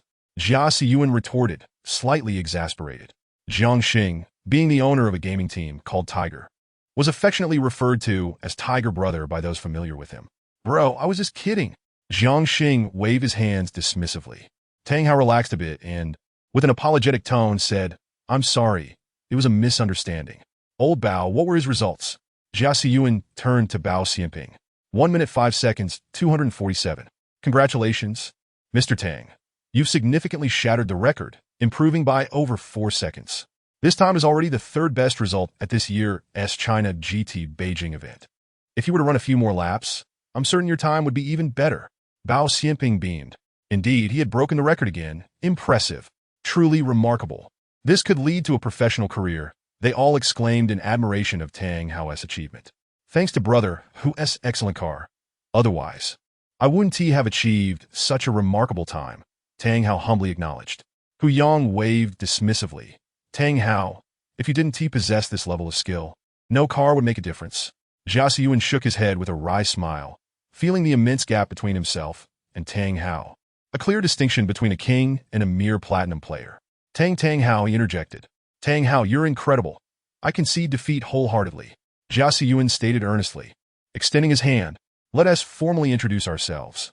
I am Jia Siyuan, and I hope we can exchange ideas and skills in the future. Tang Hao, you're always welcome. He replied with a smile, feeling a sense of relief in his heart. Becoming friends with this group, even if only as casual acquaintances, was far preferable to being adversaries. Hu Yang lamented, Tang Hao, if I didn't know you would never become a professional racer, I would have wanted to offer you a high salary to join my team. Indeed, such a talent not becoming a professional racer is truly a pity, Jia Siyuan agreed. Nodding in affirmation, if I possess skills like Tang Hao, no matter the obstacles, I would strive to become a professional racer. Being a professional racer is cool, but I don't think it suits me. I'm content with enjoying it during my leisure time, Tang Hao replied with a smile. Everyone has their own aspirations. There is no need to force it. While Tang Hao may not become a professional racer, our country may lose an excellent driver. However, we might gain an exceptional entrepreneur, which could contribute even more to society. Once Mr. Tang becomes a prominent businessman, he could easily form a team to promote car culture, making an even greater impact. Hu Yang jested. Thank you for your well wishes, brother Hu. If that day ever comes, I will certainly form a team to indulge in it. Tang Hao responded with a smile. Chapter 55. Trending again after chatting for a while. Hu Yang and the others could no longer resist their eagerness and took to the track for a few laps. By the time they concluded, it was already past 11 o'clock. As Tang Hao prepared to bid farewell to a few acquaintances before heading home, he was unexpectedly invited by Hu Yang. Tang Hao, shall we have lunch together? Tang Hao was taken aback, astonished that Hu Yang had extended such an invitation.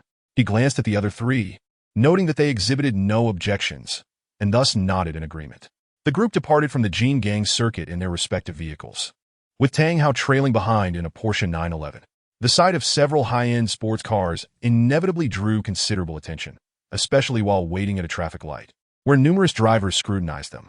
In the capital, luxury cars are commonplace, yet the simultaneous presence of four of which were top-tier sports models, certainly captured many curious gazes. Was his Porsche 911 diminishing the overall prestige? Tang Hao mused silently upon witnessing some drivers snapping photos with their phones. His 7 million yuan Porsche 911, when compared to the 4 flagship supercars, each valued at a minimum of 10 million, did indeed seem to lower the overall standing. However, aside from a bit of self-deprecating humor, Tang Hao felt no sense of inferiority. As they navigated westward toward the city, they unexpectedly arrived at Chang Street, leaving Tang Hao somewhat astonished. This area was near the Zhonglan Sea. Where could they possibly be dining?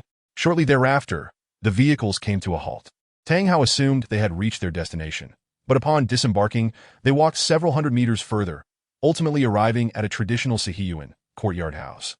The entrance bore no signs or markings, with a bright red door plate on the left and a small sign on the right that read Private Residence. No entry without invitation. Tang Hao, this is Cheng's feast. Have you been here before? Hu Yang inquired. No, I have only recently arrived in the capital, Tang Hao replied, shaking his head. Not only had he never been here, but he had not even heard of it. Well, you'll have a delightful experience today. Cheng's feast was created by Mr. Cheng Rumming, the head chef for our founding ancestor, and is now run by Mr. Cheng's grandson. The dishes here are exceptionally good, Hu Yang explained. Then I am in for a treat today, Tang Hao said with anticipation. After ringing the doorbell, someone quickly came to open the door. Passing through the small red gate and into the Sihiyuan, they entered a room that, while not lavish, possessed an extraordinary charm. The room featured portraits of the founding ancestor on the walls, along with various artifacts that had once belonged to him, instantly elevating the ambience. Tang Hao stood before the portrait, taking in the scene before finally finding a seat.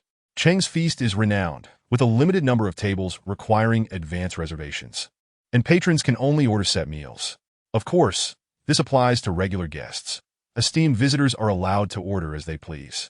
Shortly after their arrival, the waiter began to serve the dishes one by one, starting with the signature braised pork.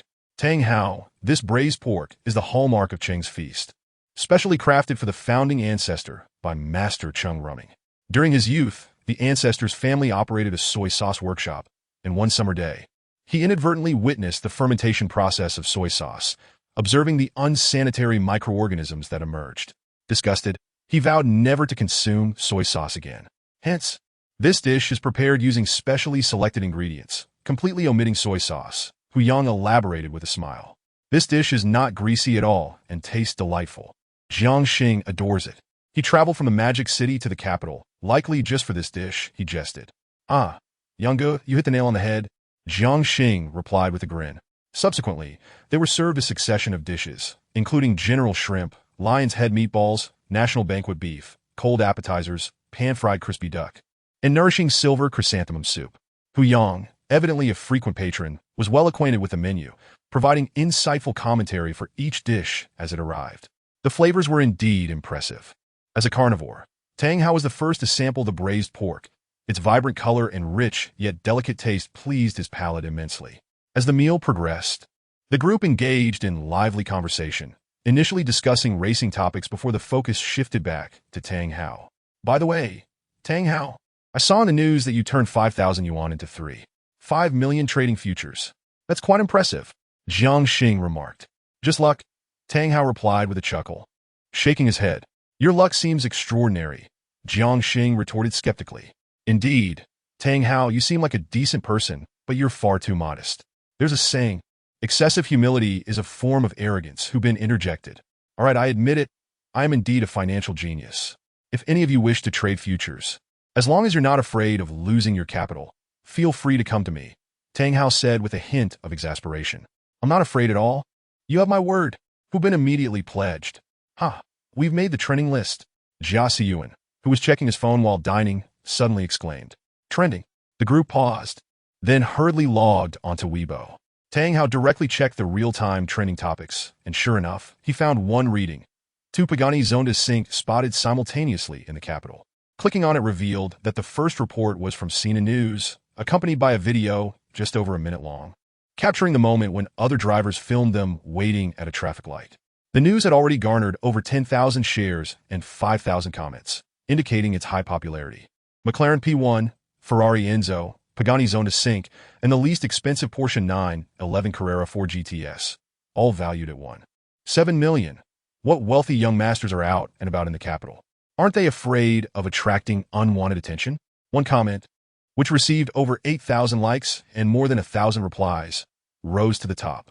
Aside from the Porsche 911 Carrera 4 GTS, the other vehicles were all priced above 10 million, with the Pagani Zonda Sync valued at an astonishing 30 million. It seemed that these 5 cars collectively represented a small fortune. One could hardly afford to provoke such affluent individuals.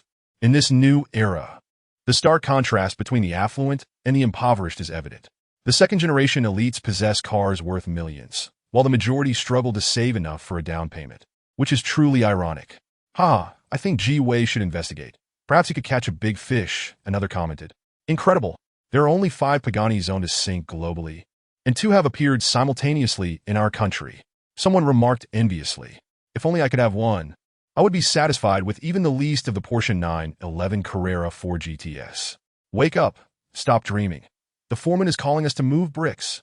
While the identities of the other car owners remained unknown, it was clear that the 2 most expensive Pagani Zonda Syncs belonged to Hu Yang, the founder of the CAC Supercar Club, who hailed from a wealthy family with his own businesses, not merely a privileged offspring.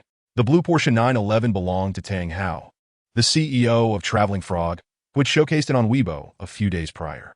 Although some netizens attempted to clarify, many remained skeptical, leading to a significant number of unfriendly comments among the popular ones. Chapter 56. The poor play with cars, the rich play with watches. A bunch of envious fools, who've been scoffed after glancing at the comments. However, Hu Yang suggested, let's clarify the situation. Allowing it to fester, while it may not matter much, ultimately doesn't reflect well. With that, Hu Yang made a phone call, speaking briefly before hanging up. Within mere minutes, the official Weibo account of CAC, Sisi Hyper Auto Club, published a clarifying post. The 2 Pagani Zonda Sync vehicles that have sparked widespread discussion belong to our club's founder, Mr. Hu Yang Shanhu. The McLaren P1 is owned by Mr. Hu Bin, chairman of the Dream Car Service Platform. The Ferrari Enzo is the property of Tiger Zhang, a member of the Tiger team. And the blue Porsche 911 belongs to Mr. Tang Hao, the founder of the company behind the game Traveling Frog, and is not, as some netizens have speculated, the possession of some privileged youth. All of them share a profound passion for car culture. Just a few days ago, Mr. Tang achieved the best lap time for amateur racers at the Golden Harbor Circuit, and today, they have gathered again at Golden Harbor to celebrate Mr. Tang's remarkable accomplishment in breaking his own record. The CAC official account typically updates infrequently, sometimes going 2 weeks without a post, which explains its modest following of just over 20,000 fans and its lack of influence. However, after this clarifying post was published, the Golden Harbor official account swiftly retweeted it, also congratulating Tang Hao on his record-breaking feats. Subsequently, numerous automotive media outlets and self-media platforms followed suit. And eventually mainstream media like Sina also shared the clarification. It became evident that CAC was behind the impressive display of 4 top-tier supercars. Is the CAC Supercar Club truly formidable? Upon searching for CAC, I found it to be shrouded in mystery and prestige. Among enthusiasts of high-performance vehicles, it is nearly common knowledge that the 2 Pagani Zonda Sync cars belong to CAC's founder, Hu Yang. I was surprised to learn that Tang Hao, the CEO of Traveling Frog, is a racing driver who has been sidetracked by his gaming endeavors. Impressive work, Senior Tang, thumbs up. With the substantial media retweets of the clarifying post, no one continued to insinuate any connections to privileged elites. And after a brief flurry of excitement, the topic was swiftly overshadowed by other news. The dinner at Qingfu Banquet lasted nearly an hour before concluding. Tang Hao, let us engage in some friendly competition next time. Let us add each other on WeChat for easier communication, suggested Jia Siyuan as they headed towards the parking lot. All right? Tang Hao nodded and opened WeChat to add each other as friends. I'll add one too, Hu Bin chimed in. In the end, all 4 members of CAC exchanged friend requests with Tang Hao. Naturally, that was as far as it went. When Tang Hao departed in his Porsche 911, Hu Yang did not extend an invitation for Tang Hao to join the CAC club. The day had turned out positively, alleviating my earlier worries. While driving home, Tang Hao chuckled and shook his head at the memory of Zhang Lin's foreboding warnings about impending misfortune. Buzz! Just as I mentioned him, a message from Zhang Lin popped up on WeChat. Tang Hao, you've quite the audacity, showing no regard for CAC. Nevertheless, congratulations on breaking the record. Going all out is indeed the best way to show respect. Besides, he is actually quite amiable. There is no need for the exaggerated portrayal of him as a tyrant. Tang Hao replied via voice message while waiting at a traffic light. Perhaps he was simply taken aback by your driving prowess. You've just arrived in the capital and may not have heard of this formidable character, Zhang Lin remarked. I want to elaborate as I'm driving.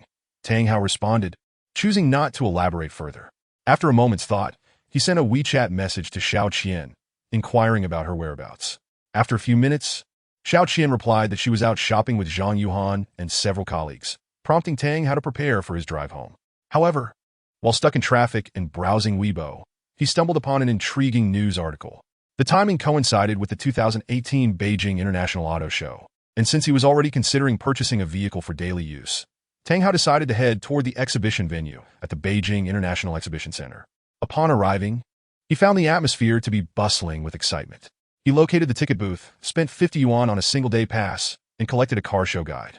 As one of the most influential auto shows in the country, the Beijing International Auto Show featured over 200 exhibitors showcasing 22 vehicles, bringing together leading automotive brands from Europe, America, Japan, and China, ranging from economical models priced around 100,000 yuan to high-end supercars worth millions.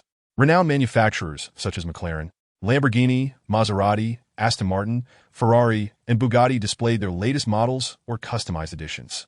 After passing through security, Tang Hao entered the exhibition center, where he was met with throngs of people.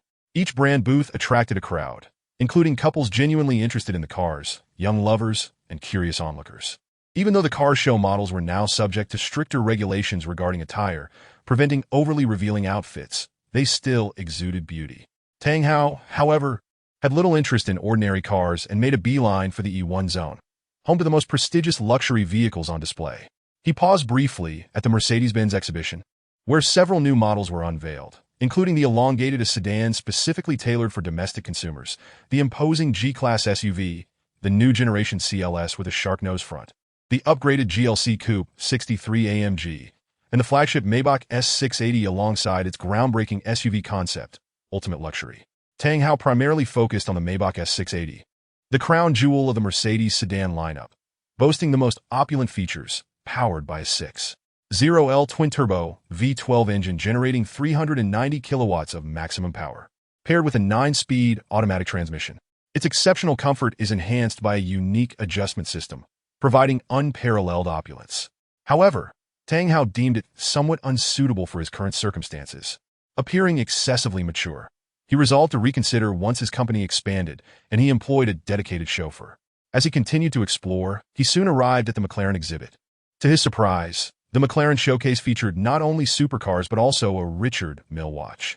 However, upon reflection, he realized that for the affluent, cars and watches go hand in hand, one representing time, the other speed, a harmonious pairing.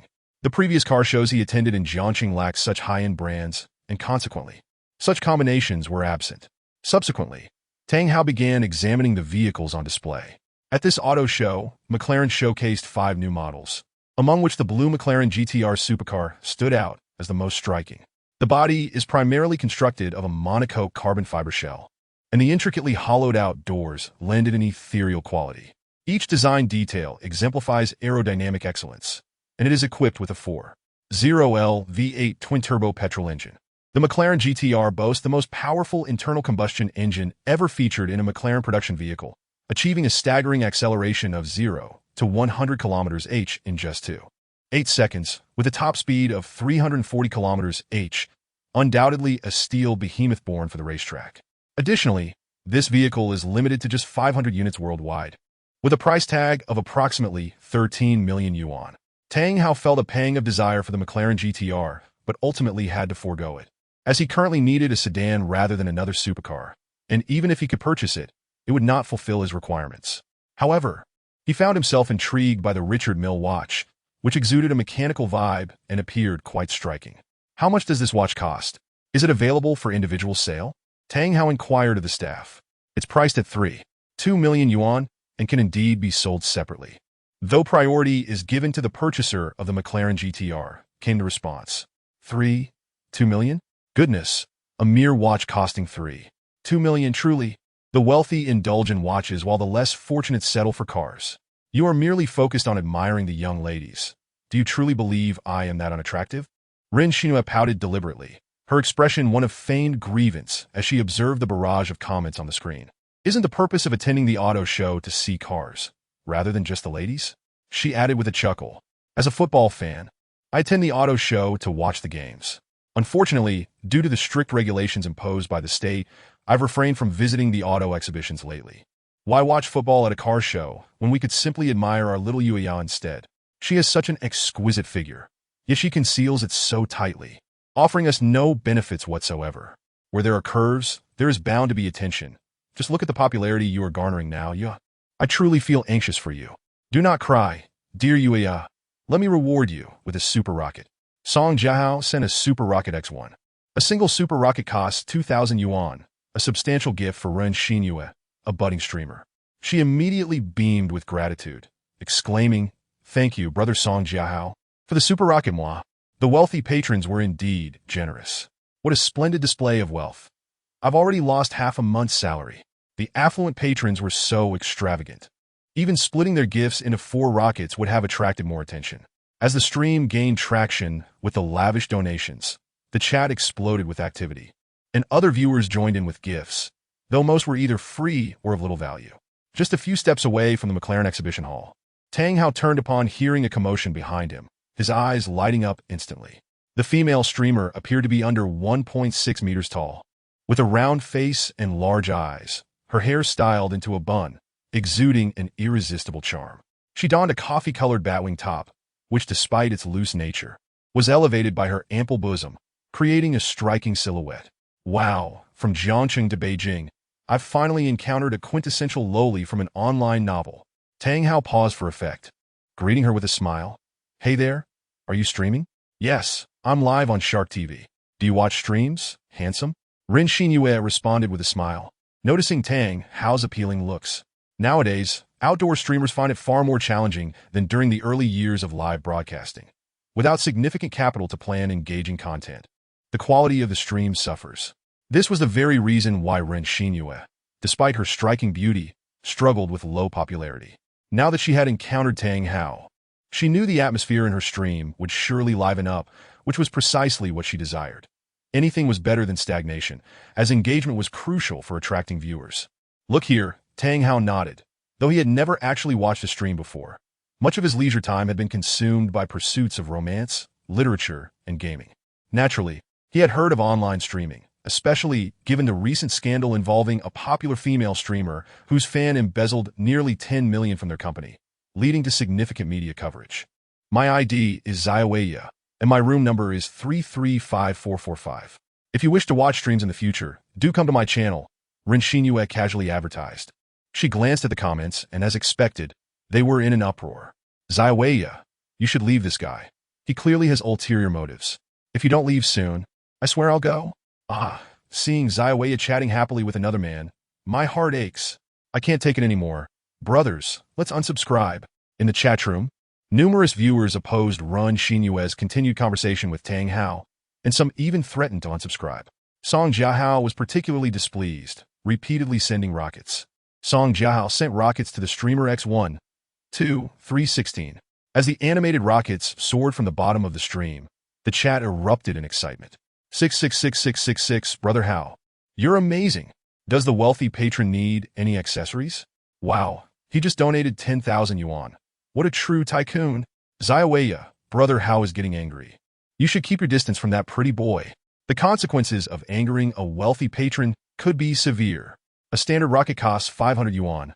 Thus, 16 rockets amounted to 8,000, combined with the previous super rocket of 2,000, equating to a staggering total of 10,000 yuan donated in less than 3 minutes. While such sums were commonplace in the realms of larger streamers, they were indeed rare for a smaller streamer, causing the chat to overflow with excitement. A flurry of 666 comments making it nearly impossible to read. Ren Xinyue's eyes widened in astonishment, her mouth agape. She had never received such an abundance of gifts at once. "Thank you, Brother Song Jiahao, for the additional 16 rockets. I'm immensely grateful." Her face flushed with excitement. Her voice trembled slightly. "Enough chatting, let us go watch some cars," Song Jiahao remarked. As an aristocratic user, his messages were highlighted, allowing Ren Xinyue to catch them even amidst the sea of 666 comments. "All right," she nodded eagerly. For major streamers, 10,000 yuan might seem trivial, but for a lesser-known streamer, it represented a considerable sum. Ren Xinyue had started streaming only a month after her college entrance exams, and her total donations had yet to reach 5,000 yuan. More importantly, a patron capable of casually donating 10,000 yuan could potentially contribute even more in the future. For both major and minor streamers, a wealthy supporter brought in revenue equivalent to that of 1,000 ordinary fans, if not more. Therefore, few streamers could refuse the requests of affluent patrons, provided those requests were not overly unreasonable. "Handsome, we'll chat another time. I'm going live now." Ren Xinyue smiled at Tang Hao before hastily departing. Tang Hao was momentarily taken aback, unsure why she left. He had wanted to chat a bit longer and exchange contact information. It felt like a significant loss not to engage further with such a charming and adorable girl. But then he thought, now that he knew the streameress name, how could he possibly fail to find her? With that, Tang Hao smiled and proceeded to the next exhibition hall. Upon arriving at the Maserati exhibition, he discovered, much like the previous McLaren hall, it showcased not only cars, but also featured the renowned watch brand Bulgari. In contrast to the mechanical elegance of Richard Mille, Bulgari's collaborative watch featured a more minimalist design, with a black dial complemented by silver hour markers and hands, accented with blue details, exuding a classic charm. Maserati's iconic trident logo was elegantly positioned beneath the digital display, and the dashboard highlighted its racing pedigree, conveying an understated sense of luxury. However, Tang Hao was not there to purchase a watch, but rather to acquire a car. So his attention quickly shifted to the luxurious sedans Maserati had introduced. Chapter 58. With a blade in hand, slay the hound.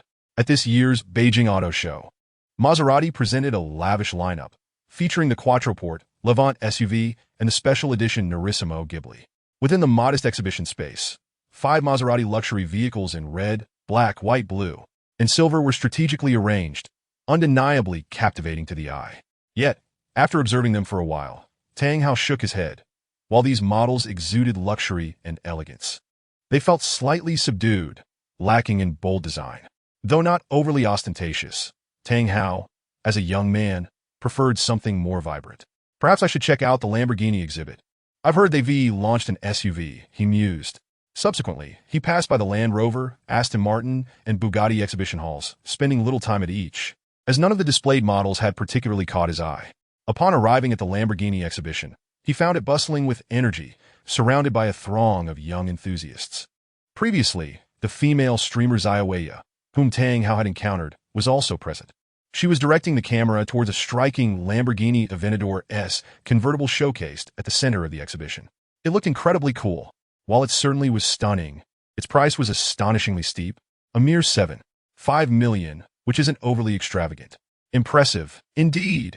It seems that boasting online comes without the burden of taxes. Is $7.5 million not considered expensive? If you have the means, why not purchase one? Foolish contrarian. What I meant was that compared to other top-tier supercars, this price isn't exorbitant. You're the one being foolish. Haha, if I own one, I would drive it around for ride-sharing while live streaming. It would undoubtedly be exhilarating. Wake up and stop daydreaming. Perhaps set a modest goal first. Buy a Wuling Hongguang. Do you look down on my beloved vehicle?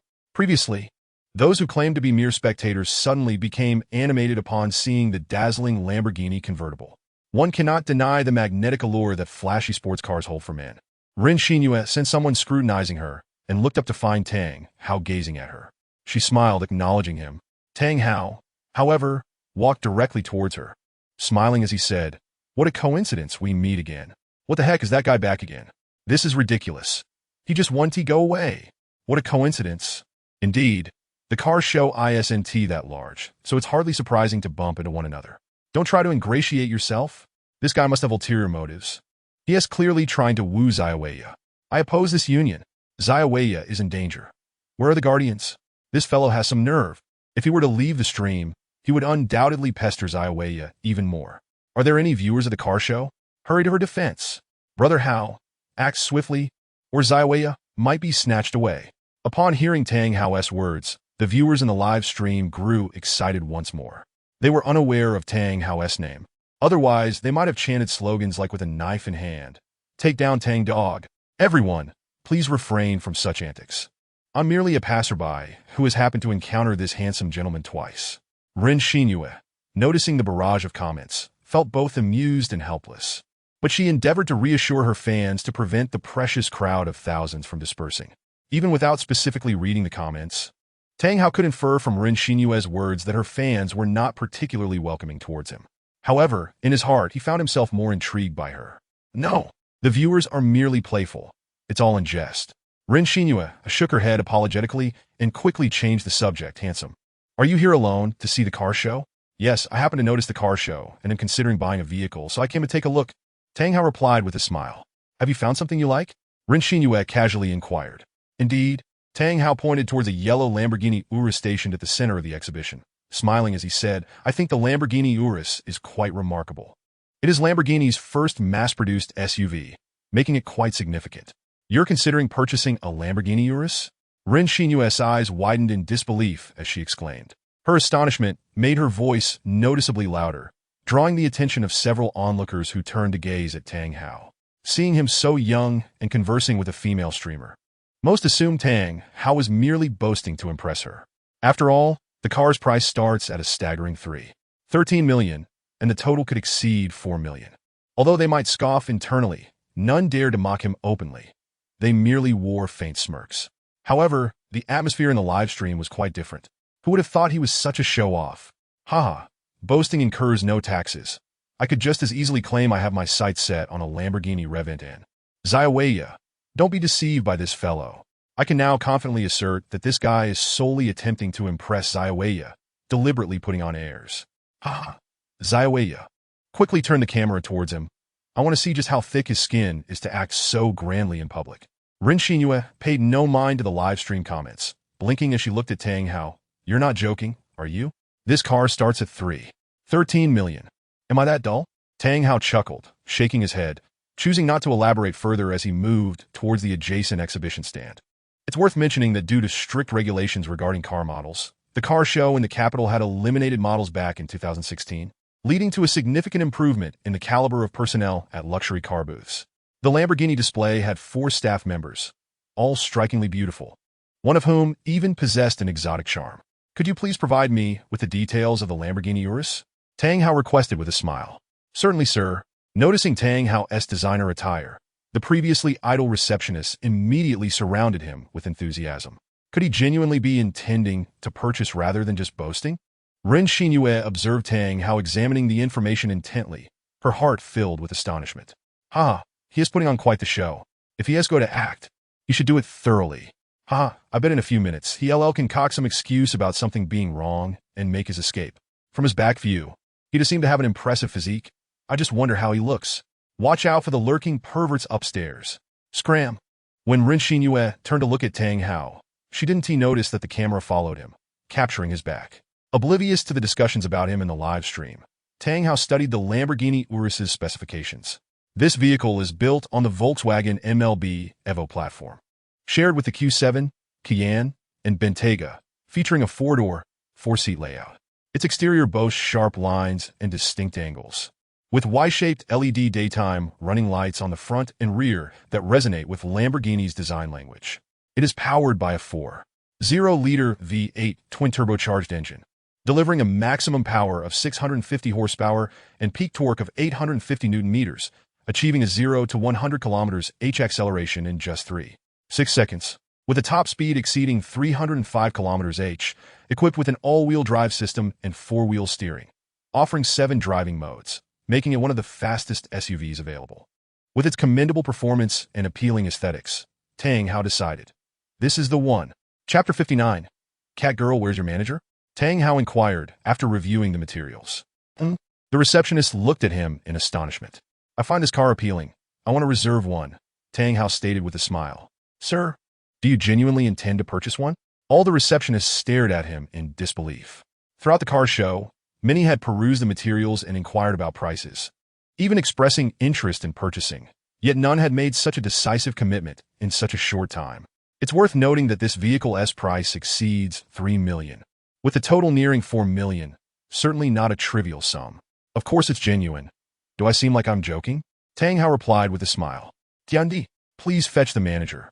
Upon hearing Tang Hao's unwavering confirmation, a voluptuous woman, whose face bore the marks of cosmetic surgery, instructed her exotic-looking companion. Without further ado, Tiandi went to find the manager. Once she left, the remaining 3 receptionists eagerly attempted to engage Tang Hao in conversation, hoping to exchange WeChat details. But he showed little interest. He had a penchant for beautiful women, yet he was not drawn to those who had undergone surgery. After all, who knows what they might have concealed before their transformations? Before long, Tiandi returned with a middle-aged man in a suit, striding towards Tang Hao. Zhang Weiming assessed Tang Hao, noting his designer ensemble, which suggested he was a wealthy young man, and extended his hand with a smile. I'm Zhang Weiming. May I ask how to address you, sir? My surname is Tang. Tang Hao extended his hand for a handshake. Mr. Tang, I hear you are looking to reserve a Urus? Indeed, Manager Zhang. Tang Hao responded with a smile. I wonder if there are any available in stock? Yes. We still have 3 Urus at our flagship store in the capital. If you wish to purchase, you can reserve one directly, and it will be ready for you in 3 working days, Zhang Weiming replied. It seems I am quite fortunate. Since there are vehicles available, I shall reserve one, Tang Hao said with a grin. Seeing Tang Hao's genuine intent to buy, Zhang Weiming's smile broadened. Mr. Tang, will you be opting for installment payments? No need for installments. I shall pay in full. Tang Hao shook his head, stating that he was not short on funds and preferred to pay outright. The crowd was taken aback, as the vehicle's starting price was 13 million, and with decent configurations, the final cost was nearly 4 million. To pay in full instead of opting for installments? Truly, he was a wealthy, second-generation heir. Upon hearing that Tang Hao would indeed make the full payment, the receptionist's eyes sparkled with interest. This was a true tycoon. Mr. Tang, are you really paying in full? Our interest rates are quite low, Zhang Weiming urged. Lamborghini itself offers financial services and collaborates with banks. If customers choose to pay in installments, the dealership could earn greater profits. In fact, most automotive dealerships rely on such financial services and the sale of ancillary products to generate revenue, as competition is fierce and pricing is nearly transparent, leaving little profit margins solely from vehicle sales. I truly do not need it. Tang Hao smiled and waved his hand dismissively. Very well, Zhang Weiming ceased his persuasion, realizing he was dealing with a financially secure heir. The news of Tang Hao's full payment stunned Ren Xingyue and the multitude of viewers in the live stream. Previously, many viewers had presumed Tang Hao was merely putting on a show by perusing information and would soon make his escape. Thus, they encouraged Ren Xingyue to follow him in live stream, curious to see what excuse Tang Hao would conjure to slip away. Ren Xingyue also wished to ascertain whether Tang Hao was merely boasting. So she complied with the viewer's suggestion, but aimed to avoid casting him in a negative light by not directing the camera towards him. Now, upon hearing Tang Hao not only intended to purchase the Lamborghini Urus, but also to do so in full, those who had previously insisted he was merely posturing were utterly astonished. Wow, what a slap in the face. I can't believe this guy isn't just pretending. He's genuinely impressive. Impressive, indeed. But isn't it all thanks to a wealthy father? Being born into affluence is an accomplishment in itself. To purchase a vehicle worth over 3 million outright? Now that's a true magnate. Being a rich heir is truly enviable. I can't even scrape together a down payment of 300,000. The boisterous atmosphere in the live stream was palpable. In the physical space, onlookers cast curious glances at Tang Hao, some filled with envy, others with jealousy. Shortly after, Zhang Weiming prepared the contract, and after Tang Hao signed, he paid a deposit of 100,000, officially securing a yellow Lamborghini Urus. Mr. Tang, thank you for your patronage. After signing the contract, Zhang Weiming shook hands with Tang Hao, beaming with satisfaction. Tang Hao nodded in acknowledgement. Putting away the contract, Tang Hao turned to Ren Xingyue and cheerfully suggested, "It seems we are quite fated today. It's getting late. Shall I treat you to dinner?" Ren Xingyue was taken aback, not expecting Tang Hao to invite her to dine. Her cheeks slightly flushed as she quickly shook her head. "No, I must continue my live stream." "Very well. Perhaps fate will allow us to meet again in the future." Tang Hao did not press further. Subsequently, he departed the Lamborghini showroom under the gazes of the crowd, and only after his exit did the chatter among the spectators intensify. Time flew by, and soon it was the end of July. The development of Cat's Backyard had been completed, and under Su Qingwei's leadership, the progress on Love and Producer was also swift. The company was operating in an orderly fashion. In the office of the general manager at Deton Company, Tang Hao inquired, "Old Lin, how is the showroom coming along?" "Everything is ready, Tang General," Lin Tingchun replied promptly. Recently recruited from a media company, he was primarily responsible for the company's promotional affairs. In just a few days, the time for this year's China Joy will arrive. China Joy, or the China International Digital Interactive Entertainment Exhibition, is a significant event in the realm of digital interactive entertainment. Second only to the Tokyo Game Show, its influence has grown tremendously in recent years, capturing the public's attention. Naturally, Cat's players would not miss this opportunity and would participate in China Joy as a prime promotional chance. Tang Hao nodded and added, "Even though our company has traveling fraud, our influence still pales in comparison to those larger firms. This game itself lacks major highlights. It will be challenging to garner attention. Do you have any effective promotional strategies?" The primary purpose of attending China Joy is to promote the new game. If the visit goes unnoticed, it would render the effort futile and wasteful financially. Lin Tingchun, clearly having prepared in advance, immediately responded, Tang General, I do have an unrefined idea. Please consider its feasibility. Go ahead. Tang Hao gestured for him to continue. Since our game is titled Cat's Backyard, I propose we find several attractive women to dress as cat girls. Lin Tingchun shared his concept. That is a splendid idea. Tang Hao's eyes lit up instantly. At China Joy, many engage in cosplay to promote games. So it would be entirely fitting for Cat's Backyard to feature some beautiful women as cat girls. Moreover, the majority of the attendees are male. Having a few charming cat girls would undoubtedly attract considerable attention. Although this audience may not be the game's target demographic, generating a buzz would naturally draw in players who enjoy this genre. Chapter 60. The Mixed Blood at 10 in the morning. Tian Di and her friend arrived at the Yilong Hotel.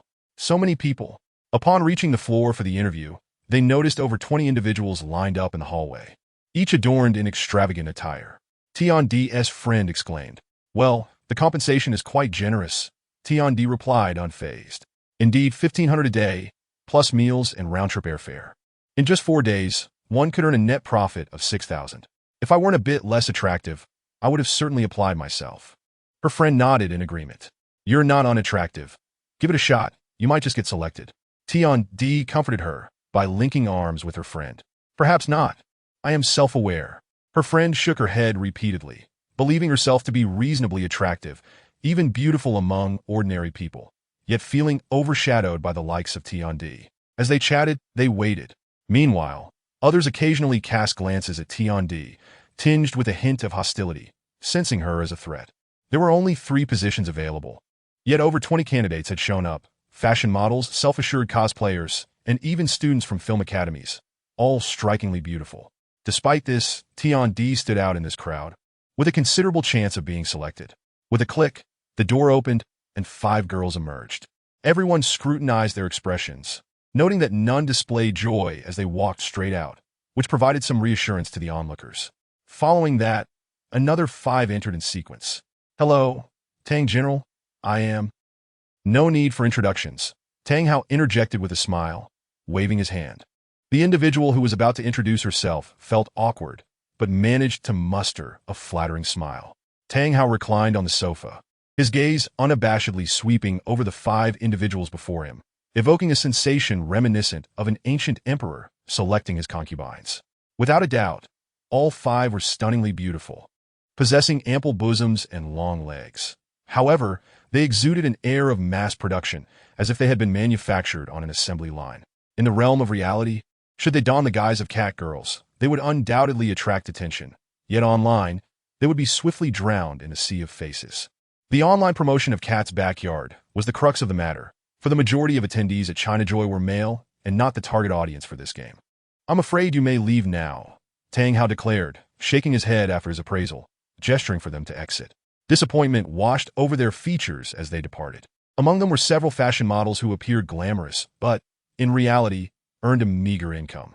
Currently, models on Taobao, lacking in fame, earned only around 500 yuan a day, and that was not even guaranteed daily work. Tang Hao had offered 1,500 yuan per day, inclusive of meals, accommodation, and round-trip airfare, which was considered a rather generous compensation in the industry. Tang Zong, is there truly no one who meets your criteria?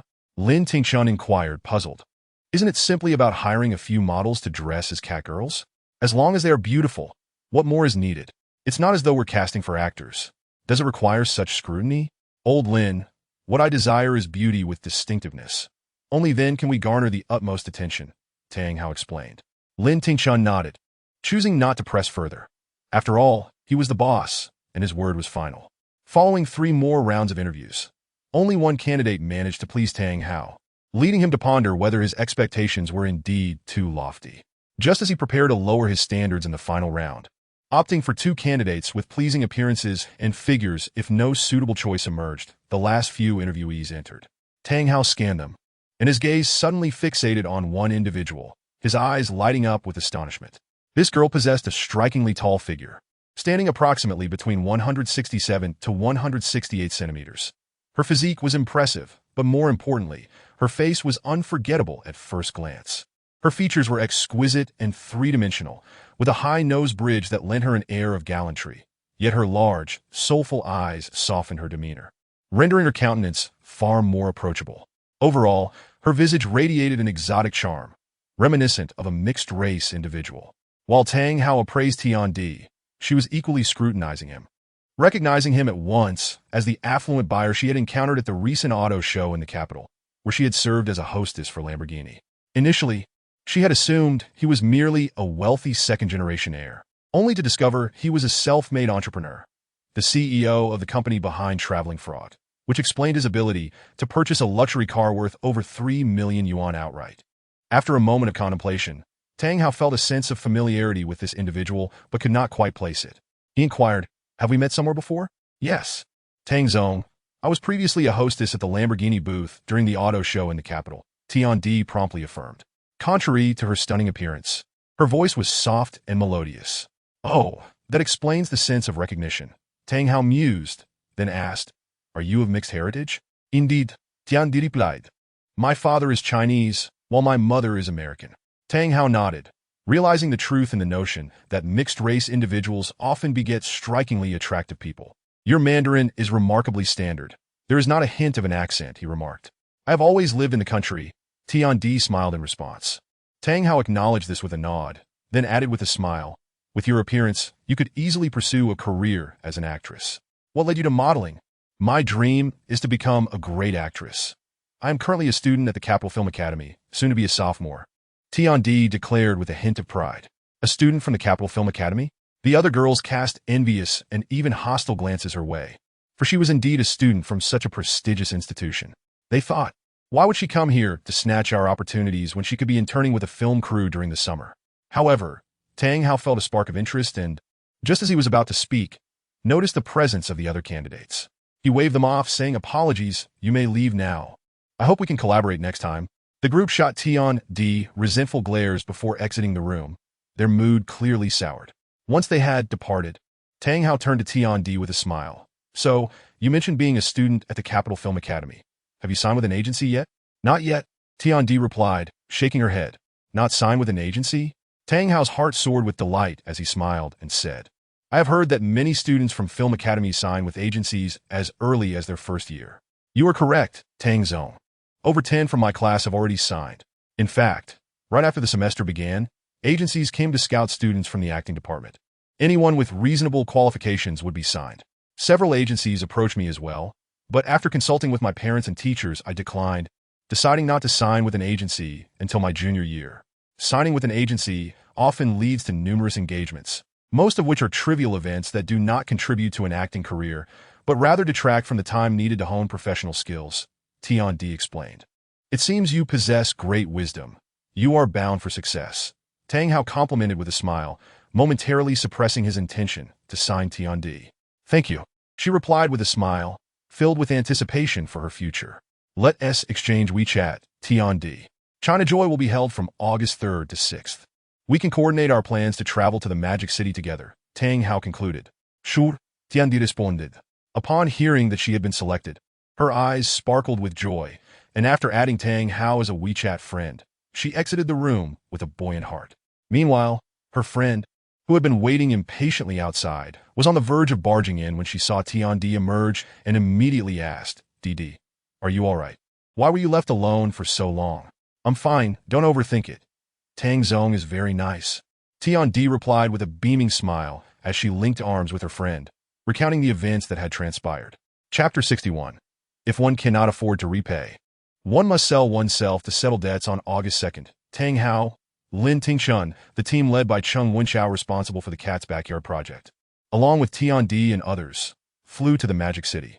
After checking into a hotel near the exhibition center, they found they had some time to spare, so they headed to the exhibition center to familiarize themselves with the venue. This year, China Joy was scheduled to run from the 3rd to the 6th. Today, it was still closed to the public, but as representatives of an exhibiting company, Tang Hao and his team were permitted entry. The exhibition center was quiet, with only staff bustling about in various halls. After passing through the booths of many large companies, they finally arrived at the booth of Deton Company. "Wow, how adorable and cute are these cats!" Upon entering the booth, Tiandi's eyes lit up as she spotted a large cardboard box filled with various cat plushies meant as gifts for the attendees. Not only her, but the other two showgirls Tang Hao had recruited wore expressions of delight, and the three immediately began to play with the plushies.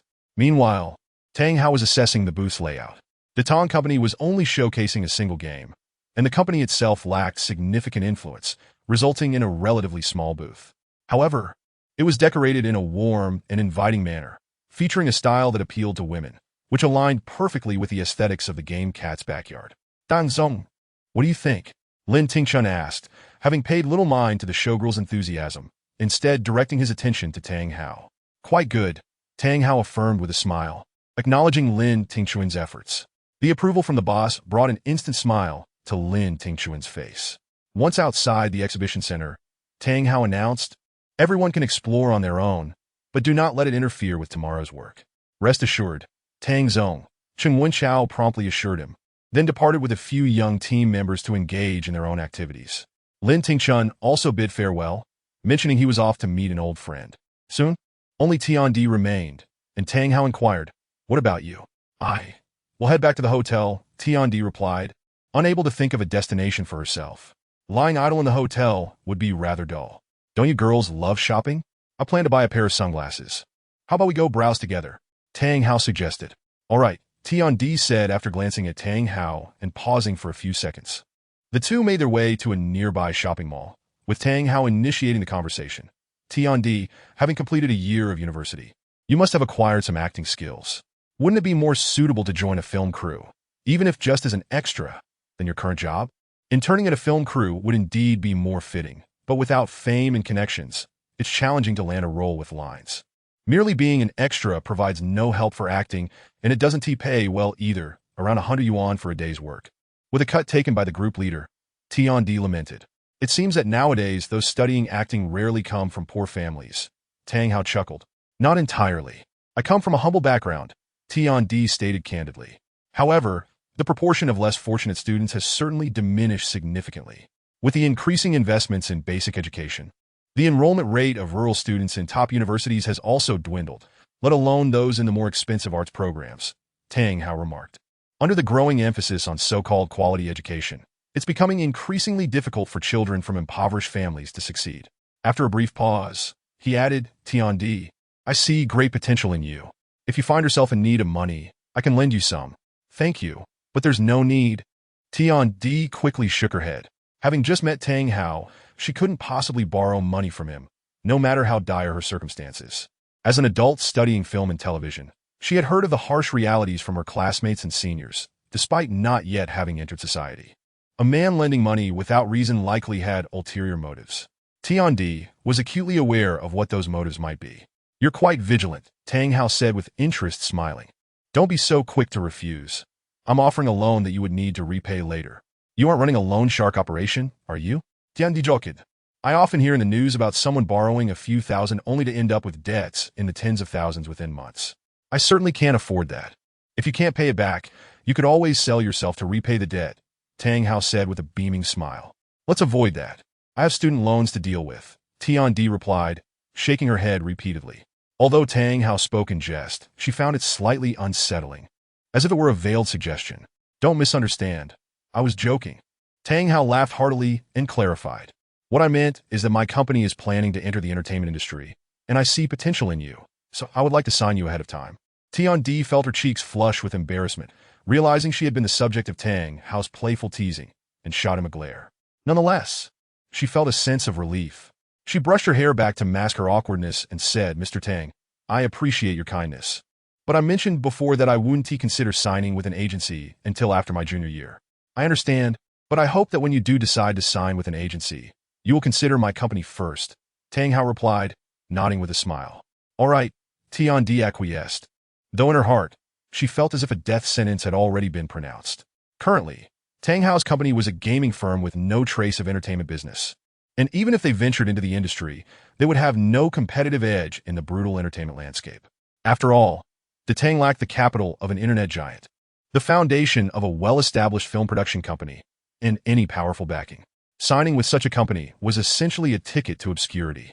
As they walked and chatted, they unknowingly arrived at a shopping mall, and after some searching, located a Ray-Ban counter. Upon entering the store, Tiandi eagerly examined various sunglasses, occasionally trying some on. "Could you hold this for me?"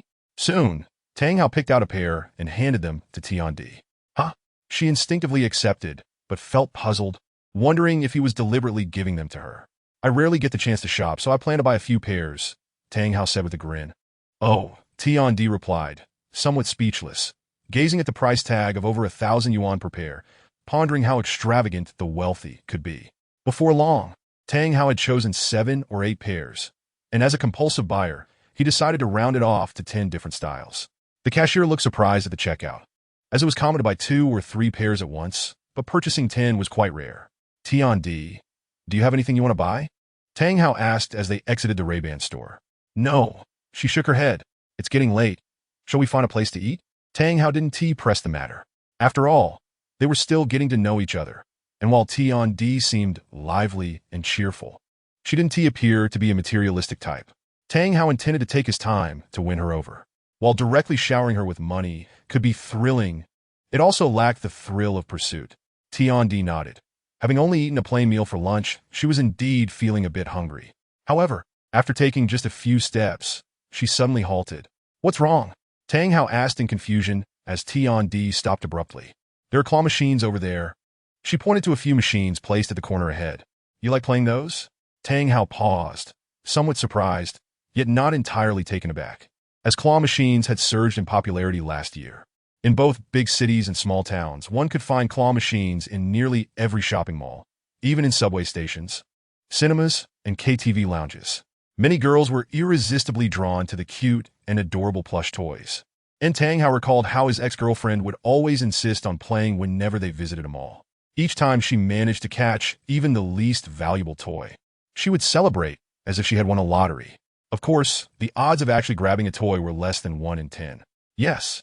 Whenever my best friend and I go shopping, we always have to play a few rounds when we see a claw machine," Tiandi nodded. "Then your skills must be quite good?" Tang Hao inquired with a smile. "They're terrible. Claw machines are so difficult," Tiandi admitted with a shy smile. As they spoke, they approached the machines, which included 3 in total. 2 were already occupied by a couple and a pair of friends. It seemed they had been playing for a while without catching a single toy. Tang Hao observed that there was no attendant present.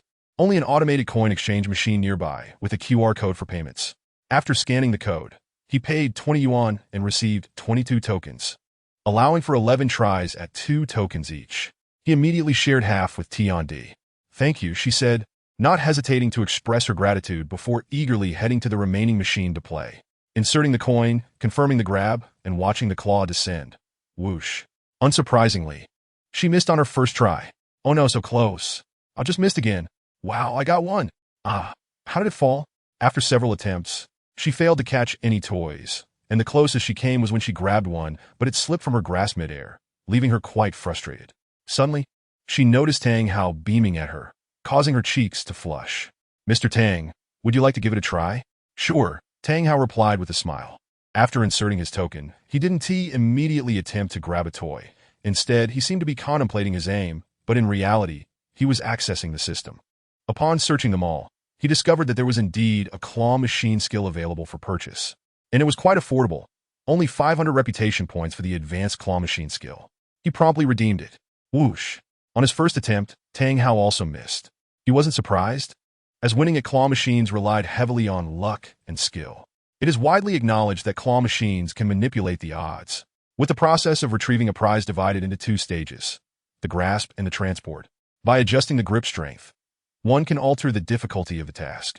Typically, a minimum of 20 coins is required to secure a toy, while some unscrupulous operators might set it as high as 50 coins. If fortune favors the player, they may succeed after just 2 or 3 attempts, but one must also be grateful to the previous player for their contribution to the prize pool.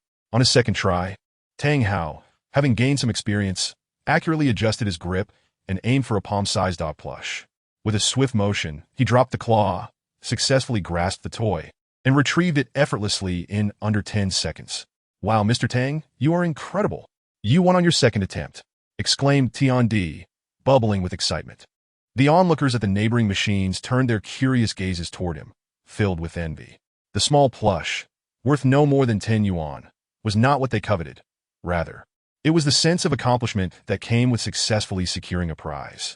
Tang Hao smiled and inquired, Tiandi, which toy would you like? The large brown bear. She pointed to a plush bear. After inserting a coin, he took aim, and with precision, he grasped the bear once more. Wow, you got it again? Mr. Tang, you are amazing. Tiandi cheered. However, just as she finished speaking, the bear fell from midair. Her jubilant tone abruptly ceased as she stared, forlorn, at the fallen plush. Why did it drop again? She lamented. It seems the operator has set the transition time from strong to weak grip very short, so even an accurate grab can fail if not retrieved quickly, Tang Hao explained. What a heartless operator, Tiandi retorted. How else would they make money? Tang Hao chuckled in consolation. No wonder. I also had a moment where I clearly grasped it, yet it fell midair, remarked a refined young man with glasses, who had accompanied his girlfriend. A look of realization crossed his face, as if he had been liberated from the thought of his own inadequacy, now understanding that the fault lay with the unscrupulous operator. As Tang Hao prepared for his third attempt, the other two groups of players abandoned their games to watch him. With two successful grabs already under his belt, his prowess was undeniable. With a swift motion, he targeted the bear once more and, true to form, successfully retrieved it. This is for you, he said with a beaming smile as he handed the bear to Tiandi. Thank you, she replied, hugging the plush to her chest, her face radiating joy. I want a bear too, exclaimed the girlfriend of the bespectacled man, gazing enviously at Tiandi before playfully tugging at her boyfriend's hand. The young man wore a wry smile, thinking, I want to impress her too, but alas, I am at a loss. With a flurry of attempts, Tang Hao continued to play, experiencing both victories and defeats. By the time he had exhausted all the coins he and Tiandi had left, he had successfully captured 4 toys in total, an impressive success rate of 4 out of 7 attempts.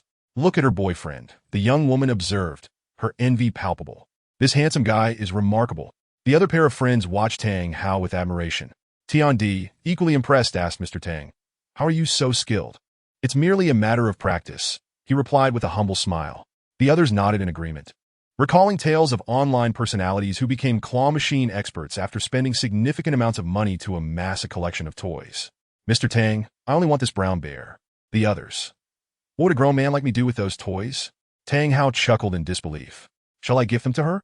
Tiandi suggested, gesturing toward the bespectacled couple and the 2 friends. Since these toys are meant for you, do as you please, he replied with a smile. Tiandi distributed the remaining 3 plushes among the 3 girls, ensuring each received one. Thank you. Your boyfriend is both handsome and talented. I wish you both happiness. The 3 girls beamed, their faces glowing with smiles. He is not my. Tiandi's cheeks flushed as she attempted to clarify, but before she could finish, Tang Hao interrupted. I wish you all happiness as well. We will. Goodbye, handsome, and thank you for the toys. In an instant, the 2 groups departed, leaving only Tang Hao and Tiandi behind. Chapter 63. Having a boyfriend like this isn't bad. Tiandi was not a shy girl. After all, she was studying acting. Thus, after the others left, while the atmosphere became somewhat intimate, she did not feel overly bashful.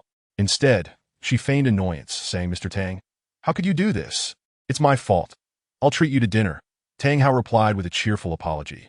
All right, seeing how sincere you are, I'll accept, she said, her tone playful, yet her body language was earnest. Her impression of Tang Hao was quite favorable. Handsome, wealthy, and only 3 years her senior. Having a boyfriend like him seemed quite appealing, especially for someone in her field of study, where connections were crucial for success in the entertainment industry. However, given that they had only just met, Tiandi felt it would be better to let their relationship develop gradually. After all, there is a saying that if something is too easily obtained, a man may not cherish it. When it came to treating a lady to dinner, Tang Hao naturally wouldn't choose an ordinary restaurant. However, he was not particularly familiar with the more upscale dining establishments in the bustling city. Thankfully, in this digital age, a quick search yielded numerous options.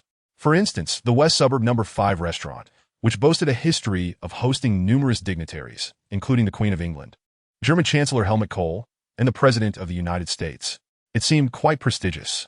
However, this restaurant was somewhat far from their current location, with a taxi ride estimated to take over an hour. Ultimately, he opted for the more conveniently located Emerald No. 36 restaurant. After exiting the mall, Tang Hao hailed a cab, heading straight for their destination. Mr. Tang, we're not going to the Shangri-La, Are we? Tian D exclaimed in surprise upon seeing that they had arrived at the Shangri-La Hotel. We're not dining in the hotel itself. Rather, this restaurant is located within it. Tang Hao clarified with a smile. Oh! Tian D responded, realization dawning upon her. But she added, a restaurant situated within the Shangri-La Hotel must be quite upscale. We could have just found a regular restaurant. There is no need for such extravagance. It's not excessively lavish, from what I saw on the review sites. It averages around 1,000 yuan per person. Tang Hao chuckled. Now that we're here, would you really want to search for another place? Very well. Once I start earning from acting, I'll treat you to a lavish meal. She conceded without further protest. I'll be looking forward to it, he replied. With today's top stars commanding tens of millions for a single film, given her potential, she was bound to achieve fame. If that day comes, I'll definitely treat you to the world's most expensive meal, Tian Di said, her eyes sparkling with anticipation. The two shared laughter as they entered the hotel. The Emerald No. 36 restaurant, located on the 36th floor of the Shangri-La Hotel, was a high-end French establishment with an exquisite ambience, offering stunning views of the Bund at night. Upon arrival, they found the restaurant relatively empty, creating a serene atmosphere complemented by soothing music. Tian Di curiously surveyed their surroundings, noting the emerald-hued glass and burgundy leather decor, opulently yet subtly arranged, which filled her with wonder. They chose a window-side table, and as soon as they sat down, the waiter presented the menu. Tian Di, please feel free to order. Don't hesitate, Tang Hao offered, handing her the menu. Oh no, Mr. Tang, you order, she insisted, waving her hands in refusal. Noticing her slight shyness, Tang Hao smiled and chose not to press further. He began to peruse the menu himself. As a French restaurant, it naturally featured delicacies such as foie gras and steak. He also ordered clam soup, steamed crab, a vegetable salad, a dessert, and a bottle of red wine from the Margaux vineyard. After placing their orders, the two engaged in conversation while admiring the picturesque scenery outside the window. Mr. Tang. Just call me by my name. Referring to me as Mr. Tang feels overly formal, Tang Hao chuckled. Since you are a few years older than I am, should I call you Brother Tang? Ah, no, that sounds like Tang Ji, which means cousin. Let's go with Brother Hao instead. As they chatted, Tian Di couldn't help but laugh at her own suggestion. Whatever you prefer, Tang Hao replied nonchalantly. Brother Hao, is your company really planning to venture into the entertainment industry? Tian Di inquired, her large eyes fixed on Tang Hao. He nodded, explaining, it's a necessity. The government has tightened regulations on the gaming industry, making it increasingly difficult for small gaming companies to survive. Thus, diversifying is essential. Moreover, the entertainment sector is expanding rapidly, and gaming and film are interconnected, presenting a promising opportunity for us. Oh, Tian Di nodded, somewhat understanding, but genuinely contemplating Tang Hao's company. Previously, she had subconsciously dismissed it, fearing that Tang Hao was merely dabbling in it. Now it seemed he was serious. They continued their meal and conversation for over an hour before concluding. Notably, like most women, after the dishes were served, Tian Di couldn't resist snapping a few photos to share on her social media, despite her verbal complaints about the mediocre taste. In fact, the restaurant's food was indeed average. Aside from the pleasant ambience, there was little to commend. Sir, the total is 5,976 yuan. The cashier said with a smile at the time of payment. Tang Hao said nothing, simply swiping his card, and after receiving a courteous farewell, he exited the restaurant with Tian Di. Brother Hao, didn't you say the average cost per person was 1,000? How did it add up to nearly 6,000? Once outside, Tian Di finally couldn't hold back her curiosity. The reason for the hefty bill was the expensive wine, along with an additional 10 service charge. Tang Hao et lai ba di fi li. I feel bad for causing you to spend so much, Tian Di said somewhat sheepishly. Consider it a prepayment. After all, you will be treating me in the future, Tang Hao replied with a smile. Upon leaving the Shangri-La Hotel, Tang Hao asked, where shall we go for fun? Let's head back to the hotel. After several hours of flying and shopping, I'm a bit tired and need to prepare for work tomorrow, Tian Di replied, shaking her head. Very well, let's return to the hotel. Back at the hotel, it was just past 7 o'clock, and the evening was still young. Feeling a bit bored, Tang Hao suddenly remembered the adorable streamer, Ren Xinyue. He wondered if she was live streaming. After downloading the Shark app from the App Store, he registered an account. Upon searching for Xiao Yiye, he was pleasantly surprised to find she was indeed live streaming. So he entered her room. Are you going to the Magic City for the China Joy livestream? She asked. Judging by her background, it seemed she was dining in a restaurant, propping her chin on her hand as she answered questions from her viewers. Viewing her on his phone made her appear even cuter. Her eyes sparkled larger and brighter, and her slightly plump face was fair and flawless, making him want to take a bite. After a few minutes of watching, Tang Hao sent her a private message after gifting 10 super rockets. Do you remember me? We met at the Beijing Auto Show. Add me on WeChat. I have some business to discuss. As the 10 super rockets were sent, the viewer count in the live stream surged rapidly, climbing from over 10,000 to nearly 100,000, with a barrage of comments flooding the screen. 6666, a newcomer gifting 10 super rockets. Looks like a big spender. The name Brother Hao is quite imposing. Who knew we had a hidden tycoon in our stream? Thank you for the 10 super rockets, Brother Hao. I insinue post momentarily. Beaming with gratitude while setting Tang Hao's account as a moderator to retain the tycoon, eagerly adding him on WeChat. Check your private messages, Tang Hao commented. Upon noticing this, Ren Xinyue used another phone to check her messages. Her eyes lit up upon reading the content. Was the tycoon who bought a Lamborghini Urus at the Beijing Auto Show really watching her live stream? This was a genuine tycoon, not some accountant or a pretender who borrowed money to impress others. She probably added Tang Hao on WeChat and inquired, Brother Hao, what do you want to discuss? My company is set to showcase a game at China Joy, and I would like your help with live streaming and promotion over the next few days, Tang Hao quickly replied. All right, but my audience is quite small. It may not yield much effect, she said hesitantly. There will be some effect, Tang Hao assured her. In truth, he didn't expect much in terms of promotional impact. Given her low audience and the fact that her followers were primarily male, not the target demographic for Cat's Backyard. The reason for his gifting was twofold. 1. To connect on WeChat. 2. To indulge in a bit of vanity. Seeing the screen filled with praises for the tycoon, indeed, it could inflate one's ego, satisfying the vanity that often leads people to splurge on streamers, even at the cost of their own meals. Ren Xinyue replied, okay, I will do my utmost to help promote it. Great, that's settled then. Tang Hao sent another 10 super rockets and commented, I have to take my leave now, before exiting her live stream. Take care, Brother Day. The audience cheered farewell to the tycoon. The tycoon, having spent 40,000 yuan without making any demands, certainly had a unique personality. Did you see how the streamer was chatting with him? Clearly, they were discussing WeChat. Someone noted, I came quietly, unnoticed, and I leave quietly, taking with me a chorus of 666. The tycoon had indeed spent lavishly 40,000 yuan in under 5 minutes. Damn, I just graduated this year. My internship salary is 3,500. Even after becoming permanent, it barely exceeds 4,000. The tycoon spent nearly my entire annual salary in just 2 donations. The night passed without incident. The next morning, Tang Hao awoke to find it nearly 9 o'clock. After freshening up, he had a simple breakfast in the hotel restaurant before taking a taxi to the China Joy venue. By the time he arrived at the new International Expo Center, it was already past 10. His first impression was of the immense crowd. Last year's China Joy attracted 330,000 visitors over 4 days, and this year would likely be no different. Scanning the throngs, although most attendees were rugged men, he could still spot some beautiful ladies and occasionally a group of cosplayers. However, the focus of China Joy had shifted from the early emphasis on gaming and cosplaying to intelligent hardware. Companies like Samsung, Thunderbot, MSI, Huawei, HP, and Galax were all present, showcasing laptops, desktops, smartphones, and memory products. They had also generously invited renowned gaming teams and popular streamers to attract high foot traffic. Of course, even though the showgirls' outfits had become more conservative, they remained a vibrant highlight in every exhibition hall. Tang Hao made his way to the interactive entertainment display area, which featured exhibitors from gaming, streaming, and cultural entertainment. Upon arriving at his company's exhibition booth, he was taken aback to see it nearly deserted. Lin Tingchun, Cheng Wenxiao, and other staff appeared listless, while Tian Di and a few showgirls were engrossed in their phones, with not a single visitor in sight. Mr. Tang, you're here. Upon seeing Tang Hao, Lin Tingchun and the others perked up, quickly greeting their boss. Is there no one here? Tang Hao asked in surprise, glancing at Tian Di and the others.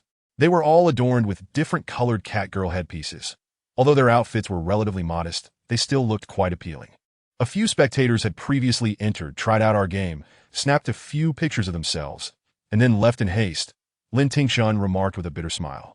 This promotional plan was his brainchild, and he had felt quite pleased with himself at the time, believing he had grasped the psychology of the underdog. only to realize that it was far from the truth. Tang Hao furrowed his brow. If things continued this way, their participation in China Joy would be utterly fruitless. No, he needed to devise a strategy. After a moment's contemplation, Tang Hao turned to Tian Di and the others, saying, "You all go stand at the entrance of the exhibition hall." He paused. "Forget it, you're not really standing there. Brother Hao, don't be anxious.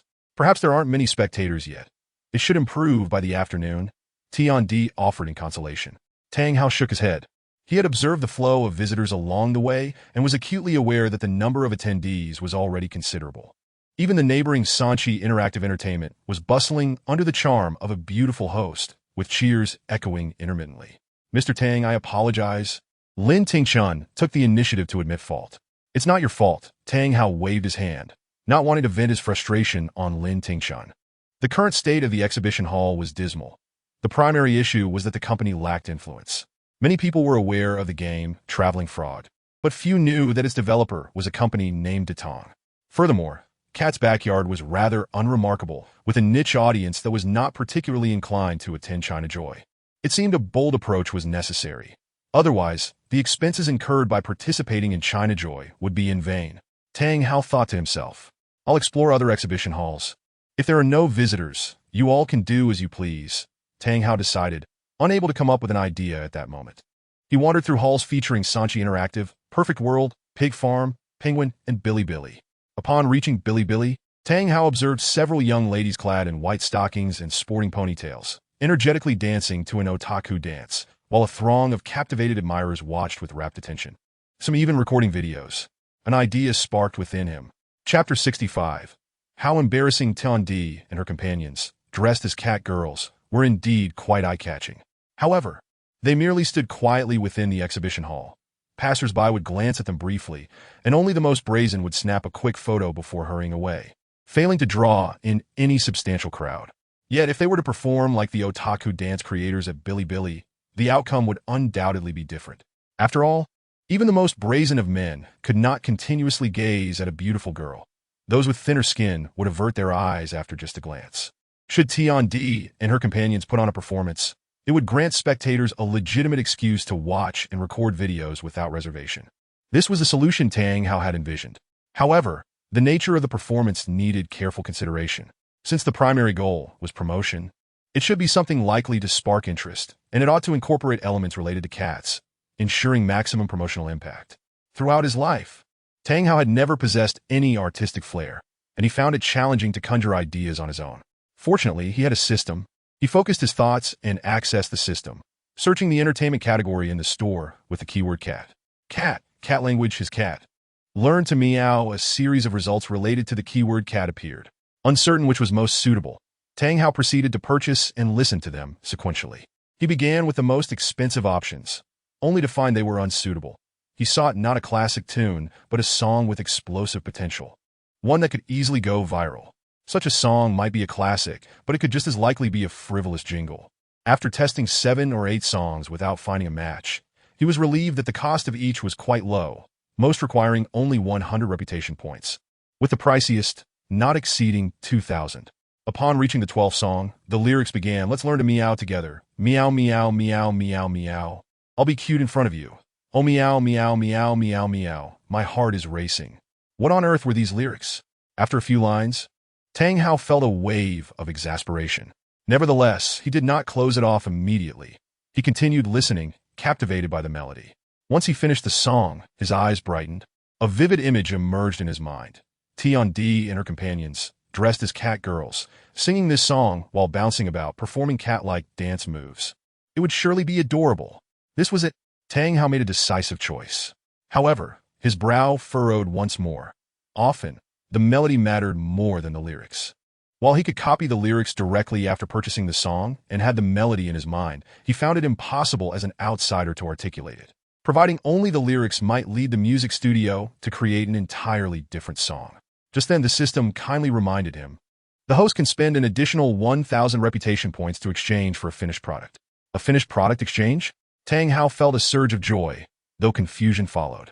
Why didn't I have this option when I worked on Traveling Frog in Love and Producer? The system replied, because the host did not have such concerns at that time. Tang Hao felt a sudden urge to lash out. It was bearable with traveling frog, but with love and producer, I slaved away all day in the office, working late into the night. And now you're telling me I could have just spent a bit of reputation to get a finished product? The system explained. The system previously informed the host that it would maximize the host's autonomy, preventing complete dependency on the system and retaining the host's individuality. Fine, you're the system.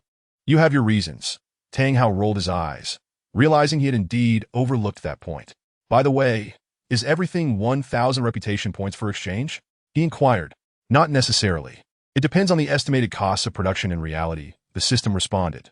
Tang Hao silently calculated. 1,000 reputation points could be exchanged for 100,000, which should suffice to produce a viral jingle. Suddenly inspired, he decided to spend 1,000 reputation points to exchange for the finished product. In an instant, he felt a USB drive materialize in his hand. How marvelous! Tang Hao marveled at the phenomenon, reminding himself to conduct future exchanges in private to avoid drawing attention. After exiting the system, he hurried back to his exhibition hall, only to find it still devoid of visitors. Mr. Tang, you're back. Lin Tingshun and the others quickly perked up, greeting him enthusiastically. Tang Hao nodded and turned to Tian Di and the others. You all need to come with me to the hotel immediately. Huh? The three of them looked bewildered, with one girl blushing slightly, her thoughts straying. Wasn't this a bit too embarrassing? Not just the three of them, but Lin Tingshun and Cheng Wenxiao also stared at their boss in shock. Boss, this is a bit too bold, isn't it? In broad daylight, you're going to engage in such underhanded dealings? And with three at once? It's not what you think. Tang Hao replied, somewhat exasperated. I bought a song from a music studio. You all need to learn this song and some simple dance moves at the hotel and perform it in the afternoon. It should attract attention. Oh, the group finally understood, though the girl whose thoughts had strayed felt a twinge of disappointment. Under Tang Hao's guidance, Tian Di and the others left the exhibition hall, leaving only Lin Tingshun and Cheng Wenxiao, along with a few other men, behind. Previously, there had been a few spectators who would occasionally come in to take photos, but now, the hall was utterly deserted. At the Kerry Hotel, in the presidential suite Tang Hao had booked, he plugged the USB drive into the computer, and the melody of Learn to Meow filled the air. Initially, Tian Di and her companion swayed gently to the rhythm, enjoying the music, but once the lyrics began, they exchanged astonished glances, taken aback. This song is quite something, isn't it? After the performance, Tang Hao smiled and inquired, this song is quite melodious, isn't it? The melody is delightful. However, the lyrics are somewhat. Tian Di concluded. Tang Hao laughed heartily. Are most viral songs like this? This is what makes them more shareable. One of the showgirls nodded enthusiastically. You are absolutely right. Contemporary pop songs are indeed like this. Much like the recently popular hits Bing Bien and 123 What AI and I. Tang Hao chuckled. To enhance its shareability, we should incorporate some simple dance moves. Watch me demonstrate. With that, he began to perform the moves he envisioned in his mind. The three were once again left speechless. Although Tang Hao's movements were rather loose, the general outline of the choreography was established. What do you think? He asked. Abite feminate, Tian Di instinctively remarked. Tang Hao shot her a glare. This dance is specially designed for you. I learned it just to teach you. Tian Di sheepishly stuck out her tongue. Brother Hao, this dance is quite adorable. Indeed, it would be charming if performed by a girl. The other two showgirls chimed in, clearly satisfied. Tang Hao nodded. Follow my lead. We are performing this afternoon. The two eager, aspiring internet celebrities nodded vigorously, their eyes sparkling with excitement. However, Tian Di appeared somewhat embarrassed. Brother Hao, these moves are quite embarrassing. She thought to herself that she aspired to be a great actress, and if she became famous in the future, this dance would certainly haunt her as an embarrassing past. In the end, Tian Di yielded. Tang Hao proceeded to teach, and the three of them practiced. To further boost their morale, he added an extra bonus of 4,000 yuan each, promising them a total of 10,000 yuan after China Joy concluded. Money is the strongest motivator, and since the dance moves were not overly complex, Tang Hao did not demand perfection. As long as they could keep up with the choreography, it sufficed. Consequently, within just half an hour, all three were able to dance with a fair degree of proficiency. As for the lyrics, Tang Hao's expectations were even lower. Remembering them would be ideal, but it was not crucial, as they would simply play the song during the performance. Before they knew it, over an hour had passed. Phew, I'm exhausted. All three were drenched in sweat, panting as they collapsed onto the floor. You've worked hard. Go take a shower first. I'll order a sumptuous feast for everyone, Tang Hao said with a smile. One by one, they returned to their respective rooms. Just as Tang Hao was about to call for food delivery, his phone vibrated. It was a WeChat message from Ren Xinyue, who had just arrived in Shanghai and was on her way to the China Joy venue, inquiring about the location of Tang Hao's company's exhibition hall. You haven't had lunch yet, have you? Let's dine together at the Kerry Hotel, Tang Hao replied. All right, Ren Xinyue responded. At the Kerry Hotel, in a private dining room, one of the showgirls exclaimed, "Wow, how lavish." Upon entering the room, she was astonished to see that Tang Hao had indeed ordered a lavish spread of delectable dishes. Duo, aren't you worried about gaining weight? I've been on a diet and dare not indulge, another remarked. What is there to fear? We've sweated so much today. Tang Hao encouraged everyone. Feel free to sit and help yourselves. He then took a seat at the head of the table, and the two showgirls promptly sat beside him, while Tiandi settled at the opposite end. As they dined and chatted, there was a knock at the door, and Ren Xinyue arrived. This is Ren Xinyue, an online streamer who will help us promote this afternoon, Tang Hao introduced them. Streamer? Which platform do you broadcast on? Is streaming profitable? The two showgirls curiously inquired upon hearing Tang Hao's introduction. I stream on Shark TV. Yes, established streamers can earn quite a bit, but I'm a new streamer, having only been at it for just over a month, so my popularity and income are quite modest, Ren Xinyue replied candidly. Do you think I could stream? Asked the showgirl named Duo. Of course, anyone can stream. With your beauty, you might just become popular, Ren Xinyue remarked with a smile after sizing her up. Duo beamed at the compliment. Then I'll register an account and give it a try when I get back. But becoming famous isn't that simple. Unless you possess a special talent, like being an exceptional gamer, a great singer, or a skilled storyteller, another showgirl added with a chuckle. Well, it's worth a shot. Who knows? I might just get lucky, Duo replied nonchalantly. Ren Xinyue smiled silently, knowing that without talent, relying solely on looks for fame is nearly impossible. Especially when considering how many beautiful female streamers are out there, many of whom struggle to gain traction even with significant financial backing from their agencies. After lunch, they made their way to China Joy. Tang Hao handed a USB drive to Lin Tingshun, instructing, play this song on loop. He then turned to Tiandi and the others. Now it's time for your performance. You haven't forgotten the dance moves, have you? Not at all. Tiandi shook her head. Just then, the melody of Learn to Meow began to play. The three of them stood at the center of the exhibition hall and immediately began dancing to the rhythm of the music. With their high attractiveness and well-proportioned figures, dressed as cat girls, they performed the choreography that included lyrics like meow, meow, meow, and playful gestures, which captivated Lin Tingshun and several other men in attendance. Wow, how adorable! Even Ren Xinyue found herself captivated, nearly forgetting about her live stream. As spectators passing by the exhibition hall saw the charming performance of the attractive girls dancing cutely, many paused to watch. Mr. Tang, you truly have a knack for this. Lin Tingshun expressed his admiration. This is just the beginning. Once the word spreads, our little exhibition hall may not be able to accommodate all the visitors. Tang Hao replied with a smile.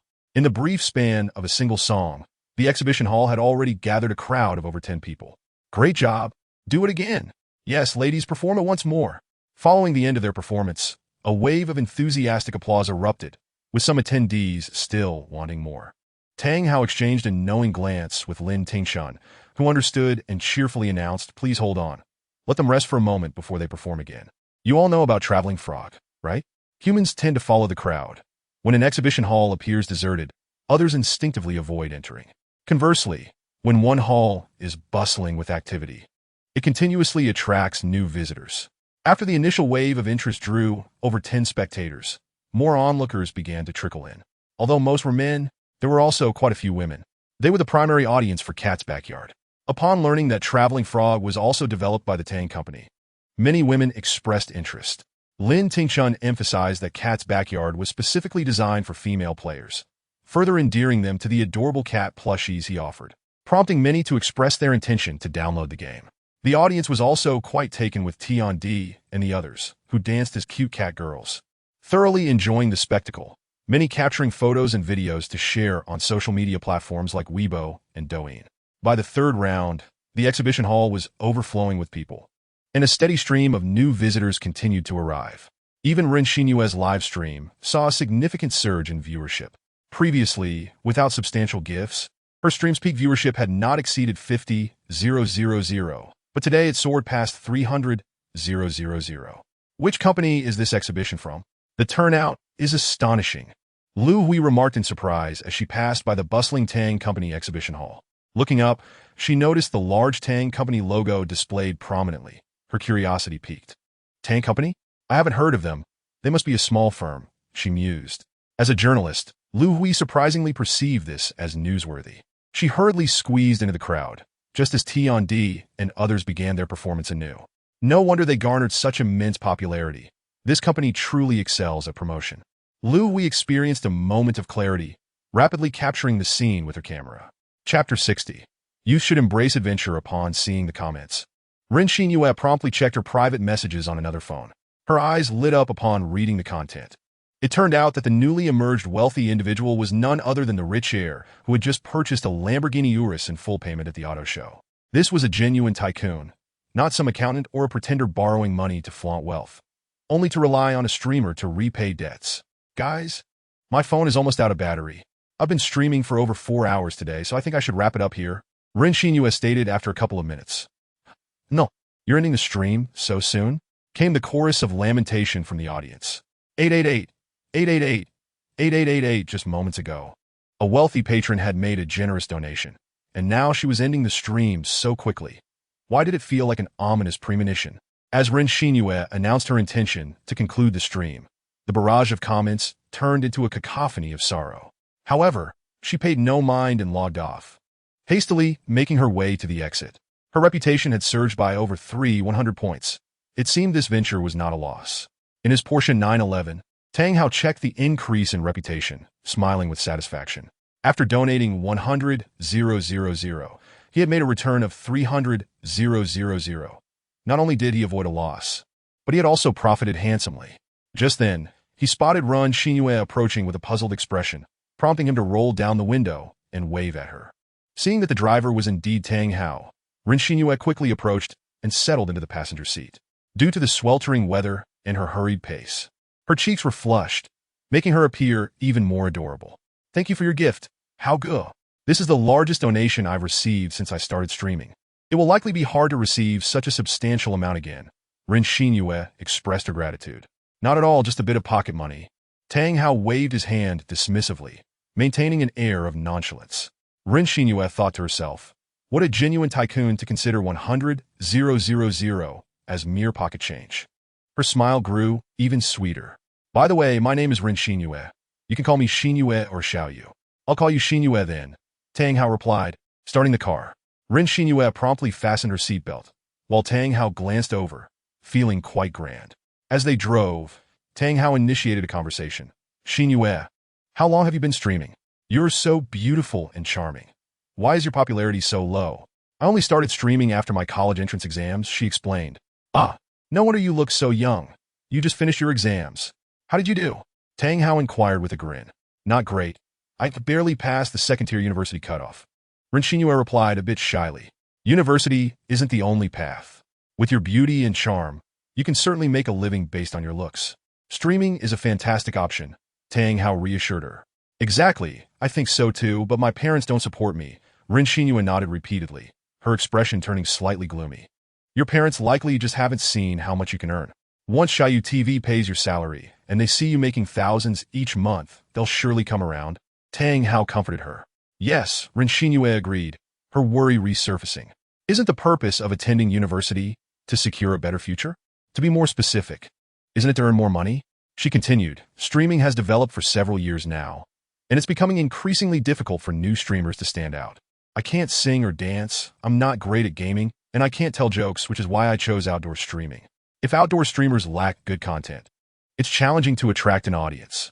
This month, I could only earn this much thanks to your support.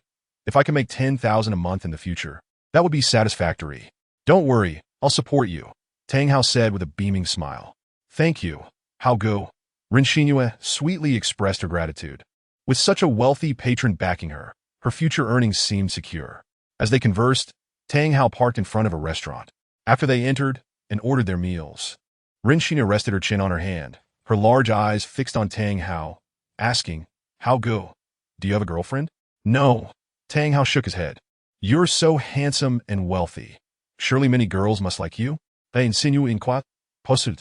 For men, beautiful women are a scarce resource. Conversely, for women, handsome and wealthy men are equally rare and desirable. Tang Hao chuckled. I'm not looking to date right now. Why not? Ren Xinyue asked curiously. I'm still young and want to enjoy life.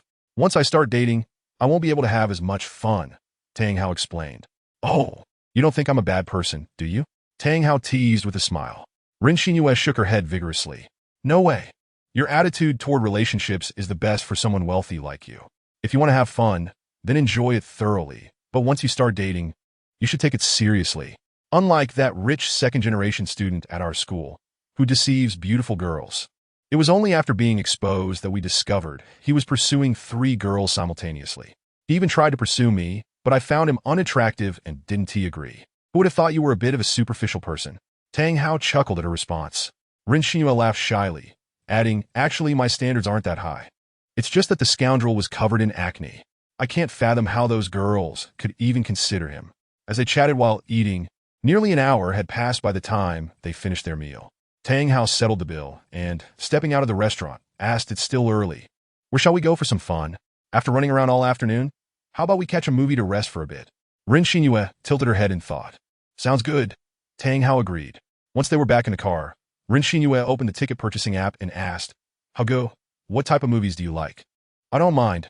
Just choose what you want to watch. Tang Hao replied with a smile. All right. Then I'll book The Tomato Tycoon.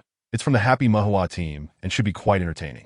The cinema where they booked their tickets was less than 2 kilometers from the restaurant. Soon, they arrived, collected their tickets, and after waiting for over 10 minutes, they entered the screening room.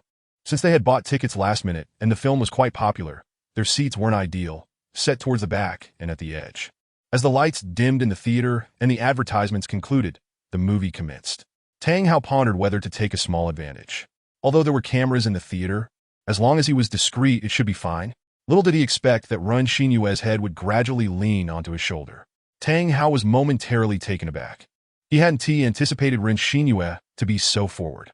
He glanced down at her. Instantly, Ren Xinyue felt nervous, her heart racing. If the lights were on, her flushed face would have been visible. Seeing that Tang Hao didn't reject her, she gathered her courage and wrapped her arms around his. In an instant, Tang Hao felt his right arm resting against something soft. He marveled at how effortlessly she had taken the initiative. He thought to himself how easy it was for wealthy individuals to attract attention from the opposite sex. Chapter 61. This is moving too fast. This movie is fantastic. It had me in stitches. Truly, it lives up to the reputation of Happy Mahua. Ren Xinyue exclaimed enthusiastically as they exited the theater along with the crowd. It was quite humorous. Tang Hao nodded, feeling a sense of reflection. After all, much like Wang Duiyu, he too had unexpectedly come into a windfall. In the film, Wang Duiyu's absurd expenditures appear utterly extravagant. Nevertheless, he ultimately reaps greater profits. The same can be said for myself. After donating 1 million to my alma mater, I earned back 5 million, and after tipping Ren Xinyue 100,000, I profited an additional 200,000.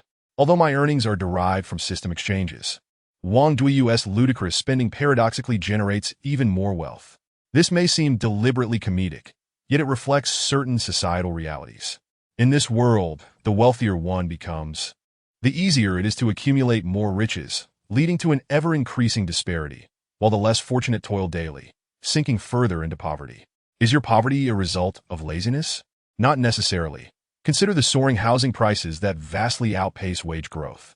Acquiring a home in a major city often requires depleting a family's lifelong savings, and even then, it may not suffice. 6 wallets may be necessary. Meanwhile, affluent individuals like Wang Yuanjin receive 500 million from their fathers to test the waters in business, effortlessly amassing even greater fortunes thanks to their fame and connections. Of course, in comparison to the character Wang Duiyu in the film, my own level of extravagance pales in comparison. I have much to learn and strive for improvement. Brother Hao, what are you thinking? Noticing Tang Hao's dazed expression, Ren Xinyue gently shook his arm. Nothing, he replied, shaking his head. Then, feeling the softness of her arm, he smiled and said, Xinyue, do you know what you're doing? Huh? Ren Xinyue was momentarily puzzled, but upon seeing Tang Hao's mischievous smile, her fair and lovely face flushed crimson. Nevertheless, she did not release his arm and whispered, I know. Tang Hao shook his head, bemused. Another girl, overly confident in her belief that she could make a scoundrel love only her? However, he chose not to comment further. He was no saint, having previously stated his views. He would not feel obligated to take responsibility simply because they had become intimate. Recently, an infamous male celebrity was exposed online for his indifferent attitude towards women, neither initiating nor rejecting, and refusing to take responsibility. For Tang Hao, his current stance towards women could be summarized as proactive, non-rejecting, and non-responsible. After exiting the cinema, Tang Hao drove his Porsche 911, and before long, they arrived at the state guest hotel in the capital. After stepping out of the car, Rin Xinhua felt a wave of panic upon realizing Tang Hao had brought her to a hotel. She understood what such a visit might entail. "Brother Hao, can we wait a bit longer?" "I'm not ready yet," she timidly suggested. "Why put off until tomorrow what can be done today?" Tang Hao countered. Having arrived at the hotel, he would not back down. "Didn't you just make a decision? Why are you suddenly having second thoughts?" Rin Xinyue's small face contorted with indecision. Ultimately, she bit her lip and stealthily followed Tang Hao into the hotel. "A presidential suite, please," Tang Hao requested at the front desk. The staff member glanced at Tang Hao and Rin Xinyue, noting her timid demeanor and silently thinking. Another beautiful girl caught in the clutches of a wealthy heir. However, accustomed to such sights, she displayed no outward reaction. After checking the availability, she smiled and said, "Sir, we happen to have one presidential suite left once the room was secured." Tang Hao led Rin Xinyue to the elevator, and they swiftly reached their floor. Upon locating the designated suite, Tang Hao used the key card to open the door, only to find Rin Xinyue hesitating at the threshold. With a bemused expression, he urged, "Come in." "Oh." Rin Xinyue stepped into the room with a heart full of trepidation. The door slammed shut with a resounding thud, echoing the frantic beats of her heart, startling her into a shiver. "Brother Hao," Rin Xinyue intended to plead once more, but before she could finish, Tang Hao pressed his lips against hers. In an instant, Rin Xinyue felt her mind blank, instinctively sealing her lips tight and biting down on her teeth. Tang Hao was momentarily taken aback. But then his hand effortlessly slipped beneath the oversized batwing shirt Rin Xinyue was wearing, preparing to employ his understanding of women's garments technique. Rin Xinyue exclaimed in surprise, instinctively pushing Tang Hao away with all her might. Caught off guard, he stumbled back slightly, yet rather than advance, he smiled at her, noting her flushed face and crossed arms, and remarked, "Xinyue, who would have thought this was your first kiss?" To be honest, Tang Hao was somewhat surprised. Given Rin Xinyue's understanding of her current feelings towards relationships, her proactive approach suggested she had likely had boyfriends during high school. Otherwise, how could she be so bold and forward? However, he was utterly unprepared to discover that she was still a novice in this regard, which struck him as a fortuitous revelation. Many men in Huaxia harbor a certain fascination with the concept of virginity. Rin Xinyue's face grew even redder as she lowered her head, fidgeting with her small hands, her mind a whirlpool of confusion. In a moment of impulsiveness, she had agreed to Tang Hao's advance, but now she felt a twinge of regret. As Tang Hao had surmised, Rin Xinyue indeed sought to seize him as a promising opportunity. Although she had yet to enter the workforce, she had already grasped the difficulty of earning money. Poverty was an original sin. Moreover, Tang Hao was handsome and possessed a charming personality. Thus, she conveniently overlooked his earlier comment about youth being a time for revelry, confidently believing that if she were to be with Tang Hao, she might win his affection and transform him into a devoted boyfriend. This line of thinking, while peculiar, is not uncommon in the realm of reality. Yet, Rin Xinyue had not anticipated that Tang Hao would take her to a hotel on their very first day together, nor that she would find herself agreeing to it in a haze of uncertainty. Xinyue Tang Hao began, but just then, Rin Xinyue's phone rang. Seeing that it was her mother calling, she was startled and quickly answered. "Mom," her voice trembled slightly. "Xiaoya, where are you? Why haven't you come home yet?" Came the voice of an elderly woman on the other end. I'll be home soon," Rin Xinyue quickly replied. After hanging up, she finally mustered the courage to look up at Tang Hao, her eyes wide and pleading. "Brother Hao, my mom wants me to come home. All right, I'll let you off the hook today. I'll drive you home." Upon learning that Rin Xinyue was still a novice, Tang Hao refrained from pressuring her further and agreed with a smile. "A cooked duck can't fly away." "Thank you, Brother Hao." Hearing his words, Rin Xinyue finally breathed a sigh of relief, her face breaking into a sweet smile. The two then descended to check out. As they did, the receptionist who had assisted Tang Hao earlier eyed him in surprise, thinking, "That was fast." Tang Hao found it amusing, but chose not to elaborate. After checking out, he drove Ren Xinyue home. Chapter 62. Ideals and Reality. After spending over an hour, he delivered Ren Xinyue to her home, which was located in a rather dilapidated neighborhood. During the drive, Tang Hao inquired about her background and learned that she was not originally from the capital. Her parents had been working there, and she had only moved to the city after completing her high school education in her hometown. Although the neighborhood was shabby, it was relatively decent for those who had migrated to Beijing, providing a place to settle without being treated as part of the lower class. Brother Hao, goodbye. Ren Xinyue unbuckled her seatbelt and reached for the door. Tang Hao playfully pointed to his lips, causing her face to flush once more. Nevertheless, she leaned in to plant a kiss on him, initially intending for it to be a quick peck. She found herself unable to escape as Tang Hao wrapped his arm around her, gently parting her lips. After their previous encounter at the hotel, Ren Xinyue was less startled this time and clumsily reciprocated. After a brief moment, Tang Hao released her, grinning as he remarked, "That felt nice, didn't it?" Ren Xinyue's cheeks burned as she playfully punched Tang Hao's arm, indignantly exclaiming, "Brother Hao, why are you so mischievous? Always try to take advantage of me. Only because our little Yuya is too beautiful and adorable." Tang Hao smiled. Ren Xinyue cast a glance at Tang Hao, but her heart brimmed with joy nonetheless. She tidied her clothes and then exited the vehicle. Waving her hand lightly at Tang Hao, she admonished, "Hao go, please be careful on the road." "All right." Tang Hao replied with a smile, nodding as he started the car to head back. It was only after the Porsche 911 vanished from sight that Ren Xinyue turned to enter the community. Before long, she arrived home. Upon stepping inside, she was greeted by the sight of their narrow, dilapidated abode. Her slender, graying-haired mother was placing a plate of scrambled eggs with tomatoes onto the coffee table in the living room, while her father, thin and seated on the tattered leather sofa, was eating from a bowl.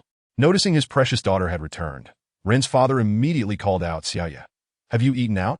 "I've eaten outside. I'm not hungry." Ren Xinyue replied with a smile, shaking her head. "You have so much money that you don't know where to spend it, do you? Eating out is so expensive nowadays. And it's not hygienic," her mother lamented before continuing. "Where have you been running around again? As a girl, are you not afraid of danger coming home so late?" "Mom, I wasn't playing. I was making money." Ren Xinyue explained helplessly. "Did you actually earn any money?" Her mother retorted with skepticism. "Of course I did. I made nearly 60,000 today alone," Ren Xinyue asserted with conviction. 60,000? Her mother seemed to find this the most ludicrous joke, clearly unconvinced, scoffing. "You talk to your phone, and they just send you money? In such a large sum? Do you really think money grows on trees? Your father works an entire year for hardly that much." "Xiaoya, I don't expect you to earn money. Just please don't get scammed. Scammers love to target inexperienced, eager to make money university students like you. Just look." Ren Xinyue, feeling a bit upset, set down her selfie stick and opened the Shark TV app.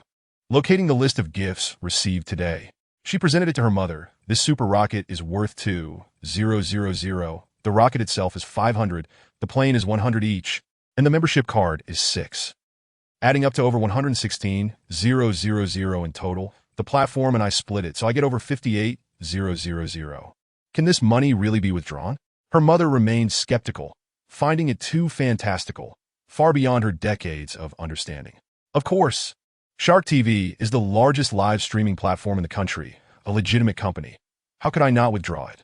However, it takes a few months to process, and I have to wait until November to settle the gifts from August," Ren Xinyue affirmed confidently. "If it's a legitimate company, why does it take so long to settle?" Her mother countered. "Aren't legitimate companies supposed to pay out salaries the following month?" Ren Xinyue fell silent, as she too was unsure. It was simply a delay of 2 to 3 months, not a continuous postponement. "Since I'm just starting to stream, I'll receive September's pay in December, and October's in January. As long as I keep streaming, I'll be receiving money every month starting from November. Still, I find it dubious. There can't be such good deals in the world." Her mother shook her head. Ren Xinyue grew a bit impatient. "Mom, you've been in the capital for so many years. Why are you still such an old fossil? You know Tencent, the company behind WeChat on your phone? Shark TV has received investment from Tencent. If Shark TV weren't a legitimate company, would they have gotten Tencent's investment?" "Oh, now you think your mother is an old fossil and embarrassing you." Her mother, not in the best of moods, was ready to retort back. Observing the brewing argument between mother and daughter, Ren's father hastily intervened. All right, let us not bicker. Whether it's true or not, We'll find out in November. Want Tiwi? Let us eat. With her father's mediation, the living room finally fell into silence. Dad, I've eaten outside. I'm not hungry, Rinxinue repeated, retreating to her narrow little bedroom. Lying on her bed, she felt somewhat melancholic. Her large eyes roamed around the small yet once cozy nook, and for the first time, a sense of distaste began to creep in. Time flew swiftly, and before long, it was late July. Cat's Backyard had been completed, and Love and Producer, under the leadership of Su Chengwei, was progressing rapidly.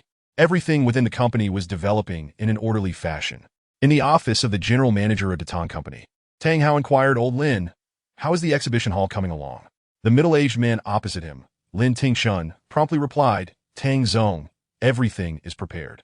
Lin had been recruited from a media company recently and was primarily responsible for the company's promotional affairs. In just a few days, the time for this year's China Joy would arrive. China Joy, the International Digital Interactive Entertainment Exhibition of Huagua, is a major interactive entertainment expo following the Tokyo Game Show, gaining significant influence in the global digital interactive entertainment sector, with increasing public attention in recent years. Naturally, Cat Player would not miss this opportunity and would participate in China Joy, marking a splendid promotional chance. Tang Hao nodded, adding, "Although our company has traveling frog, our influence still pales in comparison to those major corporations. This game lacks significant highlights, making it difficult to attract attention. Do you have any effective promotional strategies?" The primary aim of attending China Joy was to promote the new game. If they merely attended without generating any buzz, it would amount to futile effort and wasted expenditure. Lin Tingshun, clearly prepared, replied immediately, "Tang Zong, I do have an immature idea. Tell me if you think it feasible." "Go ahead." Tang Hao gestured for him to continue. "Since our game is called Cat's Backyard, I think we could find a few attractive girls to dress up as cat girls," Lin Tingshun proposed. "That is a decent idea," Tang Hao nodded. However, after a moment's contemplation, he shook his head, but that alone wouldn't garner much attention. There are various cosplayers at China Joy already, and with current strict regulations, there is little room for anything risky, further diminishing the potential for highlights. "You're right, I didn't think it through," Lin Tingshun acknowledged, reflecting on Tang Hao's insight. At China Joy, many would already be cosplaying characters from games and animations, so having a few beautiful girls cosplay as cat girls from Cat's Backyard would hardly stand out. The next morning, at 10 o'clock, Tang Hao arrived at a hotel near Datang Company. Don't get the wrong idea. Tang Hao was not there to pursue any particular girl. Instead, he was recruiting showgirls for China Joy. Almost all game companies at China Joy hire showgirls for their booths, often having them cosplay characters from the games. Datang Company was no exception. Given that Cat's Backyard lacked significant highlights, they needed to introduce something novel to capture attention. It's worth noting that hundreds of companies would be promoting their games at China Joy, including domestic giants like Tencent, Pig Farm, and Perfect World, as well as internationally renowned companies such as Blizzard, EA, and Ubisoft. Hiring a few showgirls did not require the CEO's direct involvement. It could be managed by the promotional department.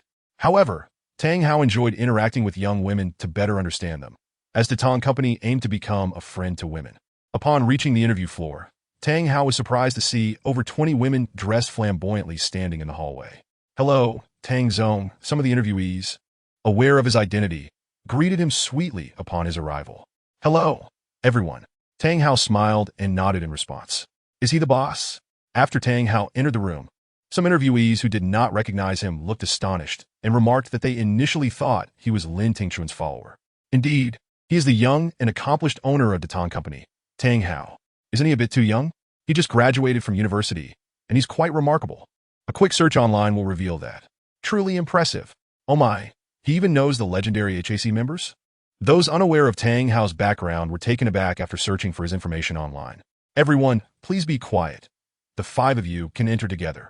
Lin Tingshun instructed the more than 20 interviewees at the door. Soon, in order of arrival, 5 elegantly dressed women stepped into the room. "Hello, Mr. Tang, I am—" "No need for introductions." Tang Hao smiled, waving his hand. The one who was about to introduce herself felt a bit embarrassed, but quickly put on a flattering smile. Sitting on the sofa, Tang Hao's gaze roamed unabashedly over the 5 women, reminiscent of an ancient emperor selecting concubines. "Is there anyone among you who can sing or dance?" Tang Hao inquired. "I can. So can I." The 5 women eagerly raised their hands. Tang Hao chuckled and said, "Our company will be performing a show at China Joy. While I do not expect perfection, it should at least be visually appealing, so each of you will sing a few lines and dance a bit. Just a reminder, the dancing is slightly more important. Instantly, some faces showed hesitation. While anyone could manage a casual shimmy, it was evident that these beauties frequented nightclubs. However, executing a polished dance would require dedicated training. Soon, all five had completed their performances, and ultimately, Tang Hao selected only one person named Lin Miao, who had a sweet appearance and some prior dance training. Though not professional, it sufficed for the China Joy performance. Lin Miao will stay for now. The others may leave. Thank you, Mr. Tang. Lin Miao beamed with gratitude, while the other four departed, feeling disappointed. Among them were aspiring models seeking opportunities and promotional models for online shopping platforms, appearing glamorous, yet earning little. Currently, a nameless promotional model on Taobao might earn around 500 yuan a day, and even that wasn't guaranteed daily work. Tang Hao offered 2,000 yuan a day, including meals and round-trip airfare, a notably generous offer in the industry. Subsequently, in each round, Tang Hao selected only the one with the best overall capabilities, which translated to the most attractive and reasonably skilled dancer. Before long, he had hired 4 individuals. Leaving just one final round, 6 girls filed in and stood in a line. Tang Hao scanned them briefly, but his gaze suddenly fixed on one girl, and his eyes lit up with admiration. This girl was exceptionally tall, around 176 or 178 meters, with a stunning figure. More importantly, her face was unforgettable. Her features were exquisite and three-dimensional, with a high nose that imparted a sense of vigor, yet her large, sparkling eyes softened her appearance, making her look approachable. Astangao assistitiandi. She was simultaneously observing him and recognized him immediately. Wasn't he the affluent buyer she had encountered while serving as a hostess at the Lamborghini booth during the recent auto show in the capital? Initially, she thought he was merely a wealthy second-generation heir, but she soon realized he was a self-made entrepreneur, the owner of the company behind the game Traveling Frog, which explained how he could afford to purchase a luxury car worth over 3 million yuan outright. Mr. Tang, what a surprise to see you here. Tian de greeted him cheerfully. Have we met before? Tang Hao asked, slightly puzzled. Yes, Mr. Tang. I was the hostess at the Lamborghini booth at the auto show in the capital. Tian de quickly nodded. Unlike her stunning appearance, her voice was soft and gentle. Oh, that's why you seem familiar, Tang Hao realized, recalling that he had been too preoccupied with showing off to pay much attention to her at the time. He didn't engage in further small talk, keeping it strictly professional. To his delight, while Tian Di's singing was not particularly impressive, her dancing was exceptional. Thus she was naturally chosen. Tang Hao then summoned the selected 5 into the room and said with a smile, "You will need to learn a song and a dance. However, both the song and the dance are quite simple. I don't expect you to master them flawlessly. Just getting by is sufficient. It shouldn't take too long, at most, a day or 2.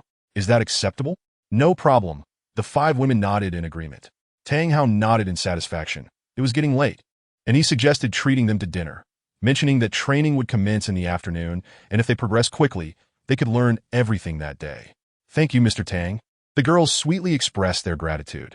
They then made their way to the nearby Ritz-Carlton Hotel, where Tang Hao reserved a private room and ordered an array of dishes. Although the beautiful girls were conscientious about their figures, they were also food enthusiasts, enjoying the meal heartily. Particularly, Tian Di was an absolute foodie, and what was enviable was that despite her hearty appetite, she maintained a fantastic physique. Tian Di, how do you keep such a great figure?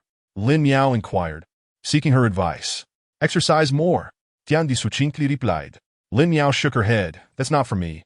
Exercising is too painful. I just indulge a bit when I encounter delicious food, and then eat less for the next few days. That kind of eating habit is quite unhealthy, Tian Di chuckled. Tang Hao spent the meal amid a flurry of chatter. After lunch, he reserved an activity room at the hotel, as the Datang company was too cramped to accommodate their training. Chapter 64. The Foxy Lady. You will first watch it twice, and then learn from what you see. Tang Hao inserted the USB drive into the computer, clicked play, and the content appeared on the projection screen. The footage showed 3 girls standing in a dance studio, and as the background music began to play, they started dancing. Let's all meow together. Meow, meow, meow, meow, meow, and act coy in front of you. Oh my. My heart is racing. Upon hearing the lyrics, Tian Di and Lin Miao exchanged glances, and one of them couldn't help but chuckle. This song indeed had a certain catchy quality, unmistakably a shallow internet pop song. However, it was precisely such songs that were more likely to go viral.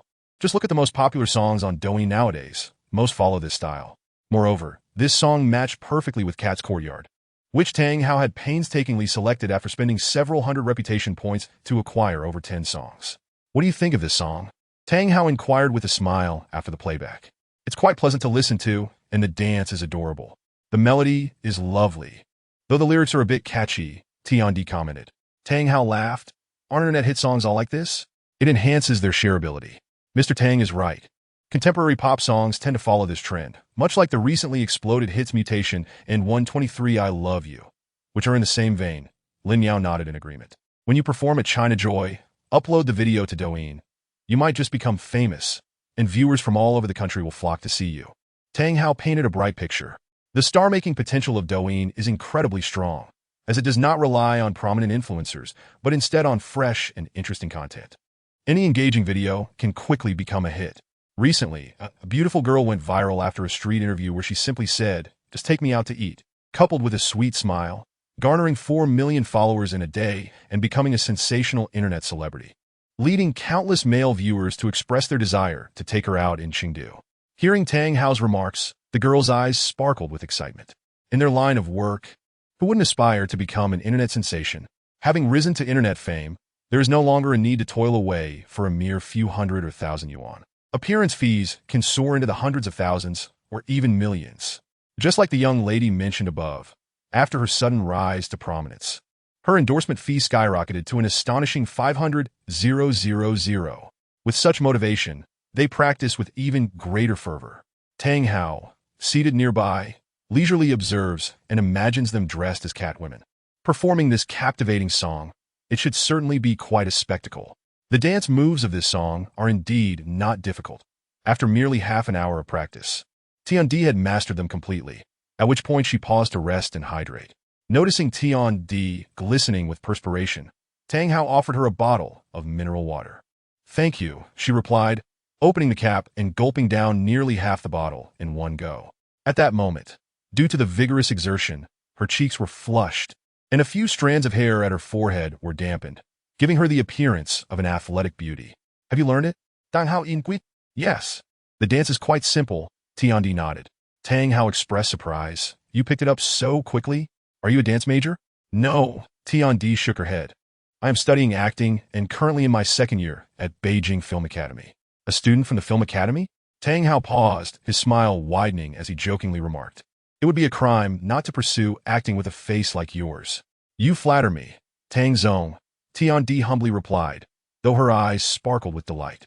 Seeing the two engrossed in conversation, Lin Yao hurried over, glanced at Tiandi, and plopped down beside Tang Hao, breathlessly exclaiming, "Tang Zong, I've learned it too." "Good?" Tang Hao nodded with a smile. Lin Yao, still grinning, asked, "Tang Zong, I really enjoy the game Traveling Frog, but I've grown a bit tired of it. When will your company's new game be released?" "Soon, it will launch at China Joy," he replied. "That is still several days away. Could you send me an installation package first? I haven't had much to play lately and am quite bored," Lin Yao said with hopeful eyes.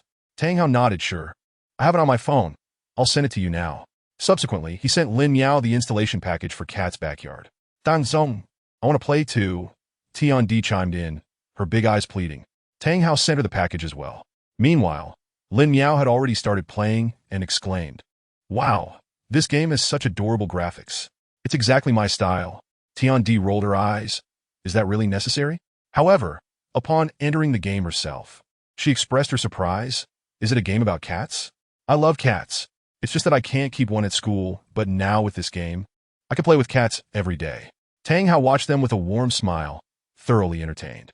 Hearing their conversation, the other three girls ceased their dancing and joined in on the fun. After playing for a while, they resumed practicing. The dance was indeed quite simple. Even the least skilled among them learned it within 2 hours. By 7 o'clock in the evening, they had made significant progress, prompting Tang Hao to call for a break and treat them to a hearty meal afterward. "Brother Hao, I have something urgent to attend to. Could you give me a ride?" Lin Yao asked as they left the hotel after dinner. Having spent the day together, they had grown quite familiar, and the formality of addressing him as Tang Zong felt awkward, so he allowed them to use a more casual address. "Sure," Tang Hao nodded. "Thank you, Brother Hao," Lin Yao replied with a bright smile. "Vixen," as Lin Yao hopped into Tang Hao's yellow Lamborghini Urus and quickly vanished from sight. Tiandi overheard the whispers of the other three girls. Exactly, she thought to herself, waving goodbye to the others before heading toward the nearby subway to return to school. Amidst the bustling traffic, Lin Miao asked from the passenger seat of the Lamborghini, "When did Lamborghini release an SUV?" "It was launched last year," Tang Hao replied. "Oh, that car must be quite expensive, being a Lamborghini and all," Lin Miao inquired further. "Not really, the full price is around 1 million yuan, which pales in comparison to Lamborghini's top-tier sports cars," Tang Hao stated nonchalantly. "1 million isn't expensive?" Lin Miao exclaimed, her eyes widening, then added in admiration. "But for you, Brother Hao, that truly is not a hefty sum." Tang Hao chuckled, engaging in light conversation until they unknowingly arrived at Lin Miao's residence. "Thank you, Brother Hao," she said with a smile as she exited the vehicle. "Aren't you going to invite me up for a bit?" Tang Hao asked. "My place is too small and messy.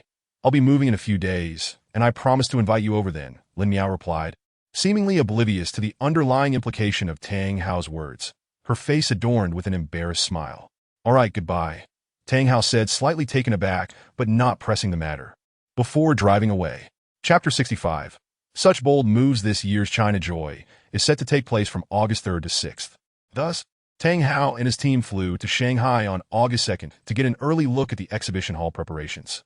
After a night of rest, on the morning of the 3rd, Tang Hao, Lin Tingshun, the team responsible for Cat's Backyard, and the 5 showgirls, including Tiandi and Lin Miao, made their way to the Shanghai New International Expo Center.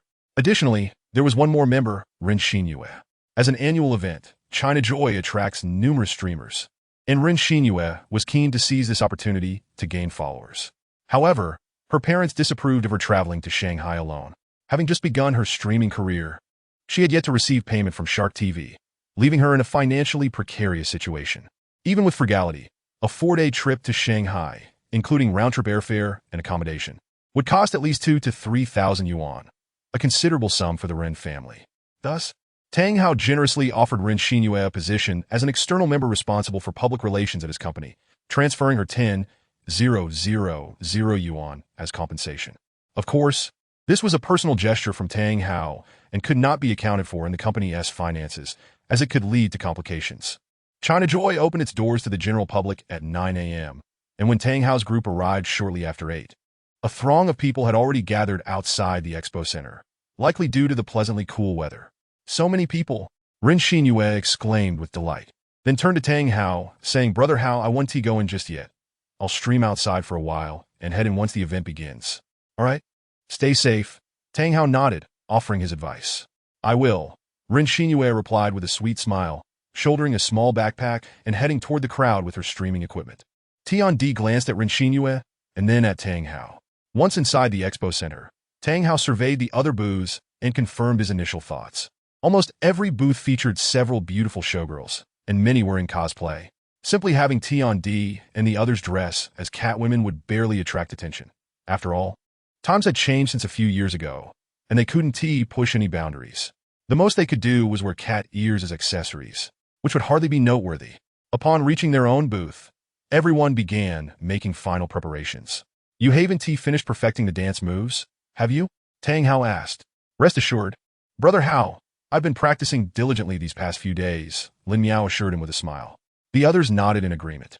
Once they donned their headpieces, Tang Hao assessed their appearance and found them indeed quite pleasing to the eye. He then said, "Why don't you perform at once? I'll record the video first." "Brother Hao, let us use my phone to record. I have a Douyin account," one showgirl eagerly suggested. "Brother Hao, I'm on Douyin too, and I have over 50,000 followers.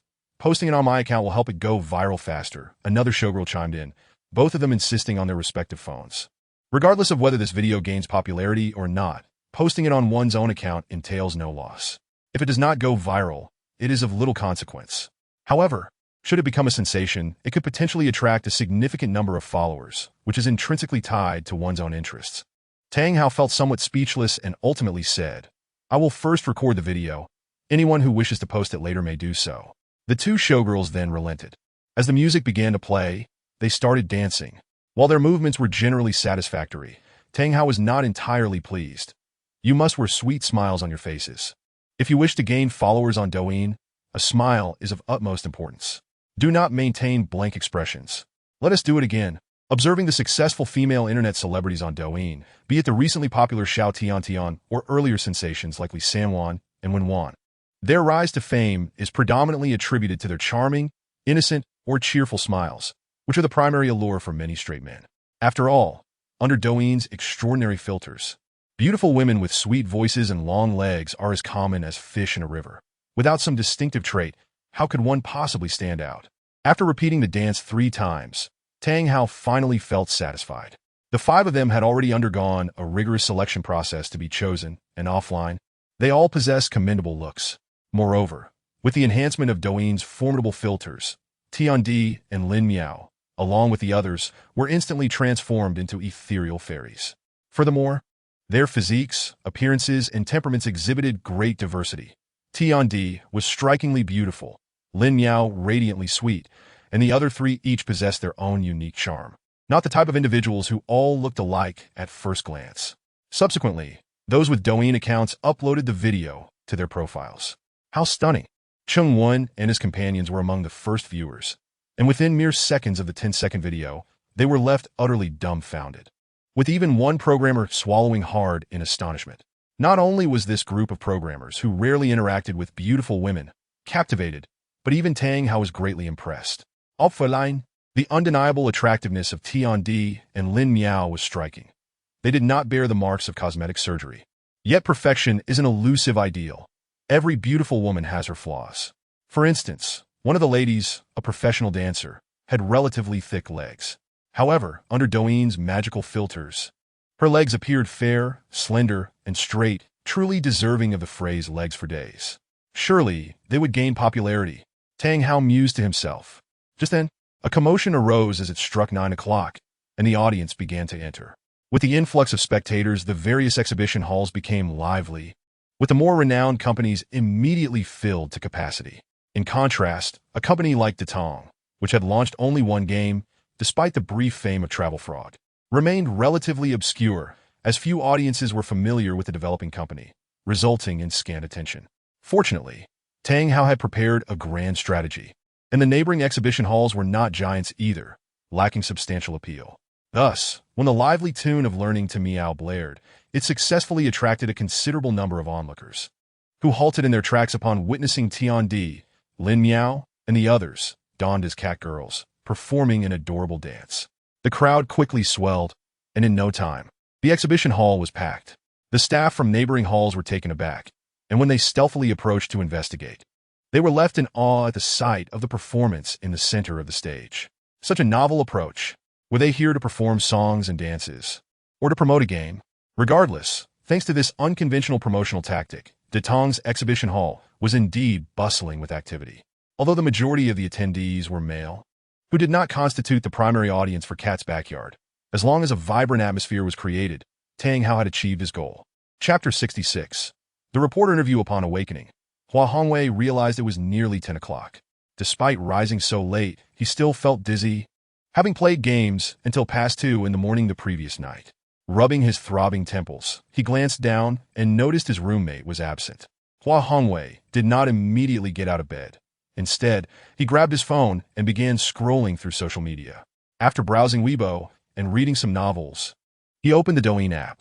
As an ordinary individual from a typical family with unremarkable looks, Hua Hongwei naturally did not have a girlfriend. So watching videos of beautiful women on Douyin became his greatest daily pleasure. Wow, that figure is absolutely stunning. I wonder which pig was fortunate enough to have her. A girl who can skateboard is undeniably cool. Damn, this is misleading. Someone so alluring in reality would probably leave me in the dust.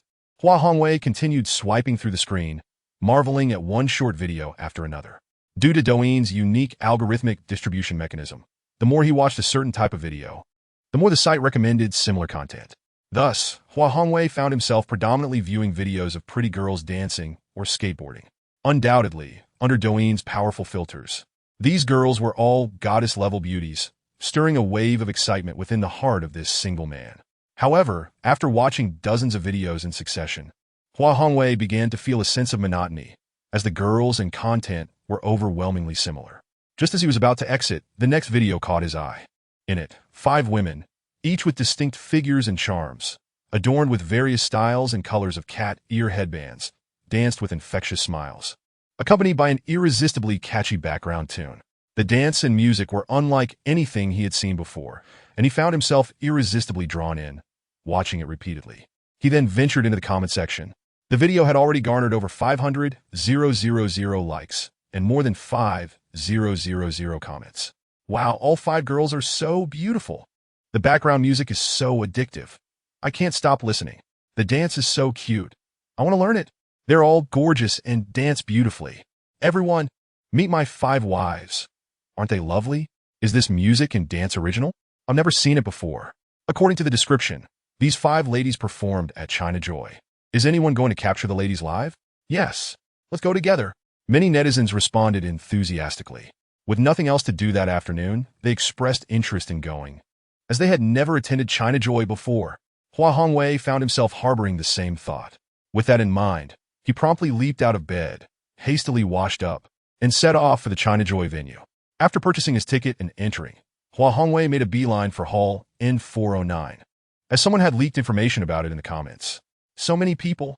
Upon arriving at his destination, Hua Hongwei was taken aback. The exhibition hall was surrounded by throngs of people, with the outer corridors completely congested, creating a genuine logjam. Although the crowd was large, Hua Hongwei did not retreat. After all, he had already spent 100 yuan on the ticket, and it would be a shame not to see it in person.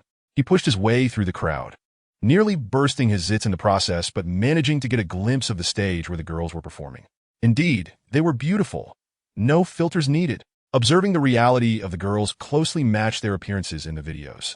Hua Hongwei felt that the trip was worthwhile and quickly pulled out his phone to snap pictures of the ladies. The exhibition hall was abuzz with activity. Although the majority of attendees were male, there were also a fair number of women present. Many of them were the primary audience for Cat's Backyard. And upon learning that Travel Frog was also developed by Datong, a number of girls expressed interest and began trying out the game. After waiting for several minutes, Hua Hongwei noticed that the ladies were not dancing on stage.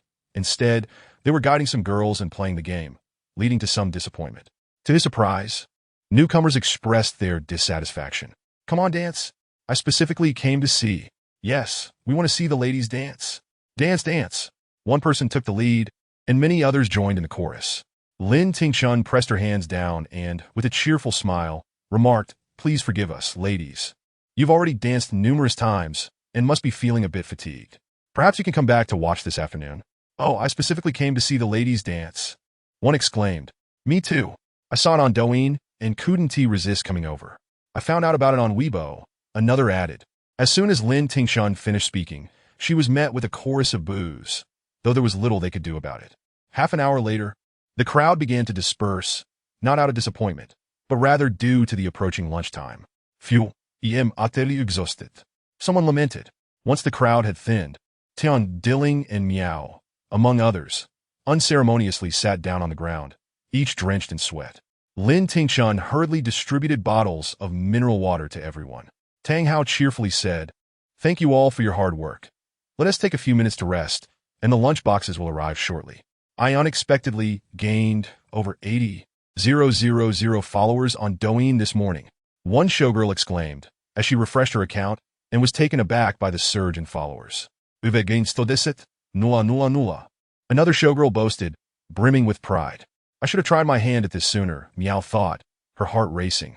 With 100,000 followers, one could barely be considered a major influencer on any platform, and with further effort, she might even attract advertising opportunities. "We're trending," Tian Di announced excitedly as she scrolled through Weibo and spotted herself at 7th place on the trending list. The others quickly opened their Weibo accounts to confirm the news, their faces lighting up with joy.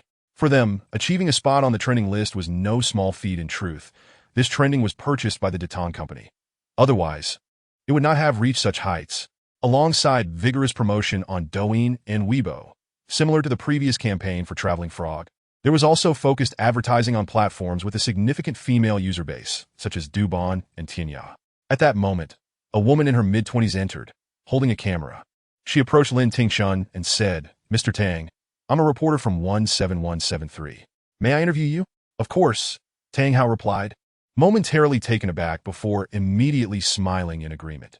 Media interviews were a rare and coveted opportunity, especially from a reporter of 17,173, one of the largest gaming portals in the country.